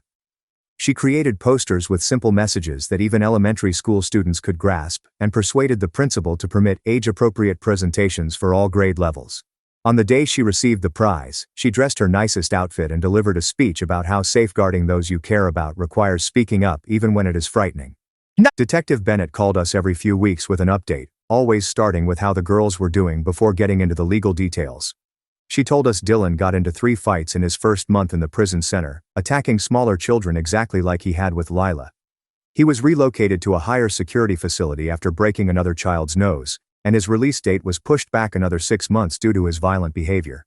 His father attempted to appeal the conviction twice, but the judge denied both appeals. particularly after Dylan's prison record demonstrated the pattern of aggression was true. Lila's graduation day came with wonderful weather, and her hair had grown out to a pretty pixie cut that she'd learned to manage with small clips. She went across the stage as salutatorian to wild applause from our section, where even Mia's art therapy group had come to support her. Dylan picking fights with lesser students in detention demonstrates that the apple doesn't fall far from the entitled tree. I guess those anger management seminars aren't on the Juvie Prep Academy curriculum yet. Her lecture was about finding strength in unexpected places and realizing that asking for help is the bravest thing you can do. She thanked Mia by name for saving her life, and I saw my youngest daughter shed happy tears for the first time since this all began. College acceptance letters had been arriving for weeks, and Lila chose a school 3 hours away, far enough to be self-sufficient, but close enough to return home whenever necessary. That summer, she enrolled in a self-defense class and persuaded Adam to join her, and the two of them learned healthy techniques to protect themselves. We went dorm shopping together, and she chose bright colors instead of the somber outfits she had worn during the Dylan months. She displayed a photo of our family on her desk, including one of her and Mia from after the trial, laughing at something on Mia's phone. Lila crawled into Mia's bed the night before she left for college, as they had done when they were younger. The next morning, I found them curled up together, Mia's arm protectively flung over her big sister, even while she slept. As we loaded the car, Lila hugged Mia and muttered something that made them both cry and giggle simultaneously. The ledger my mother hid in her dresser proved they stole my tuition for mafia debts, and it changed everything in court. College was supposed to be midterms and coffee, not secrets and threats. One phone call on a quiet afternoon flipped my life inside out, and then the voice on the line shattered everything I thought I knew. What? I couldn't believe what I heard. I'd spent the entire day falling in love with my classes. Introduction to Psychology, where the professor made us giggle while discussing Freud. Creative Writing, where we'd already begun working on short tales. And Statistics, which appeared interesting with the right teacher. I was sitting on a seat outside the library, feeling as if my life was finally starting, when they called. My mother's speech seemed unusually upbeat for someone wrecking my future. "We need you to listen carefully, honey. We can't pay for school anymore. What happened to the college savings account you've had for me since I was a baby?" My voice sounded raspy. They would show me the statements on my birthdays, see the numbers climb, and use them as encouragement when I didn't want to prepare for the SATs. The money was supposed to be precious and untouchable, mine. There was a moment before my father cleared his throat. "I had some problems. We're going to need all of the money back to pay some debts." Which was unusual because she didn't specify what kind of obligations. Then what am I supposed to do? I felt like throwing up. My mother jumped back in with her solution. "You need to find a rich boyfriend by the end of the month. You go to school with plenty of wealthy students and you have a good body, so it wouldn't be impossible for you to get a boyfriend to turn into a husband." I sat there shocked as she continued talking. She outlined their entire strategy as if she had planned it through thoroughly. How I should target males in business school, how I should dress more revealingly, and how I should laugh at their jokes even if they were not humorous. "If you don't break up with him, even if he cheats on you, you'll be able to return to school in 6 years." She said it as if 6 years were nothing. Unable to believe what was happening, I hung up without saying goodbye. My palms shook as I scrolled to my brother Aiden's number. He finished from law school last year and was always able to mend things. He picked up on the second ring. "They just told me they can't pay for college and I need to find a rich husband. Is this really happening?" I was trying to prevent myself from crying. Aiden gave a big sigh. "They did the same thing to me when I started college, and I believed them." "What?" Things kept getting worse. He stated that 7 years earlier, they phoned him with the same story. Same strange debts. Same ridiculous solution. But he was too proud to marry for money, so he dropped out and began working as a welder to save up. He spent years breathing fumes and burning his hands in order to eventually pay for his own law school. "Why didn't you tell me?" I inquired. "I thought maybe they'd changed. Maybe they'd learned. I kept hoping they weren't going to do it to you too." The way he spoke was cruel. We sat silently for a moment. I saw other students passing by with their backpacks and coffee cups, leading regular college lives rather than being told by their own parents to sell themselves to the highest bidder. "There's something else you need to know," Aiden finally said. "Our parents have ties with the mafia." "The mafia? Like the actual mafia?" This was insane. Dad's gambling was not at casinos. He owes money to some extremely scary individuals. That is why they need your college cash. That's why they're desperate enough to propose this husband idea. My brain was unable to digest this information. My parents, who drove a minivan and attended church on Sundays, were involved with organized crime. My father, who wore polo shirts and delivered lousy jokes, owed money to real criminals. So, what do we do? I inquired. Aiden's voice became hushed, as if he wanted to ensure that no one could overhear. I have a plan to get your money back, but it's going to take both of us, and you have to trust me completely. What kind of plan? I needed more information. Not over the phone. Can you drive home this weekend? We'll meet at my apartment, and I'll explain everything. Just, whatever you do, don't let mom and dad know we talked. Act like you're considering their marriage plan. Aiden, you're scaring me. Good. You should be scared. These people don't mess around. But I'm not letting them steal your future like they stole mine. We're going to fix this. I ended the conversation and sat on the bench for another minute, my entire body shaking. Students continued passing past me as if nothing had changed, but everything was different now. My legs felt wobbly as I stood up and walked back to my dorm. The facility felt too light and too noisy as everyone prepared for Friday night gatherings. I made it to my room, closed the door behind me, sat down at my desk, and opened my laptop. My class schedule stared back at me from the screen. Introduction to Psychology on Mondays and Wednesdays, Creative Writing on Tuesdays and Thursdays, and Statistics 3 times each week. My parents owed money to actual criminals, thus I might not be able to finish my classes. My hands were still shaking as I grabbed my phone and began erasing everything: call history with mom and dad, text messages, etc. I updated all of my passwords one by one, making them longer and more random: my email password, my banking password, etc. Creating a new email account took a while because I kept pressing the wrong keys. My fingers wouldn't work properly. Aiden had encouraged me to download Signal for messaging, so I went to the App Store and set it up with a username rather than my phone number. I texted him that I'd drive to visit him tomorrow, and he responded with a thumbs up. Then my regular email chimed with a new letter from the bursar's office, reminding me that tuition was due in 3 weeks, $30,000 for the semester. Money that my parents had accumulated for 17 years was stolen and used to pay criminals. I felt nauseous after staring at the number. I forwarded it to my new secure email address and erased it from my regular inbox. My roommate arrived around midnight, inebriated and joking about a party. She passed out on her bed, and I laid there staring at the ceiling. Down the corridor, I could hear people laughing and conversing about everyday topics. Someone was grumbling about a chemical test, and another was talking about asking a girl out. They were concerned with typical college issues, whereas I was prepared to discreetly record my own parents. Despite the fact that this building was filled with hundreds of people, I felt absolutely alone. My alarm went off at 7 o'clock, so I must have fallen asleep at some time. My roommate was still unconscious, so I moved carefully, bringing out the small suitcase from beneath my bed. I packed the folder I'd been storing since high school with all of my college savings documents. They'd shown me the statements every birthday, and I'd saved copies and screenshots of their texts guaranteeing the money was mine. Photos of parents at my high school graduation, emphasizing how delighted they were that I had gotten a full tuition to my safety school, but they preferred that I attend my dream school. Everything that showed that money existed and was intended for me. I texted Aiden on Signal that I was leaving at midday, as scheduled. My roommate asked where I was going.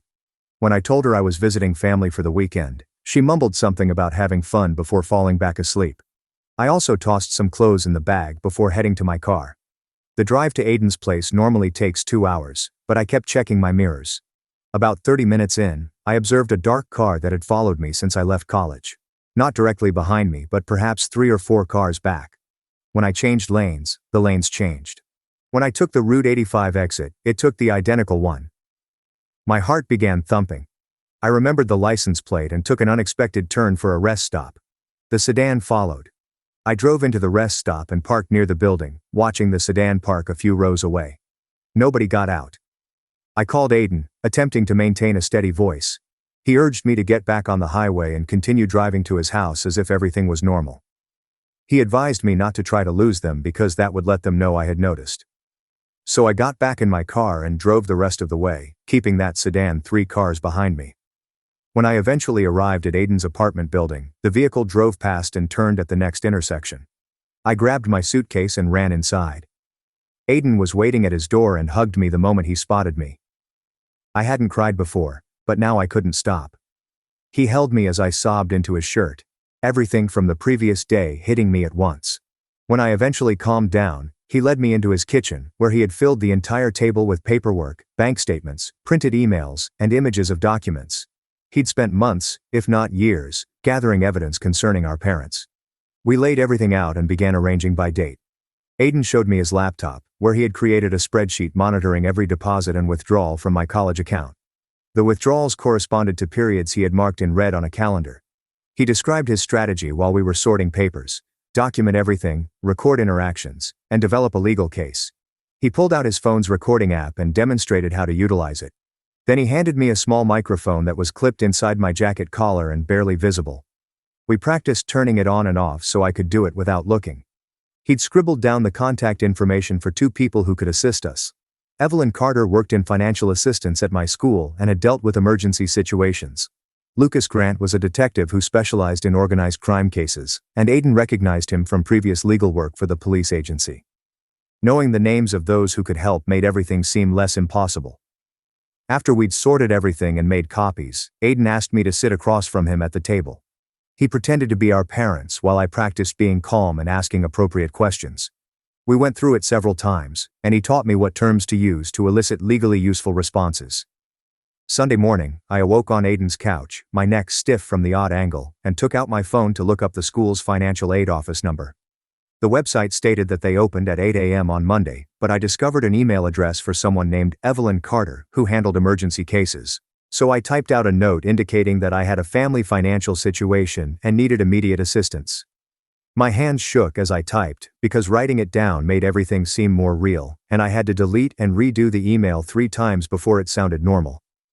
Aiden emerged from his bedroom with coffee and sat next to me, while I attached copies of all the bank statements we'd gathered, proving the college fund existed and was intended for me. He assisted me in writing a brief summary explaining why my parents stole the money, without mentioning the mafia or gambling debts, as that would sound too strange for a first email. Within an hour, Evelyn responded, saying she could meet me Monday at 7:30 before regular office hours, which meant I'd have to leave university early, but at least I'd get aid.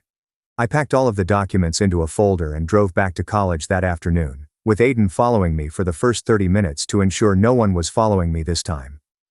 Back in my dorm room on Sunday night, I sat on my bed for 10 minutes, staring at my phone, before messaging Mom that I'd been thinking about what she said and wanted to know more about finding a boyfriend. She called right away, and her voice was all thrilled, as if I had just told her I had won the lotto or something, as she began reciting all these directions about which dining halls the business school guys ate at and what times they went to gym. I activated the recording app Aiden showed me and held the phone slightly away from my ear so the microphone could take up everything, while she advised me to wear tighter clothes and laugh more, even if nothing was funny. She went on for 20 minutes about how I should pretend to be interested in whatever they were talking about, never disagree with them about anything, and always let them believe they were smarter than me. Then Mom said something that made my stomach drop. Dad's friend Victor knew some rich families with sons my age who might be interested in meeting me. She mentioned his name casually, as if he were a normal family acquaintance rather than a criminal to whom my father owed money, and I had to bite my tongue to avoid saying anything. I inquired who Victor was, and Mom said he was someone Dad occasionally did business with, and he had ties to affluent individuals who could improve our family situation. The way she spoke about him as if he were doing us a favor rather than threatening us made me want to shout, but I kept my voice steady and asked more questions about the families he knew. She suggested Victor could set up introductions if I was serious about my strategy, and I assured her I'd think about it, despite the impulse to chuck my phone across the room. After we hung up, I saved the audio and grabbed screenshots of her text, which listed all the ways I should modify myself to attract a wealthy husband. Monday morning, my alarm went off at 6 o'clock, and I changed into clothing and grabbed the packet of documents before walking across campus in the dark to the financial aid building. Evelyn was already there, unlocking her office, and she looked precisely like the portrait on the page, with gray hair tied back and glasses on a chain around her neck. She sat me down and put out all of my documents on her desk, taking notes on a yellow pad and asking questions about when the money vanished and how much was in the account originally. Her face became more concerned as she evaluated everything, and she emphasized that emergency funds were available for unique instances, but they required proof of true hardship, not just parents refusing to pay. She claimed a police record would strengthen my case because it would demonstrate that this was not just a family squabble, but genuine theft of money that belonged to me. I understood I'd have to make things official and engage the police if I wanted to stay at the school, which meant no more pretending it would all go away. After the meeting, I called Aiden from outside the building and informed him about Evelyn's statement about the necessity for a police record to obtain emergency funds. He said he'd call his contact right away, and within an hour, he texted that Detective Lucas Grant had agreed to meet with us unofficially to explore our options. We scheduled a meeting for Tuesday at a coffee shop near school, where we could chat without being overheard and Lucas could explain what getting the police involved would entail. That night, Mom began sending me photographs of outfits she discovered online that she believed would help me attract wealthy boys, and each one revealed more skin than the last.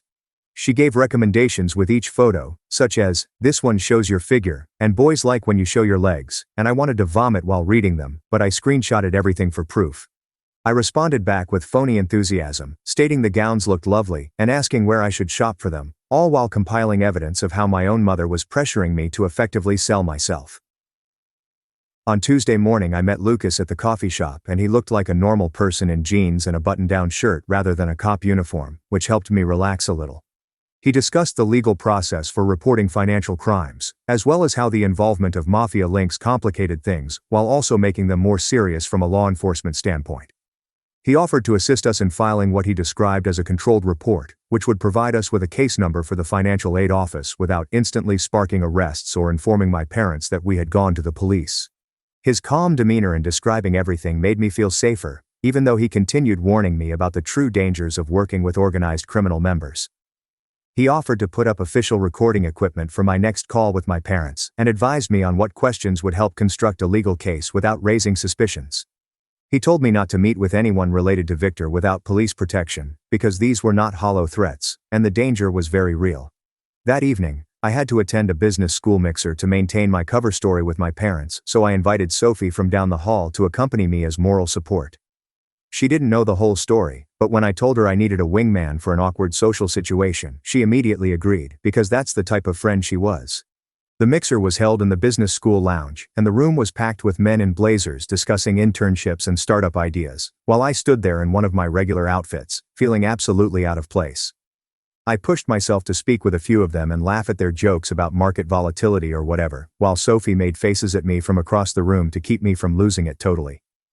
Lucas arrived on campus Wednesday morning with a van full of recording equipment and set everything up in an empty office that the campus police allowed us to use. He demonstrated how the system worked and explained that everything would be legally admissible in court if we ever needed it as evidence against my parents or Victor. He provided me a list of questions to naturally include into the conversation and told me to remain calm, regardless of what my parents replied, as becoming emotional would make them suspicious. I called Mom at 2 p.m., while Lucas was monitoring everything from his laptop, and inquired about the deadline for finding a husband and what would happen to my tuition if I didn't find someone soon enough. She admitted Dad needed the money right away for his obligations, and when I pressed for further information, she used the phrase consequences, which caused Lucas to nod and jot down something because that was the type of language that indicated actual threats existed. Dad cleared his throat and took the phone from Mom, his voice wavering slightly as he began discussing the schedule for receiving money. He said they needed at least half by next week or Sandra would, then he caught himself and hastily stated that certain people would be upset if payments did not begin immediately. Lucas's eyes widened, and he began typing quickly on his laptop while gesturing at me to keep Dad talking. I asked Dad who Sandra was, playing dumb, and he muttered something about just meeting some folks he knew from work before turning the subject back to my looking for a boyfriend. My hands shook as I asked further questions about these folks and their payment expectations, while Lucas documented everything and wrote notes on the name slip. Dad was talking himself into a corner, citing exact sums and dates that matched what Aiden discovered in their bank records. After 20 more minutes of convincing them to provide specifics about the debt and their plan for me, I hung up and sat there staring at Lucas's equipment. He played back the recording to ensure that we understood everything, particularly the point where Dad mentioned Sandro's name, which was spelled Victor. Thursday morning arrived too quickly, and Lucas and I met at the downtown police station at 8 a.m. The facility smelled like stale coffee and floor cleaner, and people sat on plastic chairs, looking exhausted and concerned. Lucas assisted me in completing out the official report, writing down everything about the stolen college fund and the threats from my parents' creditors. The officer taking the report kept asking me to repeat things, as if she couldn't believe the parents would do this to their child. It took 3 hours to complete all of the paperwork and questions, with Lucas staying with me the entire time to ensure that everything was properly documented. When they finally handed me the case number, A big string of digits that made things seem more real. My hands couldn't stop shaking. As we walked out of the station into the brilliant morning sun, I was struck by the reality of reporting my own parents to the police. Lucas placed his hand on my shoulder and reminded me that this was about protecting me from harmful people, not punishing my parents for wrong decisions. I drove immediately to the financial assistance office with my case number and found Evelyn waiting for me with a stack of forms. She'd dedicated her entire morning to assisting me and had already begun the emergency grant paperwork, based on our earlier meeting. She inserted the case number into the system and described how it would expedite my application to the Extraordinary Circumstances Committee. The award would only cover around 60% of this semester's tuition, but with a payment plan and a campus job, I could continue attending. For the first time since that phone call on the bench, I had a glimmer of optimism that I might not have to drop out. Evelyn made copies of everything and handed me a folder with all of my documents, urging me to put it somewhere safe. That afternoon, my phone called as I was attempting to study in my dorm room, and Mom's happy voice made my stomach plummet. She explained that Victor wanted to meet with me to discuss possibilities for our family problem, as if he were a helpful family friend rather than a criminal. She kept expressing how generous he was, how open he was to discuss various arrangements, but I could see the worry beneath her feigned happiness. While still on the phone with Mom, I contacted Lucas, who responded quickly that we needed to manage this meeting. Mom said Victor recommended Saturday at a downtown coffee shop, somewhere public and safe, which almost made me chuckle because safe was so wrong. After hanging up, Lucas called and began planning ways to wire me up and place undercover officers throughout the coffee shop. Meanwhile, Aiden was working on his own angle, spending Thursday night drafting a legal contract for our parents to sign. He emailed me a draft that basically stated that they had taken my education fund without my authorization and owed me the entire amount plus interest. We were both certain that they would never sign it willingly, but Aiden insisted that we attempt the civil path first, before things became more problematic. He was developing various legal tactics simultaneously, preparing for whatever course this catastrophe would take. Lucas and I met at a separate coffee shop on Friday morning to discuss our meeting plans with Victor. The next day, he showed me the tiny microphone that would hook inside my jacket and the recording device, which resembled a phone charger. He had me practice walking and sitting normally while wearing the wire, ensuring sure it didn't show or make a sound. He indicated where the undercover officers would be stationed and showed me images of them so I knew who was there to protect me. He'd be watching from across the street, using binoculars and a radio to coordinate everyone in case something went wrong. The goal was simple but terrifying: get Victor to acknowledge to the debt and threats on film without raising suspicions. That night I sat at my computer, attempting to eat the sandwich I had bought for dinner, but my stomach refused to accept it. The prospect of meeting a real mafia member tomorrow made everything feel surreal and terrifying in a way I'd never experienced before. Sophie knocked on my door around 9 o'clock, observing how quiet I had been all day, and asked if I was all right. She brought a jar of soup from the dining hall and sat on my bed while I pretended to be studying at my desk. She didn't press for details about what was happening. Instead, she kept me company and discussed her own classes and problems with her roommate. Her calm support meant more than she realized, even though I couldn't tell her why I was so terrified. Saturday morning, I awoke at 5 a.m. and couldn't fall back asleep, simply lying there worrying about what might happen. I dressed in the outfit Lucas had approved, making sure the wire was secure and concealed beneath my jacket. Although the coffee shop was only a 10-minute walk from school, it felt like the longest walk I'd ever taken. I arrived 20 minutes early and ordered a small coffee with hands so shaky that I dropped my change. I chose a table near the window, as Lucas had directed, and attempted to appear normal, while my heart hammered. Victor arrived on schedule, dressed like any other middle-aged businessman in khakis and polo shirt. He smiled cordially and shook my hand as if we were having a regular business meeting, then ordered a black coffee and sat across from me. He was nice and charming as he said that my father owed him a lot of money from gambling over the last 2 years. He took out a little notepad and showed me numbers, dates, and payment records that made my stomach flip.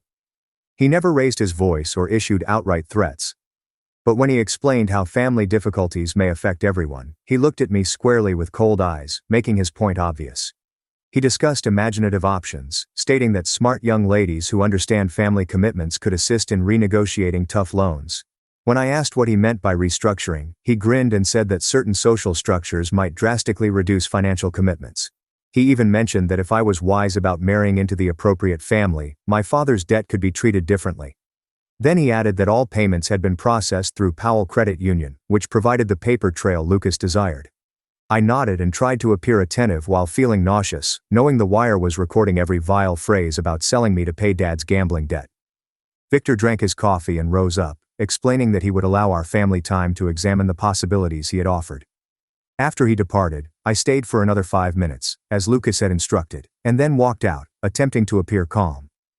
The same dark automobile I'd seen earlier was parked across the street, with someone sitting inside monitoring the coffee shop.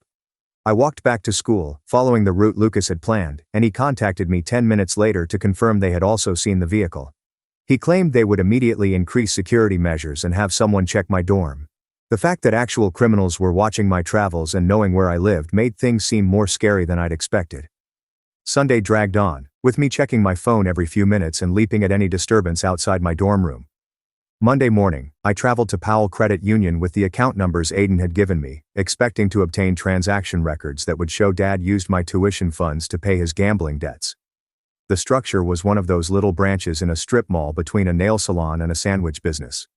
I approached the teller window and requested copies of withdrawals from my college savings account, slipping my ID across the counter. The teller, a woman in her 40s with warm eyes, wrote on her computer for a minute before frowning.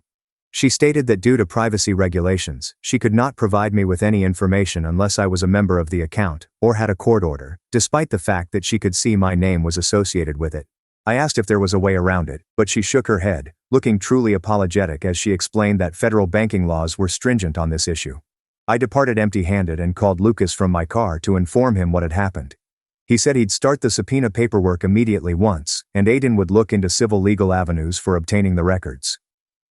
That afternoon, Aiden drove to our parents' house with a document he had drawn up acknowledging that they had misappropriated my college fund and owed me money. I paced back and forth between my workstation and bed in my dorm room while waiting for his call. When he finally called 2 hours later, his voice was strained with rage.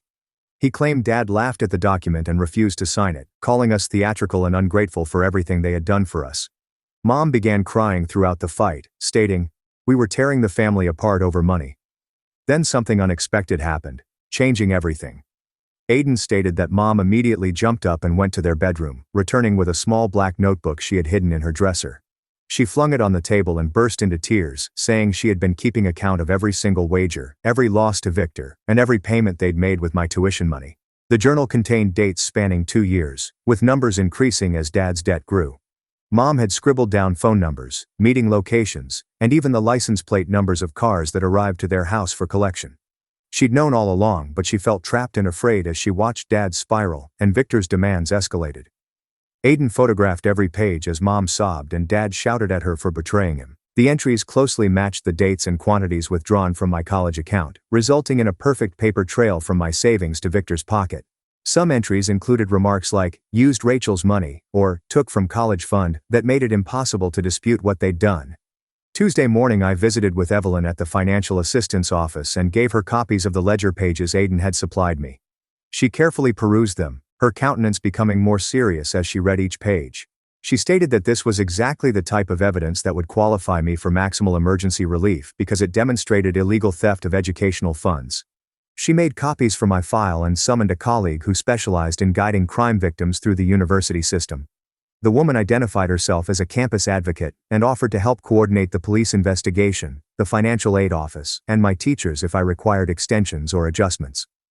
For the first time since all began, I felt like the school was completely behind me and striving to keep me enrolled. That night, when I was studying in my room, Aiden called, his voice shaking. Someone had slashed all 4 tires on his car and left a message under the windshield reading, "Family pays family debts" in block letters. He'd already phoned the cops to submit a report, and they were investigating it as witness intimidation related to our case against Victor. Lucas arrived within an hour and advised us to evacuate to a secure spot immediately. He drove us to a modest apartment building on the other side of town that the police used to house witnesses who required security. The apartment was simple but clean, with 2 bedrooms, a small kitchen, and bars on all of the windows. Lucas demonstrated the security system and provided us with a phone number where we could reach officers in less than 3 minutes. Lucas brought me up early on Wednesday morning to prepare for another recorded meeting with Victor, during which I was supposed to give him a partial payment to purchase time. The underlying purpose was to encourage him to be more detailed about his threats and illegal conduct, as the earlier audio had not been clear enough to support severe charges. We spent 2 hours in a conference room at the police station practicing various approaches and reactions. Lucas advised me on how to ask foolish questions that would compel Victor to explain his illicit activities. I worked on being cool even when Lucas pretended to threaten me, learning to control my breathing and keep my hands firm. The meeting was scheduled for that afternoon in a different coffee shop. This one was closer to university, so there'd be more witnesses. I arrived 10 minutes early, wearing the wire again, and ordered a little tea that I didn't much want. Victor arrived on time, sitting across from me with the same fake friendly smile. I took out an envelope containing $500 Lucas had given me from his funds and passed it over the table while requesting receipt. Victor chuckled and stated they don't use paperwork in his business since receipts cause headaches for everyone concerned. I pretended to be dumb and inquired as to how I could demonstrate that I had made a payment without providing evidence. He leaned closer and stated that his firm was based on trust and reputation, stating that he had methods of collecting from uncooperative families that did not require courts or documentation. When I inquired what kind of approaches, he grinned and stated that innovative solutions worked best, and that sometimes individuals needed motivation other than money to pay off their obligations. He said that accidents occurred when people did not take their responsibilities seriously, and that family members sometimes find themselves in terrible situations. I nodded and inquired about the direct impact of my father's debt on my brother and me. Victor stated that family debts were family concerns, and that everyone contributed to finding answers in some way. After he left with the money, I sat for another 5 minutes before walking back to the safe house, where Lucas was waiting. He stated that Victor's statements about accidents and family members incurring consequences were precisely what they required for criminal threat charges. On Thursday morning, we all went to the courts, where Aiden's lawyer presented our evidence to a judge, asking an emergency order. The judge examined the ledger, police reports, and transcripts of the recorded discussions with Victor. After an hour of arguments on both sides, she issued a temporary restraining order, freezing my parents' remaining assets while the criminal case was being investigated. This meant they couldn't sell the house, empty their bank accounts, or transfer any property until the court determined how much they owed me. My phone immediately started ringing with calls from both parents, which I did not answer. Aiden now handles all correspondence through his lawyer, ensuring that everything is formal and documented. Friday morning, Mom's lawyer phoned Aiden's lawyer, offering to collaborate with the police investigation in exchange for leniency on any charges she could face.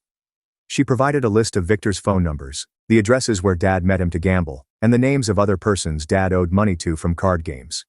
She even offered them the dates and times of forthcoming games Dad intended to attend in an attempt to recoup his losses.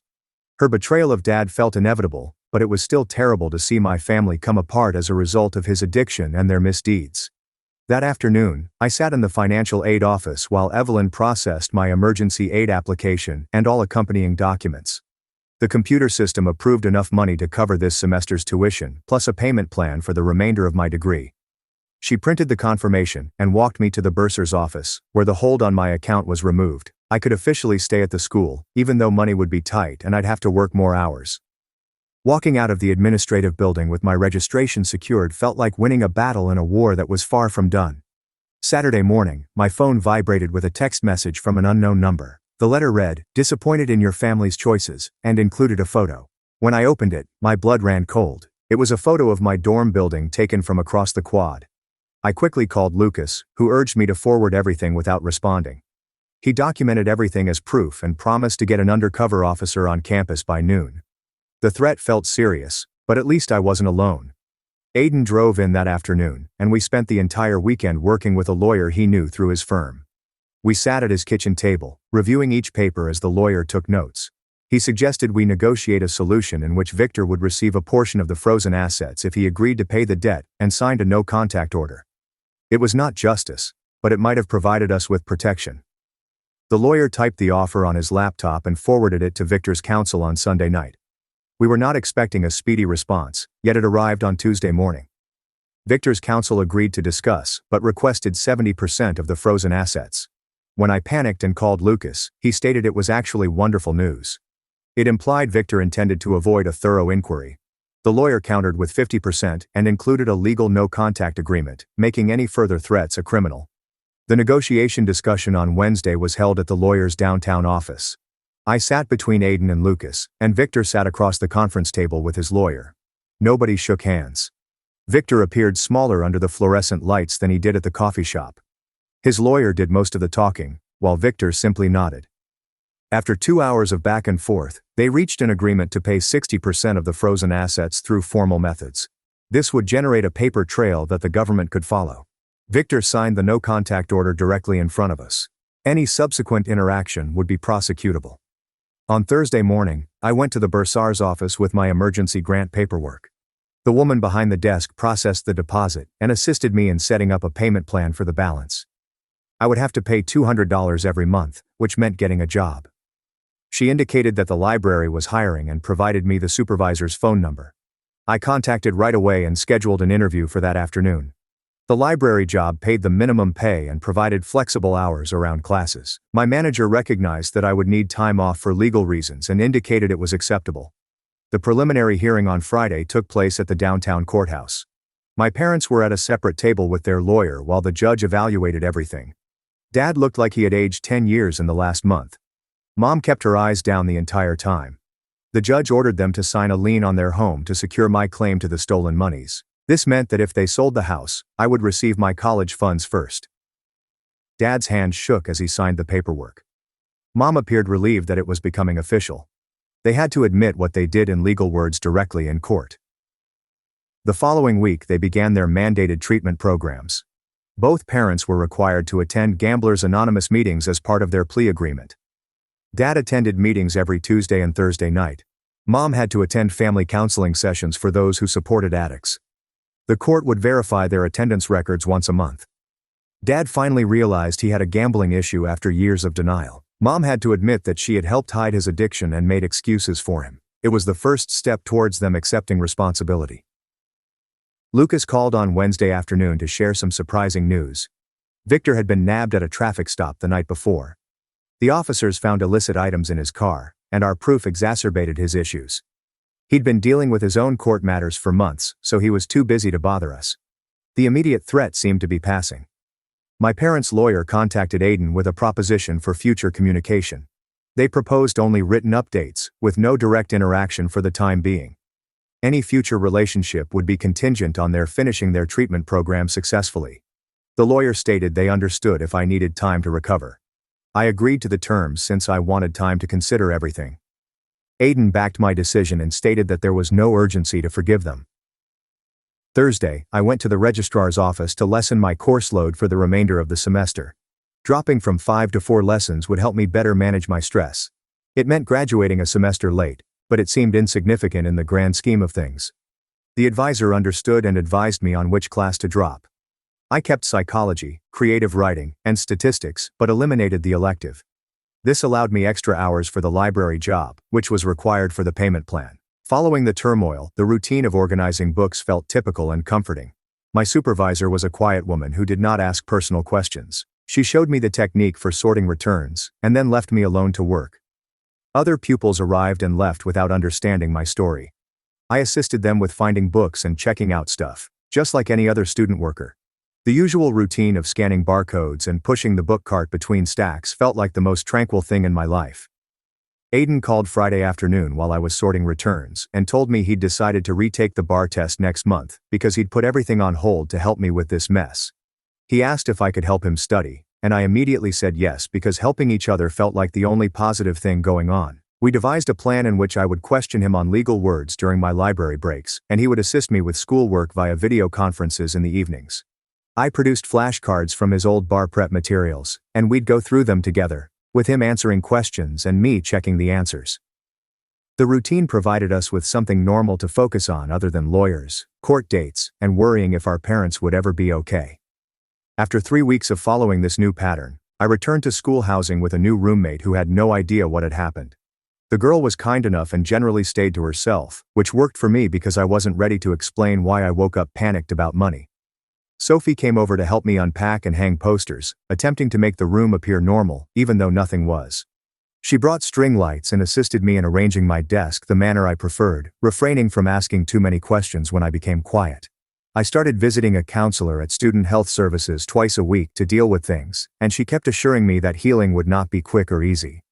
The counselor taught me breathing exercises to help me cope with panic attacks, and helped me understand that what my parents did was not my fault, despite how it felt at times. That same week, I returned to the bursar's office, where they formalized my payment plan with specific amounts I could afford.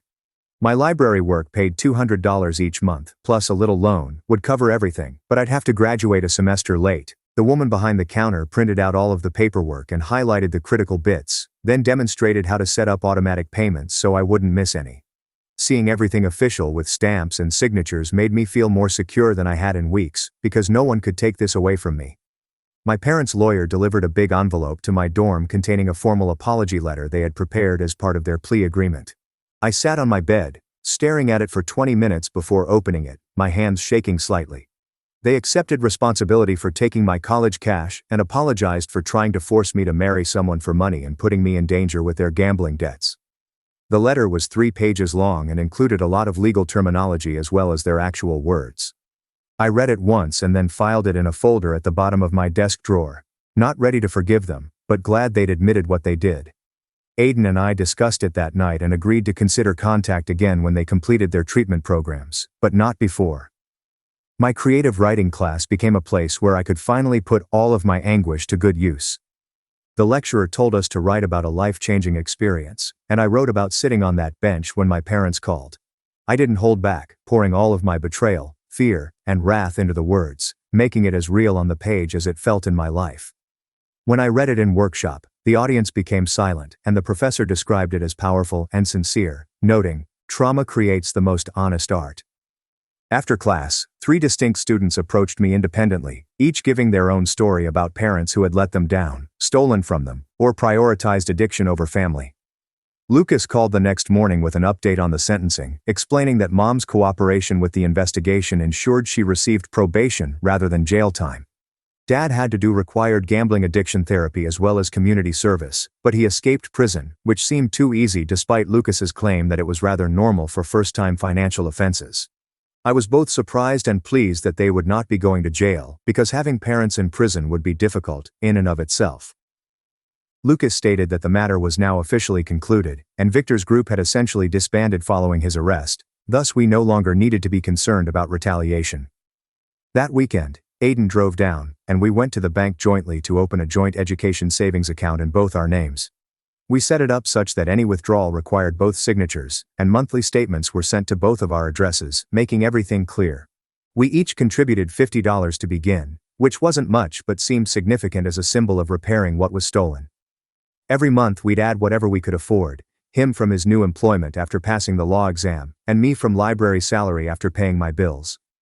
A month later, I found myself going past the bench outside the library where I had received the call. The same students passed by with their coffee and backpacks, concerned about tests, relationships, and other typical college issues, while I stood there feeling like a different person than the girl who had sat there before. I contacted Aiden right away, simply to hear his voice. Standing in the precise spot where it all began, I reminded myself that I was no longer alone and would never be again. We maintained all of our safety equipment in place, even after the danger had passed, because being cautious had become habit. We got new phones with new numbers, checked in with each other every day, stayed alert of who was near us, and met in public locations to visit lawyers or sign papers. Lucas contacted once a month to ensure that nothing new had occurred, and to remind us that we could contact him if anything seemed wrong. 6 weeks after the first phone call, my life had settled into a new rhythm that felt almost normal.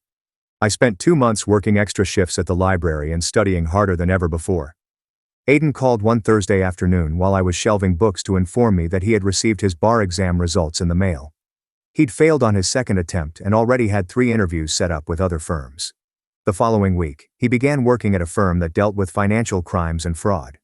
He texted me images of his new workplace, which overlooks the parking lot, and said our family mess had taught him more than any textbook. I felt happy seeing him in his suit and tie after all he had gone through to get there. My own grades began to improve once I was able to focus on school rather than survival.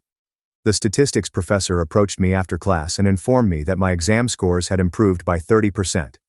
In creative writing, I submitted a narrative about trust that made the entire workshop fall silent as I read it. Instead of the hasty work from before, my psychology essays received remarks like, insightful and well-researched. By finals week, I was pulling all-nighters at the library for the same reasons as everyone else. The grades were posted just before winter break, and I made the dean's list with a 3.8 GPA. I screenshotted the email and forwarded it to Aiden, who responded with 5 exclamation points. Lucas called the same week with news of Victor's group collapsing. The arrest had scared off the majority of his gang, and the rest were either hiding or leaving town. He'd checked with his contacts, and no one was talking about our family anymore. When Victor was arrested and his lawyers became preoccupied with more pressing matters, the entire operation came to a halt. I could finally stop looking over my shoulder as I walked to class. Spring registration opened, and I enrolled in Introduction to Law, along with my other requirements. The pre-law consultant assisted me in developing a 3-year strategy to complete all of the prerequisites for law school applications. Aiden sent me his old LSAT prep materials and recommended the best lecturers. Every Sunday we discussed different areas of law and what type of lawyer I wanted to be. He vowed to help me study for the LSAT when the time came, and that I'd do better than he did. 3 weeks into the spring semester, Mom sent a letter through her treatment program.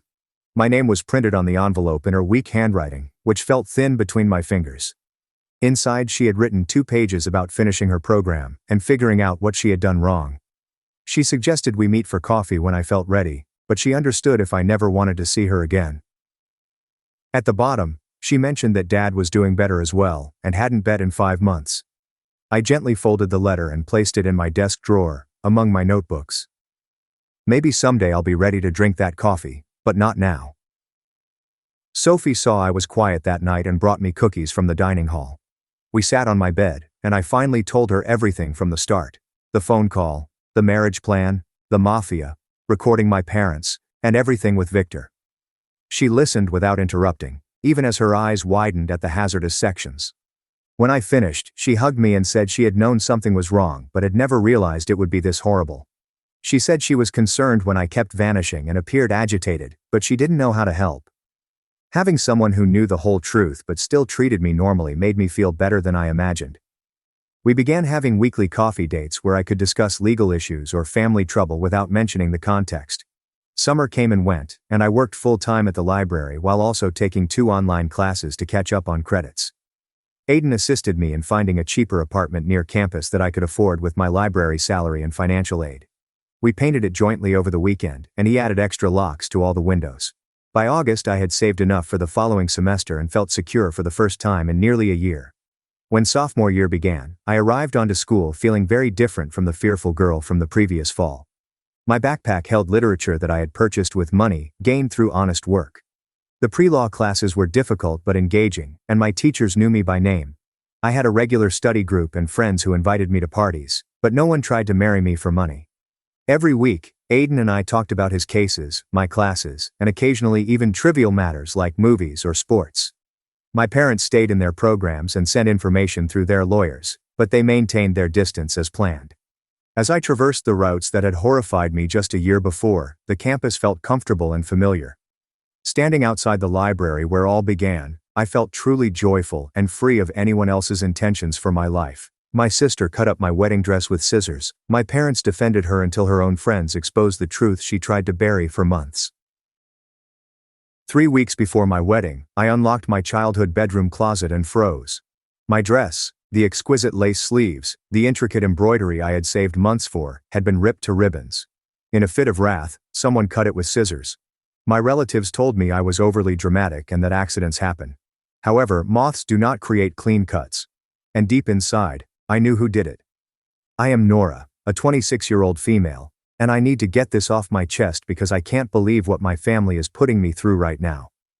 My younger sister Maya, 24, hacked up my wedding dress 3 weeks before the wedding, and everyone says I should just get over it. I've always been the responsible one, but Maya has been the center of attention since we were little. My parents, Robert, 53, and Helen, 50, have always made excuses for her actions. When we were growing up, if something went wrong, they would find a way to blame me or make it appear that I was overreacting. When I was 13 and Maya was 11, she ruined an art piece I had been working on for weeks. It was for a school competition, and I had spent hours working on it every day after school. She knocked it over while fleeing through the home, causing it to shatter. Instead of making her apologize or face the consequences, my mother informed me that accidents happen and that I should have stored it somewhere safer. Maya never even apologized. When I was 15, Maya went into my room and stole my cash from babysitting local kids. She spent the money on makeup and clothing. When I found out and confronted her, she cried to our parents. They forced me to split my remaining funds with her since she felt bad that she didn't have as much money as me. They suggested I was being greedy by not sharing with my younger sister. This tendency remained consistent throughout high school. Maya would do something wrong, and I would try to correct it, but our parents would flip it around on me. They claimed I was too hard on her, or that I should be more understanding because she was younger. My father rarely got involved in such instances. He'd sit calmly as my mother defended Maya and chastised me. When I was 18, I moved away for college and rarely returned home except for major holidays. I concentrated on my academics while working part-time to support myself. I graduated with an accounting degree and found work at a small firm. I met my fiancé, Lucas, a 30-year-old male, at work 2 years ago. He is courteous and respectful of me, which is something I had never seen in my family. Lucas proposed last year, and we have scheduled our wedding for October of this year. I was thrilled to have something positive to focus on. I found a lovely vintage garment at a downtown boutique. It was pricey, but I had saved for months to get it. The outfit had beautiful lace sleeves and intricate beadwork. It was ideal, and I felt stunning when I put it on. I kept the outfit in my childhood bedroom at my parents' house because their closet had more space and climate control than my cramped apartment. This proved to be a tremendous error. I should have kept it in my apartment, regardless of how crowded it was. 3 months ago, Maya began dating a new man named Adrian, who is 27 years old. She grew enamored with him and regularly discussed marriage, despite the fact that they had only been together for a short time. She continued indicating that she wanted to be engaged soon. Adrian seems decent enough, but he wasn't prepared for that kind of commitment. Adrian and Maya split up 2 months ago. She was upset, crying for weeks and phoning him regularly. She stayed at our parents' place at this period, and they treated her like a baby. They brought her meals to bed and allowed her skip work for a week. They acted as if she had been through a great tragedy rather than a typical split. During this time, I was preoccupied with wedding preparation and work. I went to my parents' house several times to check on wedding preparations and examine my outfit. Everything seemed normal, and Maya appeared to be improving. 3 weeks ago, I returned home to pick up my dress for the final fitting. I entered my old bedroom and opened the closet. What I saw caused me to stop breathing for a second. My dress was hanging there, but it had been damaged. Someone has slashed through the bodice many times. The sleeves were entirely severed. The beading was ripped off in sections. It appeared that someone had attacked it with scissors in a passion. I stood there for a few minutes, staring at it before moving. Then I went downstairs to find Maya in the kitchen. I asked her what had happened to my outfit. She looked at me blankly and said she knew nothing about it. My parents entered the kitchen, and I showed them what had happened. My father looked stunned, but my mother instantly began making excuses. She speculated that moths may have entered the closet or that there had been an accident. I mentioned that moths do not make clean cuts with scissors. The destruction was obviously purposeful. Maya burst into tears, vowing never to do such a thing again. She argued I was blaming her without proof, which was unfair. My mother put her arm around Maya and told me it was terrible to blame my sister when she was already going through a difficult period. I left the house and went directly to the boutique where I purchased the dress. The owner reviewed the images I took and confirmed that the damage was undoubtedly caused by scissors. She stated that there was no way to fix it, and even if there was, it would be more expensive than purchasing a new dress. She did not have another dress like mine in my size, and with 3 weeks till the wedding, getting anything new was not an option. I spent the following 2 days calling every bridal store in the city to get a replacement dress. Nothing compared to what I had chosen. I eventually found a simple dress at a major store that might work, but it was nothing like what I had envisioned. When I informed my parents what I needed to do, my mother claimed I was overly dramatic. She said the new outfit would be fine, and I should concentrate on the essential things, such as marrying Lucas. She stated it was bad to harbor grudges against relatives, and I needed to forgive Maya. My father contacted me separately and said he believed what I told him about what happened, but he did not want to add to the family's dispute. He stated Maya was going through a difficult time, and perhaps I could be the bigger person and let it go. I inquired openly if they thought Maya had chopped up my dress. My mother stated she didn't know for sure, but even if Maya did it, she wasn't thinking well due to the split. She advised me to have compassion for my sister instead of being upset. My older cousin, Zoe, 32, called me when she learned what occurred. She informed me that Maya had been complaining on social media about how unfair it was that I was able to have a wedding while her relationship fell apart. Zoe claimed Maya had been making remarks about how some people receive everything while others get nothing. I resolved to confront Maya once more. I arrived at my parents' house and found her alone. I told her I knew she had torn my outfit and wanted her to admit it. She glanced at me and denied it again. She claimed I was trying to ruin her life and make her the villain. She said that everyone was already angry with her over Adrian, and that I was now attempting to turn the family against her. When my parents arrived home, Maya raced to them, crying. She informed them that I had cornered her and accused her of terrible things. My mother was furious at me. She said I was bothering Maya and creating unnecessary drama just before my wedding. That was 2 weeks ago, and my family has hardly spoken to me since. They behave as if I'm the problem for not letting things go. Maya has not apologized or expressed regret. She continues to deny doing anything wrong. My wedding is next week, and I'll be wearing a dress that cost a fifth of the original. Every time I look at it, I remember what Maya took from me. This was meant to be one of the greatest periods of my life, but now I spend every day trying not to think about my ruined outfit. Lucas has been encouraging, but he believes I should focus on our future rather than what happened. He believes the garment is not as important as our marriage. I know he's correct, but I can't stop thinking about how my sister purposefully undermined something so important to me. My parents have called several times to ask if I am ready to move on from this. They want me to invite Maya to the wedding party as originally planned. They believe family is more important than a garment, and I'll regret not include her. I haven't decided what to do about Maya attending the wedding yet. Part of me wants to entirely uninvite her, but I know that will result in even more family conflict. The other part of me wants to pretend nothing occurred so that I can have a relaxing wedding day. I understand that this is little in comparison to other family issues, but I can't get over how purposeful this was. Maya understood how much the dress meant to me, but she destroyed it anyhow. Then she lied about it, and my parents blamed me for being furious. Is it terrible that I do not want to forgive her? Should I just let it go and include her at my wedding as if nothing had happened? I really don't know what the appropriate thing to do anymore. Update 1. I wanted to update everyone on what transpired with my wedding and my sister's issue. Thank you to everyone who responded to my first post. Reading your replies helped me know that I wasn't overreacting to what Maya did. My wedding was last Saturday, and it was stunning despite all that transpired. Lucas and I had a fantastic day, and I tried to focus on enjoying our marriage rather than worrying about the clothing problem. The dress I ended up with looked fine, and most people were unaware of the previous clothing drama. I allowed Maya to attend the wedding, but I did not include her in the wedding party. My parents were upset about this, but they didn't push too hard because the wedding was so soon. Maya showed up and behaved normally throughout the ceremony and reception. She even complimented Lucas and me and appeared to be truly happy for us. For a few days following the wedding, I hoped we could get past what had transpired. Perhaps my parents were correct, and I should focus on family peace rather than harboring resentment over the garment. Then something occurred that altered everything. 3 days after the wedding, I was at my parents' house, collecting wedding gifts that had been delivered there. Maya was not at home, and my parents were out conducting errands. I walked up to my old room to retrieve a few items I had left behind. While packing, I knocked over a box under the bed. Some papers and images were scattered around the floor.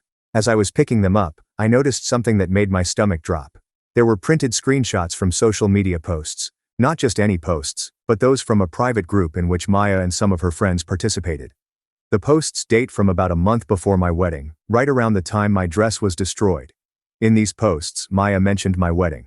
She wrote about how unfair it was for me to have this lovely wedding after her relationship with Adrian ended. She stated, "I always got everything I wanted, while she got nothing." She discussed how our parents constantly complimented me for being responsible and successful, while she was viewed as a failure. However, the worst thing was what she wrote about my clothes. She claimed she saw it hanging in the closet, and it made her sick to look at it. She claimed it symbolized everything wrong with our family dynamic. She said that I didn't deserve to have anything so wonderful while her life was falling apart. One of her pals answered, asking what she planned to do about it. Maya wrote back, saying she was weary of being the kind sister who never fought back. She said that it was time for me to experience some disappointment for once. The screenshots were taken 2 days before my garment was destroyed. I sat on my bedroom floor staring at these documents for who knows how long. This was confirmation that Maya had intended to destroy my clothing. She hadn't done it in an emotional breakdown, as my parents had claimed. She had considered it and decided to do it carefully. I snapped images of all the screenshots with my phone and then returned the papers to the box. I didn't want Maya to know I found them yet since I needed time to decide what to do. When I came home, I showed Lucas the images.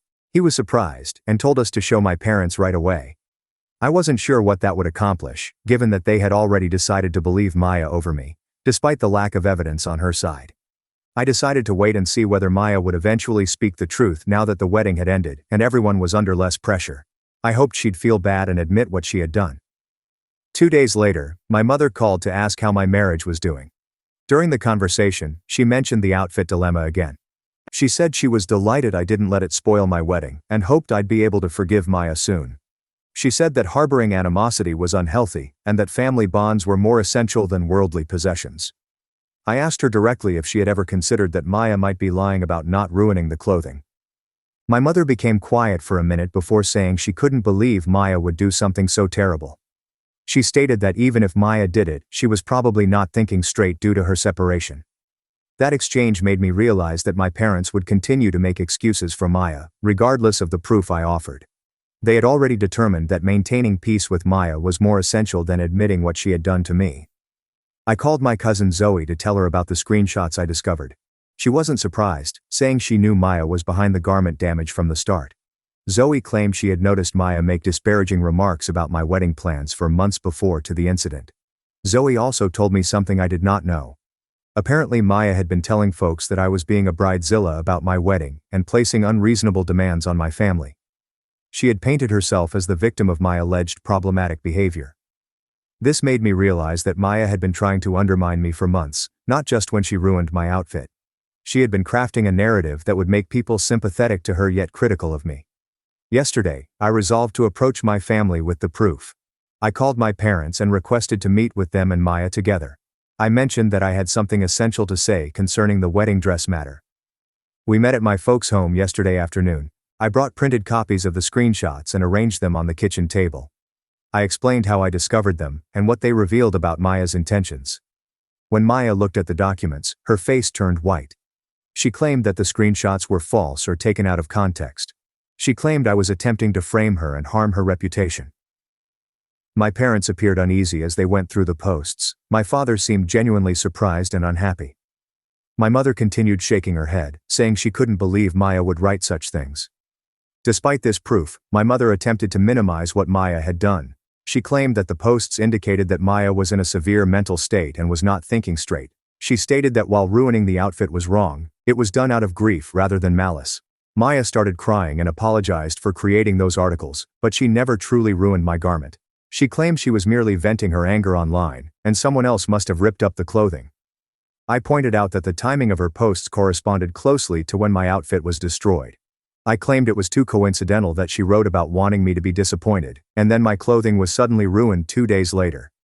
My father finally spoke up, saying he believed Maya should accept responsibility for what she had done. He claimed the evidence was plain, and that continuing to deny it was simply making matters worse. This made Maya weep harder, and my mother became defensive. She claimed we were ganging up on Maya and being unfair. She remarked that even if Maya destroyed the outfit, I should forgive her because she was family. For more than an hour, the conversation went in circles. Maya refused to confess what she did, and my mother continued to make excuses for her behavior. My father seemed to be split between demanding justice and keeping the family at peace. Finally, I told them that I couldn't keep having a relationship with Maya if she kept lying about what she'd done. I also stated that I could not respect my parents' decision to choose Maya's comfort over keeping her responsibility for her behavior. I left the house and haven't communicated with any of them since. Lucas believes I made the correct decision, but he is concerned that I will lose my entire family as a result of this circumstance. I'm not sure what happens next. Part of me hopes that viewing the proof will help my parents understand how mistaken they have been about Maya. But I am not waiting for that to happen. Update 2. I've received a lot of messages requesting for another update, so I wanted to let everyone know what's happened since my last post. After I showed my family the screenshots confirming that Maya wrecked my wedding dress, I didn't hear from them for approximately 2 weeks. I wondered if they needed time to assimilate what they'd learnt and figure out how to proceed. Then my father called me. He stated he had thought about everything and agreed with me on what Maya done. He expressed disappointment in her for lying, as well as my mother's continued justifications. My father told me that he had tried to discuss the problem with my mother and Maya several times since our encounter. My mother said that even if Maya damaged the clothing, I should forgive her and go forward. Maya continued to deny having done anything wrong. He stated that he was tired of being dishonest and wants to find a way to make amends with me. He asked if I'd be prepared to meet with him alone so we could discuss without my mother and Maya around. I promised to meet him for coffee last week. When I arrived, he appeared fatigued and older than I remembered. He apologized for not advocating for me more over the years. He stated that he had always known that my mother favored Maya, but he had avoided confronting her because he did not want to generate strife. He told me that after seeing the screenshots, he realized how much damage had been done by constantly prioritizing Maya's sentiments. He expressed pride in how I had built my own life and marriage while receiving little support from family. My father also told me something I had never known before. Apparently Maya has done something similar before. When we were teenagers, she purposefully broke things that belonged to me, but my parents never told me they knew she was to blame. He added that when I was 17, Maya deleted all of the images on my phone because she was upset with me over something. They discovered she'd done it but chose not to tell me because they believed it would cause too much controversy in the family. Learning about this made me understand that my parents had been hiding Maya's conduct for years. They had led me to believe I was insane or overreacting, but in reality, they knew she was targeting me on purpose. My father stated that he regretted not being more honest with me sooner. He expressed a desire to have a relationship with me that was distinct from the situation with my mother and Maya. He asked if we could start meeting more regularly so that we could restore our relationship. I told him I appreciated his apologies, but I wanted to consider what type of relationship we might have going ahead. I expressed my disappointment that he had led me to believe I was mistaken about Maya for so long, despite knowing the truth. A few days later, something unexpected happened. My Aunt Diane, 49, my mother's sister, contacted me. She stated that she had learned about the wedding dress dilemma from other family members and wanted me to know that she supported me. Diane informed me she had always noticed how differently my parents handled Maya and me. She stated she had wanted to say something throughout the years, but she did not believe it was her place to interfere with how my parents raised their children. She stated that when she heard about the outfit being ruined and my parents' reaction, she realized she couldn't remain silent any longer. She called my mother and told her she was wrong to continue making excuses for Maya's actions.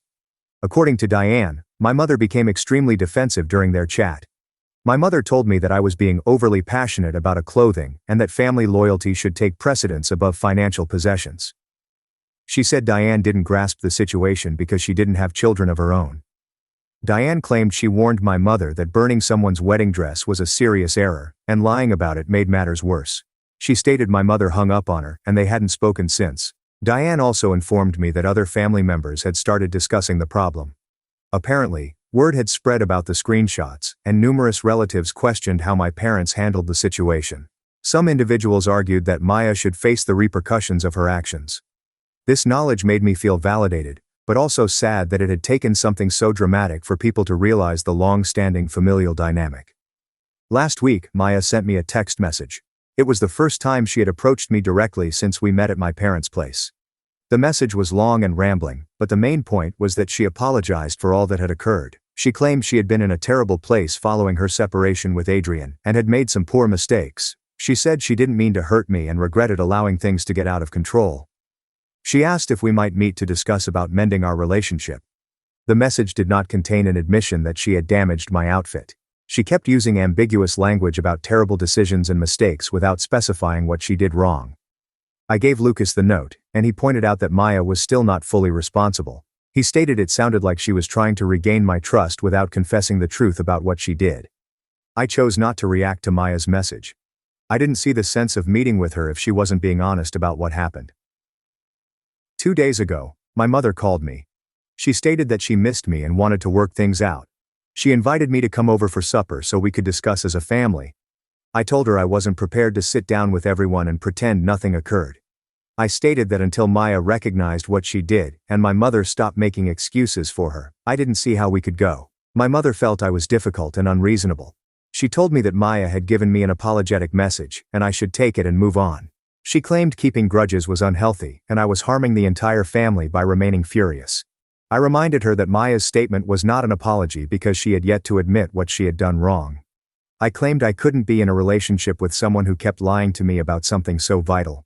My mother closed the debate by declaring that I chose to destroy our family over a dress. She expressed her hope that I would come to my senses before it was too late to mend the damage I was making. After I hung up, I was drained by the situation. No matter how much proof I offer or how reasonable I attempt to be, it appears that my mother will always find a way to blame me. Lucas and I have been discussing what to do next. He believes I should stay away from my family until they are ready to acknowledge what happened. He claims I have tried to be fair and reasonable, but they are not willing to meet me halfway. I'm starting to think he's right. I can't keep having the same conversations with folks who refuse to see the reality. Continuing to cope with this drama has a negative impact on my mental health and marriage. I haven't made any final decisions yet, but I'm thinking of taking an extended vacation from communicating with my mother and Maya.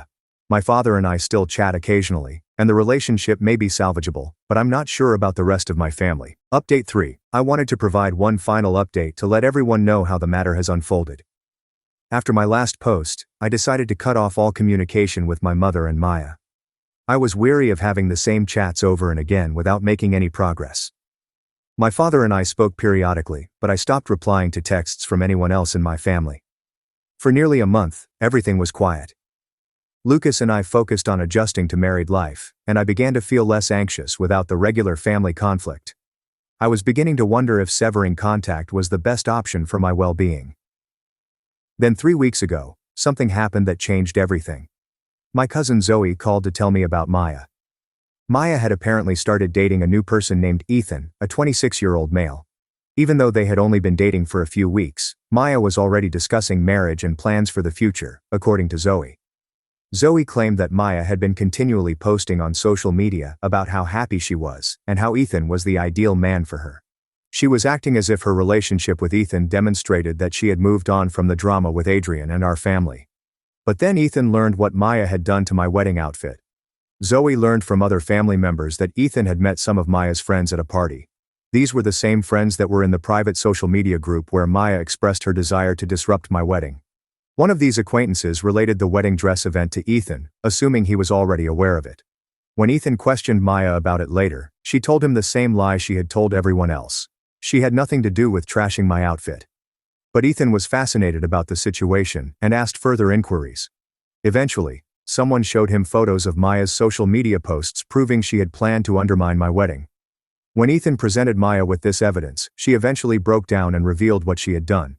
She told him she cut up my outfit because she was jealous of my happiness and wanted me to be disappointed. Ethan was evidently shocked by Maya's actions and much more troubled by the fact that she had been lying about them for months. He informed her he couldn't be with someone who would intentionally harm a family member and then lie about it. He broke up with Maya the following day. Maya was crushed by the breakup. According to my father, she cried for days and begged Ethan to give her another opportunity. She vowed to apologize to me and make things right. But Ethan stated he couldn't trust her because she had lied to him about something so important. The breakup appeared to be a wake-up call for Maya. For the first time, her acts had consequences that she could not avoid by having my parents excuse her. My father called and told me what had happened. He explained that Maya had finally revealed to him and my mother that she had damaged my garment. She had admitted everything, even how she had planned it ahead of time and then lied about it for months. According to my father, Maya's confession astounded my mother. She had been so sure of Maya's innocence that hearing the facts directly from her was difficult to accept. My father informed me that Maya wanted to call me and apologize for what she had done. He asked whether I'd be willing to hear what she had to say. I told him I needed some time to think about it. Part of me was happy that the truth had finally been revealed, but I was also upset that Maya had to lose a boyfriend before she could be honest about what she'd done. 2 days later, Maya called me. She was crying and couldn't communicate well. She apologized for damaging my clothing and lying about it. She claimed she was jealous and angry, and she took it out on me in the worst way conceivable. She explained that she understood that expressing sorry would not change what she had done, but she wanted me to know that she regretted her actions. She stated losing Ethan made her realize how her actions affected others, and she wanted to be a better person. I listened to what Maya had to say, but I did not offer forgiveness or acceptance. I told her I was glad she was finally telling the truth, but it didn't erase months of lies and manipulation. I said that I wanted time to decide what kind of relationship we could have in the future. Maya inquired whether there was anything she could do to make things right between us. I informed her that the time to make things right had passed. She had several opportunities to be honest, but she decided to lie instead. Following that phone call, my mother called. She apologized for not trusting me about what Maya had done. She said that making excuses for Maya's actions was inappropriate, and she regretted forcing me to show that I was telling the truth. My mother stated that she understood if I wanted time and space from the family. She expressed her desire that we may ultimately re-establish our connection, but she would appreciate any decision I chose. I appreciated my mother's apologies, but I wasn't ready to simply return to normal. Too much had happened to erode our trust. Lucas and I have had extensive discussions about what to do next. He believes I should give my family another chance now that the truth is out and people are apologizing. He thinks that hanging onto my anger will only injure me in the long term. I see his point of view, but I'm not ready to welcome everyone back into my life yet. The fact that Maya had to lose a lover before she told the truth suggests that she was more concerned with protecting herself than doing the right thing. For the time being, I've decided to retain little communication with my family. I will respond to urgent messages and attend large family events as needed, but I will not return to regular family dinners and phone calls. My father and I are steadily mending our relationship, and I believe that it will continue to improve with time. With my mother and Maya, I'm not sure what the future holds. Some may think I'm being overly harsh by not immediately forgiving my family after they apologized, but I need to preserve my own well-being and marriage. I can't go back to being the family member who accepts everyone else's terrible behavior and then pretends everything is normal.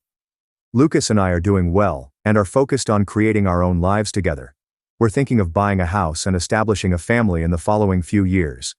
I want to focus my efforts on positive things rather than trying to heal relationships that may not be fixable. I'm not saying I'll never have a close relationship with my family again, but it will be different than before. They will have to gain my trust via their deeds, not simply their words. For the time being, I'm pleased with the distance I've established. It has brought me calm and allowed me to focus on what is truly important in my life. After years of hard work, I graduated alone. When I walked into my parents' home days later, my sister smirked, "Your degree means nothing." 37 missed calls. One text message said, "You owe us an apology." That was how my graduation day concluded. My name is Patrick. I'm 22, and last June was meant to be the most proud day of my life. I had pushed my way through college without much assistance, balancing late-night shifts at a diner, tutoring positions, and a few freelance assignments to keep the lights on in my apartment. My journey came to an end with graduation. The moment I could finally show to myself, and maybe even to my family, that I had accomplished something worth celebrating. But when I stepped across the platform, there was not a single recognized face in the audience. Not my mother, father, or even my grandmother, who had never missed a church service in her life. The rows of vacant chairs in the family section may have easily been spotlights illuminating my loneliness. You see, I have a younger sister named Julia. She's 20, just 2 years younger than me, and she's always been the golden kid. The family's argument has always been that she is sensitive and requires extra care, which in reality meant she got whatever she wanted. At 16, I had new clothes, name-brand shoes, and a car that I wasn't permitted to touch. Even when my bike chain broke and I had to walk 3 miles to school. When she discovered she was pregnant at 19, my parents turned the situation into a fairy tale. She was no longer a scared teenager making rash decisions. She was a glowing young woman who brought the family together. They threw her a lavish baby shower that might have served as a wedding reception. Guess what date they chose? The same day that I graduated. At first I assumed it was simply terrible luck. Perhaps the venue they desired was only available that weekend. Perhaps they didn't understand the dates overlapped. I granted them the benefit of the doubt. I even called my mother a month before graduation to remind her about the conflict. She answered, "Oh honey, we'll figure something out. Maybe we'll split the day." But as the weeks went by, the truth grew more difficult to deny. Julia's baby shower invitations went out, and none of them mentioned my graduation. When I brought it up again, my father said firmly, "Patrick, you'll have plenty of ceremonies in your life, but your sister, this is once in a lifetime." I remember sitting in quiet, squeezing my phone so tightly that I felt it would crack, because how could they say that? As if my accomplishment had no value. It was as if I hadn't worked so hard for 4 years to get to that point. On the morning of graduation, I still had optimism. I kept checking my phone, expecting to hear that they were on their way. Nothing. I gazed around the university parking lot as students and family arrived, bearing bouquets and balloons. Still nothing. By the time my name was called, I had accepted what I knew. They were not arriving. The cheers that erupted for other grads were muffled to my ears. I walked across the stage alone, forced to smile at the dean, and got the diploma that had cost me so many restless nights. My phone buzzed just as I stepped down the steps. I pulled it out, hoping that they had finally sent something supportive. Instead, there was a message from my father. "You owe us an apology." My heart has stopped. My eyes skimmed the screen again, convinced I was misinterpreted, but the words were still there, followed by 37 missed calls. 37. as if I had done something wrong and wanted to go back to them after being abandoned. I couldn't even process it. My friends' families gathered around them with flowers, hugs, and cameras. Meanwhile, I sat on the brink of a fountain, staring at my phone in shock. The text burnt itself into my mind. What do you apologize for? For existing outside of my sister's shadow. For daring to pursue a fraction of recognition that did not revolve around her. I wanted to toss my phone in the water, but instead I pushed it in my pocket and tightened my fists until my knuckles were white. That was the point at which the first significant breach in my relationship with my family appeared. Until then, I had put up with the favoritism, disrespectful comments, and countless explanations. But that text, that arrogance, was the first time I felt the full weight of their perverted priorities. I didn't respond. Not then. Not for the rest of the day. I walked home carrying my diploma and a basic folder. There are no balloons, flowers, or family dinners waiting. Just silence. But deep down, I knew it was merely the beginning. That message was more than simply a stab in the back. It was a declaration. And if they wanted to play this game, I was not going to sit quietly any longer. When I finally went on my phone later that night, there were so many alerts that it felt like my family had been holding a trial without me. My mother's voicemails began with the charming tone she often used when she wanted to shame me. Patrick, honey, you must understand that this was not about you. We all had to be there for your sister. Family comes first. The following one had a harder edge. You've embarrassed us by ignoring your father's calls. Julia was crying because you didn't congratulate her. Do you really want to ruin her big day? By the third message, my father's voice thundered through the speaker. Pick up your phone and stop acting like a child. You've angered your mother, and you should apologize for your attitude. That term had been haunting me since the ceremony, and seeing it repeated in those texts made something in me twist. I sat on my bed, staring at the blank walls of my apartment, graduation case still unopened on the desk, and reflected on how every significant event in my life had been minimized in the name of family unity. When I obtained my first job at 16, they warned me not to brag because Julia was failing in school. When I was accepted to college, they felt it wasn't fair to discuss it over dinner because Julia hadn't applied anyplace. Now, the day that should have been mine alone has been completely sacrificed for her baby shower. 2 days later, I made the mistake of visiting the family home. I walked in, hoping that seeing them face to face would help them understand how much it hurt, only to see pink balloons still taped to the living room walls, confetti spilled across the carpet, and baby gifts stacked higher than the couch. Julia sat in the recliner like queen, browsing through her phone while my mother fussed over folding small onesies. Well, look who finally decided to show up, my father exclaimed upon seeing me. He did not smile. He did not congratulate me. He simply crossed his arms and gave me the look that indicated I was already in the wrong. Julia didn't look up when she said, "Did you bring something for the baby? We're still accepting gifts." She spoke as if it were a joke, but her smirk told me she meant every word. My stomach churned. I had spent what little extra money I had on a new suit for graduation because I wanted to appear well when I walked over that stage. I had nothing left for another round of baby shower gifts. I came to talk, I responded calmly, trying to keep my wrath under control. But my mother cut me off before I could explain. Patrick, this attitude of yours is unacceptable. We had to make a choice, and we chose to support your sister because she needed us more. You should have understood that.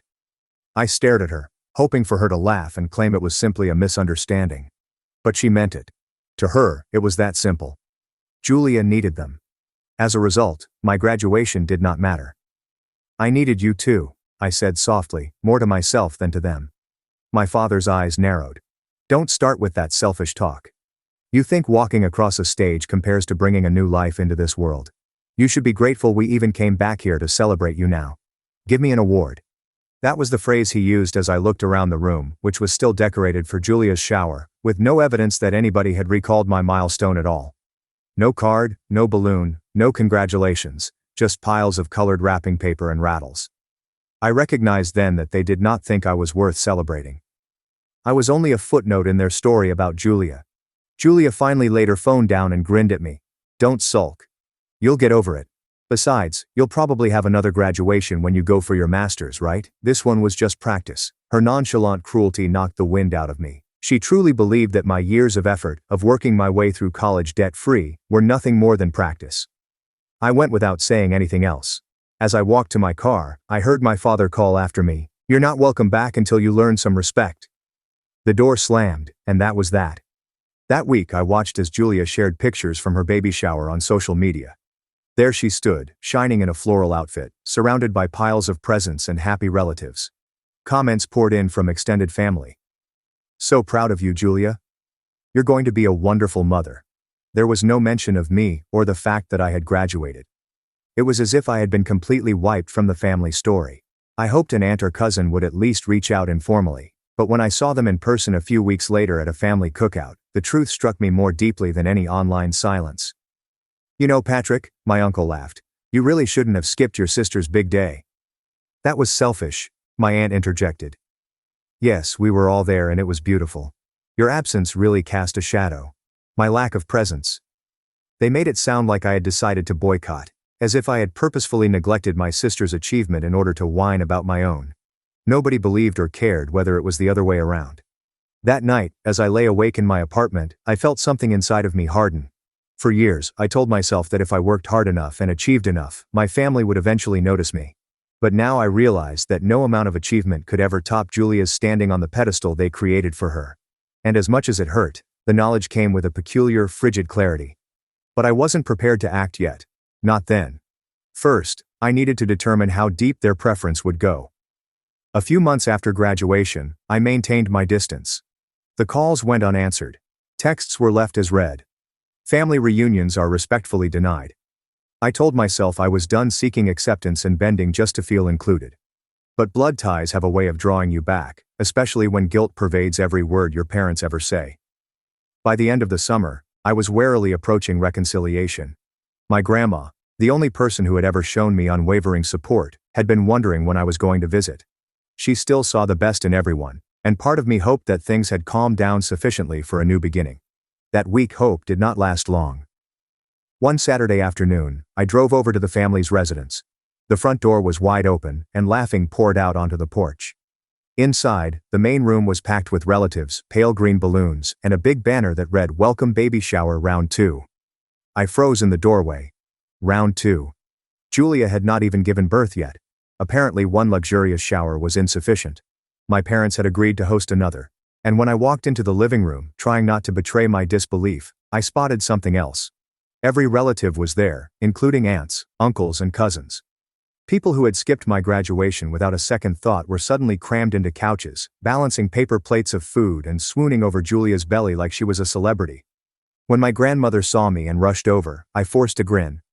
"Oh, Patrick, you came. I'm so glad." She hugged me tightly, and for a brief moment, I had a sense of belonging, but it did not last. When my father saw me, his expression stiffened. "You weren't invited," he stated plainly. His voice was quiet, yet it pierced through the room like a dagger. Conversation around us was quiet. "This is for family," he explained, as if I didn't qualify. Something within me snapped at that. But before I could reply, Julia spoke up from her throne of pillows and present bags. "It's fine, Dad. Let him stay. He can make himself useful." She smiled at me. "You can help carry in the gifts from the car. They're heavy, and I'm not supposed to lift anything." The crowd erupted in laughter, some nervous, others sincere. I stood still, with heat building in my chest.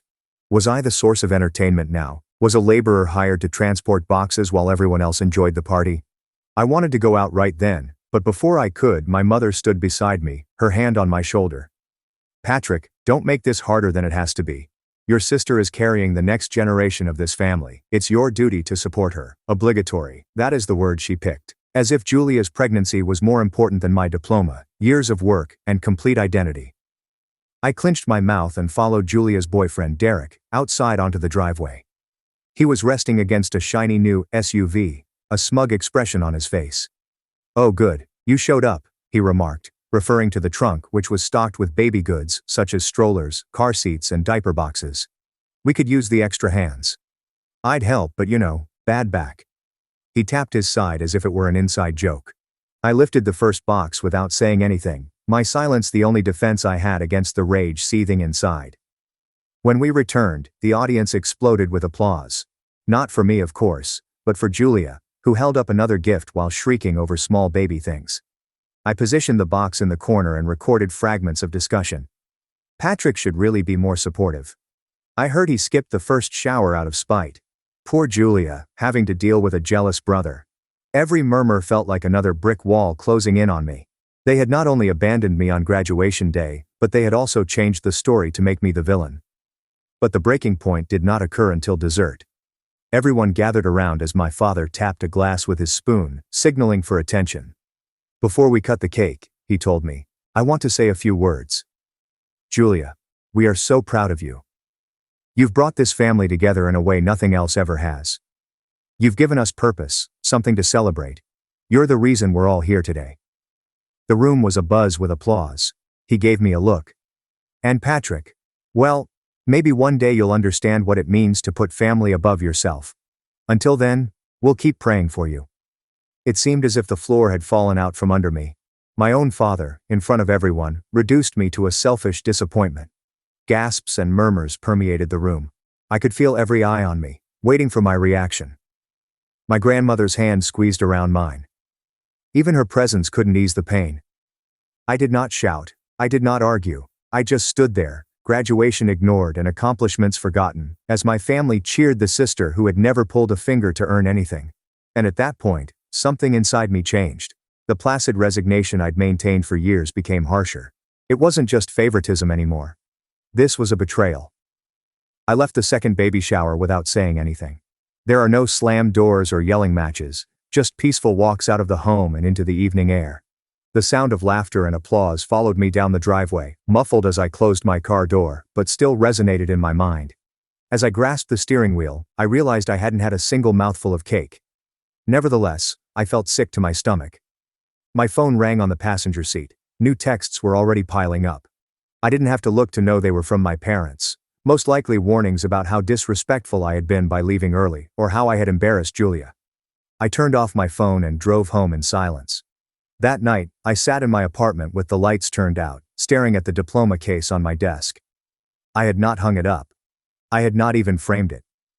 What was the point? Every time I looked at it, all I could hear was my father's voice stating Julia had given the family a purpose unlike anything else. My triumph was irrelevant to them. I kept thinking about that moment, how everyone's eyes turned toward me, not with pride, but with condemnation, as if I'd committed some horrible evil merely by being outside Julia's spotlight. Days stretched into weeks, and I began withdrawing from everything. I stopped checking family group chats, turned off social media notifications, and spent my evenings traveling aimlessly through the city to avoid sitting in the solitude of my flat. At work, I put on a pleasant grin, but on the inside, I was exhausted. Friends would ask, "So, how was graduation? Did your family come?" And I'd avoid the question, shifting the subject before the knot in my throat could reveal itself. The loneliness penetrated deeply. For so long, I assumed that if I worked hard enough, my family would eventually notice me. Now I know the truth. There was no finish line where I could earn their approval. They'd picked their story, and I didn't fit in. That realization left me hollowed out. Even grocery shopping felt weighty. Walking by young families, I watched parents carry toddlers into trolleys and giggle together. I couldn't quit wondering, why couldn't my parents give me even half of that energy? The worst thing was dealing with my granny. She called me frequently, her voice soothing, and always tried to bridge the distance. "Patrick, your parents don't mean to hurt you," she stated once, but her tone indicated uncertainty. "They're just caught up right now. Julia needs them." She wanted to think the best, but she couldn't disguise her hesitation in her voice anymore. I liked her too much to tell her the whole truth. So I'd simply tell her I was busy or that I needed time. Then I'd sit in the silence of my apartment, caught between missing her warmth and resenting the family she protected. One night, I received a voicemail from my father that went deeper than any of the others. His voice was steady and almost rehearsed. "Patrick, your actions have been unacceptable. We've talked about it, and we can't accept you back until you apologize to your sister and the family. You're isolating yourself, and that's on you. We'll pray you come to your senses." There it was again. Apologize. As if the crime were mine. As if I had abandoned them. I recall sitting on my bed, clutching my phone, my hands shaking. That single word had become a leash, which they wanted me to put around my own neck. But somewhere in the cloud of sorrow, a new concept began to emerge. If I was already the villain in their story, perhaps I didn't need to continue playing the role they had assigned me. Maybe I didn't have to spend my entire life trying to win them over. I wasn't prepared to act yet. I did not have the strength. But late at night, when the flat was silent, I began making mental preparations. Not great plots of vengeance just yet, but modest steps toward reclaiming pieces of myself that had been chipped away over the years. Framing my diploma. Saving money for a place larger than this cramped apartment. Finding people who viewed me for who I was, not as my sister's shadow. It was a tentative resolution, but it was a start. And while I hadn't decided what form it would take, I knew this. If my family expected me to play the role of the forgotten son, they were in for a surprise, because I wasn't going to be forgotten forever. The transition did not occur overnight. At first it was modest and nearly imperceptible, like planting seeds in soil I wasn't sure would grow. I started with my diploma. On Saturday morning, I took it to a frame shop. The woman behind the desk assisted me in selecting a simple black frame with a matte finish. When I hung it above my desk, it made the flat feel less empty. That piece of paper served as more than simply a reminder of my family's absence. It was testimony of my perseverance and grit. Every late-night shift, every article I'd written at 3 a.m., every sacrifice I'd made. It was all there, staring at me. And it was mine. Work was the next turning point. I'd only been in my entry-level job for a few months, primarily doing menial work and keeping my head down. But once I stopped focusing my efforts on pleasing my family, I found myself leaning into my work. I volunteered for projects that no one else desired. I stayed late, not because I had to, but because I wanted to learn the specifics. My boss noticed. One afternoon she approached me and said, "Patrick, I see how hard you're working. How would you feel about leading the next project proposal?" My heart raced. It was not glamorous. It involved spreadsheets and research, but it gave me the opportunity to show myself on my own terms. I poured myself into the project. While my family was busy organizing gender reveal parties and newborn photo shoots, I was staying late at work, studying presentation techniques on YouTube, and perfecting my pitch until I could repeat it in my sleep. When it came time to speak, I stood in front of a panel of executives, palms sweating but voice firm. I put out every detail with confidence that I didn't realize I had. After I finished, the room became silent for a moment before the department head stated, "That's the most thorough proposal we've seen from a junior associate in years." My supervisor smiled, and for the first time in a long time I felt seen, truly witnessed. The acknowledgement came with a tiny increase, which helped to alleviate the persistent tension that had been building up in my chest for years. With that money, I improved my residence. Nothing fancy, just a one-bedroom with more light and a kitchen that did not feel like a closet. I painted the walls myself, stocked the shelves with literature I'd always wanted to read, and purchased a good coffee maker. Slowly, the room began to reflect me, rather than serve as a reminder of my shortcomings. However, the most significant transformation occurred on a societal level. I had always been guarded, unwilling to let people in after years of being kicked out at home. However, as my confidence grew at work, I found myself opening up more. I began saying yes to after-work drinks, attending trivia nights with colleagues, and even allowing a few friendships to develop into something more. Alex, a co-worker, became a good buddy. He was the first person I ever recounted the entire tale to. The missed graduation, the baby shower, and the text from my father. I expected him to look at me as if I was exaggerating, but instead he shook his head and said, "Man, that's brutal. No wonder you've been carrying that weight. But listen, your worth isn't tied to them. You're building something real, and they can't take it away." These words stayed with me. For years I had waited for my family to validate me. But someone outside of that circle reminded me that I did not need their approval to exist. And the more I focused on my own improvement, the clearer it became. I wasn't powerless anymore. I became more aware of the discrepancy when I occasionally checked in on family via social media.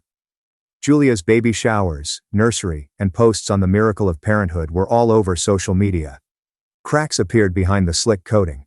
Derek, her boyfriend, appeared less present with each passing month.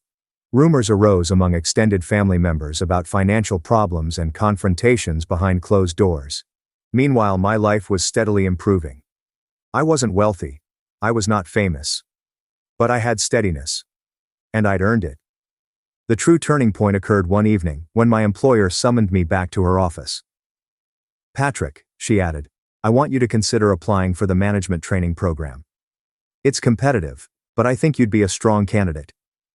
My chest constricted with surprise. Just a year ago, I was the youngster sitting alone at graduation, staring at a text demanding an apology. Someone has now recognized my leadership potential. someone thought I could get into a position of authority. That night, I poured myself a cup of coffee, sat down at my desk beneath the framed diploma, and looked over the application form.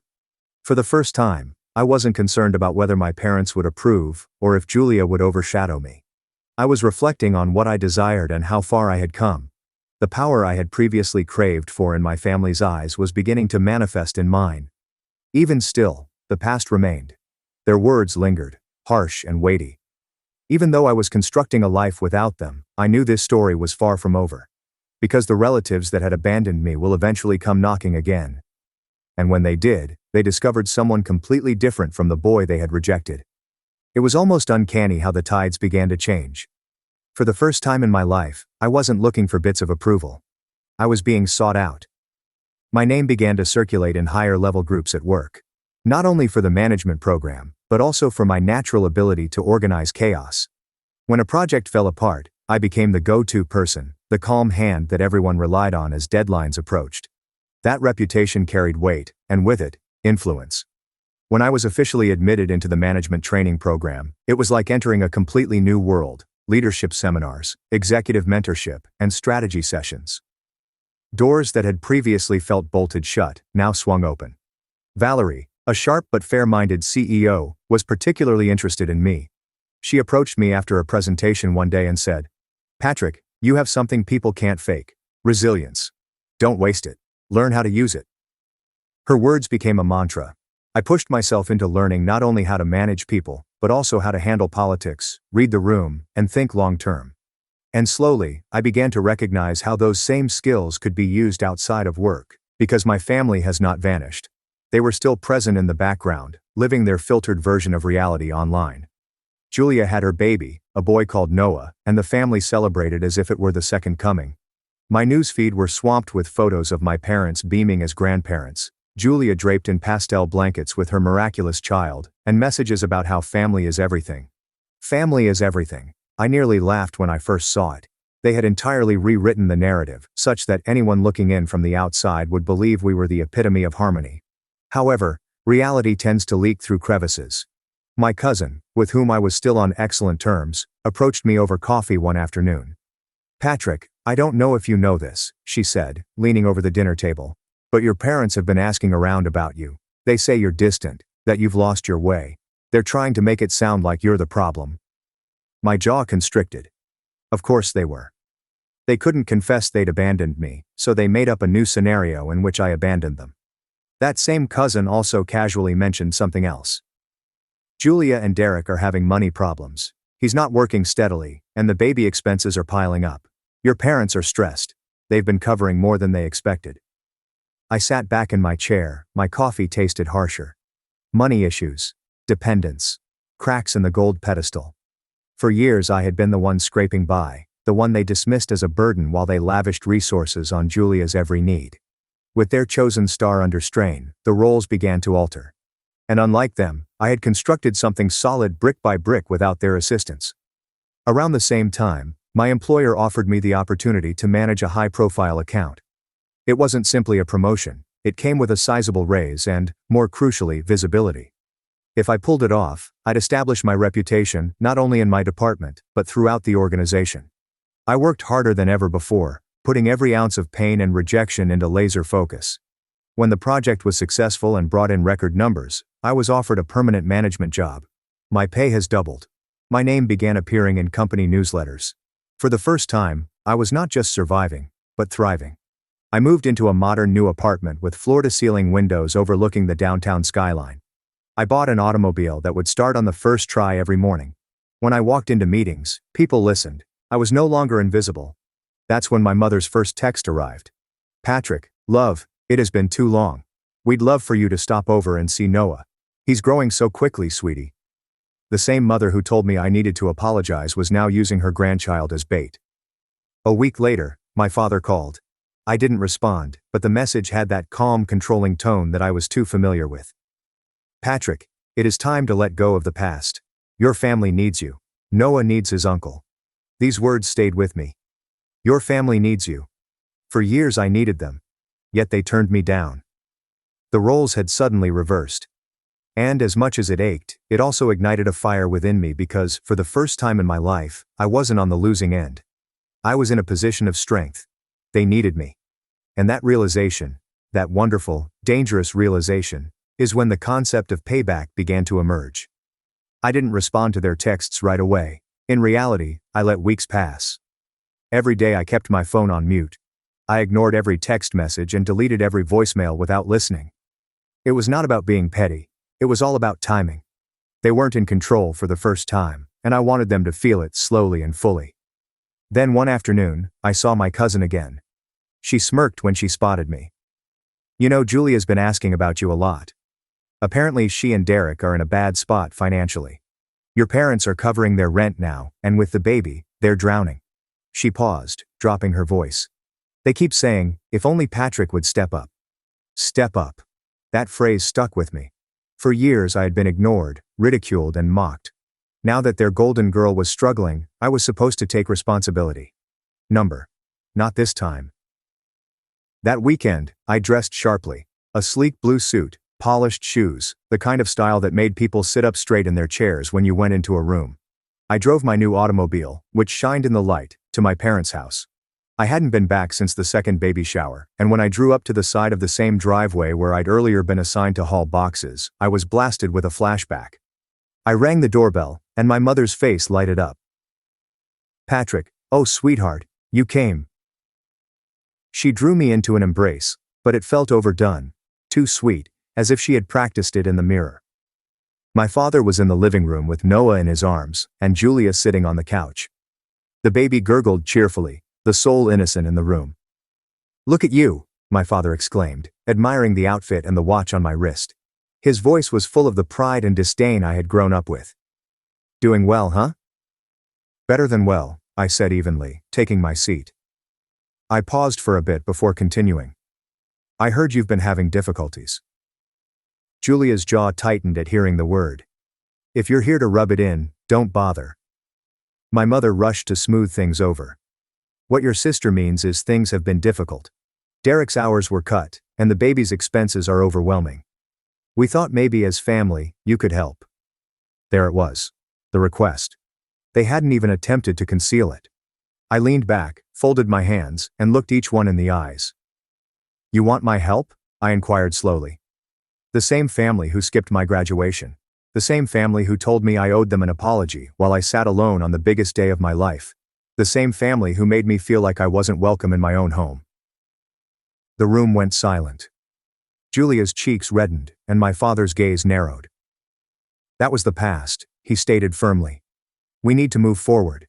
Family is about sacrifice." "Funny," I replied with a slight smile. "Because I sacrificed for years, and all I ever got was silence. Now you want my support? Why? Because the golden child isn't shining so brightly anymore?" My mom let out a gasp. Julia shot to her feet.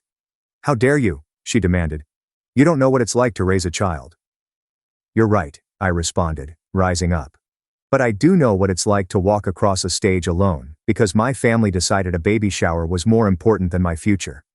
I know what it's like to be erased from every conversation because my sister needed all the attention, and I know what it's like to build a life from nothing, without a dime or an ounce of encouragement from any of you." Their expressions shifted: anger, embarrassment, and astonishment.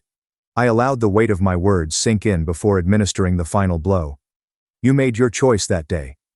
You chose who mattered, and now I'm making mine." I slid a card on the coffee table. Not a check, not cash. Just my business card, sleek and simple, with my new title imprinted on it. "If you ever want to treat me like family again, start by acknowledging who I am now. Not the forgotten son, not the backup plan, but the person who stood on his own when you all turned away." Then I walked out. I did not yell. I did not bang the door. I just left in the same way I did years ago. However, this time I was not broken. I was in control. The following day, I checked my phone. Dozens of missed calls. Messages ranged from appealing to enraged. One from my mother stated, "Patrick, please. Your sister is in tears. We did not intend to hurt you. Can't you help us just once?" Another from my father remarked, "You're being selfish again. Family is about sharing and not harboring grudges." But I didn't respond. For the first time, their plight didn't feel like a burden I had to bear. It seemed like justice. The weeks after my visit to their house were among the oddest of my life. For years, I was the one pursuing scraps of attention.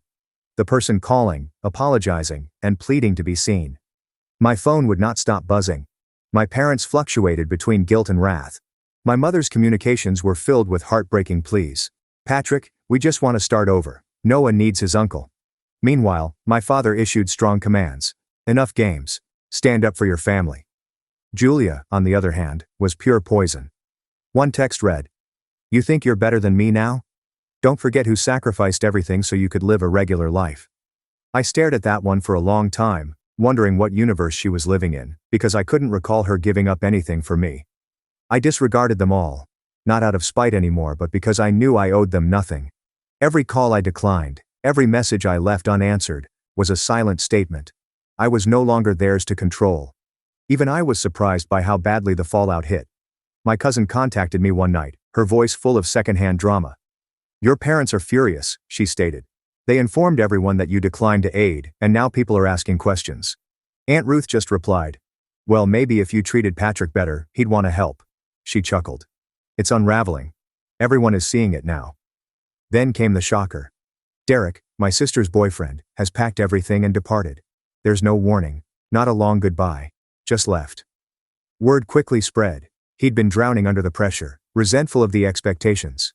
And one day, he just walked out, leaving Julia with a newborn and a stack of unpaid bills. My parents attempted to keep it secret at first, but something like that can only be hidden for so long. The whispers quickly transformed into pitying stares during church, and the pedestal Julia had been set on wobbled until it toppled to the floor. That was when the desperation peaked. My father showed up at my office. He didn't get past the lobby. Security called to let me know that a man was downstairs and insisted on speaking with me. I instructed them to send him away. Later, I discovered that he had stood there for nearly an hour, red-faced and pacing before storming away. That night, he left me a message that began with wrath and finished with a cracking voice. "Patrick, we only need your aid." But I didn't give in. Help wasn't what they wanted. They desired control. The old dynamic in which I was the neglected son, constantly grasping while they tugged the strings. And that individual ceased to exist. Months passed, and my life only grew steadier. I was promoted again, and my projects gained recognition beyond the organization. I traveled for the first time, standing in airports with a passport in hand, liberated in ways I never imagined possible. I filled my flat with laughter from friends who truly came out for me and praised my victories without envy. Every step forward seemed like retrieving another aspect of the boy they had worked so hard to forget. Meanwhile, the family that once mocked my hardships began to crumble. Julia moved back home with my parents, her independence gone, her idyllic life reduced to strained silence and financial distress. My parents, who used to brag about their united family, suddenly faced unpleasant inquiries about why their son seldom came over, why their daughter appeared so bitter, and why their lives looked so different from the rosy picture they'd painted. The final nail was my grandmother's birthday. She was the only one I consented to see, so I reserved a small private dining room at a restaurant she enjoyed. When I came, she grabbed me tightly, tears in her eyes, and whispered, "I'm so proud of you." That was enough for me. But as the evening progressed, I noticed my parents and Julia enter the restaurant. They had not been invited. They must have discovered out from someone else. They noticed me across the room, myself in a fitted suit, friends and co-workers at my side, and my grandma beaming with pride at the celebration I'd thrown. They attempted to approach, but the maitre d' stopped them at the door, telling them that it was a private occasion. My mother called out, her voice trembling, "Patrick, please let us in. We're family." The room became quiet. Everyone looked at me. I stood and proceeded to the doorway, looking at them one last time. Their expressions were desperate, begging, and devoid of the arrogance they had once worn so proudly. "Family," I replied gently. "Family doesn't abandon you when you need them most. Family doesn't erase you. You made your choice, and now I've made mine." I returned to the dining room, and the maitre d' closed the door behind me. My grandmother grabbed for my hand, her grin unwavering. The restaurant's noise vanished, leaving behind the warmth of people who actually cared. In that instant, I recognized the truth. I hadn't lost a family, I'd built one. And the old ones, the ones who demanded apologies and grinned as I stood alone, were left outside, banging on a door that would not open. For 24 months my dad sent $600 from the desert, but my husband gambled it away, So I froze the accounts and took him to court. For 2 years, I thought our struggles were because life was hard. Low paychecks, high bills, birthdays we celebrated with dollar store decorations. But the truth was far darker. Every missing field trip, every skipped meal, every late-night delivery shift wasn't fate. It was theft. And the thief was sleeping in my bed. I froze, putting up the phone to show him Marin playing with her pals. What? $600, Dad? My husband's eyes bulged, and his coffee mug almost fell from his grasp. My father's expression quickly became anxious. The birthday money, sweetheart. I send it every month like always. I giggled nervously and bewildered. Dad? I think you're confused. You haven't sent anything. I would have thanked you. Dad's expression darkened on the screen.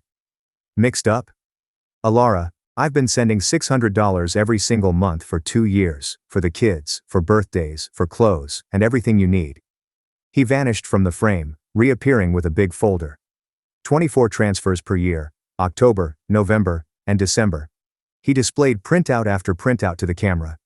$600 per month, routing number ends in 4782. My heart stopped. Silas had a separate account for his work expenses. For my grandkids, Dad said, his voice breaking. So you wouldn't have to struggle while I'm stationed here, so they could have birthday parties and Christmas presents, and you could go grocery shopping without stress. Each statement struck me like a physical blow. I remembered Marin's dollar store birthday decorations and her regretful face when I said we'd do something special next year. The nights I skipped dinner so the kids could eat enough. We had 2 ramen experiences per week. They missed the field trips. I'm sleeping in a barracks in Kuwait, Dad said gently, sending half my contractor pay so you don't struggle. I looked at Silas. He stood there, face pale, hands trembling. Coffee spilled at his feet, like a confession. 24 months, I said quietly, my mind calculating despite the shock. $600 each month. The room began to spin. $12,000.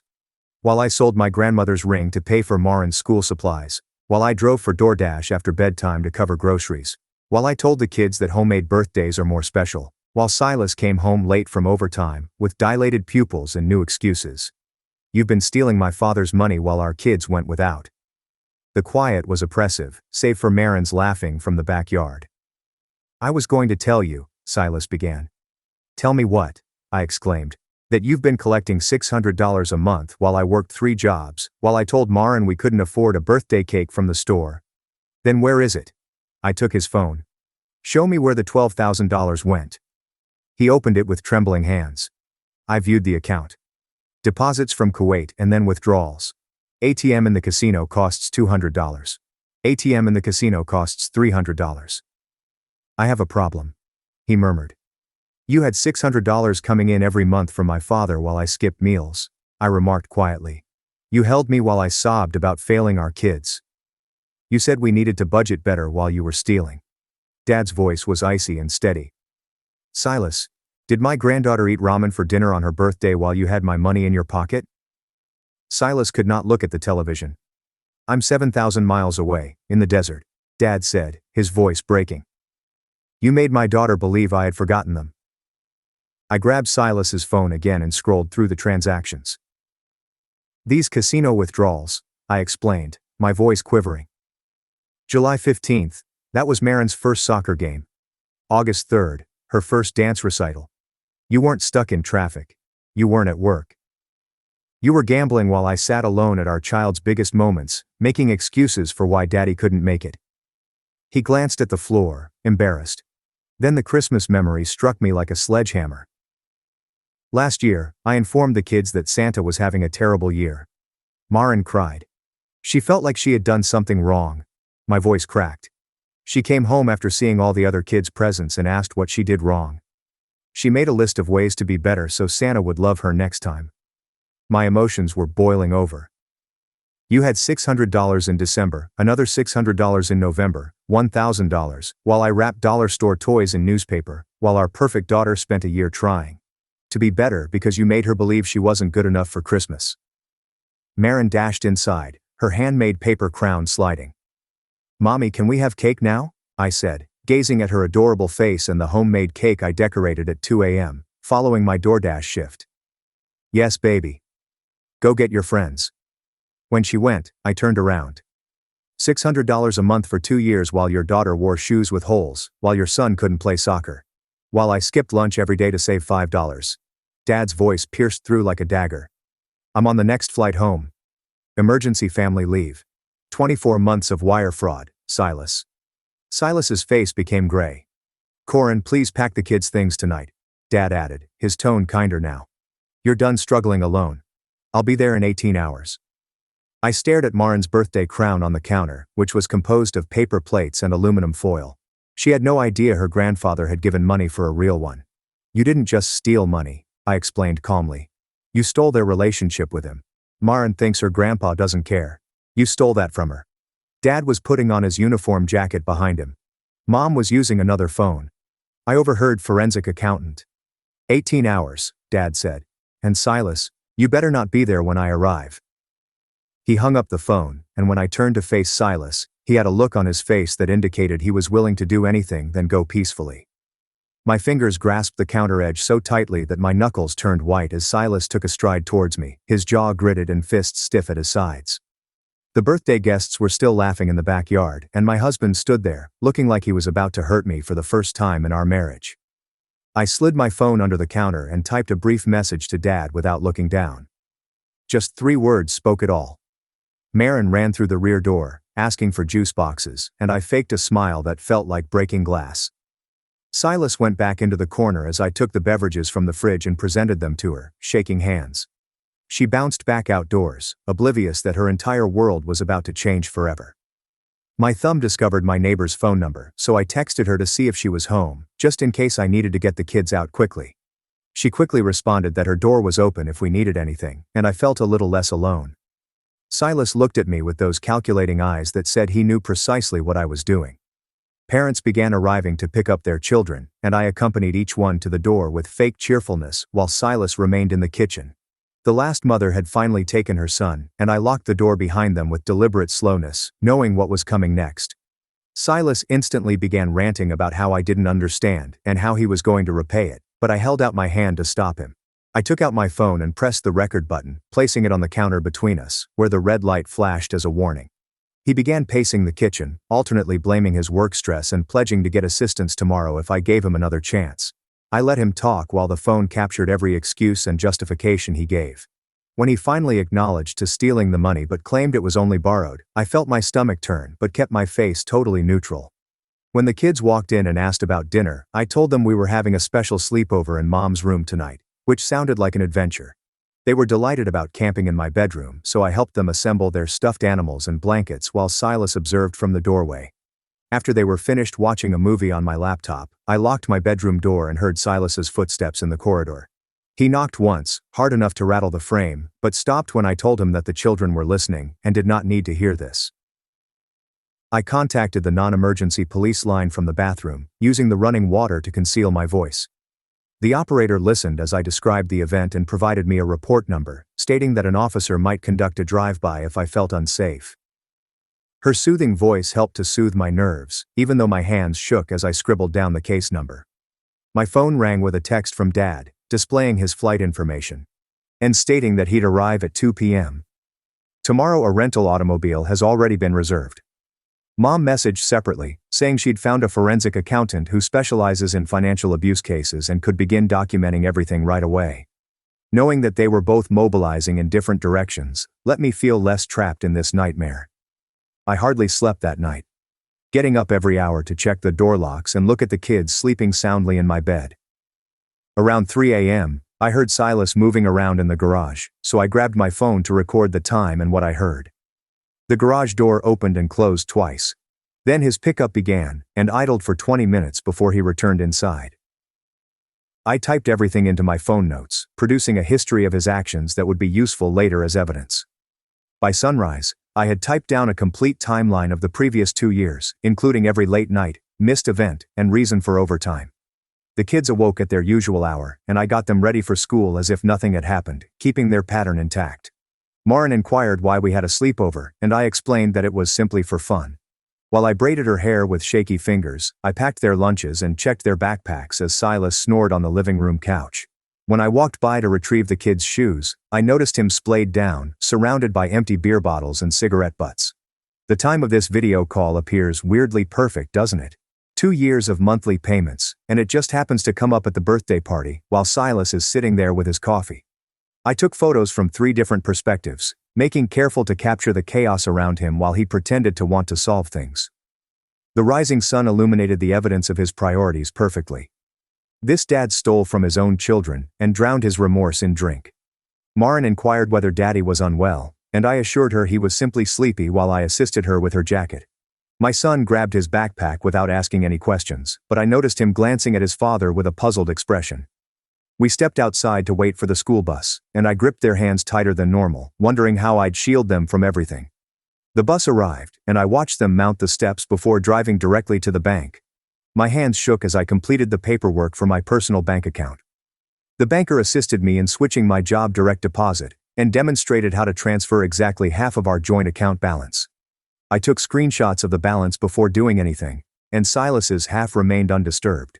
Back at home, his car remained in the driveway, and I could hear him snoozing upstairs. I retrieved our vital documents from the filing cabinet in the hallway closet. Birth certificates were placed in a manila folder among social security cards and insurance documentation. His desk drawer was unlocked, and I discovered his separate account statements hidden behind old tax returns. The casino withdrawals dated back 3 years, not 2. Page after page revealed the same pattern, with the amounts increasing over time.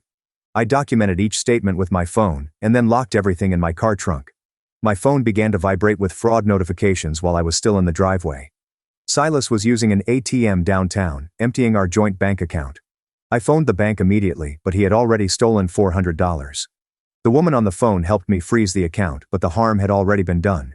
I took screenshots of each alert and saved them in my expanding evidence folder.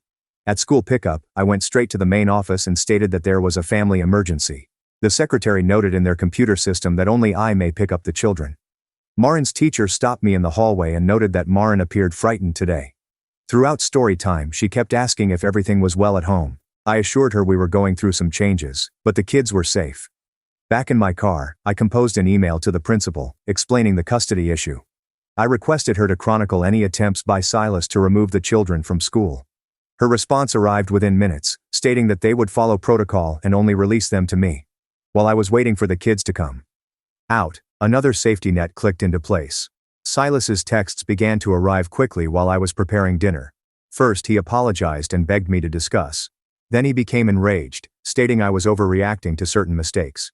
Within an hour, he was threatening to take the kids unless I stopped being dramatic. I screenshotted every conversation, including those in which he used the word take. In 60 minutes, his messages ranged from apologizing to blaming me to issuing threats. I called legal aid and scheduled an appointment with Rose Donnelly for the following morning. She listened to my entire story and promptly began filling out papers for an emergency protective order. She told me the process might take a few days, but I was doing everything correctly. She'd seen this pattern before: theft, gambling, and threats. I spent the rest of the afternoon writing down every detail I could recall, every birthday he missed by claiming overtime while he was actually at the casino, every night I went to bed hungry so the kids could eat while he had money in his pocket, and every field trip they couldn't attend because we couldn't afford the fee. My hand cramped from writing, but putting it all down on paper was like releasing poison from my body. Rose read it and said it was compelling evidence in the custody dispute. Silas realized I had stopped the joint account about dinner time and texted me, accusing me of financial abuse. 20 minutes later, I received notification that he'd gotten a $2,000 cash advance on our credit card. The transaction showed that it took place at the casino ATM, as it always does. I also called to freeze the card, but the funds were already gone. That upped his steal total to $14,000, including my father's money, and now this. Dad called during the children's bath time during his layover in Germany. His voice was fatigued but attentive as he requested updates on everything. When he described Marin's birthday party, his voice cracked slightly. I could hear Mom in the background making lists of what to bring and who to call. They were both in full defense mode, ready to help us reconstruct everything Silas had destroyed.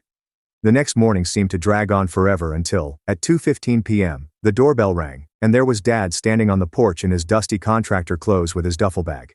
My legs buckled, and I grasped the doorframe as the children shrieked and dashed past me into his arms.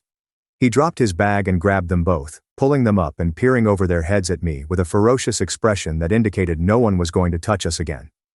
Silas heard the disturbance in the bedroom, and I saw him peek over the corner before slinking back when Dad noticed him. Dad put the kids down and instructed them to go play in the backyard for a while. Then he came directly to the kitchen table and began taking documents from his backpack.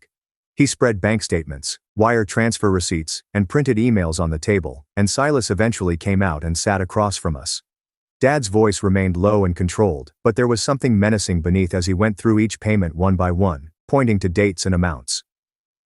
October 15th, $600, while Marin wore shoes with holes. November 3rd, $600, while they ate ramen for dinner. December 1st, $600, while the kids thought Santa forgot them. Silas kept his eyes on the table and mumbled something about addiction being a disease, but Dad cut him off with a look that could have melted steel. After going through all 26 transactions, Dad instructed Silas to pack his luggage and go.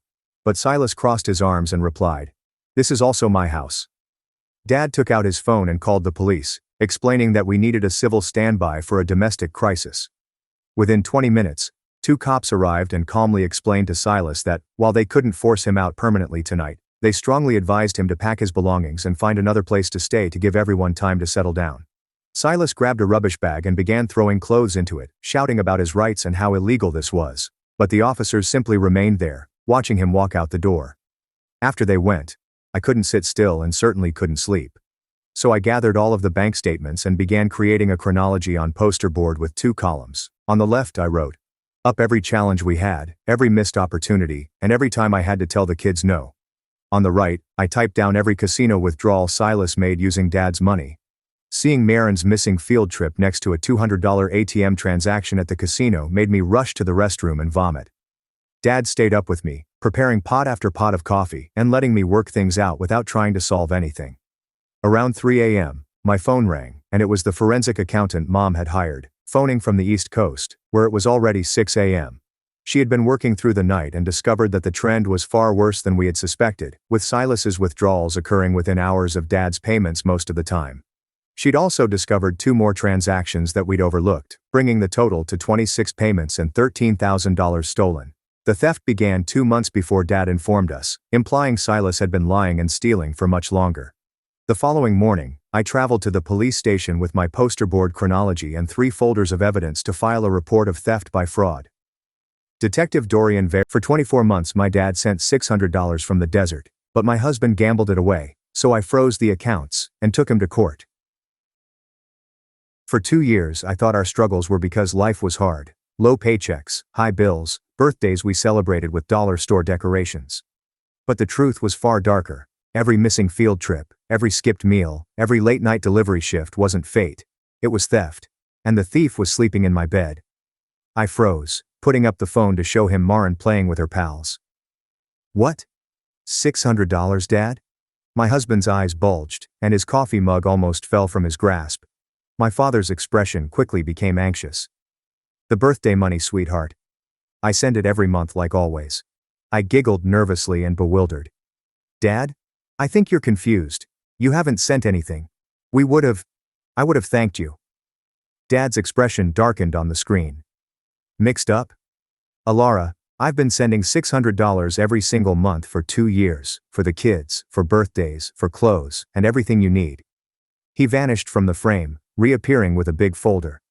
24 transfers per year, October, November, and December. He displayed printout after printout to the camera. $600 per month, routing number ends in 4782. My heart stopped. Silas had a separate account for his work expenses. "For my grandkids," Dad said, his voice breaking. "So you wouldn't have to struggle while I'm stationed here, so they could have birthday parties and Christmas presents, and you could go grocery shopping without stress." Each statement struck me like a physical blow. I remembered Marin's dollar store birthday decorations and her regretful face when I said we'd do something special next year.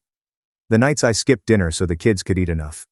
We had 2 ramen experiences per week. They missed the field trips. "I'm sleeping in a barracks in Kuwait," Dad said gently, "sending half my contractor pay so you don't struggle." I looked at Silas. He stood there, face pale, hands trembling. Coffee spilled at his feet, like a confession. 24 months, I said quietly, my mind calculating despite the shock. $600 each month. The room began to spin. $12,000. While I sold my grandmother's ring to pay for Marin's school supplies, while I drove for DoorDash after bedtime to cover groceries, while I told the kids that homemade birthdays are more special, while Silas came home late from overtime, with dilated pupils and new excuses. You've been stealing my father's money while our kids went without. The quiet was oppressive, save for Marin's laughing from the backyard. I was going to tell you, Silas began. Tell me what? I exclaimed. That you've been collecting $600 a month while I worked 3 jobs, while I told Marin we couldn't afford a birthday cake from the store. Then where is it? I took his phone. Show me where the $12,000 went. He opened it with trembling hands. I viewed the account. Deposits from Kuwait and then withdrawals. ATM in the casino costs $200. ATM in the casino costs $300. I have a problem, he murmured. You had $600 coming in every month from my father while I skipped meals, I remarked quietly. You held me while I sobbed about failing our kids. You said we needed to budget better while you were stealing. Dad's voice was icy and steady. Silas, did my granddaughter eat ramen for dinner on her birthday while you had my money in your pocket? Silas could not look at the television. I'm 7,000 miles away, in the desert, Dad said, his voice breaking. You made my daughter believe I had forgotten them. I grabbed Silas's phone again and scrolled through the transactions. These casino withdrawals, I explained, my voice quivering. July 15th, that was Marin's first soccer game. August 3rd, her first dance recital. You weren't stuck in traffic. You weren't at work. You were gambling while I sat alone at our child's biggest moments, making excuses for why Daddy couldn't make it. He glanced at the floor, embarrassed. Then the Christmas memory struck me like a sledgehammer. Last year, I informed the kids that Santa was having a terrible year. Marin cried. She felt like she had done something wrong. My voice cracked. She came home after seeing all the other kids' presents and asked what she did wrong. She made a list of ways to be better so Santa would love her next time. My emotions were boiling over. You had $600 in December, another $600 in November, $1,000, while I wrapped dollar store toys in newspaper, while our perfect daughter spent a year trying to be better because you made her believe she wasn't good enough for Christmas. Marin dashed inside, her handmade paper crown sliding. Mommy, can we have cake now? I said, gazing at her adorable face and the homemade cake I decorated at 2 a.m., following my DoorDash shift. Yes, baby. Go get your friends. When she went, I turned around. $600 a month for 2 years while your daughter wore shoes with holes, while your son couldn't play soccer. While I skipped lunch every day to save $5. Dad's voice pierced through like a dagger. I'm on the next flight home. Emergency family leave. 24 months of wire fraud, Silas. Silas's face became gray. Corin, please pack the kids' things tonight, Dad added, his tone kinder now. You're done struggling alone.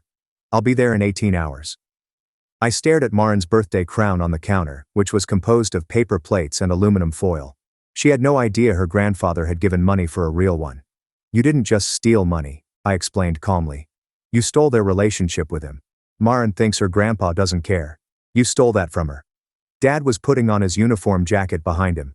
Mom was using another phone. I overheard forensic accountant. 18 hours, Dad said. And Silas, you better not be there when I arrive. He hung up the phone, and when I turned to face Silas, he had a look on his face that indicated he was willing to do anything than go peacefully. My fingers grasped the counter edge so tightly that my knuckles turned white as Silas took a stride towards me, his jaw gritted and fists stiff at his sides. The birthday guests were still laughing in the backyard, and my husband stood there, looking like he was about to hurt me for the first time in our marriage. I slid my phone under the counter and typed a brief message to Dad without looking down. Just 3 words spoke it all. Marin ran through the rear door, asking for juice boxes, and I faked a smile that felt like breaking glass. Silas went back into the corner as I took the beverages from the fridge and presented them to her, shaking hands. She bounced back outdoors, oblivious that her entire world was about to change forever. My thumb discovered my neighbor's phone number, so I texted her to see if she was home, just in case I needed to get the kids out quickly. She quickly responded that her door was open if we needed anything, and I felt a little less alone. Silas looked at me with those calculating eyes that said he knew precisely what I was doing. Parents began arriving to pick up their children, and I accompanied each one to the door with fake cheerfulness while Silas remained in the kitchen. The last mother had finally taken her son, and I locked the door behind them with deliberate slowness, knowing what was coming next. Silas instantly began ranting about how I didn't understand and how he was going to repay it, but I held out my hand to stop him. I took out my phone and pressed the record button, placing it on the counter between us, where the red light flashed as a warning. He began pacing the kitchen, alternately blaming his work stress and pledging to get assistance tomorrow if I gave him another chance. I let him talk while the phone captured every excuse and justification he gave. When he finally acknowledged to stealing the money but claimed it was only borrowed, I felt my stomach turn but kept my face totally neutral. When the kids walked in and asked about dinner, I told them we were having a special sleepover in Mom's room tonight, which sounded like an adventure. They were delighted about camping in my bedroom, so I helped them assemble their stuffed animals and blankets while Silas observed from the doorway. After they were finished watching a movie on my laptop, I locked my bedroom door and heard Silas's footsteps in the corridor. He knocked once, hard enough to rattle the frame, but stopped when I told him that the children were listening and did not need to hear this. I contacted the non-emergency police line from the bathroom, using the running water to conceal my voice. The operator listened as I described the event and provided me a report number, stating that an officer might conduct a drive-by if I felt unsafe. Her soothing voice helped to soothe my nerves, even though my hands shook as I scribbled down the case number. My phone rang with a text from Dad, displaying his flight information, and stating that he'd arrive at 2 p.m. Tomorrow a rental automobile has already been reserved. Mom messaged separately, saying she'd found a forensic accountant who specializes in financial abuse cases and could begin documenting everything right away. Knowing that they were both mobilizing in different directions, let me feel less trapped in this nightmare. I hardly slept that night, getting up every hour to check the door locks and look at the kids sleeping soundly in my bed. Around 3 a.m., I heard Silas moving around in the garage, so I grabbed my phone to record the time and what I heard. The garage door opened and closed twice. Then his pickup began, and idled for 20 minutes before he returned inside. I typed everything into my phone notes, producing a history of his actions that would be useful later as evidence. By sunrise, I had typed down a complete timeline of the previous 2 years, including every late night, missed event, and reason for overtime. The kids awoke at their usual hour, and I got them ready for school as if nothing had happened, keeping their pattern intact. Marin inquired why we had a sleepover, and I explained that it was simply for fun. While I braided her hair with shaky fingers, I packed their lunches and checked their backpacks as Silas snored on the living room couch. When I walked by to retrieve the kids' shoes, I noticed him splayed down, surrounded by empty beer bottles and cigarette butts. The time of this video call appears weirdly perfect, doesn't it? 2 years of monthly payments, and it just happens to come up at the birthday party, while Silas is sitting there with his coffee. I took photos from 3 different perspectives, making careful to capture the chaos around him while he pretended to want to solve things. The rising sun illuminated the evidence of his priorities perfectly. This dad stole from his own children and drowned his remorse in drink. Marin inquired whether Daddy was unwell, and I assured her he was simply sleepy while I assisted her with her jacket. My son grabbed his backpack without asking any questions, but I noticed him glancing at his father with a puzzled expression. We stepped outside to wait for the school bus, and I gripped their hands tighter than normal, wondering how I'd shield them from everything.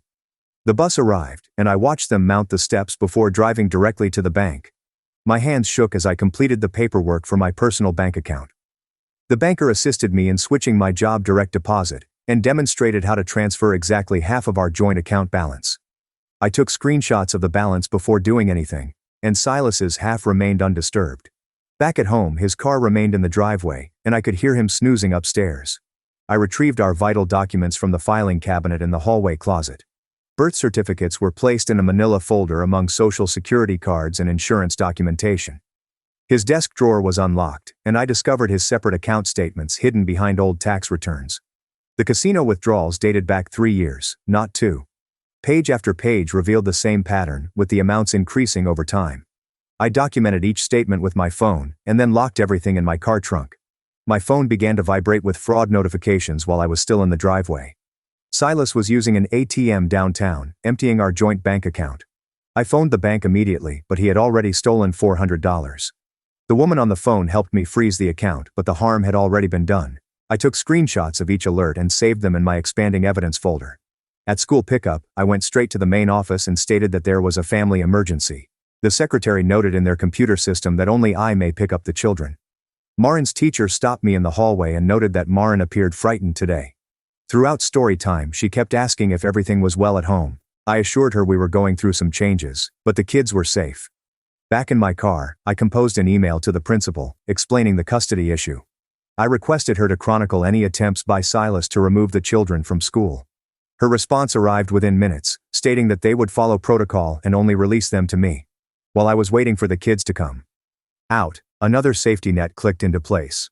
Silas's texts began to arrive quickly while I was preparing dinner. First, he apologized and begged me to discuss. Then he became enraged, stating I was overreacting to certain mistakes. Within an hour, he was threatening to take the kids unless I stopped being dramatic.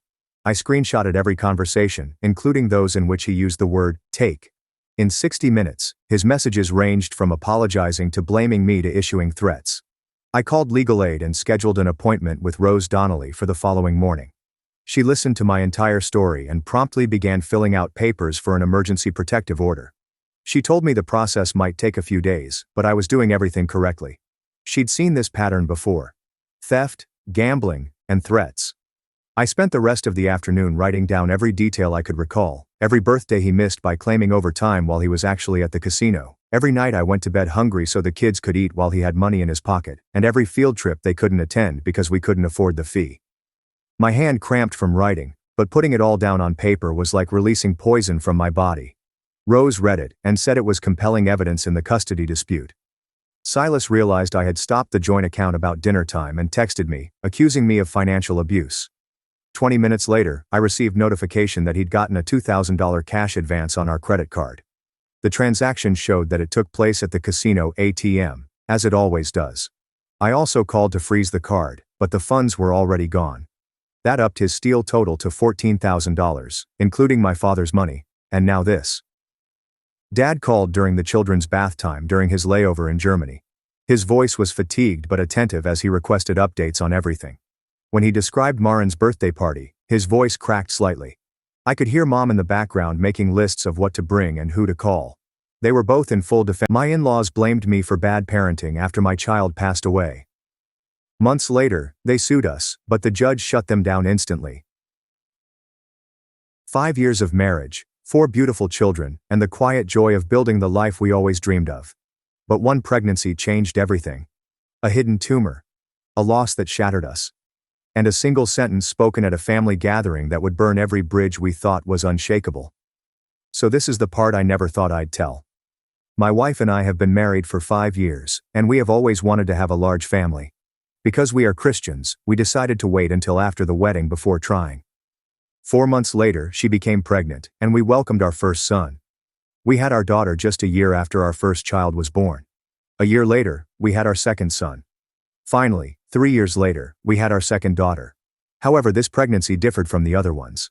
Throughout this pregnancy, my wife was continuously complaining about her back pain and being sore all the time.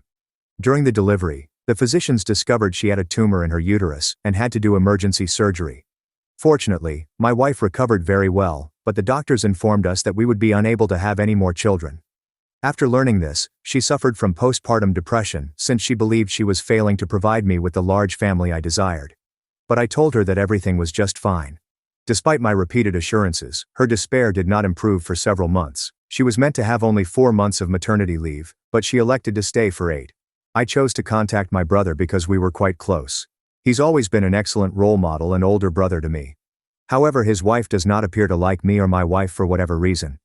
She is constantly comparing her children to ours and commenting on how unhealthy our firstborn boy's life is. Despite the fact that he is already a national chess master, she believes he should spend his time doing kid-related activities rather than on some esoteric board. But we've already discussed this with our son, and he adores chess, and the fact that he's good at it has no bearing on his daily life. She also likes to make comments about my girls, but neither I nor my wife seem to mind for the most part. My brother claims it's because she's pregnant and emotional. My brother was quite helpful around the house, which made our lives much easier. Now, I adore my wife, and she is the best human and mother on the globe. However, she may be a little reckless with the youngsters. This did not happen with our first child, but I believe that having all of her feelings pent up during the second pregnancy caused her to become emotionally obsessed. Sometimes she forgot the stove was turned on, and I had to switch it off to keep the home from exploding, but I never informed her that she needed to be more alert, because I knew she was already dealing with a lot. That's when it occurred. While I was at work, my wife decided to take the children to the park. My daughter was hit by a car and died despite 6 hours of emergency surgery. My wife has no clear recollection of what happened, and I do not wish to discuss it on this forum. However, that was the most horrific experience of my life. My wife and I have been dealing with it for the past 4 months, and even though we are hurting internally, we must continue to care for our children. This is also about the time that my brother's wife invited the entire family to a pool party at their home. My wife and I believed it would be beneficial for our children to socialize with their relatives. My entire family was present, and they were all very supportive of me and my wife. Except for my brother's wife, everyone expressed their sympathies in a nice manner. According to my brother, it was simply that her emotions were out of whack due to her pregnancy. But my wife has never acted like this. Still, we all attempted to have fun, and the kids were clearly having a fantastic time in my brother's massive pool. That was until the youngsters started pulling pranks on us. While I was standing on the edge of the pool, the kids pushed me into it. I thought this was humorous at first, but then they went too far and damaged my and my wife's brand new Tesla. We carefully explained to all of the children, including my nephews, why these types of pranks were unacceptable. In the middle of my lecture, my brother's wife interrupted and began shouting at me and my wife. She informed us that we had no grounds to speak with their children, and that it was most likely all my children's fault. My wife was obviously not having it, claiming that the children were the ones who caused the damage. Things became increasingly tense, and other family members arrived to see the chaos. That's when my brother's wife dropped a bombshell. "Maybe this is why your daughter died." My wife burst into tears and left, but I stayed and demanded an explanation. But what occurred next was even crazier. My brother Malric instantly came in between us. His cheeks flushed as he gripped my shoulders. "Callum, calm down. She didn't mean it like that." When I tried to shove past him, his hold tightened. "You know how pregnancy hormones are. Corinna's been having a really tough time." I looked at him in bewilderment. Corinna stood behind him, arms crossed over her big tummy, chin raised fiercely. The pool filter buzzed in the unexpected silence as our family members moved awkwardly around us. "Pregnancy hormones?" My voice broke. "She just said that about Lyra. About my daughter." "Look, I know it came out wrong," Malric said, his hands still resting on my shoulders. "But you're both emotional right now. Let's just take a breath and—" "Both emotional?" I pushed his hands away. "My 3-year-old daughter is dead, Malric, and your wife." "Just stop being so dramatic," Corinna said, walking around Malric. "I'm sorry if you took it the wrong way, but you were yelling at my kids." What was I supposed to do? My hands shook as I pointed to the severe scrapes on our Tesla door. "They damaged our car." We were explaining why that's not okay to all the kids. "Oh, please, it's just a car." She rolled her eyes. "You can afford to fix it, unlike some of us who actually have to budget for our growing families." My mother appeared at my elbow, speaking softly. "Callum, honey, maybe we should all just cool off. This heat is getting to everyone." The heat. I looked around at my family. My cousins avoided eye contact. My aunt studied her sandals. Uncle Thaddeus instantly became fascinated by the pool tiles. "She just used my daughter's death as a weapon." "And you're blaming the heat?" "Nobody's blaming anything," Mom answered hurriedly. "But Corinna is 7 months pregnant. You remember how Alara was during her pregnancies? These things happen. These things occur." The words tasted bitter. Alara never said anything nasty about someone's deceased child. Because Alara never had anyone discipline her perfect little angels, Corinna was furious. "Maybe if you two weren't so busy trying to be parents of the year you'd have noticed." "Corinna," Malric admonished, but she persisted. "What?"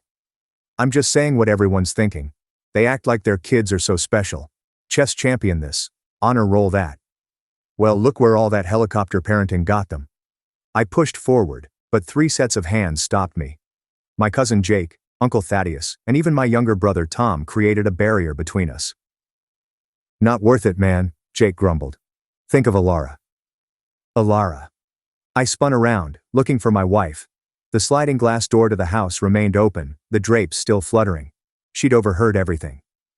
"I need to check on my wife," I muttered, pulling loose from their clutches. "Callum, wait," Malric called after me. "We can work this out." It's family. I hesitated at the doorway. Family doesn't do this, Malric. Inside I discovered Alara in the bathroom, sitting on the closed toilet lid, her face in her hands. Her shoulders shook with quiet sobbing. I knelt in front of her and carefully moved her hands away from her face. "Hey," I said quietly. "I'm here." She said it was our fault. Alara's voice was hardly heard. "That Lyra died because of us. She's wrong. You know she's wrong. But what if—" "No." I cupped her face. "No what ifs. What happened to Lyra was an accident. A terrible, horrible accident. Not your fault. Never your fault." A knock at the door halted us. "Ilara? Callum?" It was my sister-in-law Junia, Malric's younger sister. "Can I come in?" Ilara nodded, so I opened the door. Junia slipped inside and closed the door behind her. "I'm so sorry," Junia apologized quickly. "What Corinna said was unforgivable." "Then why is everyone out there forgiving it?" I requested an explanation. Junia exhaled. "Because they're cowards. Because it's easier to pressure you two to let it go than to confront her." "She's pregnant," Ilara stated bluntly. "Apparently that excuses everything." "It doesn't," Junia replied firmly. "And this isn't the first time." Ilara and I both looked up to her. Junia bit her lips. "Remember when cousin Isolde lost her baby stillborn? At the Christmas party that year, Corinna made a comment about how maybe it was nature's way, because Isolde was over 40 inches. My stomach twisted. I didn't know about it because Isolde never attended another family event. She shut off all contact with those present and refused to defend herself. Junia's voice was sour. Which was basically everyone. "Why didn't anyone tell us?" Ilara inquired. "Because Malric always makes excuses. Because Mom thinks keeping the family together is more important than anything else. Because everyone would rather enable a bully than risk drama at Sunday dinners." Another knock. "Callum?" "Ilara." It was my mother again. "Everyone's worried. Can we talk?" I gazed at Ilara. Her expression had hardened into something I hadn't seen before. She stood wiping her eyes. "Yes," she answered. "Let's talk." We exited from the bathroom to find the majority of the family congregating in Malric's living room. Corinna sat in the middle of the couch, Malric's arm around her, playing the hurt pregnant woman role.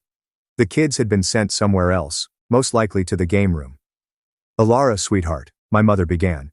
"We all understand you're going through a difficult time." "Stop." Ilara raised her hand. "Just stop." "You all understand? Really? Which one of you has buried a child?" Silence. "Which one of you has had to pick out a casket small enough for a 3-year-old? Which one of you has had to explain to her siblings why their sister isn't coming home?" "Ilara," Aunt Selene said, "we're not saying we understand completely." "You're not saying anything," Ilara exclaimed, her voice rising. "None of you said anything when she weaponized my baby's death. You stood there. You let it happen. And now you want me to be the bigger person, to let it go for the sake of family unity?" Uncle Thaddeus stated, "Sometimes we have to forgive." Family quote. Ilara laughed, but it was sharp and fractured. Family doesn't stand by while someone uses your dead child as ammunition in an argument about scratched paint. Family doesn't make excuses for cruelty. Family doesn't choose comfort over compassion. "You're being overdramatic," Corinna mumbled from the couch. Ilara gently turned towards her. "Say that again." "I said you're being overdramatic. I'm sorry if what I said hurt your feelings, but if—" Ilara moved closer. "If it hurt my feelings? You told me my daughter died because of my parenting. You used the worst pain I've ever experienced as a weapon because you were mad about your kids being disciplined." "I'm pregnant," Corinna stated, as if that explained everything. "I've been pregnant 4 times, Ilara responded. "Never once did hormones make me cruel. Never once did carrying a life inside me make me callous about another life lost." "Everyone handles pregnancy differently," Malric added. "Corinna's been having a really hard time." "Stop," I instructed. "Stop making excuses. Stop enabling her. Stop choosing her comfort over our pain." "I'm not choosing anyone," Malric objected. "I'm just saying we can all move past this. We're family." "No," Ilara replied gently. "We're not. Not anymore." The room erupted. Everyone was talking at once, attempting to persuade us that we were overreacting, being overly sensitive, and breaking up the family. Corinna sat on the couch with a faint, contented grin the entire time. Enough. Ilara's yell hushed everyone. You want to know what breaks up a family? Standing by while someone attacks grieving parents, making excuses for cruelty, choosing to enable a bully rather than protect the vulnerable. She turned to face everybody. 4 months ago, I lost my daughter. Every day since then, I've woken up to a world that's missing her laugh, her smile, her little hands in mine. And I've survived it because I thought I had family who understood that pain, who would protect that sacred grief from being weaponized. It shattered her voice. But you've shown me today that keeping Corinna comfortable is more important than keeping Lyra's memory respected. That avoiding conflict matters more than standing up for what's right. Ilara, please, my mother asked again. Think of the cousins. The kids shouldn't suffer because the adults can't get along. The kids? Ilara asked, her eyes flashing. You're worried about the kids? Where was that concern when Corinna said what she said in front of any child who might have been listening? What message does it send when they see cruelty excused because the cruel person is pregnant? No one responded. Ilara walked to where our children were gathering by the door, having slipped back to see what all the fuss was about.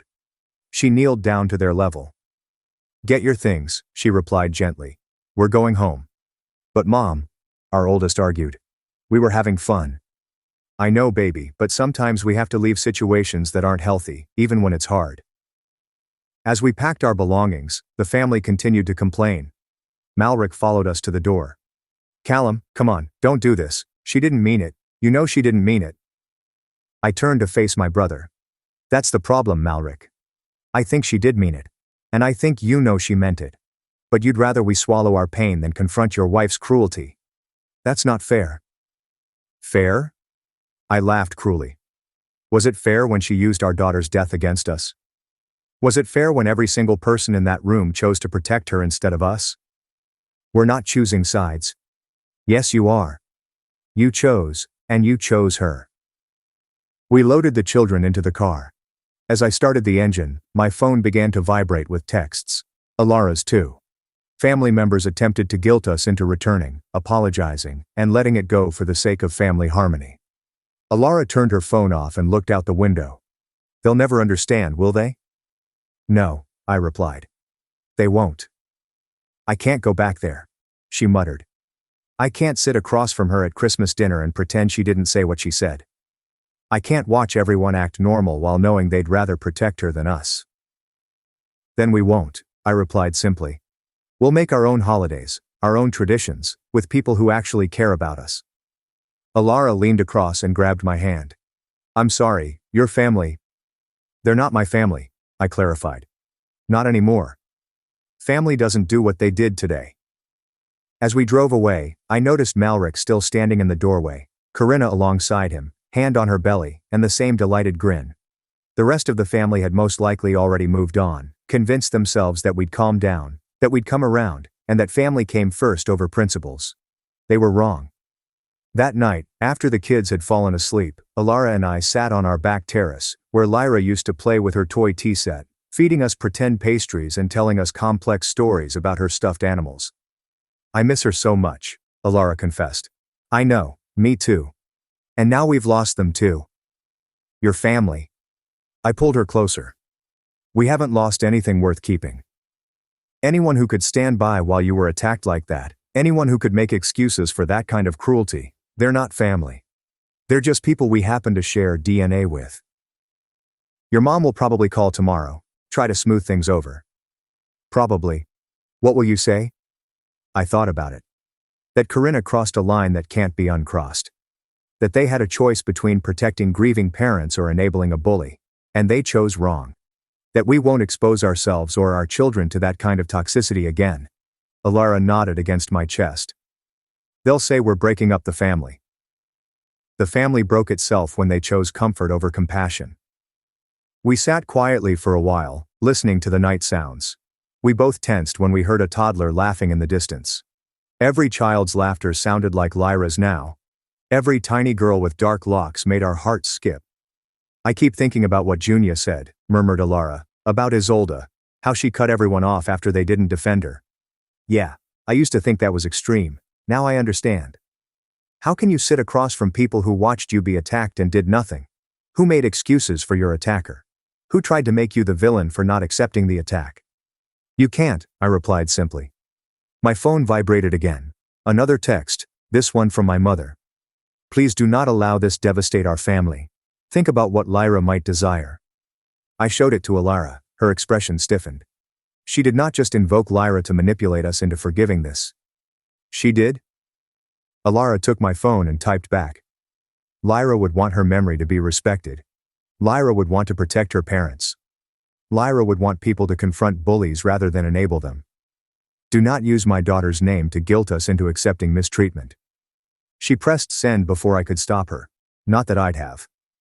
I'm done, she stated. Done trying to keep the peace. Done swallowing my pain so others can be comfortable. Done pretending that family means accepting any treatment because of shared blood. Good, I answered, because I am too. The next morning brought a deluge of phone calls. I had put my phone on quiet, but the screen was continuously lighting up with names I had grown up trusting. Dad, Aunt Celine, Uncle Thaddeus, and even relatives who hadn't been to the party were involved after hearing a version of events that undoubtedly showed us as unreasonable. Alara sat at the kitchen table, stirring her coffee absent-mindedly while our children ate breakfast. Our oldest son continued staring between us, clearly sensing something was amiss but unsure what had changed in our world overnight. Are we going to see Uncle Malric today? He said honestly. Alara's hand remained still. I placed my own mug carefully. Not today, buddy, I replied. We're going to have a family day, just us. But we were supposed to practice chess with cousin Soren this weekend. The knife of that simple statement twisted. Soren, Malric's oldest, had been learning chess from our son. They had developed a true camaraderie over the game, two children who were unconcerned by adult issues. We'll figure something else out, Alara murmured softly. Sometimes plans change. Our younger daughter looked up from her breakfast. Is it because of what happened at the pool, when everyone was yelling? Children took heed of everything. We attempted to shield them, but they had heard enough. Sometimes adults disagree on important issues, I said thoughtfully. And sometimes we need space from each other to figure things out. Like when me and Jamie fight and Mom makes us go to different rooms? Inquired the girl. Something like that, sweetheart. My phone vibrated again. This time it was Malric. Callum, we need to communicate directly, without the wives. I can come by this afternoon. I showed Alara. She read it, then shook her head. Without the wives, she reiterated. Because clearly I'm the problem here.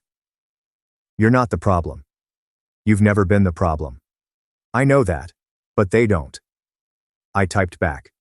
There is nothing to discuss. Your wife crossed the line. You defended her. That explains everything I need to know. His response was quick.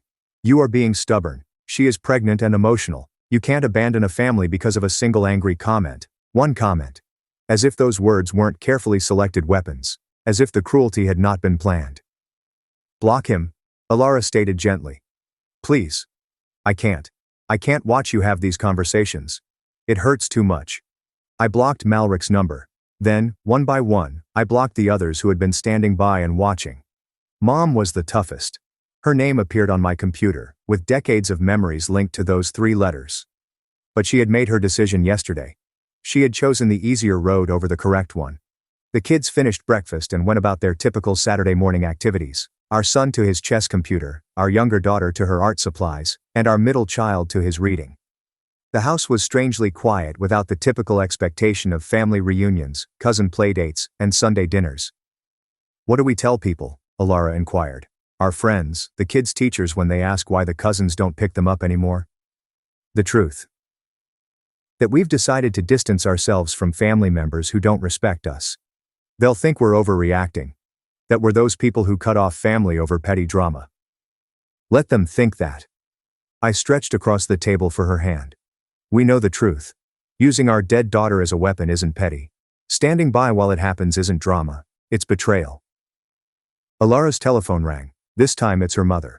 She had attended the party but had departed early before the confrontation. Alara gazed at the screen before answering. Hi, Mom. I could hear her mother's voice, worried but measured. Alara's face alternated between emotions as she listened. Yes, I heard what happened. No, Mom. She said our daughter died because of how we parent. I don't care if she's pregnant. Mom, stop. Her voice became harder. If you're calling to tell me to forgive and forget, you can save your breath. What Corinna said was unforgivable. And the fact that Callum's family defended her tells me everything I need to know about their values. A pause. Her mother raised her voice slightly. Then they're wrong, Alara stated plainly. I'm not ruining the family. The family ruined itself when they chose to protect an abuser instead of the abused. Yes, I said abuser. Using someone's dead child against them is abuse, Mom. Another pause. I have to go, Alara remarked. I love you, but I won't discuss this anymore. Either you support us or you don't. But I won't be convinced that we're wrong for protecting ourselves. She shut up the phone and laid it aside, her hands shaking. She thinks we should reconcile for the children's sake. Everyone's very concerned about the children when it suits them, I added with a smile. Where was that concern for our children when Corinna attacked their dead sister's memory? The weekend passed in an unusual bubble.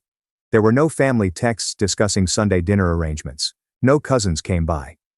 Malric did not arrive with his tools to assist with household projects. Absence felt both exhilarating and suffocating. Monday presented additional obstacles. When I walked into work, several coworkers gave me weird stares. Word spread quickly in our interconnected world. Malric and I worked in the same industry, but with different businesses. We had mutual professional contacts. My coworker Lucian approached me during lunch. Hey man, heard there was some family drama this weekend, you okay? I tightened. What did you hear? Just that there was some big blow-up at Malric's place, that you and Alara stormed out and are refusing to talk to anyone. The narrative was already taking shape. We were the unreasonable ones who stormed out, not the bereaved parents who were beaten. There was an incident, I explained carefully. Someone said something cruel about our daughter who passed away.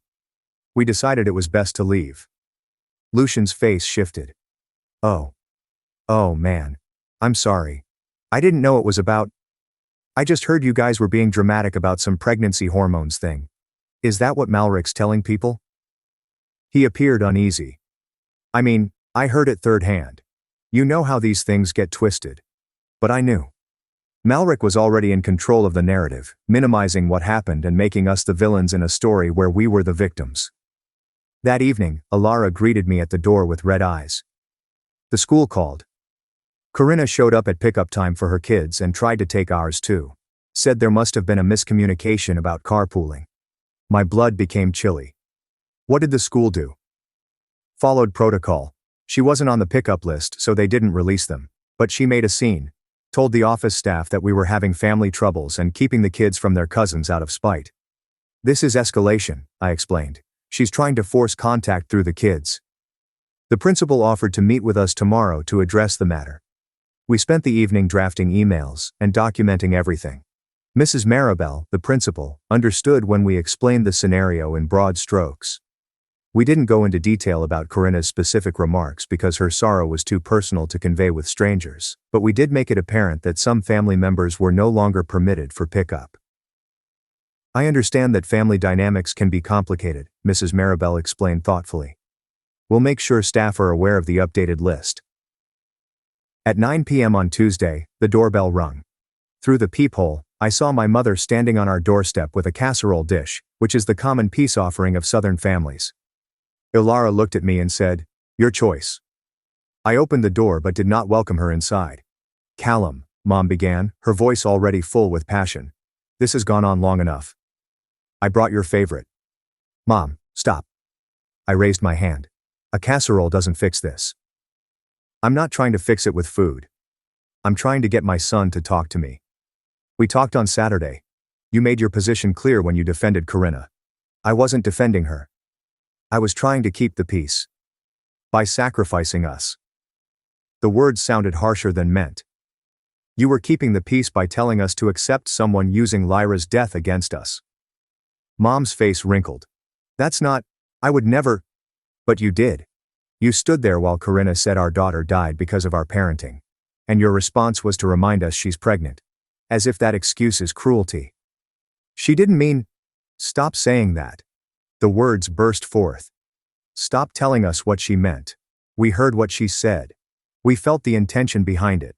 And you're still here days later trying to convince us we misunderstood." Mom gripped the casserole dish tightly. "I just want my family back together." Your family was never together, Mom. It was held together by people like Alara and me swallowing our hurt and keeping quiet. By people like Cousin Isolde disappearing rather than making waves. By victims staying silent so abusers could stay comfortable. Corinna isn't an abuser. She used our dead child as a weapon. What would you call that? Silence stretched between us. Down the street, a dog barked, normal neighborhood sounds, which felt weird in this context. I should have spoken up, Mom finally said gently. When she said it, I should have told her it was wrong. Yes, you should have. But I can't change that now. All I can do is try to fix this going forward. There's nothing to fix, Mom. The damage is done. Trust is broken. And honestly, I don't think it was ever really there. This just revealed what was always true. That keeping up appearances matters more than protecting the vulnerable. She burst into tears then. Real tears, not deceptive ones. I don't want to lose you, either of you, or my grandchildren. You're not losing us. You're experiencing the consequences of your choices. There's a difference. What does that mean? It means we'll still exist. We'll still be your son and daughter-in-law. But we won't pretend that Saturday didn't happen. We won't sit at family dinners with Corinna. We won't expose our children to people who think their sister's death is fair game for cruel comments. So what? You'll just never come to family events again? Never let the cousins play together?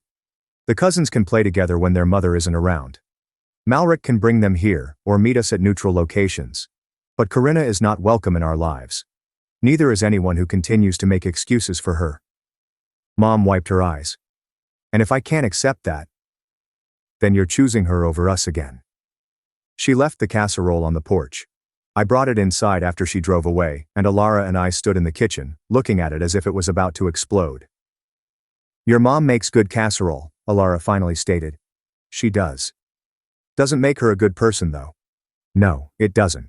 We threw it away. Keeping it felt like taking a bribe. Wednesday marked a new development. Junia phoned Alara when I was at work. I wanted you to know, Junia said over speakerphone that evening, that I told Mom and Malric exactly what I think of them.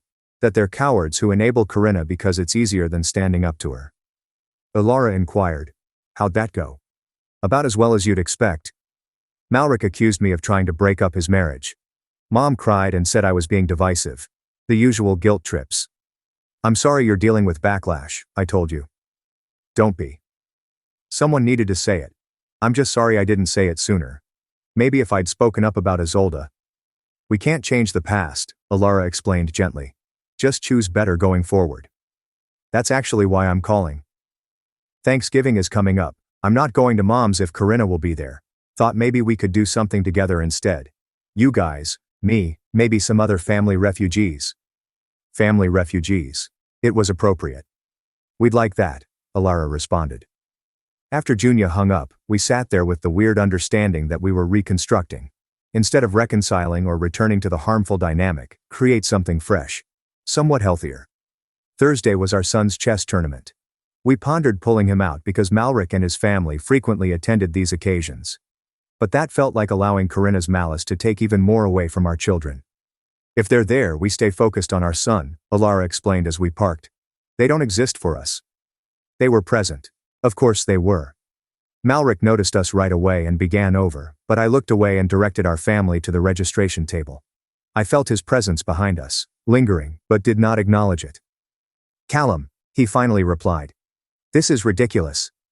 We're brothers. I continued to fill out forms. You can't just pretend I don't exist. Watch me, I stated without turning around. The kids are confused. Soren doesn't understand why his cousin won't talk to him. That nearly broke me. The children were innocent in this situation, but I couldn't let him use them for manipulation. Then explained to Soren that his mother said something unforgivable about his cousin's dead sister. That choices have consequences. That might be a good life lesson for him. You're punishing children for adult problems. Now I turned. No, Malric.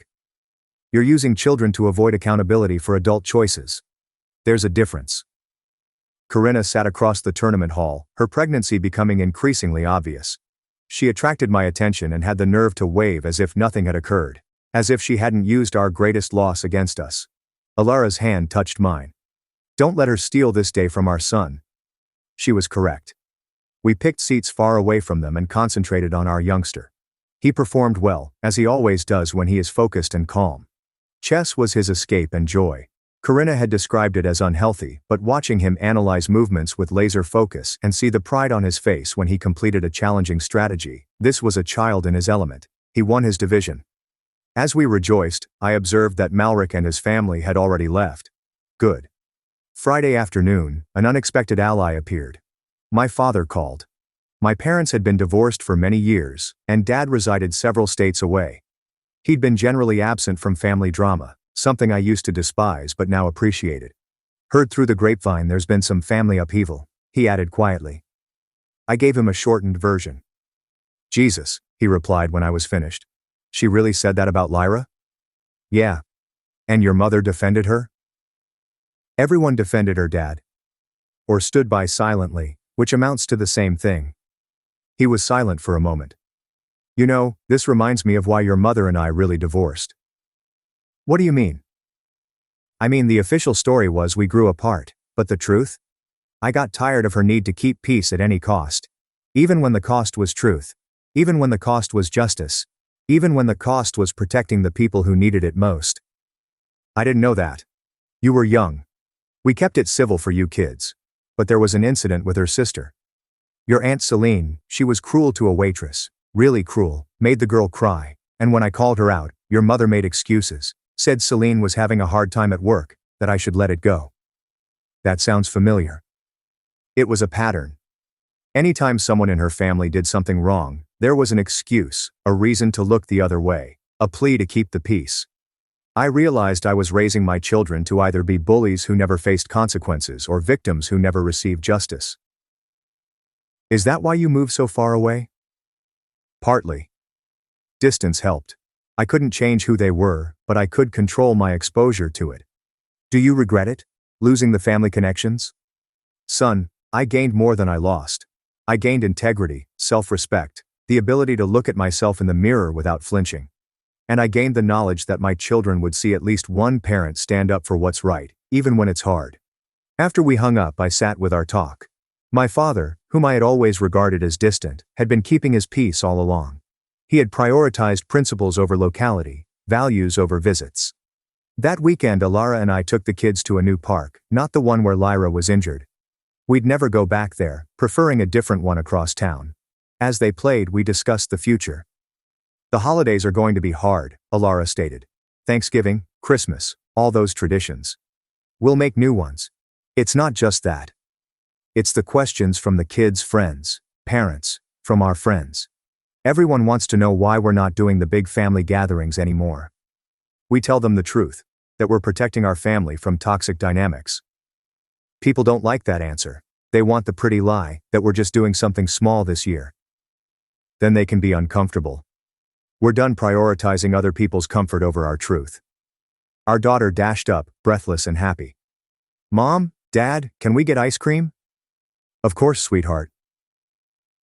As we walked to the ice cream shop, our son fell in step with me. Dad, are we ever going to see Uncle Malric again? I had been dreading this question. I don't know, buddy. Right now we need some space from them because of what Aunt Corinna said about Lyra. The kids heard everything. We tried to protect them, but they had absorbed more than we knew. How do you know about that? I heard you and Mom talking.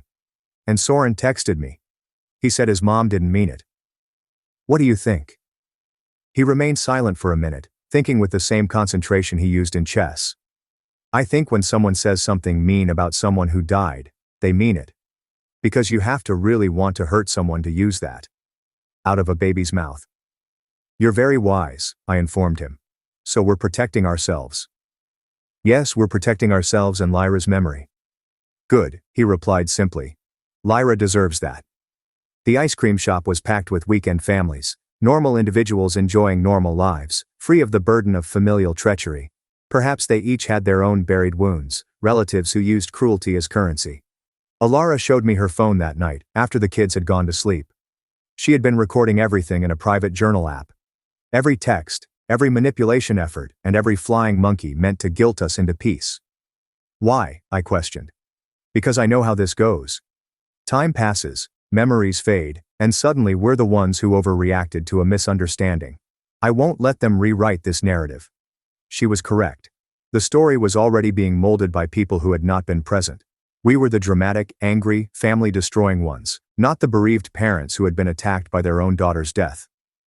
Monday morning offered another surprise. A letter from Corinna was brought to my office. Handwritten, which must have required effort considering her predilection for text-based confrontation. Callum, it read. I had been thinking about what happened at the pool party. I recognize that my statements may have been tougher than meant. Pregnancy has been challenging, and I occasionally speak without thinking. I hope we can resolve this misunderstanding for the sake of family unity. Adult disagreements should not negatively impact children. Corinna. I read it 3 times, hoping for an apology that didn't exist. It could have been harsher than intended. Misunderstanding. Not that I'm sorry for using your daughter's death to hurt you. Not what I said was nasty and incorrect. I showed Alara that evening. She laughed bitterly. She's not sorry. She's sorry there were consequences. Should I respond? No. Any response gives her ammunition. She'll twist whatever you say into evidence that we're the unreasonable ones. So I did not respond. But I saved the letter. Documentation works both ways. Tuesday was tougher. Our middle child returned home from school unhappy. There was a family tree assignment, and the teacher had inquired about grandparents, aunts, and uncles. He had to explain that we no longer saw them. The teacher looked at me weird, he claimed, like I said something bad. You didn't say anything bad, Alara told him. Sometimes families take breaks from each other. But why do we have to take a break? How can you convey to a child that adults may be harsh, that family can betray, and that love cannot always conquer toxicity? Sometimes people say hurtful things, I said. And when they're not sorry, really sorry, it's okay to protect yourself from being hurt again.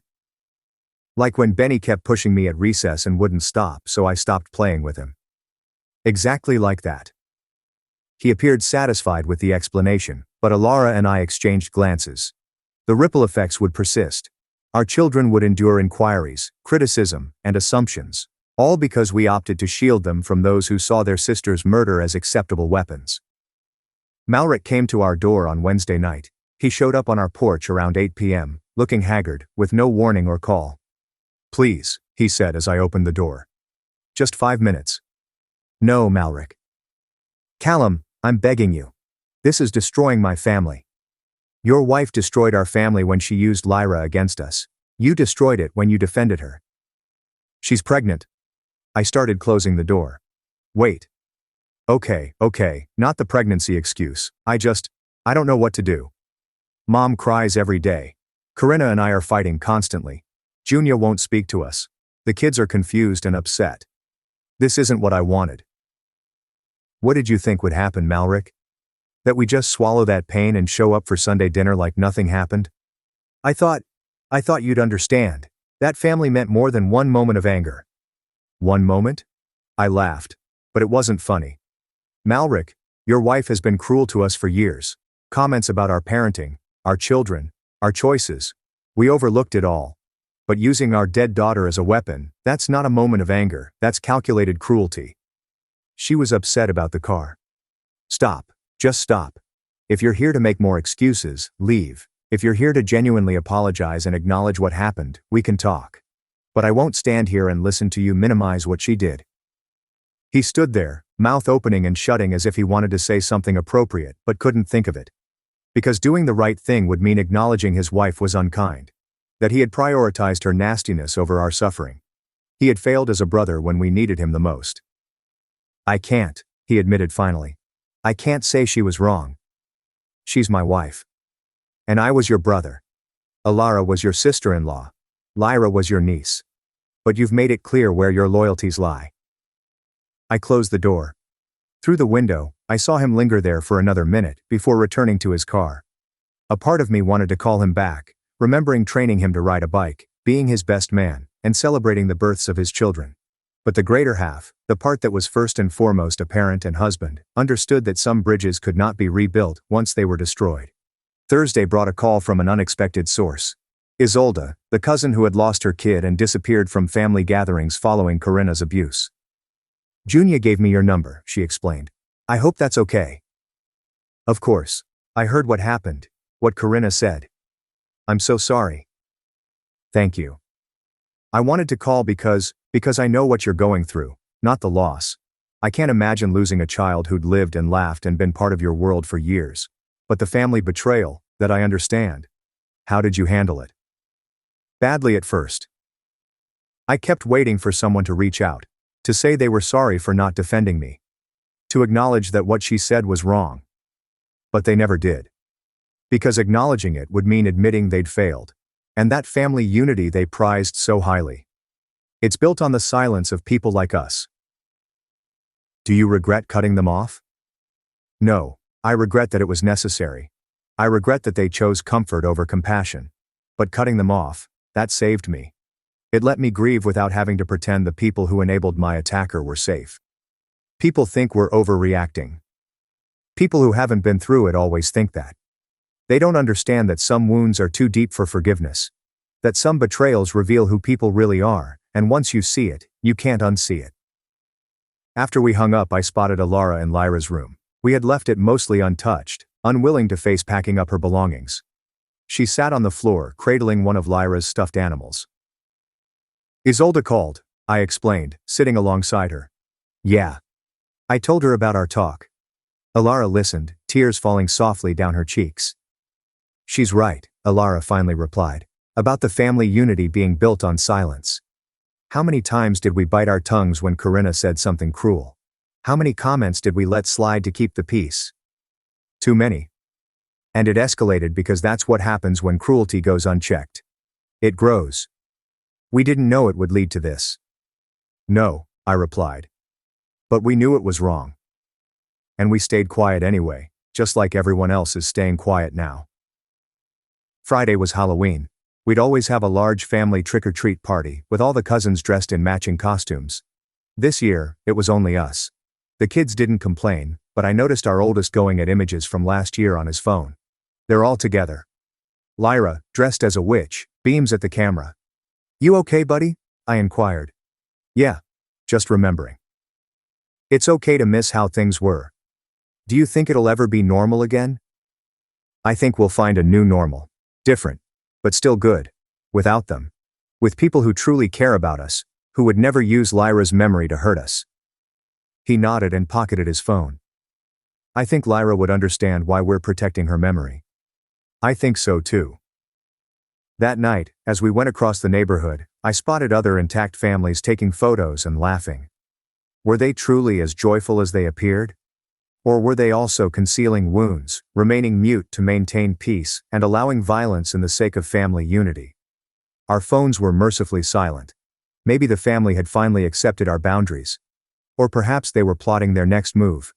In any case, tonight was just us, our small family of 5 that should have been 6, making our own memories and keeping our own peace. Saturday morning disturbed the peace. Alara awakened me early, her face pallid. Look at this. She showed me her Facebook. Corinna had written a lengthy, dramatic status update on family split, forgiveness, and safeguarding children from adult problems. She didn't mention us by name, but the comments made it apparent who she was referring to. Some people hold grudges over the smallest things, one aunt said. Pregnancy is very difficult. Another person wrote, people should be more understanding. Breaking apart a family over words is simply awful, Malrick's pal added. The story was being solidified. We held grudges. The family breakers. The ones who couldn't overlook a pregnant woman's minor error. Should I respond? Alara inquired. No, let them show themselves. Let everyone see who supports using a dead child as a weapon. But it hurt. Seeing friends we'd spent holidays with, whose children had played with ours, reduced our grief to pettiness. Seeing them unite around Corinna while we mourned not only Lyra, but the family we thought we had. My telephone rang. Junia, I answered. Did you see it? She inquired without prelude. Yeah. I commented. Told them exactly what Corinna said, used Lyra's name and everything. Let them defend that publicly. Junia, you don't have to fight our battles. Yes, I do. Because someone should have fought Isolde's. Someone should have fought yours the moment Corinna opened her mouth. Silence is what lets this continue. Junia's comment was deleted and blocked within an hour, but not before it was seen by multiple individuals. My phone started vibrating with texts from distant family members who hadn't heard the whole story. "Is that exactly what she said?" one cousin inquired. "Why didn't someone inform me?" I wrote another. The story was unraveling, but Corinna was in damage control mode. A fresh post arose, this time concerning lies, exaggerations, and people attempting to harm a pregnant woman's reputation. "She's really doubling down," Alara explained. "She has to. Admitting what she really said would mean admitting she's the villain in this story." However, the harm to their story had been done. Some family members who had previously been staunch supporters of peace began to reach out quietly, while not fully supporting us. That would take a lot of courage, but to express concern about what had actually occurred. We did not engage. Their sudden interest in the truth after publicly supporting Corinna seemed phony.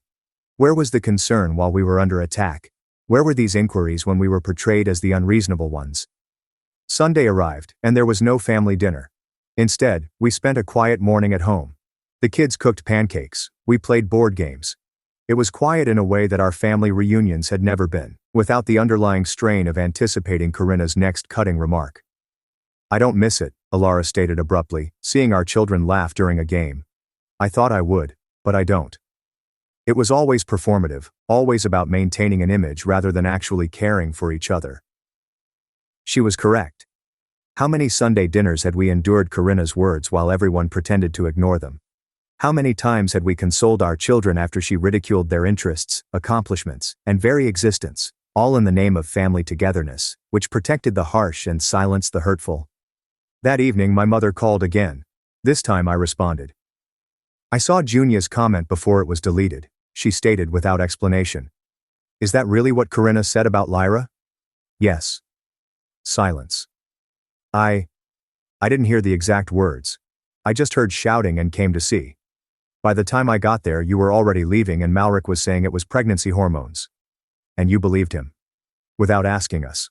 Without checking what actually happened. I wanted to keep peace.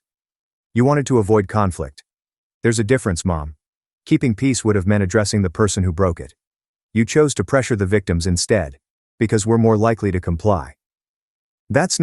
I didn't think of it that way. Of course you didn't. Because thinking of it that way would mean acknowledging your role in enabling abuse. Abuse is a strong word. What would you call using a dead grandchild as a weapon against grieving parents? Once again there is silence. "I failed you," she confessed finally. "I failed Alara. I failed Lyra's memory." "Yes, you did. Can you forgive me?" "Forgiveness isn't the issue, Mom. The issue is trust. You showed us that when we're vulnerable, you won't protect us. That when someone attacks us with our deepest pain, you'll make excuses for them. How do we trust you after that?" "I don't know," she said. "But I want to try. I want to do better." Then start by holding Corinna accountable publicly. Stop letting her control the narrative. Stop letting her paint us as the villains for protecting ourselves. Malric will be furious. Then Malric can be furious. His comfort isn't more important than our pain. I need to think about this." You do that. But while you're thinking, remember that every day you stay silent is another day you choose them over us. After I hung up, Alara looked at me with optimism. "Do you think she'll actually do it?" "I don't know. Speaking up now, after publicly supporting them, would mean admitting she was wrong. That's hard for anyone, especially someone who's spent their life avoiding conflict. But at least she's finally hearing us. Maybe. Or maybe she's just trying to find a way to get us back in the fold without actually addressing what happened. Time will tell." Monday morning came proof that Mom had made her decision. A Facebook post, carefully crafted but clear. "I've been contemplating about family dynamics and my place in them. I recognize I've occasionally put maintaining peace over safeguarding individuals. When someone says something nasty, particularly about a deceased child, it is not due to hormones or stress. It's cruel. And those who make excuses for it are complicit. I apologize to those I failed by being silent. I promise to do better." She didn't mention names, but everyone knew. The comments section exploded. Malric accused her of betraying the family. Corinna described her as a troublemaker. Several relatives expressed surprise that she would discuss family matters publicly. Others, however, began to speak up, including the silent ones who had previously been silenced. Stories came out. Corinna was nasty at times, and the family turned a blind eye. Long ignored behavioral patterns. It's like a dam broke, Ilara exclaimed, scrolling through the comments. All these people who've been hurt by her finally feeling safe to speak up. My telephone rang. Malric, I said. Your mother is destroying our family, he stated without greeting. Corinna destroyed our family. Mom's just finally acknowledging it. This is your fault. You and Ilara making a big deal out of nothing. Using our dead daughter as a weapon is nothing. She didn't mean... I hung up. We were past the point of these circular discussions, but the family's reckoning continued. Junia called that evening, nearly ecstatic. Did you see Aunt Celine's comment? She admitted that Corinna made her daughter cry at her wedding by criticizing her dress. And Uncle Thaddeus's wife finally told the story about Corinna announcing her pregnancy at their daughter's graduation dinner. It's all coming out. Good, Ilara replied. Let them all see what they've been enabling. But with the news came retribution. Corinna shared her own status, portraying herself as the victim of a planned attack. Malric defended her, alleging that others were ganging up on a pregnant woman. They declared that they will be taking a mental health break from social media and family activities. Classic, Ilara mumbled. Play victim when accountability comes knocking. But something had shifted. Corinna's familial dynamic, which had shielded her for years, was unraveling. People were wondering why they'd remained silent, why they'd valued her comfort over others' suffering. Tuesday brought an unexpected visitor. Aunt Celine stood on our porch, visibly uncomfortable yet resolute. I owe you an apology, she murmured as I let her in. When Corinna said what she said about Lyra, I should have spoken up. I should have protected you both. Ilara examined her closely. Why didn't you? Because I'm a coward, Celine explained simply. Because speaking up would have made me a target. Because it was easier to let you bear the weight of her cruelty than to share it. And now I realize that my silence made me complicit. That every time I let her cruelty slide, I enabled the next instance. I'm sorry. I'm so deeply sorry. It was the first genuine apology we had received. Not qualified, not excused, just an admission of failure and regret. I appreciate that, Ilara responded thoughtfully. But you understand why we can't just go back to how things were. I do. Trust is earned, and I haven't earned yours. But I wanted you to know that some of us see it now. See what we allowed to happen. And we're sorry. After she went, Ilara and I sat with the weirdness of it all. The family wall of quiet, long unbreakable, was beginning to crack. It doesn't change what happened, Ilara stated. Doesn't bring Lyra back into a world where her memory is protected. No. But maybe it prevents the next Isolde, the next us. Wednesday was quiet. The social media storm had subsided, leaving an unsettling silence. Sides had been selected. Lines were drawn. The family, which had previously convened for every occasion, was now divided into camps. On Thursday, Junia received news. Malric and Corinna are hosting Thanksgiving, making a big deal about keeping traditions alive and not letting division win. It's clearly a loyalty test. Let them test, I instructed. We already know where we stand. Mom's not going, Junia added. Neither are Celine or Thaddeus's family. Looks like their guest list is getting smaller. Part of me felt sad because I remembered Malric teaching me how to throw a football and being present when each of my children was born. But the greater part, the part that had witnessed him prefer his wife's brutality to our misery, felt nothing but determination. Friday was the school's Thanksgiving program. We gathered in the auditorium and watched our children sing songs about appreciation and family. The irony was not lost on me. Family isn't always blood, Ilara said quietly, watching our son assist a classmate with their costume. Sometimes it's the people who choose to protect you instead of hurt you. She was correct. We were discovering something new as we lost our birth and marriage family, friends who checked in on a regular basis, parents from school who had heard about what had transpired and gave support without interfering. Junia called every day to make sure we were all right. That weekend we began organizing our own Thanksgiving. Junia would arrive, accompanied by Isolde and her family. Some buddies had nowhere else to go, a diverse group of people who recognized that family was about more than shared DNA. It'll be different, Ilara explained, preparing lists. Different isn't bad. No, different might actually be better. The youngsters were also adjusting. Our oldest had begun teaching chess to children at the community center. Kids who actually want to learn, he stated firmly. Our middle child had joined a book club. Our youngest was excelling in art classes. They were blooming without Corinna's incessant subtle comments, or the strain of family reunions where they walked on eggshells. "I think Lyra would like this," our daughter commented one evening while working on her artwork. "She always said Aunt Corinna was mean. Maybe she's happy we don't have to see her anymore." Again, from the mouth of babes. As November moved before Thanksgiving, the family divide grew stronger. Malric and Corinna surrounded themselves with relatives who were still committed to preserve the peace at all costs. We created something fresh with individuals who saw that certain costs were prohibitively high. Mom phoned the night before Thanksgiving. "I wanted you to know I'm not going to Malric's," she told me. "I'll be alone, but I can't sit at a table with someone who used my granddaughter's death as a weapon." "You don't have to be alone," I caught myself saying. "We have room." Alara stared at me with surprise but not disapproval. "Are you sure?" Mom's voice sounded soft. "I'm sure that Lyra would want her grandmother to have somewhere to go on Thanksgiving. I'm sure that choosing right, even late, still matters. But I'm also sure that this isn't a clean slate. It's a chance to do better." "I understand. Thank you." Alara reached out to take my hand after I had hung up. "That was kind of you." She's trying. Late, but trying. And maybe showing her what real family looks like will help her understand what we lost when she stayed silent. Maybe. Thanksgiving arrived clean and clear. Our home was full with the aromas of cooking and the sounds of selected relatives. Junia arrived early to help cook. Isolde brought her kids, who played well with ours. Friends filled in the gaps, offering warmth based on choice rather than necessity.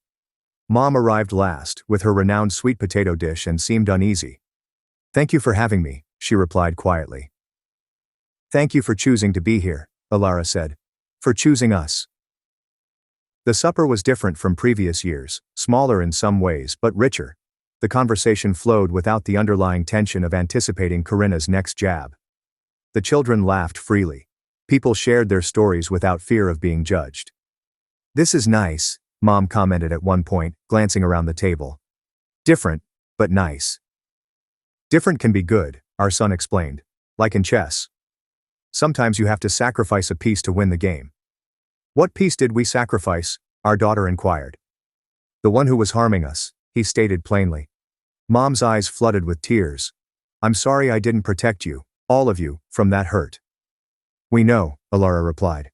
"But you're here now. That matters." As the evening came to a close and the guests began to go, Mom approached me. "Malric called earlier while I was driving here. He wanted to know how I could choose them over him." "What did you tell him?" "That I wasn't choosing sides. I was choosing right." "He didn't understand." "He might never understand." "I know, and that breaks my heart. But not as much as knowing I failed you when you needed me most." She left with pledges to improve, to be better. Time will tell if she was able to follow through. That night, as Alara and I were cleaning up, she took a moment to look at Lyra's portrait on the mantel. "I think she would have liked today," she explained. "A house full of people who actually care about each other. No mean comments about her art. No comparisons to her cousins. Just love. Just love." We'd lost family, the sort you're born into, the kind you should be able to rely on. But we acquired something more. The type of family you select. The type who comes up not because they have to, but because they want to. They would never use a child's death as a weapon. The kind that recognized that some scars do not heal just because someone asks for forgiveness. The kind that understood that protection may take many forms, including distance and walls. Ilara's phone buzzed as we were getting ready for bed. She received a text from an unfamiliar phone number. "Hello, Ilara. This is Soren. I know my mother said something nasty about Lyra. I apologize. I miss playing with my cousins. Maybe when I'm older, we can be friends again." Alara presented me the text with tears in her eyes. "Malric must not know he sent this," I told him. "What do I say?" "The truth. That we miss him too. That none of this is his fault. That maybe someday, when he's older and can choose for himself, we'd love to see him again." She typed carefully and sweetly, because the children should not bear the consequences of their parents' misdeeds. Because Soren was also a victim. Of a mother who used cruelty as currency, and a father who allowed it. "Send," she muttered, before turning off her phone. "I can't handle any more tonight." As we lay in bed, the home quiet save for the sound of our children sleeping securely down the hall, I reflected on the journey from the pool party to the present moment. The ache was still present. The loss of Lyra was aggravated by the loss of family members we believed we could rely on. There was also something else: peace. The comfort of knowing we had chosen protection over politeness. The assurance that Lyra's memory would not be weaponized. The peace of knowing that our surviving children will grow up to realize that some things are more important than keeping terrible people comfortable. "I love you," I whispered to Lara in the dark. "I love you too," she said.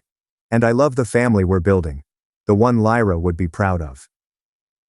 The weekend following Thanksgiving saw an unexpected development. Malrik's oldest kid, Soren, arrived at our house Saturday morning, his bike hanging against the porch railing. Alara and I exchanged astonished glances through the window. "Soren." I opened the door and looked down the street for Derek's car. "Does your dad know you're here?" The 13-year-old shuffled anxiously. "He thinks I'm at the library, but I had to come.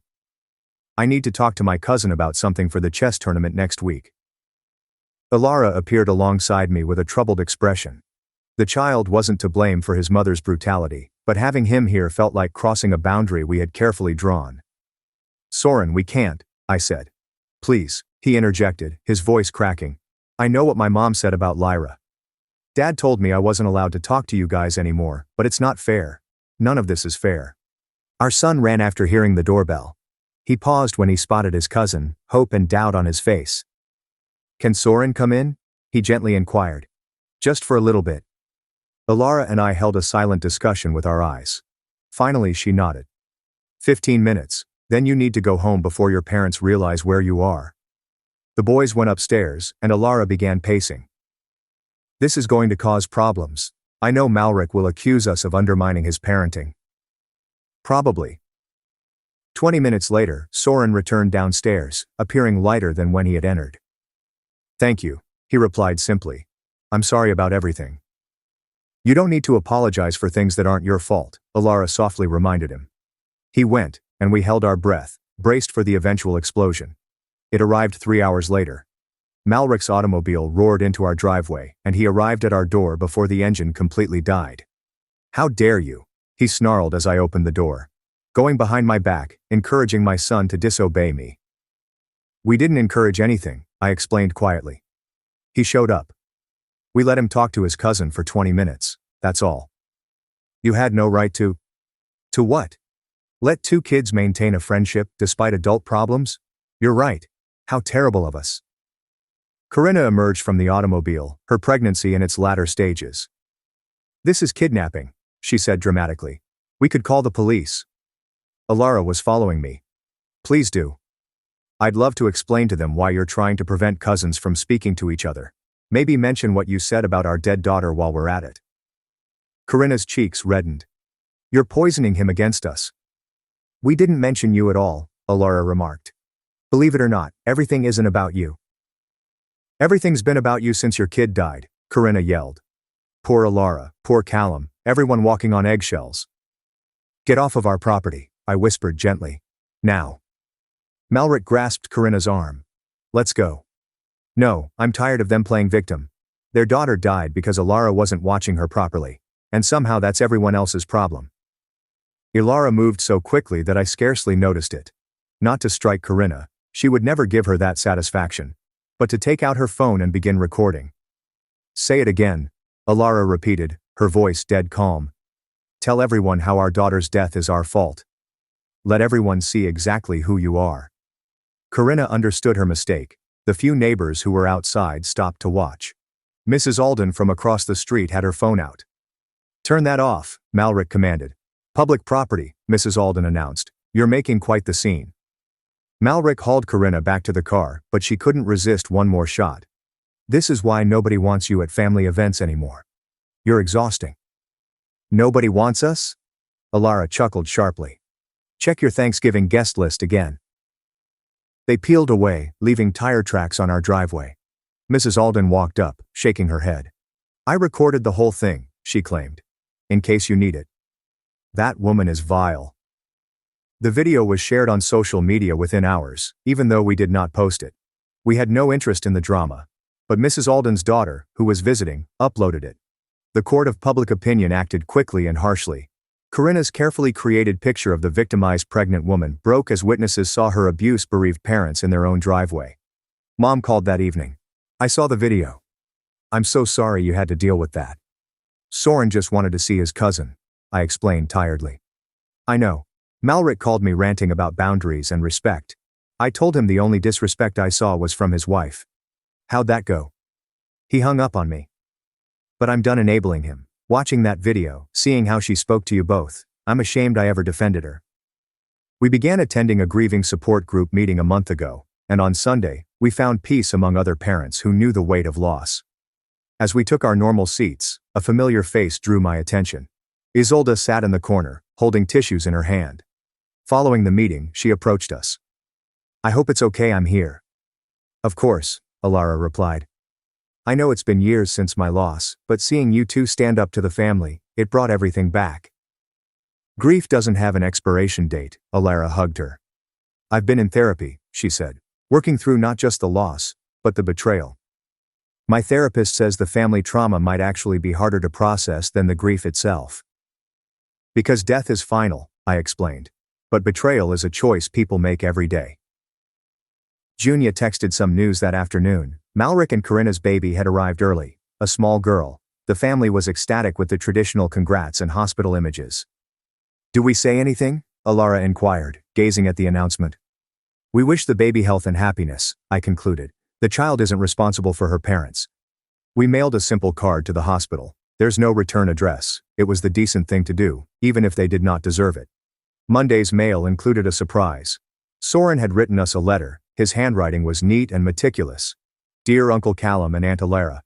Thank you for allowing me to visit. I understand that caused problems, and I apologize. Mom and Dad are furious, but I don't care. You were always kind to me, and I miss our family. I think a lot about Lyra. She was quite hilarious and always shared her candy with me. I'm sorry my mother says terrible things. I informed her that it was wrong, but she stated I didn't understand because I was a child. However, I believe that children comprehend better occasionally. Love, Soren. Alara cried when reading it. That poor boy. He'll be okay, I said. He sees the truth. That's more than a lot of adults in our family can say. Tuesday was the anniversary of Lyra's first day of preschool. We had been dreading it. Another achievement she would never duplicate.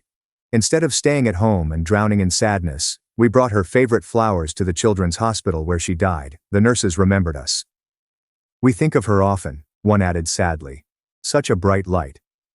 We donated presents in Lyra's memory, saw sick children's cheeks light up, and discovered a weird calm in bringing joy where she had left us. Wednesday afternoon, our kid won the chess tournament. As he raised his prize and looked around, I noticed the instant he realized Soren wasn't present. His smile dimmed slightly, and it shattered my heart. Soren would be proud, I assured him. I know, he replied. I just wish he could be here. Sometimes loving someone means accepting you can't be in their life the way you want to, Alara admitted with a smile. But that doesn't make the love less real. On Thursday, there was another confrontation. Corinna's mother, who had been out of state throughout the pool party event, arrived at Alara's office. Security had to remove her out after she caused a disturbance by yelling about false charges and family damage. She actually said we made the entire thing up. Alara assured me that evening that Corinna would never say something that nasty in front of several witnesses. Apparently, we were all brainwashed, bribed, or whatever. Mental gymnastics were impressive. Friday was quiet. Too quiet. The quiet before whatever storm Malric and Corinna had planned. We had learned their tendencies. When caught in wrongdoing, they'd retreat, regroup, and strike from a different angle. On Saturday morning, a new aspect emerged. A process server knocked on the door and handed me an envelope. Malric and Corinna sued us for slander, emotional distress, and alienation of familial affection. They're actually suing us. Alara stared at the papers, stunned. For telling the truth about what she said, I mumbled while reading the complaint. They're claiming the video Mrs. Alden posted has damaged Corinna's reputation and caused her postpartum depression. Her reputation was damaged by her own mouth, Alara told me. We spent the weekend consulting lawyers, recording everything, and preparing for a war we didn't want. The family group texting erupted with drama. Some people supported Malric and Corinna, saying we had gone too far. Others were appalled. They had consulted with lawyers about family matters. Junia called on Sunday night.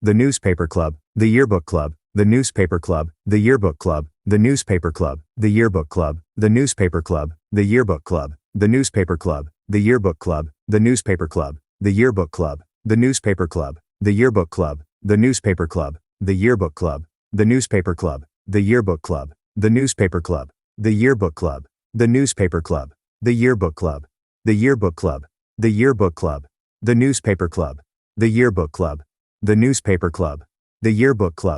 the newspaper club, the yearbook club, the newspaper club, the yearbook club, the newspaper club, the yearbook club, the newspaper club, the yearbook club, the newspaper club, the yearbook club, the newspaper club, the yearbook club, the newspaper club, the yearbook club, the newspaper club, the yearbook club, the newspaper club, the yearbook club, the newspaper club, the yearbook club, the newspaper club, the yearbook club, the newspaper club, the yearbook club, the newspaper club, the yearbook club, the newspaper club, the fair team, or anything that would put him in contact with his cousins.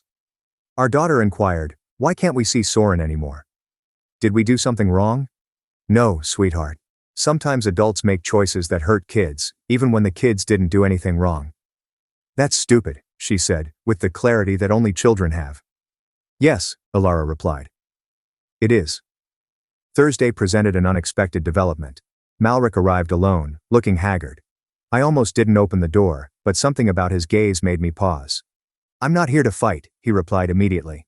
I need to talk. Please." Against my better judgment, I stepped onto the porch and shut the door behind me.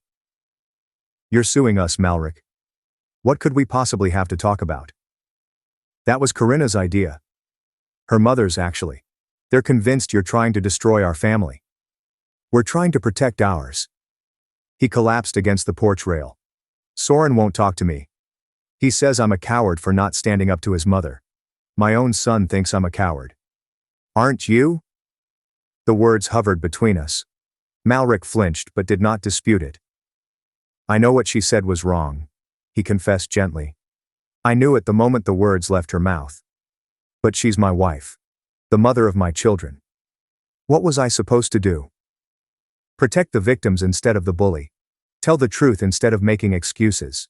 Choose right over easy." "Easy," he said, laughing bitterly. "You think any of this has been easy?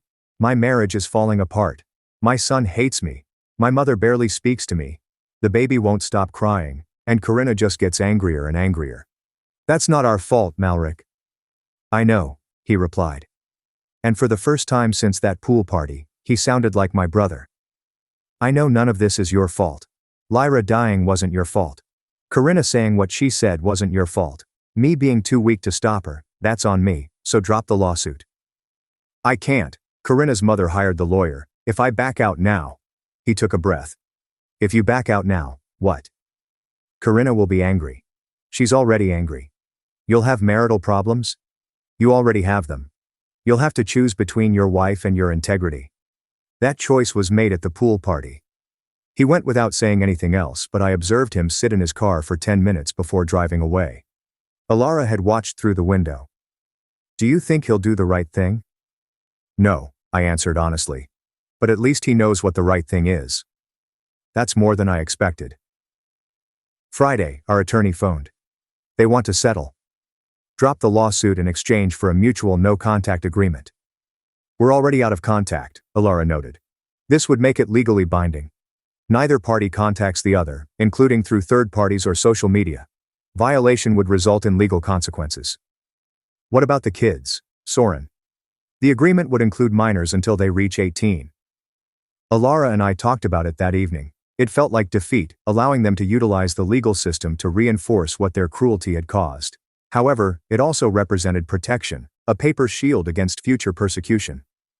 "Lyra would want us to be safe," Alara added last. "Even if it means making it official that her cousins can't see each other." Saturday, we signed the paperwork. It was finished.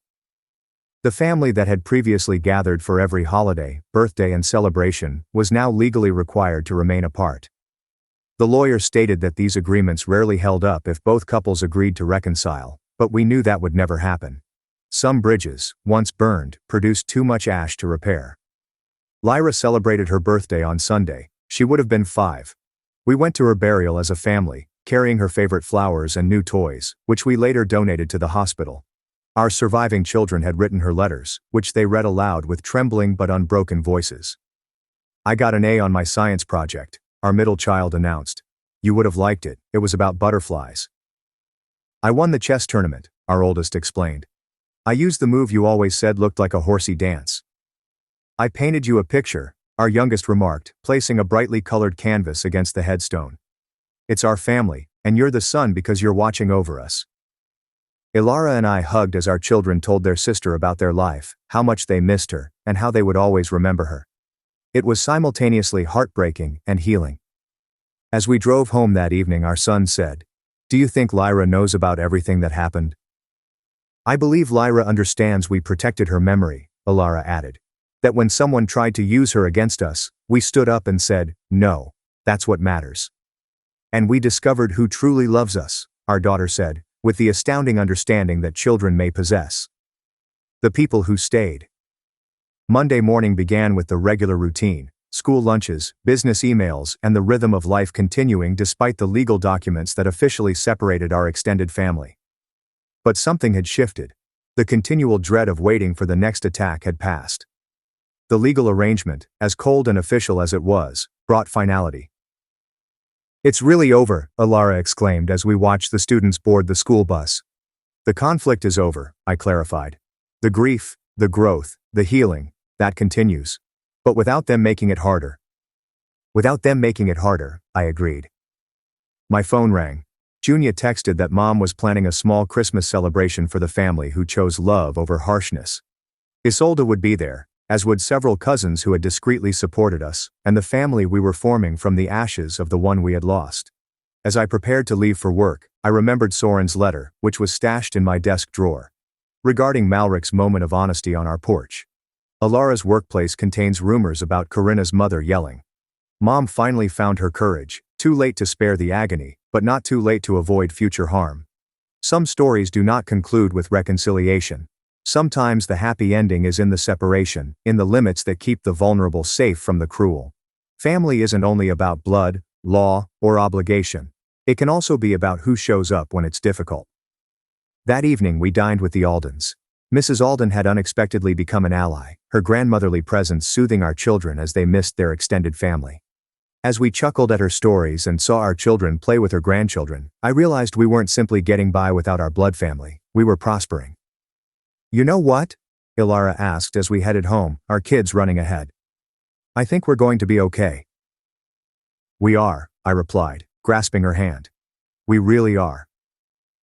6 months later, we learned through our lawyer that Malric and Corinna had divorced. The facts were complicated, involving custody disputes and further legal drama. Soren asked his school counselor if he might write to us when he turned 18. We also saved that letter, which promised a future in which children might choose their own family.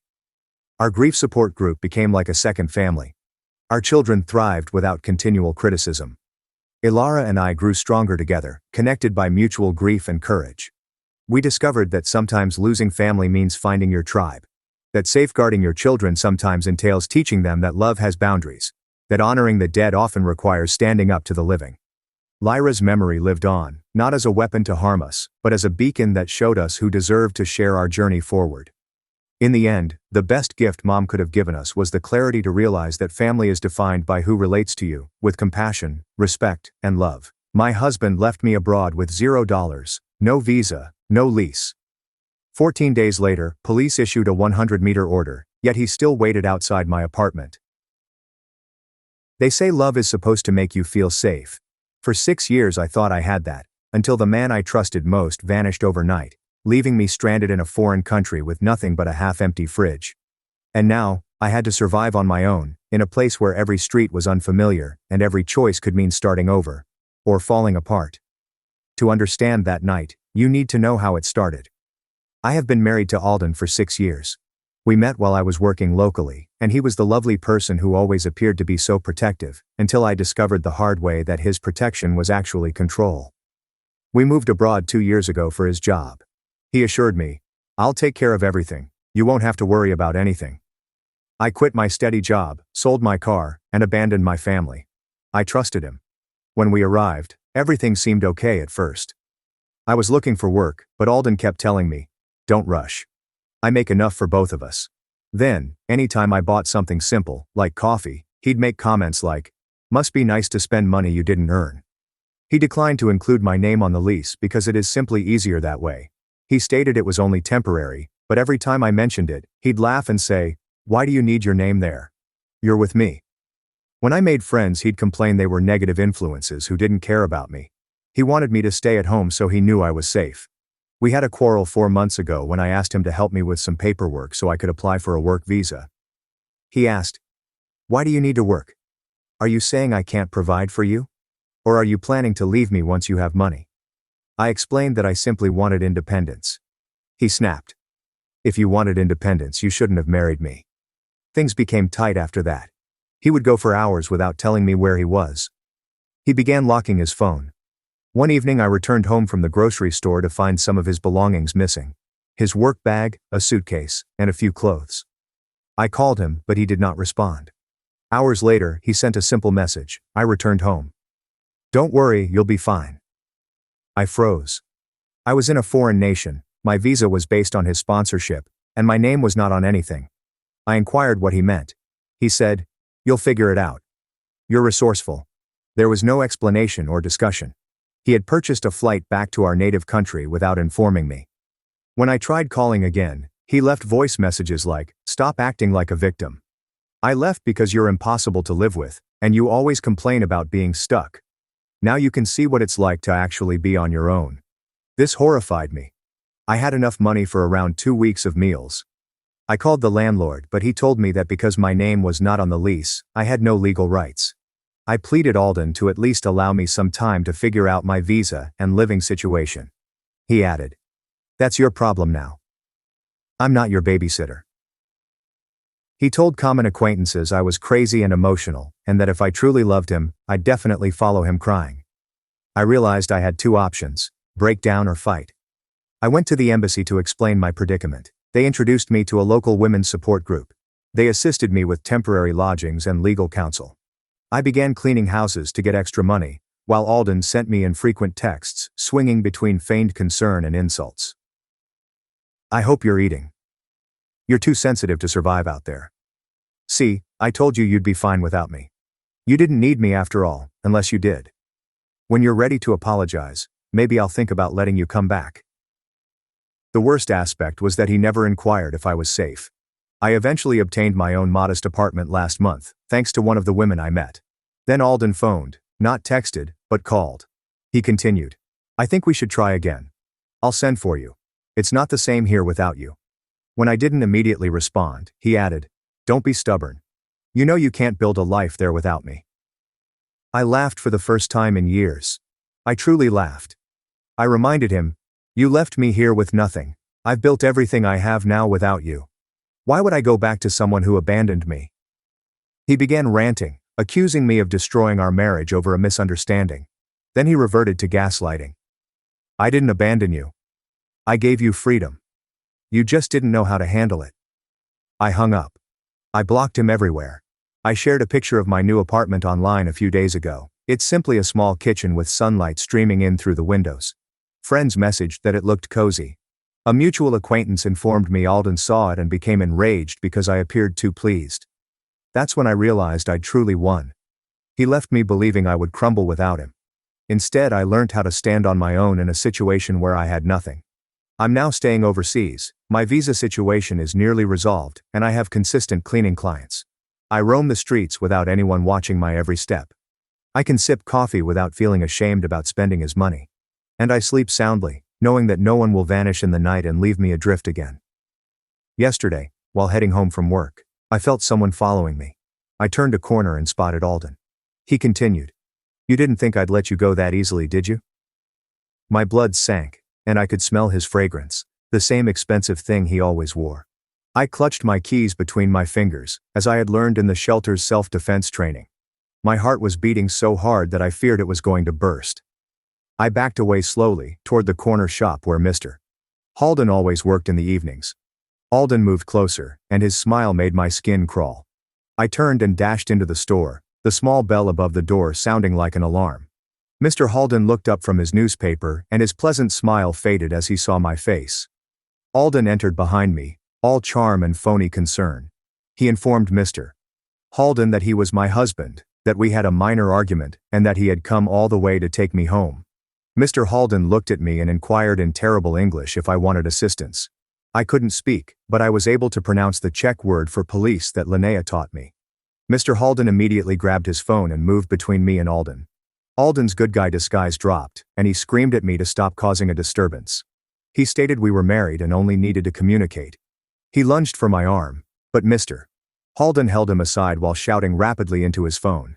2 police officers arrived in less than 5 minutes because the station was only 3 blocks away. Alden went right back into worried husband mode, whipping out his phone to show us our marriage certificate. He continued repeating it was all a misunderstanding, and that his wife was perplexed. The cops looked at me, and I pulled out my residence permit with trembling hands. I showed them Alden's messages on my phone, in which he stated I'd figure it out and that I was resourceful. The younger officer's face hardened as he read them. They requested someone who could speak better English, and Detective Stefan Brenner came 20 minutes later. He immediately separated us, leading Alden to one corner while another cop remained with me. I showed Stefan everything, the women's shelter paperwork, my work papers from Selena's cleaning agency, and screenshots of all Alden's texts. My hands wouldn't stop shaking, and I was constantly dropping papers. They drove us each to the station in different automobiles. I sat in a small room alone, hearing Alden's voice through the thin walls. He was telling them I was unstable, that I had refused to come home with him, and that he was simply a concerned spouse. I texted Marcia using fingers that could barely type the words. She arrived in less than an hour with a huge folder of papers. She had copies of my shelter intake documents, images of me appearing half-starved when I initially came, and staff comments about Alden abandoning me. She sat next to me, holding my hand as we waited. Stefan returned after what felt like an eternity, with a frustrated expression on his face. He stated that Alden had booked a 2-week stay at the Hotel Imperial, and they couldn't legally force him to leave Prague. They had cautioned him about stalking laws, and instructed him to stay at least 100 meters away from me. Alden would have to go to court if he wanted to fight it, but for the time being, it was all they could do. The station door blasted open, and Selena dashed in, her cleaning outfit still on and her face flushed with rage. She grasped my shoulders and examined me as if she were looking for injuries before turning to Stefan. "This man left her with nothing in a foreign country," she told me. Stefan nodded and explained the problem, while Selena's hands remained on my shoulders. She grabbed me aside and informed me I was going to stay with her and her husband, Henrik. I began to object, but she interrupted me with a glance that reminded me of my mother.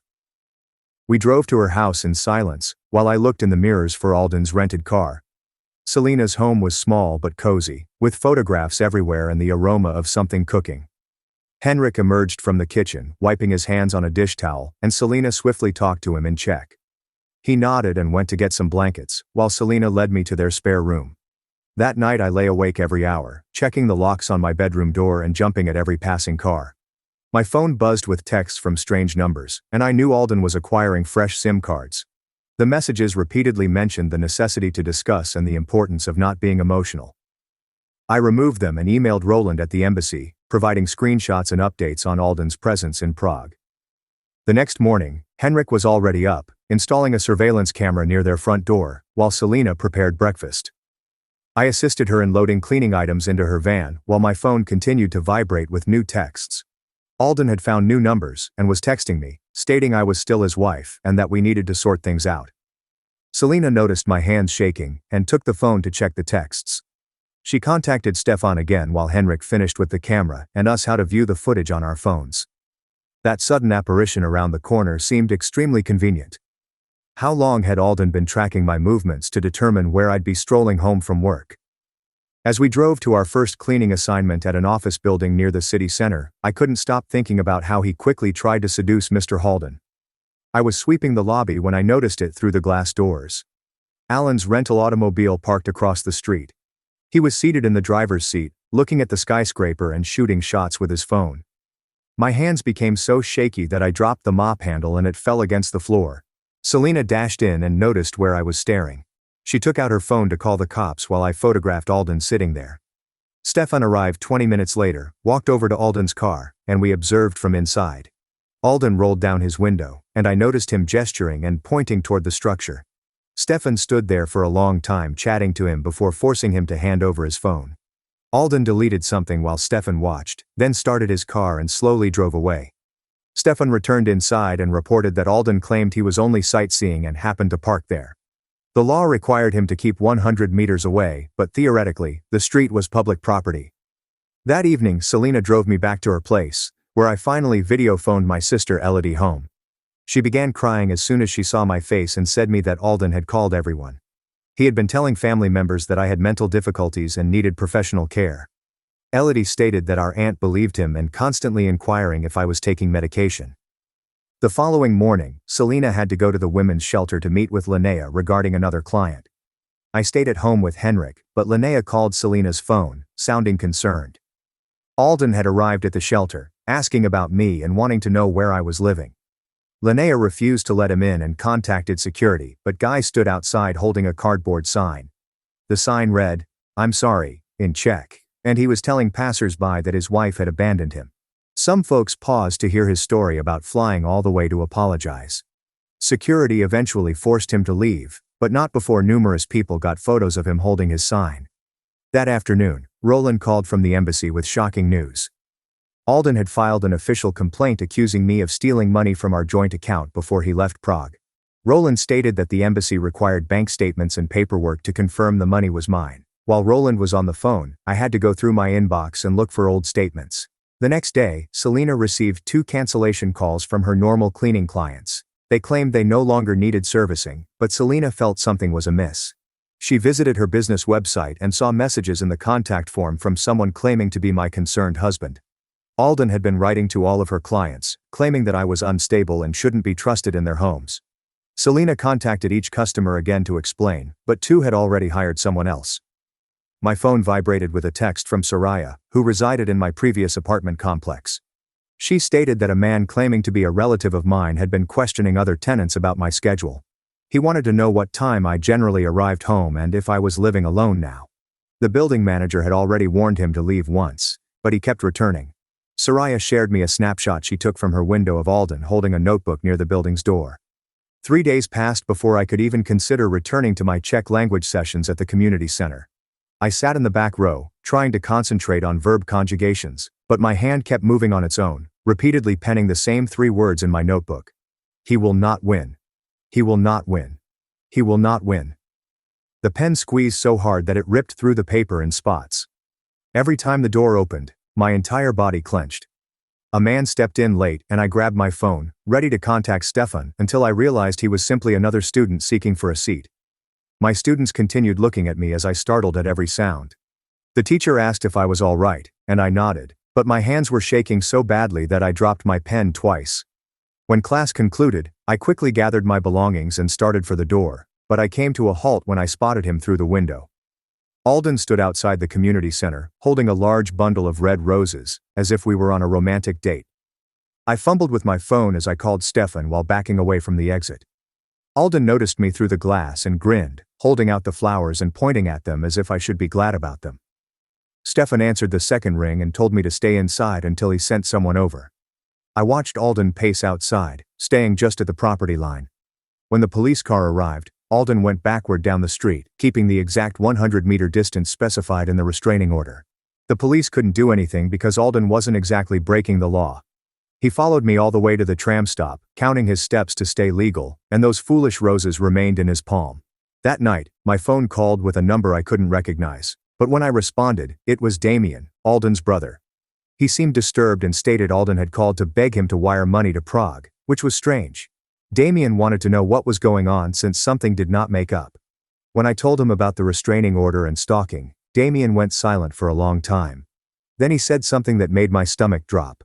Alden was dismissed from his job 2 months ago for harassing a co-worker, 2 months ago when he was still sending me texts about how great he was doing without me.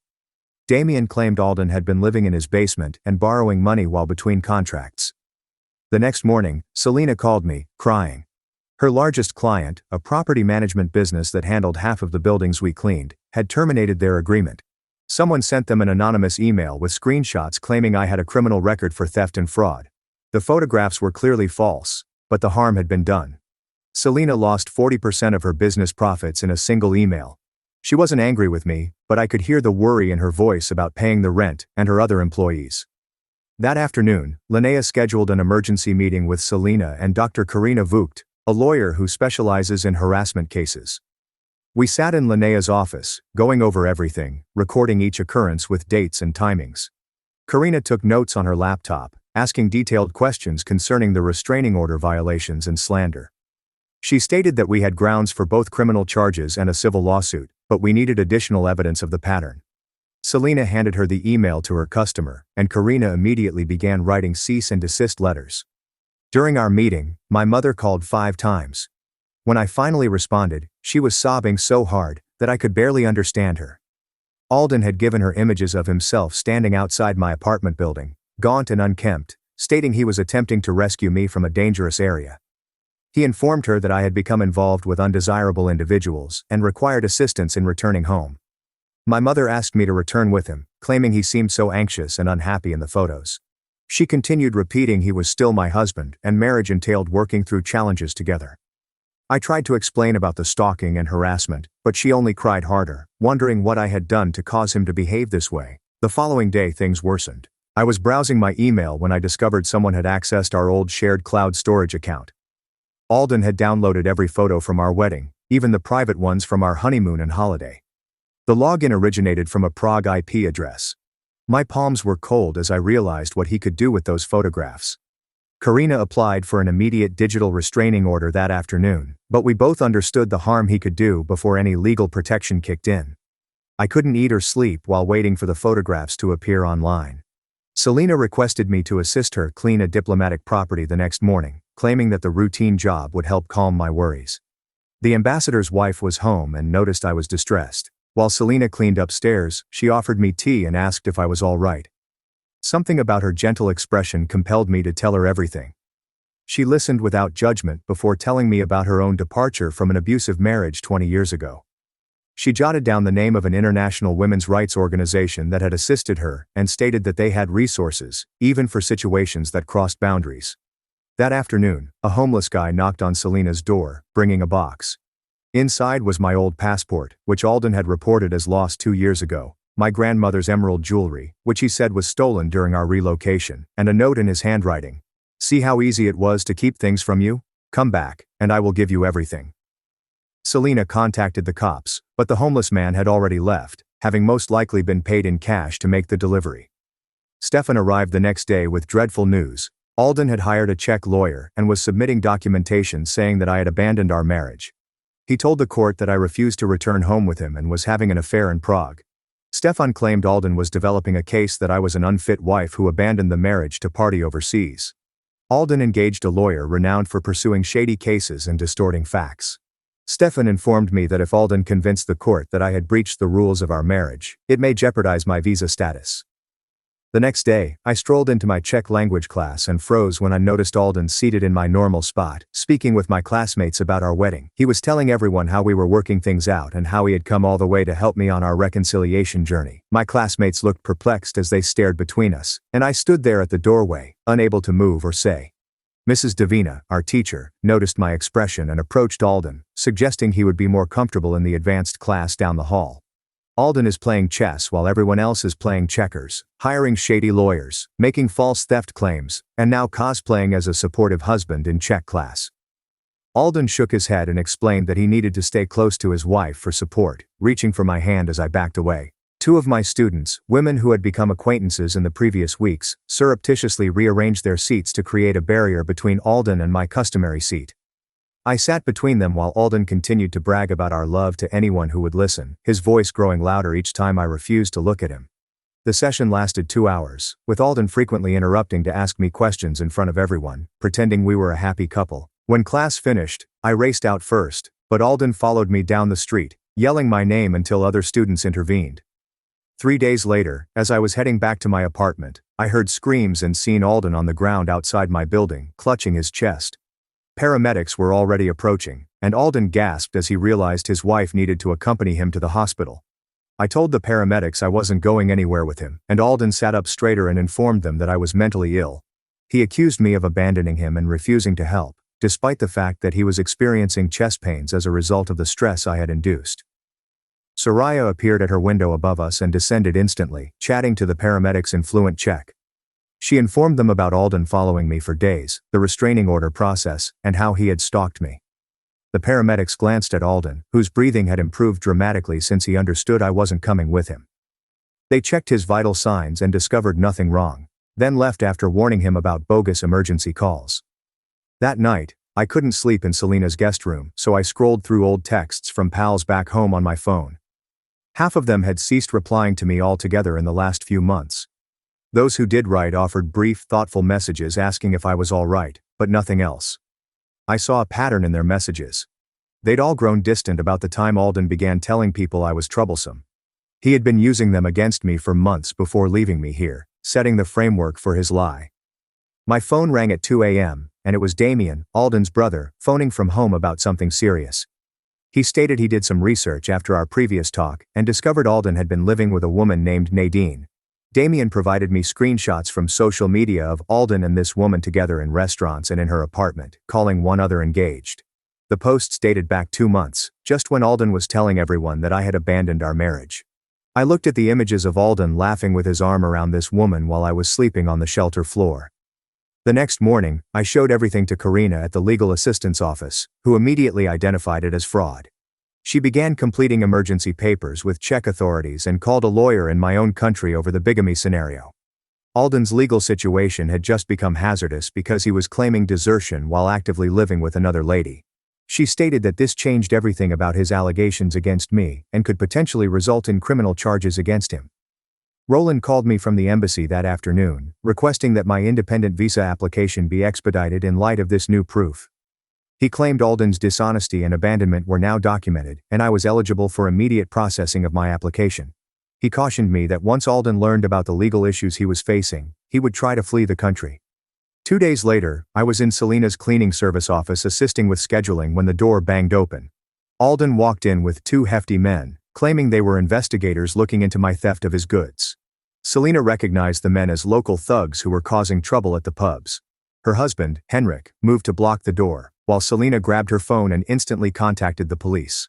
Alden was shrieking that I had stolen from him, and these men were there to search the office for his belongings. The 2 men approached the desk where I was standing, but Henrik moved in front of them. Selena was communicating with the police in quick Czech, providing our address and describing the 3 males who were threatening us. Stefan came within 10 minutes, along by 2 other cops, and recognized the 2 men with Alden from previous arrests. They arrested all 3 for intimidation and attempted extortion, and Alden screamed that I was lying about everything. Alden lost control at the police station when he saw me give my statement to another officer. He began yelling that I was nothing before him, and would be nothing after him. His face was crimson with wrath. Several others at the station took out their phones and recorded him saying terrible things, as Stefan physically restrained him. The footage of Alden yelling at me while in custody was eventually used as evidence in various legal cases against him. 3 days later, they finally let me return to my flat, while Alden waited in a detention cell awaiting his bond hearing. My hands shook as I inserted the key into the lock, thinking about how he had gotten in before. Soraya was already waiting in the hallway with a toolbox and new deadbolts she had purchased that morning. She assisted me in changing every lock while telling me how Alden had knocked on every door in the building, hoping to find someone who would believe his claim about me being mentally disturbed. Nobody did. The elderly couple from upstairs came down to check on me and claimed they'd seen right through him when he appeared all worried. Even the building manager stopped by to say he'd previously informed the police about Alden attempting to obtain a copy of my key by claiming to be my husband who had locked himself out.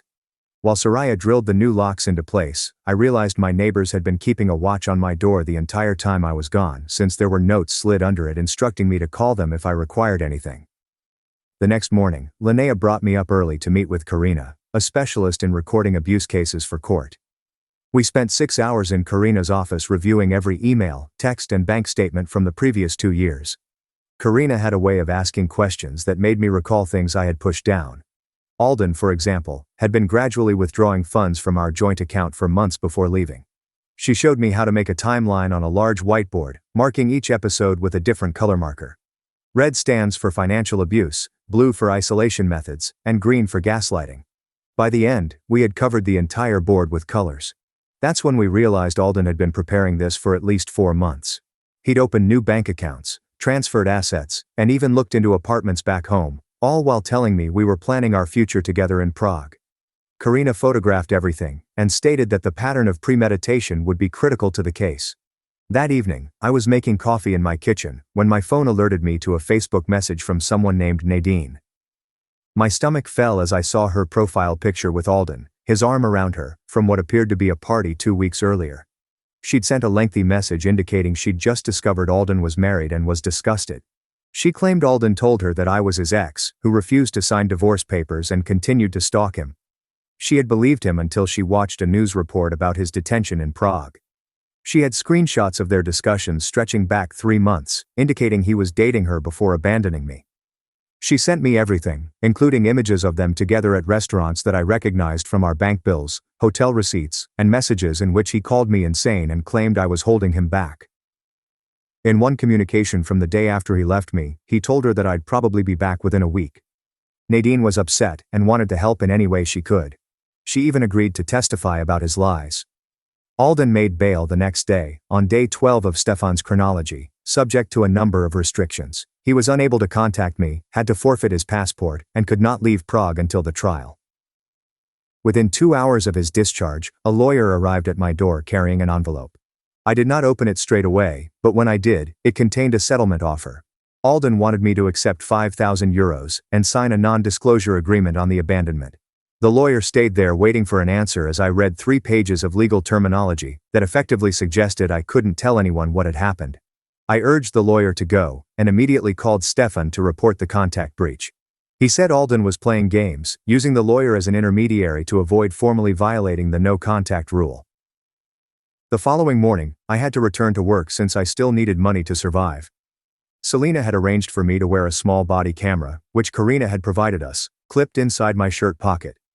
Every time we arrived at a new house to clean, I'd freeze at the sound of the doorbell, tensing my entire body. Selena observed how I kept looking over my shoulder and decided to change our itinerary, avoiding unoccupied houses and schedule only apartments in crowded buildings. She parked where we could see the van through the windows and kept her phone ready to contact the cops. At one place, a man answered the door, and I nearly ran before understanding it was the owner. Selena had to take over talking to clients because my hands were too shaky to jot down schedules. She never grumbled, just calmly reorganized everything so I felt safer. On day 13, things worsened. Alden's lawyer launched a countersuit, saying I was the true abuser and that I was holding Alden captive in Prague with bogus claims to prevent him from returning to work. Nadine discovering Alden's detention through a news report appears to have come at a strangely appropriate time, exactly when proof is most required. Alden's chest-clutching performance for the paramedics has me wondering how many times he's used that technique before. The newspapers claimed I was killing his career and reputation out of spite. Karina had warned me about this, referring to it as DARVO, which stands for deny, attack, reverse victim, and offender. When confronted, abusers frequently attempt to spin a story, according to her. The countersuit alleged that I deceived the cops with phony tears and that Alden was the true victim. It even stated that I had plotted the entire incident to exact revenge on him for abandoning me. The arrogance of it enraged everyone in the support group, but Karina remained calm, claiming that Alden's desperate move revealed he was losing. Then something unexpected occurred. Damien, Alden's brother, arrived at my apartment complex, carrying 2 cardboard boxes. I hadn't seen him since our wedding and first didn't recognize him. He appeared fatigued from the travel and stated that he would arrive as soon as he learned what Alden had done. He'd packed boxes full of evidence, including Alden's true financial documents, which he'd hidden at their mother's house, printed emails in which Alden boasted about his plot to teach me a lesson, and, most startling of all, a termination letter from Alden's employer. Alden had been dismissed 6 weeks ago for stalking a female co-worker. Damien stated that he could not stand by and watch his brother destroy another woman's life. He had previously contacted Stefan and was prepared to testify. The brothers reunited at Damien's hotel the next evening. Alden had discovered Damien was in town and showed up shouting in the foyer. The hotel security cameras caught everything, including Alden grabbing Damien's shirt and pushing him against a wall. Damien remained calm and kept his phone recording in his pocket, while Alden threatened to ruin his life, tell their mother lies about him, and make him regret choosing my side. The security guards had to separate them, as Alden screamed that Damien was a traitor and that the family was meant to stay together. That was when Alden spoke the words that altered everything. He yelled that he'd just left me abroad to teach me a lesson, that I needed to understand my place, and that I should have returned by now. Damien's phone recorded every word in good audio. The security guards prepared a report and handed Damien a copy, along with the security footage. On day 14, Roland from the embassy called me early in the morning and asked me to come in immediately. When I arrived, he had my new visa ready, independent of Alden's sponsorship. He stated that the growing evidence had allowed them to expedite the procedure. He also provided me a package of material on filing charges in our own country for fraud and abandonment. Apparently Alden classified me as a dependent on his taxes while claiming we were separated, which was federal fraud. Roland had been cooperating with officials back home to establish a case. He said Alden was likely to face prosecution in both nations. That evening, when we finished our cleaning route, Selena and I sat in her small office and shared tea from her thermos. She told me she had been where I was 20 years ago, transported to the Czech Republic by a man who promised her everything, but then abandoned her with nothing. She'd launched her cleaning firm with the intention of hiring ladies like us, people who wanted work right away and didn't care about their backgrounds. She showed me a photo album filled with images of women who had worked for her over the years, many of whom had gone on to start their own businesses or careers. She said that her company was never just about cleaning houses. It was about giving women a chance to get back on their feet after being knocked down. The next few days were a haze of meetings and paperwork. Linnea's lawyer buddy called me frequently with updates on the case against Alden. She stated that prosecutors in Prague were working with officials back home to coordinate charges. Alden was facing serious charges for stalking, intimidating, and employing those men to intimidate me. Back in our own country, they were looking into fraud and abandonment accusations. The legal net was closing around him faster than I had anticipated. Meanwhile, Alden's financial situation worsened quickly. The posh hotel where he was staying called the police station and demanded payment because his credit card had been refused. His lawyer informed the court that he required more money up front to continue representing him. Alden attempted to access our joint accounts but discovered that I had legally frozen them while the investigation was ongoing. The expression on his face in court when he discovered he couldn't touch the money must have been something. Then Damien's wife called and told me some surprising news. She had been looking around on social media and discovered something huge. Alden's first wife, whom he had always claimed perished in a car accident years ago, was actually alive and living in Canada. Her name was Celeste, and she'd remarried and had children. Damien's wife had messaged Celeste carefully, and she was willing to discuss what Alden had done to her. The following day, Alden made matters worse for himself. Despite having to forfeit his passport as part of his bail conditions, he attempted to flee. Police apprehended him at the German border with a phony ID he'd obtained. That breach resulted in his immediate imprisonment pending trial. I observed from Linnea's lawyer's office as they confirmed his arrest on the phone. He was going straight to jail this time, no more bail. To restore my legal freedom, I needed to go to the embassy and fill out paperwork.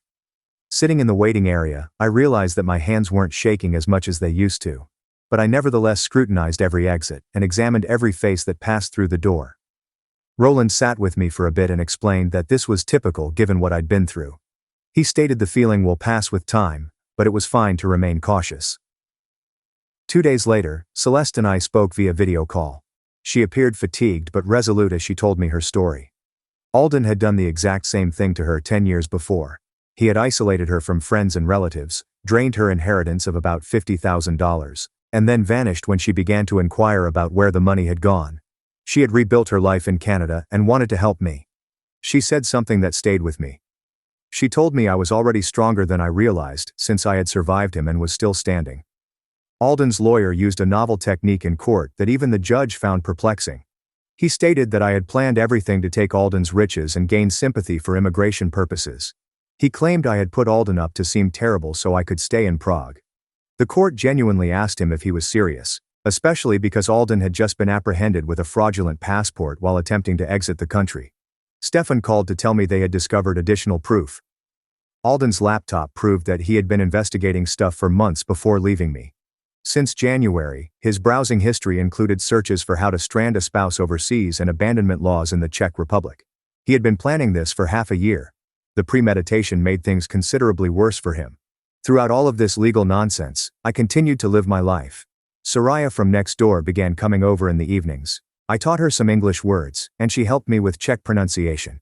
We laughed so hard when I tried to speak specific words. One night, I realized I hadn't laughed so hard in years. Really laughed. Not the phony, polite laugh I'd learned to give around Alden. I was creating a life that he never imagined I could have. The biggest break came when the two men Alden hired agreed to negotiate a deal with prosecutors.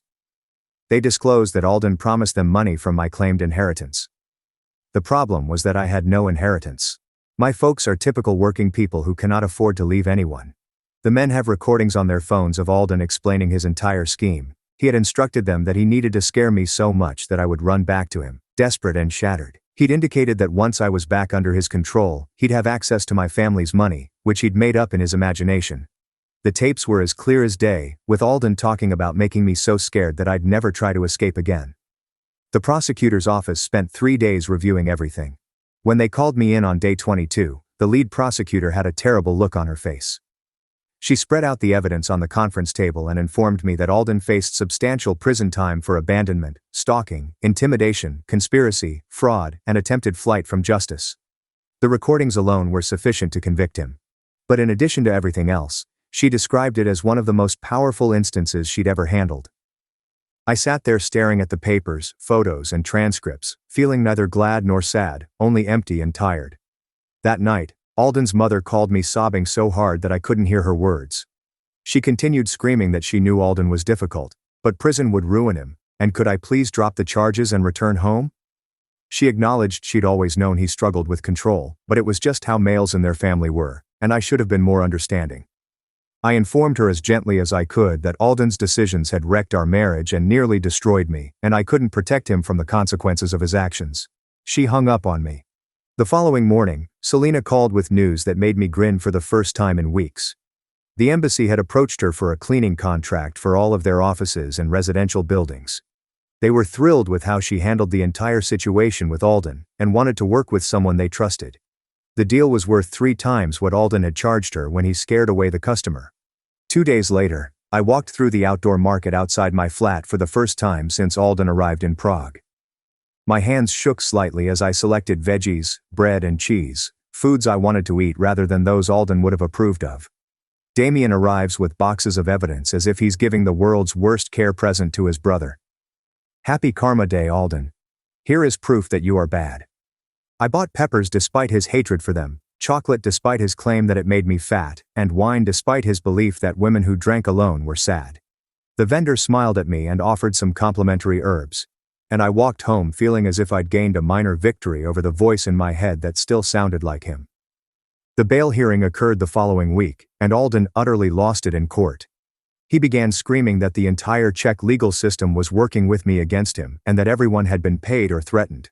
His lawyer attempted to calm him down, but Alden turned on him and fired him directly in front of the judge, stating that he would represent himself because everyone was against him anyhow.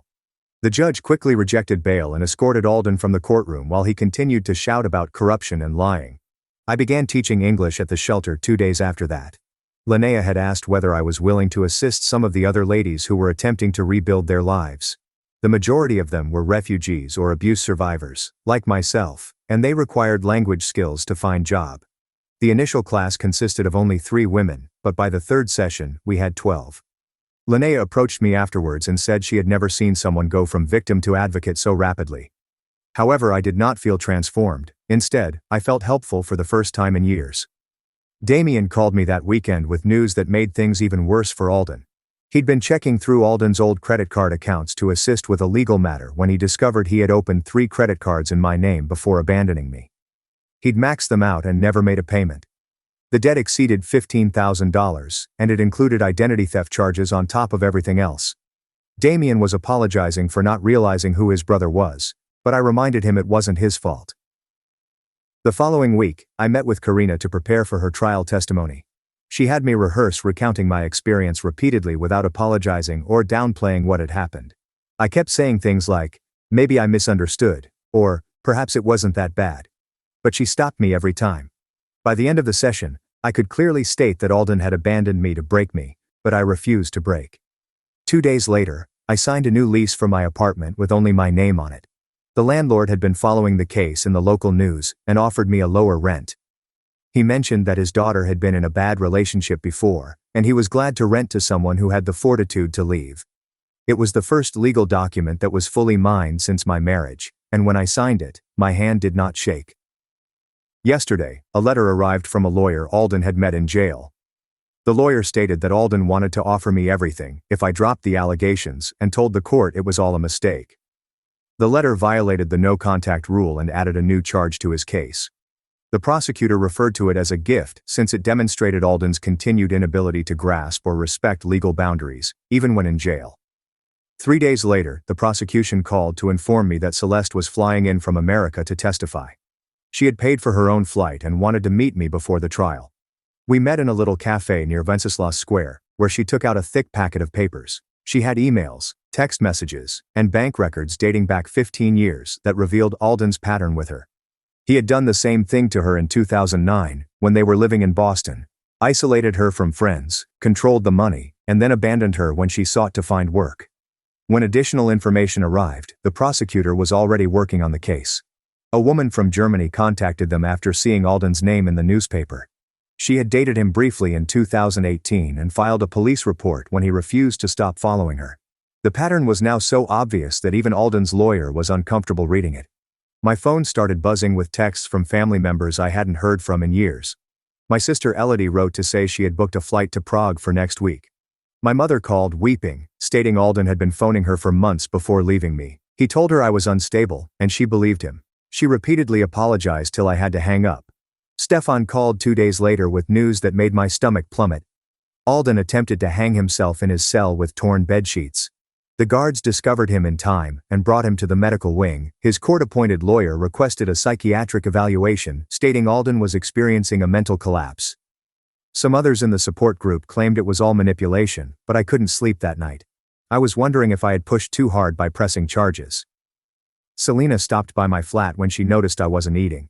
She sat with me, reminding me that Alden made his own decisions.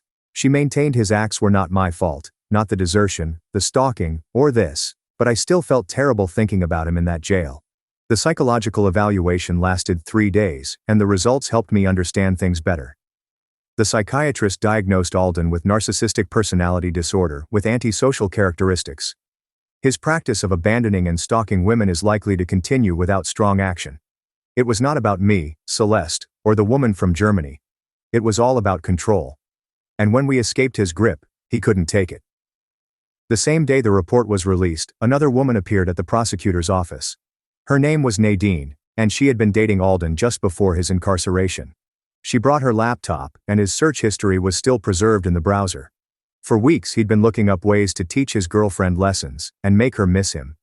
She discovered her passport stashed in his flat after he was detained. She was meant to be his next victim. The prosecutor added her proof to the mounting pile. That afternoon, I received a letter from my old supervisor back home. She'd heard about everything through mutual contacts and wanted me to know there was a job waiting for me if I wanted it. The letter stated that they will cover my moving expenses and assist me in settling in. I sat there holding it, thinking I had options now. I could stay in Prague, where I had started a new life, or return home on my own terms. Alden's new lawyer attempted to argue that he was mentally unfit to stand trial. But the prosecutor showed all of Alden's preparations before departing me. The airline ticket he bought weeks in advance, the money he gradually transferred out of our joint account, and the apartment lease he signed back home before leaving. Every detail demonstrated clear thought and design, not mental disease. The court denied the insanity plea and scheduled the trial for next month. Elodie arrived at Prague's airport 3 days later, and I went to pick her up. When she spotted me, she burst into tears and pulled me into the longest hug. I was speaking Czech with the cab driver, and she kept looking at me as if she was seeing someone new. She thought I looked different, stronger, like I had finally matured into myself. We returned to my flat, and she couldn't believe I had done everything on my own. The small kitchen, the plants on the window ledge, the work with Selena, and my support group buddies who constantly checking up on me. She kept telling me she was proud of me and sorry she hadn't noticed what Alden was doing sooner. The next morning, Karina called to say the trial date had been set for next week, and I'd testify by video link so I wouldn't have to be in the same room with Alden. She had arranged for a victim advocate to accompany me during testifying, and we spent the following few days discussing everything that would happen. I was prepared, but the notion of facing him again, even through a screen, made my palms shaky. 2 days before the trial, Alden's mother arrived at my apartment building, and the security guard called to warn me. I went down to the lobby, where she was clutching a box containing Alden's childhood photos and what appeared to be medical information. She began screaming as soon as she spotted me and pushed the documents at me, claiming that physicians had diagnosed Alden with conduct disorder as a child, and that he was sick, not evil. I read the reports of him injuring animals and starting fires, and reminded her that being unwell did not give him the right to harm people. She begged me to dismiss the charges, but I remained calm and stated that the court would determine what happened next. My English class classmates astonished me on the morning of the trial by gathering outside the courthouse with signs proclaiming "Justice for Marin" in both Czech and English. Local media were there, photographing and interviewing the foreign woman who had been abandoned and rebuilt her life. Selena and Linnea stood with me as we watched the gathering swell, and I couldn't believe how many people cared about what happened to me. Damien was giving his deposition to the prosecutor inside the courthouse, and I could hear him through the door discussing the animals Alden had harmed as a youth.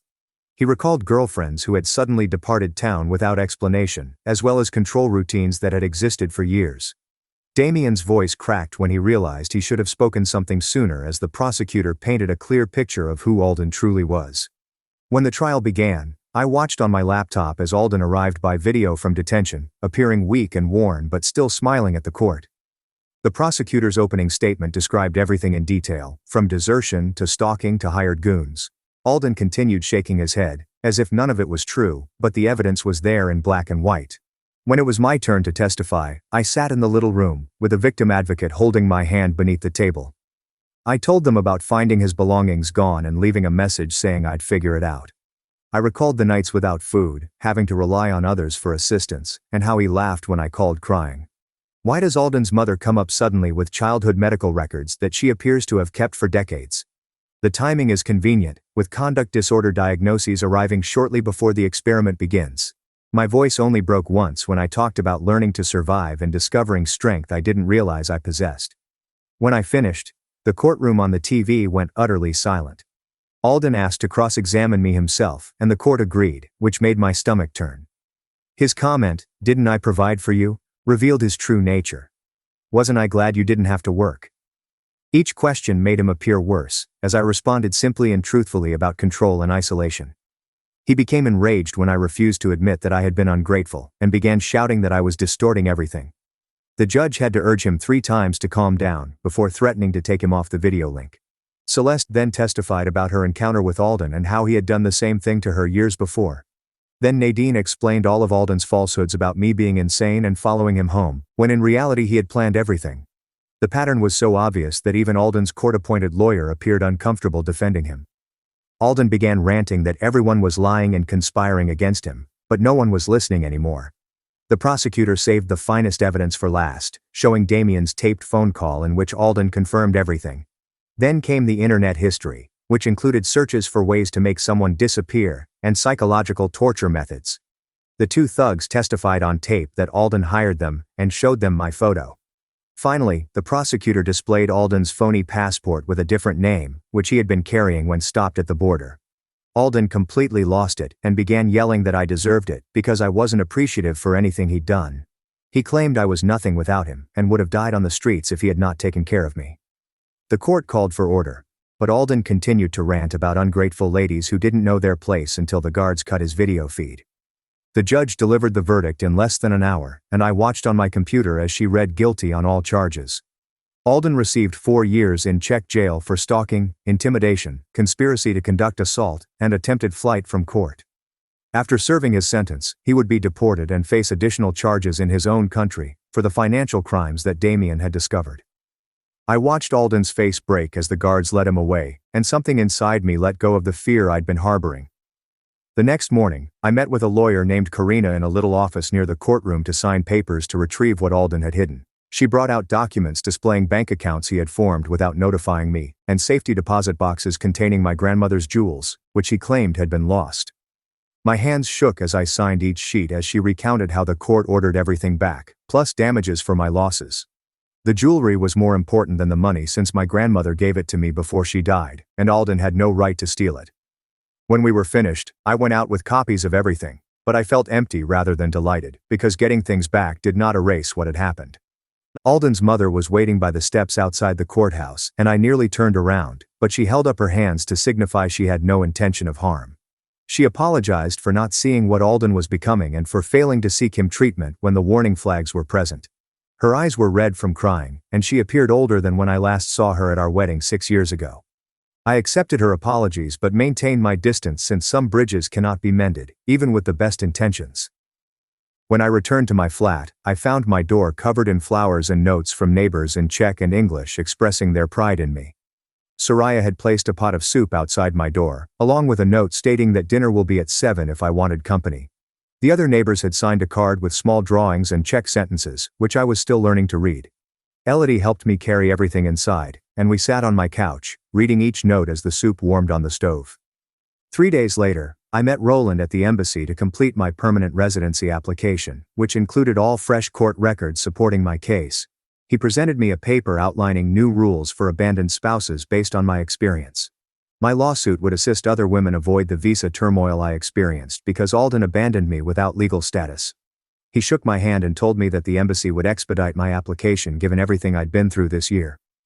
A week after the verdict, I returned to Linnea's shelter to teach my English lesson, as if nothing had happened. A new woman sat in the corner, crying, and Linnea whispered that she had been abandoned by her boyfriend, leaving her with no money or Czech language abilities.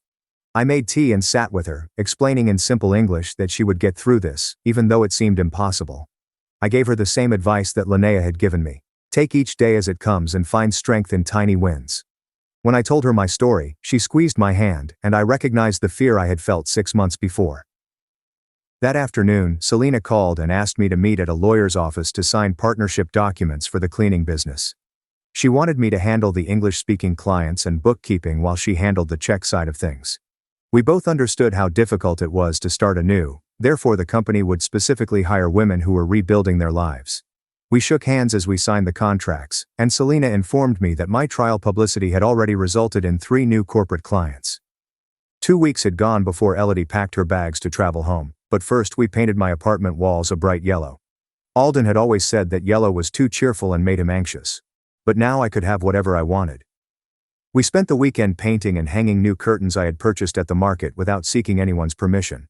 Elodie assisted me in moving furniture exactly where I wanted it and disposing of anything that reminded me of my previous life.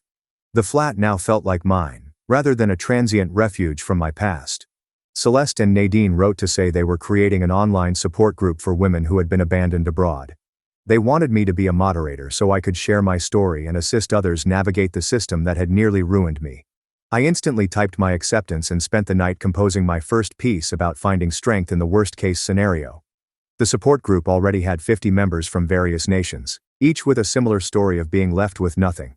Spring arrived in Prague, and I walked across Wenceslas Square without looking over my shoulder for the first time in months. I went to my favorite cafe and ordered in Czech, which was growing better every week as I trained with neighbors. When I got the pronunciation correct, the server grinned and served me my coffee, which came with a small cookie. I opened my laptop and began writing my entire tale for the support group while visitors passed by my table. 6 months into my new life, I stood in the embassy, assisting a terrified woman in filling out emergency papers after her husband vanished. She inquired whether things had actually gotten simpler, and I told her that survival was not about regaining what you had lost. It was about learning who you are when you refuse to let someone else's nastiness destroy you completely. I gave her Linnea's business card and wrote my phone number on the back in case she needed someone who understood. Walking out of the embassy, I realized I'd accomplished something Alden never imagined possible without him. I had my own business, an apartment, and friends who genuinely cared about my well-being, rather than dominating me. The woman I was before would never know who I had become, as a result of experiencing the worst betrayal conceivable. My story was not about winning or exacting revenge on those who attempted to harm me. It was about understanding that true strength comes from refusing to give up when someone has left you with nothing.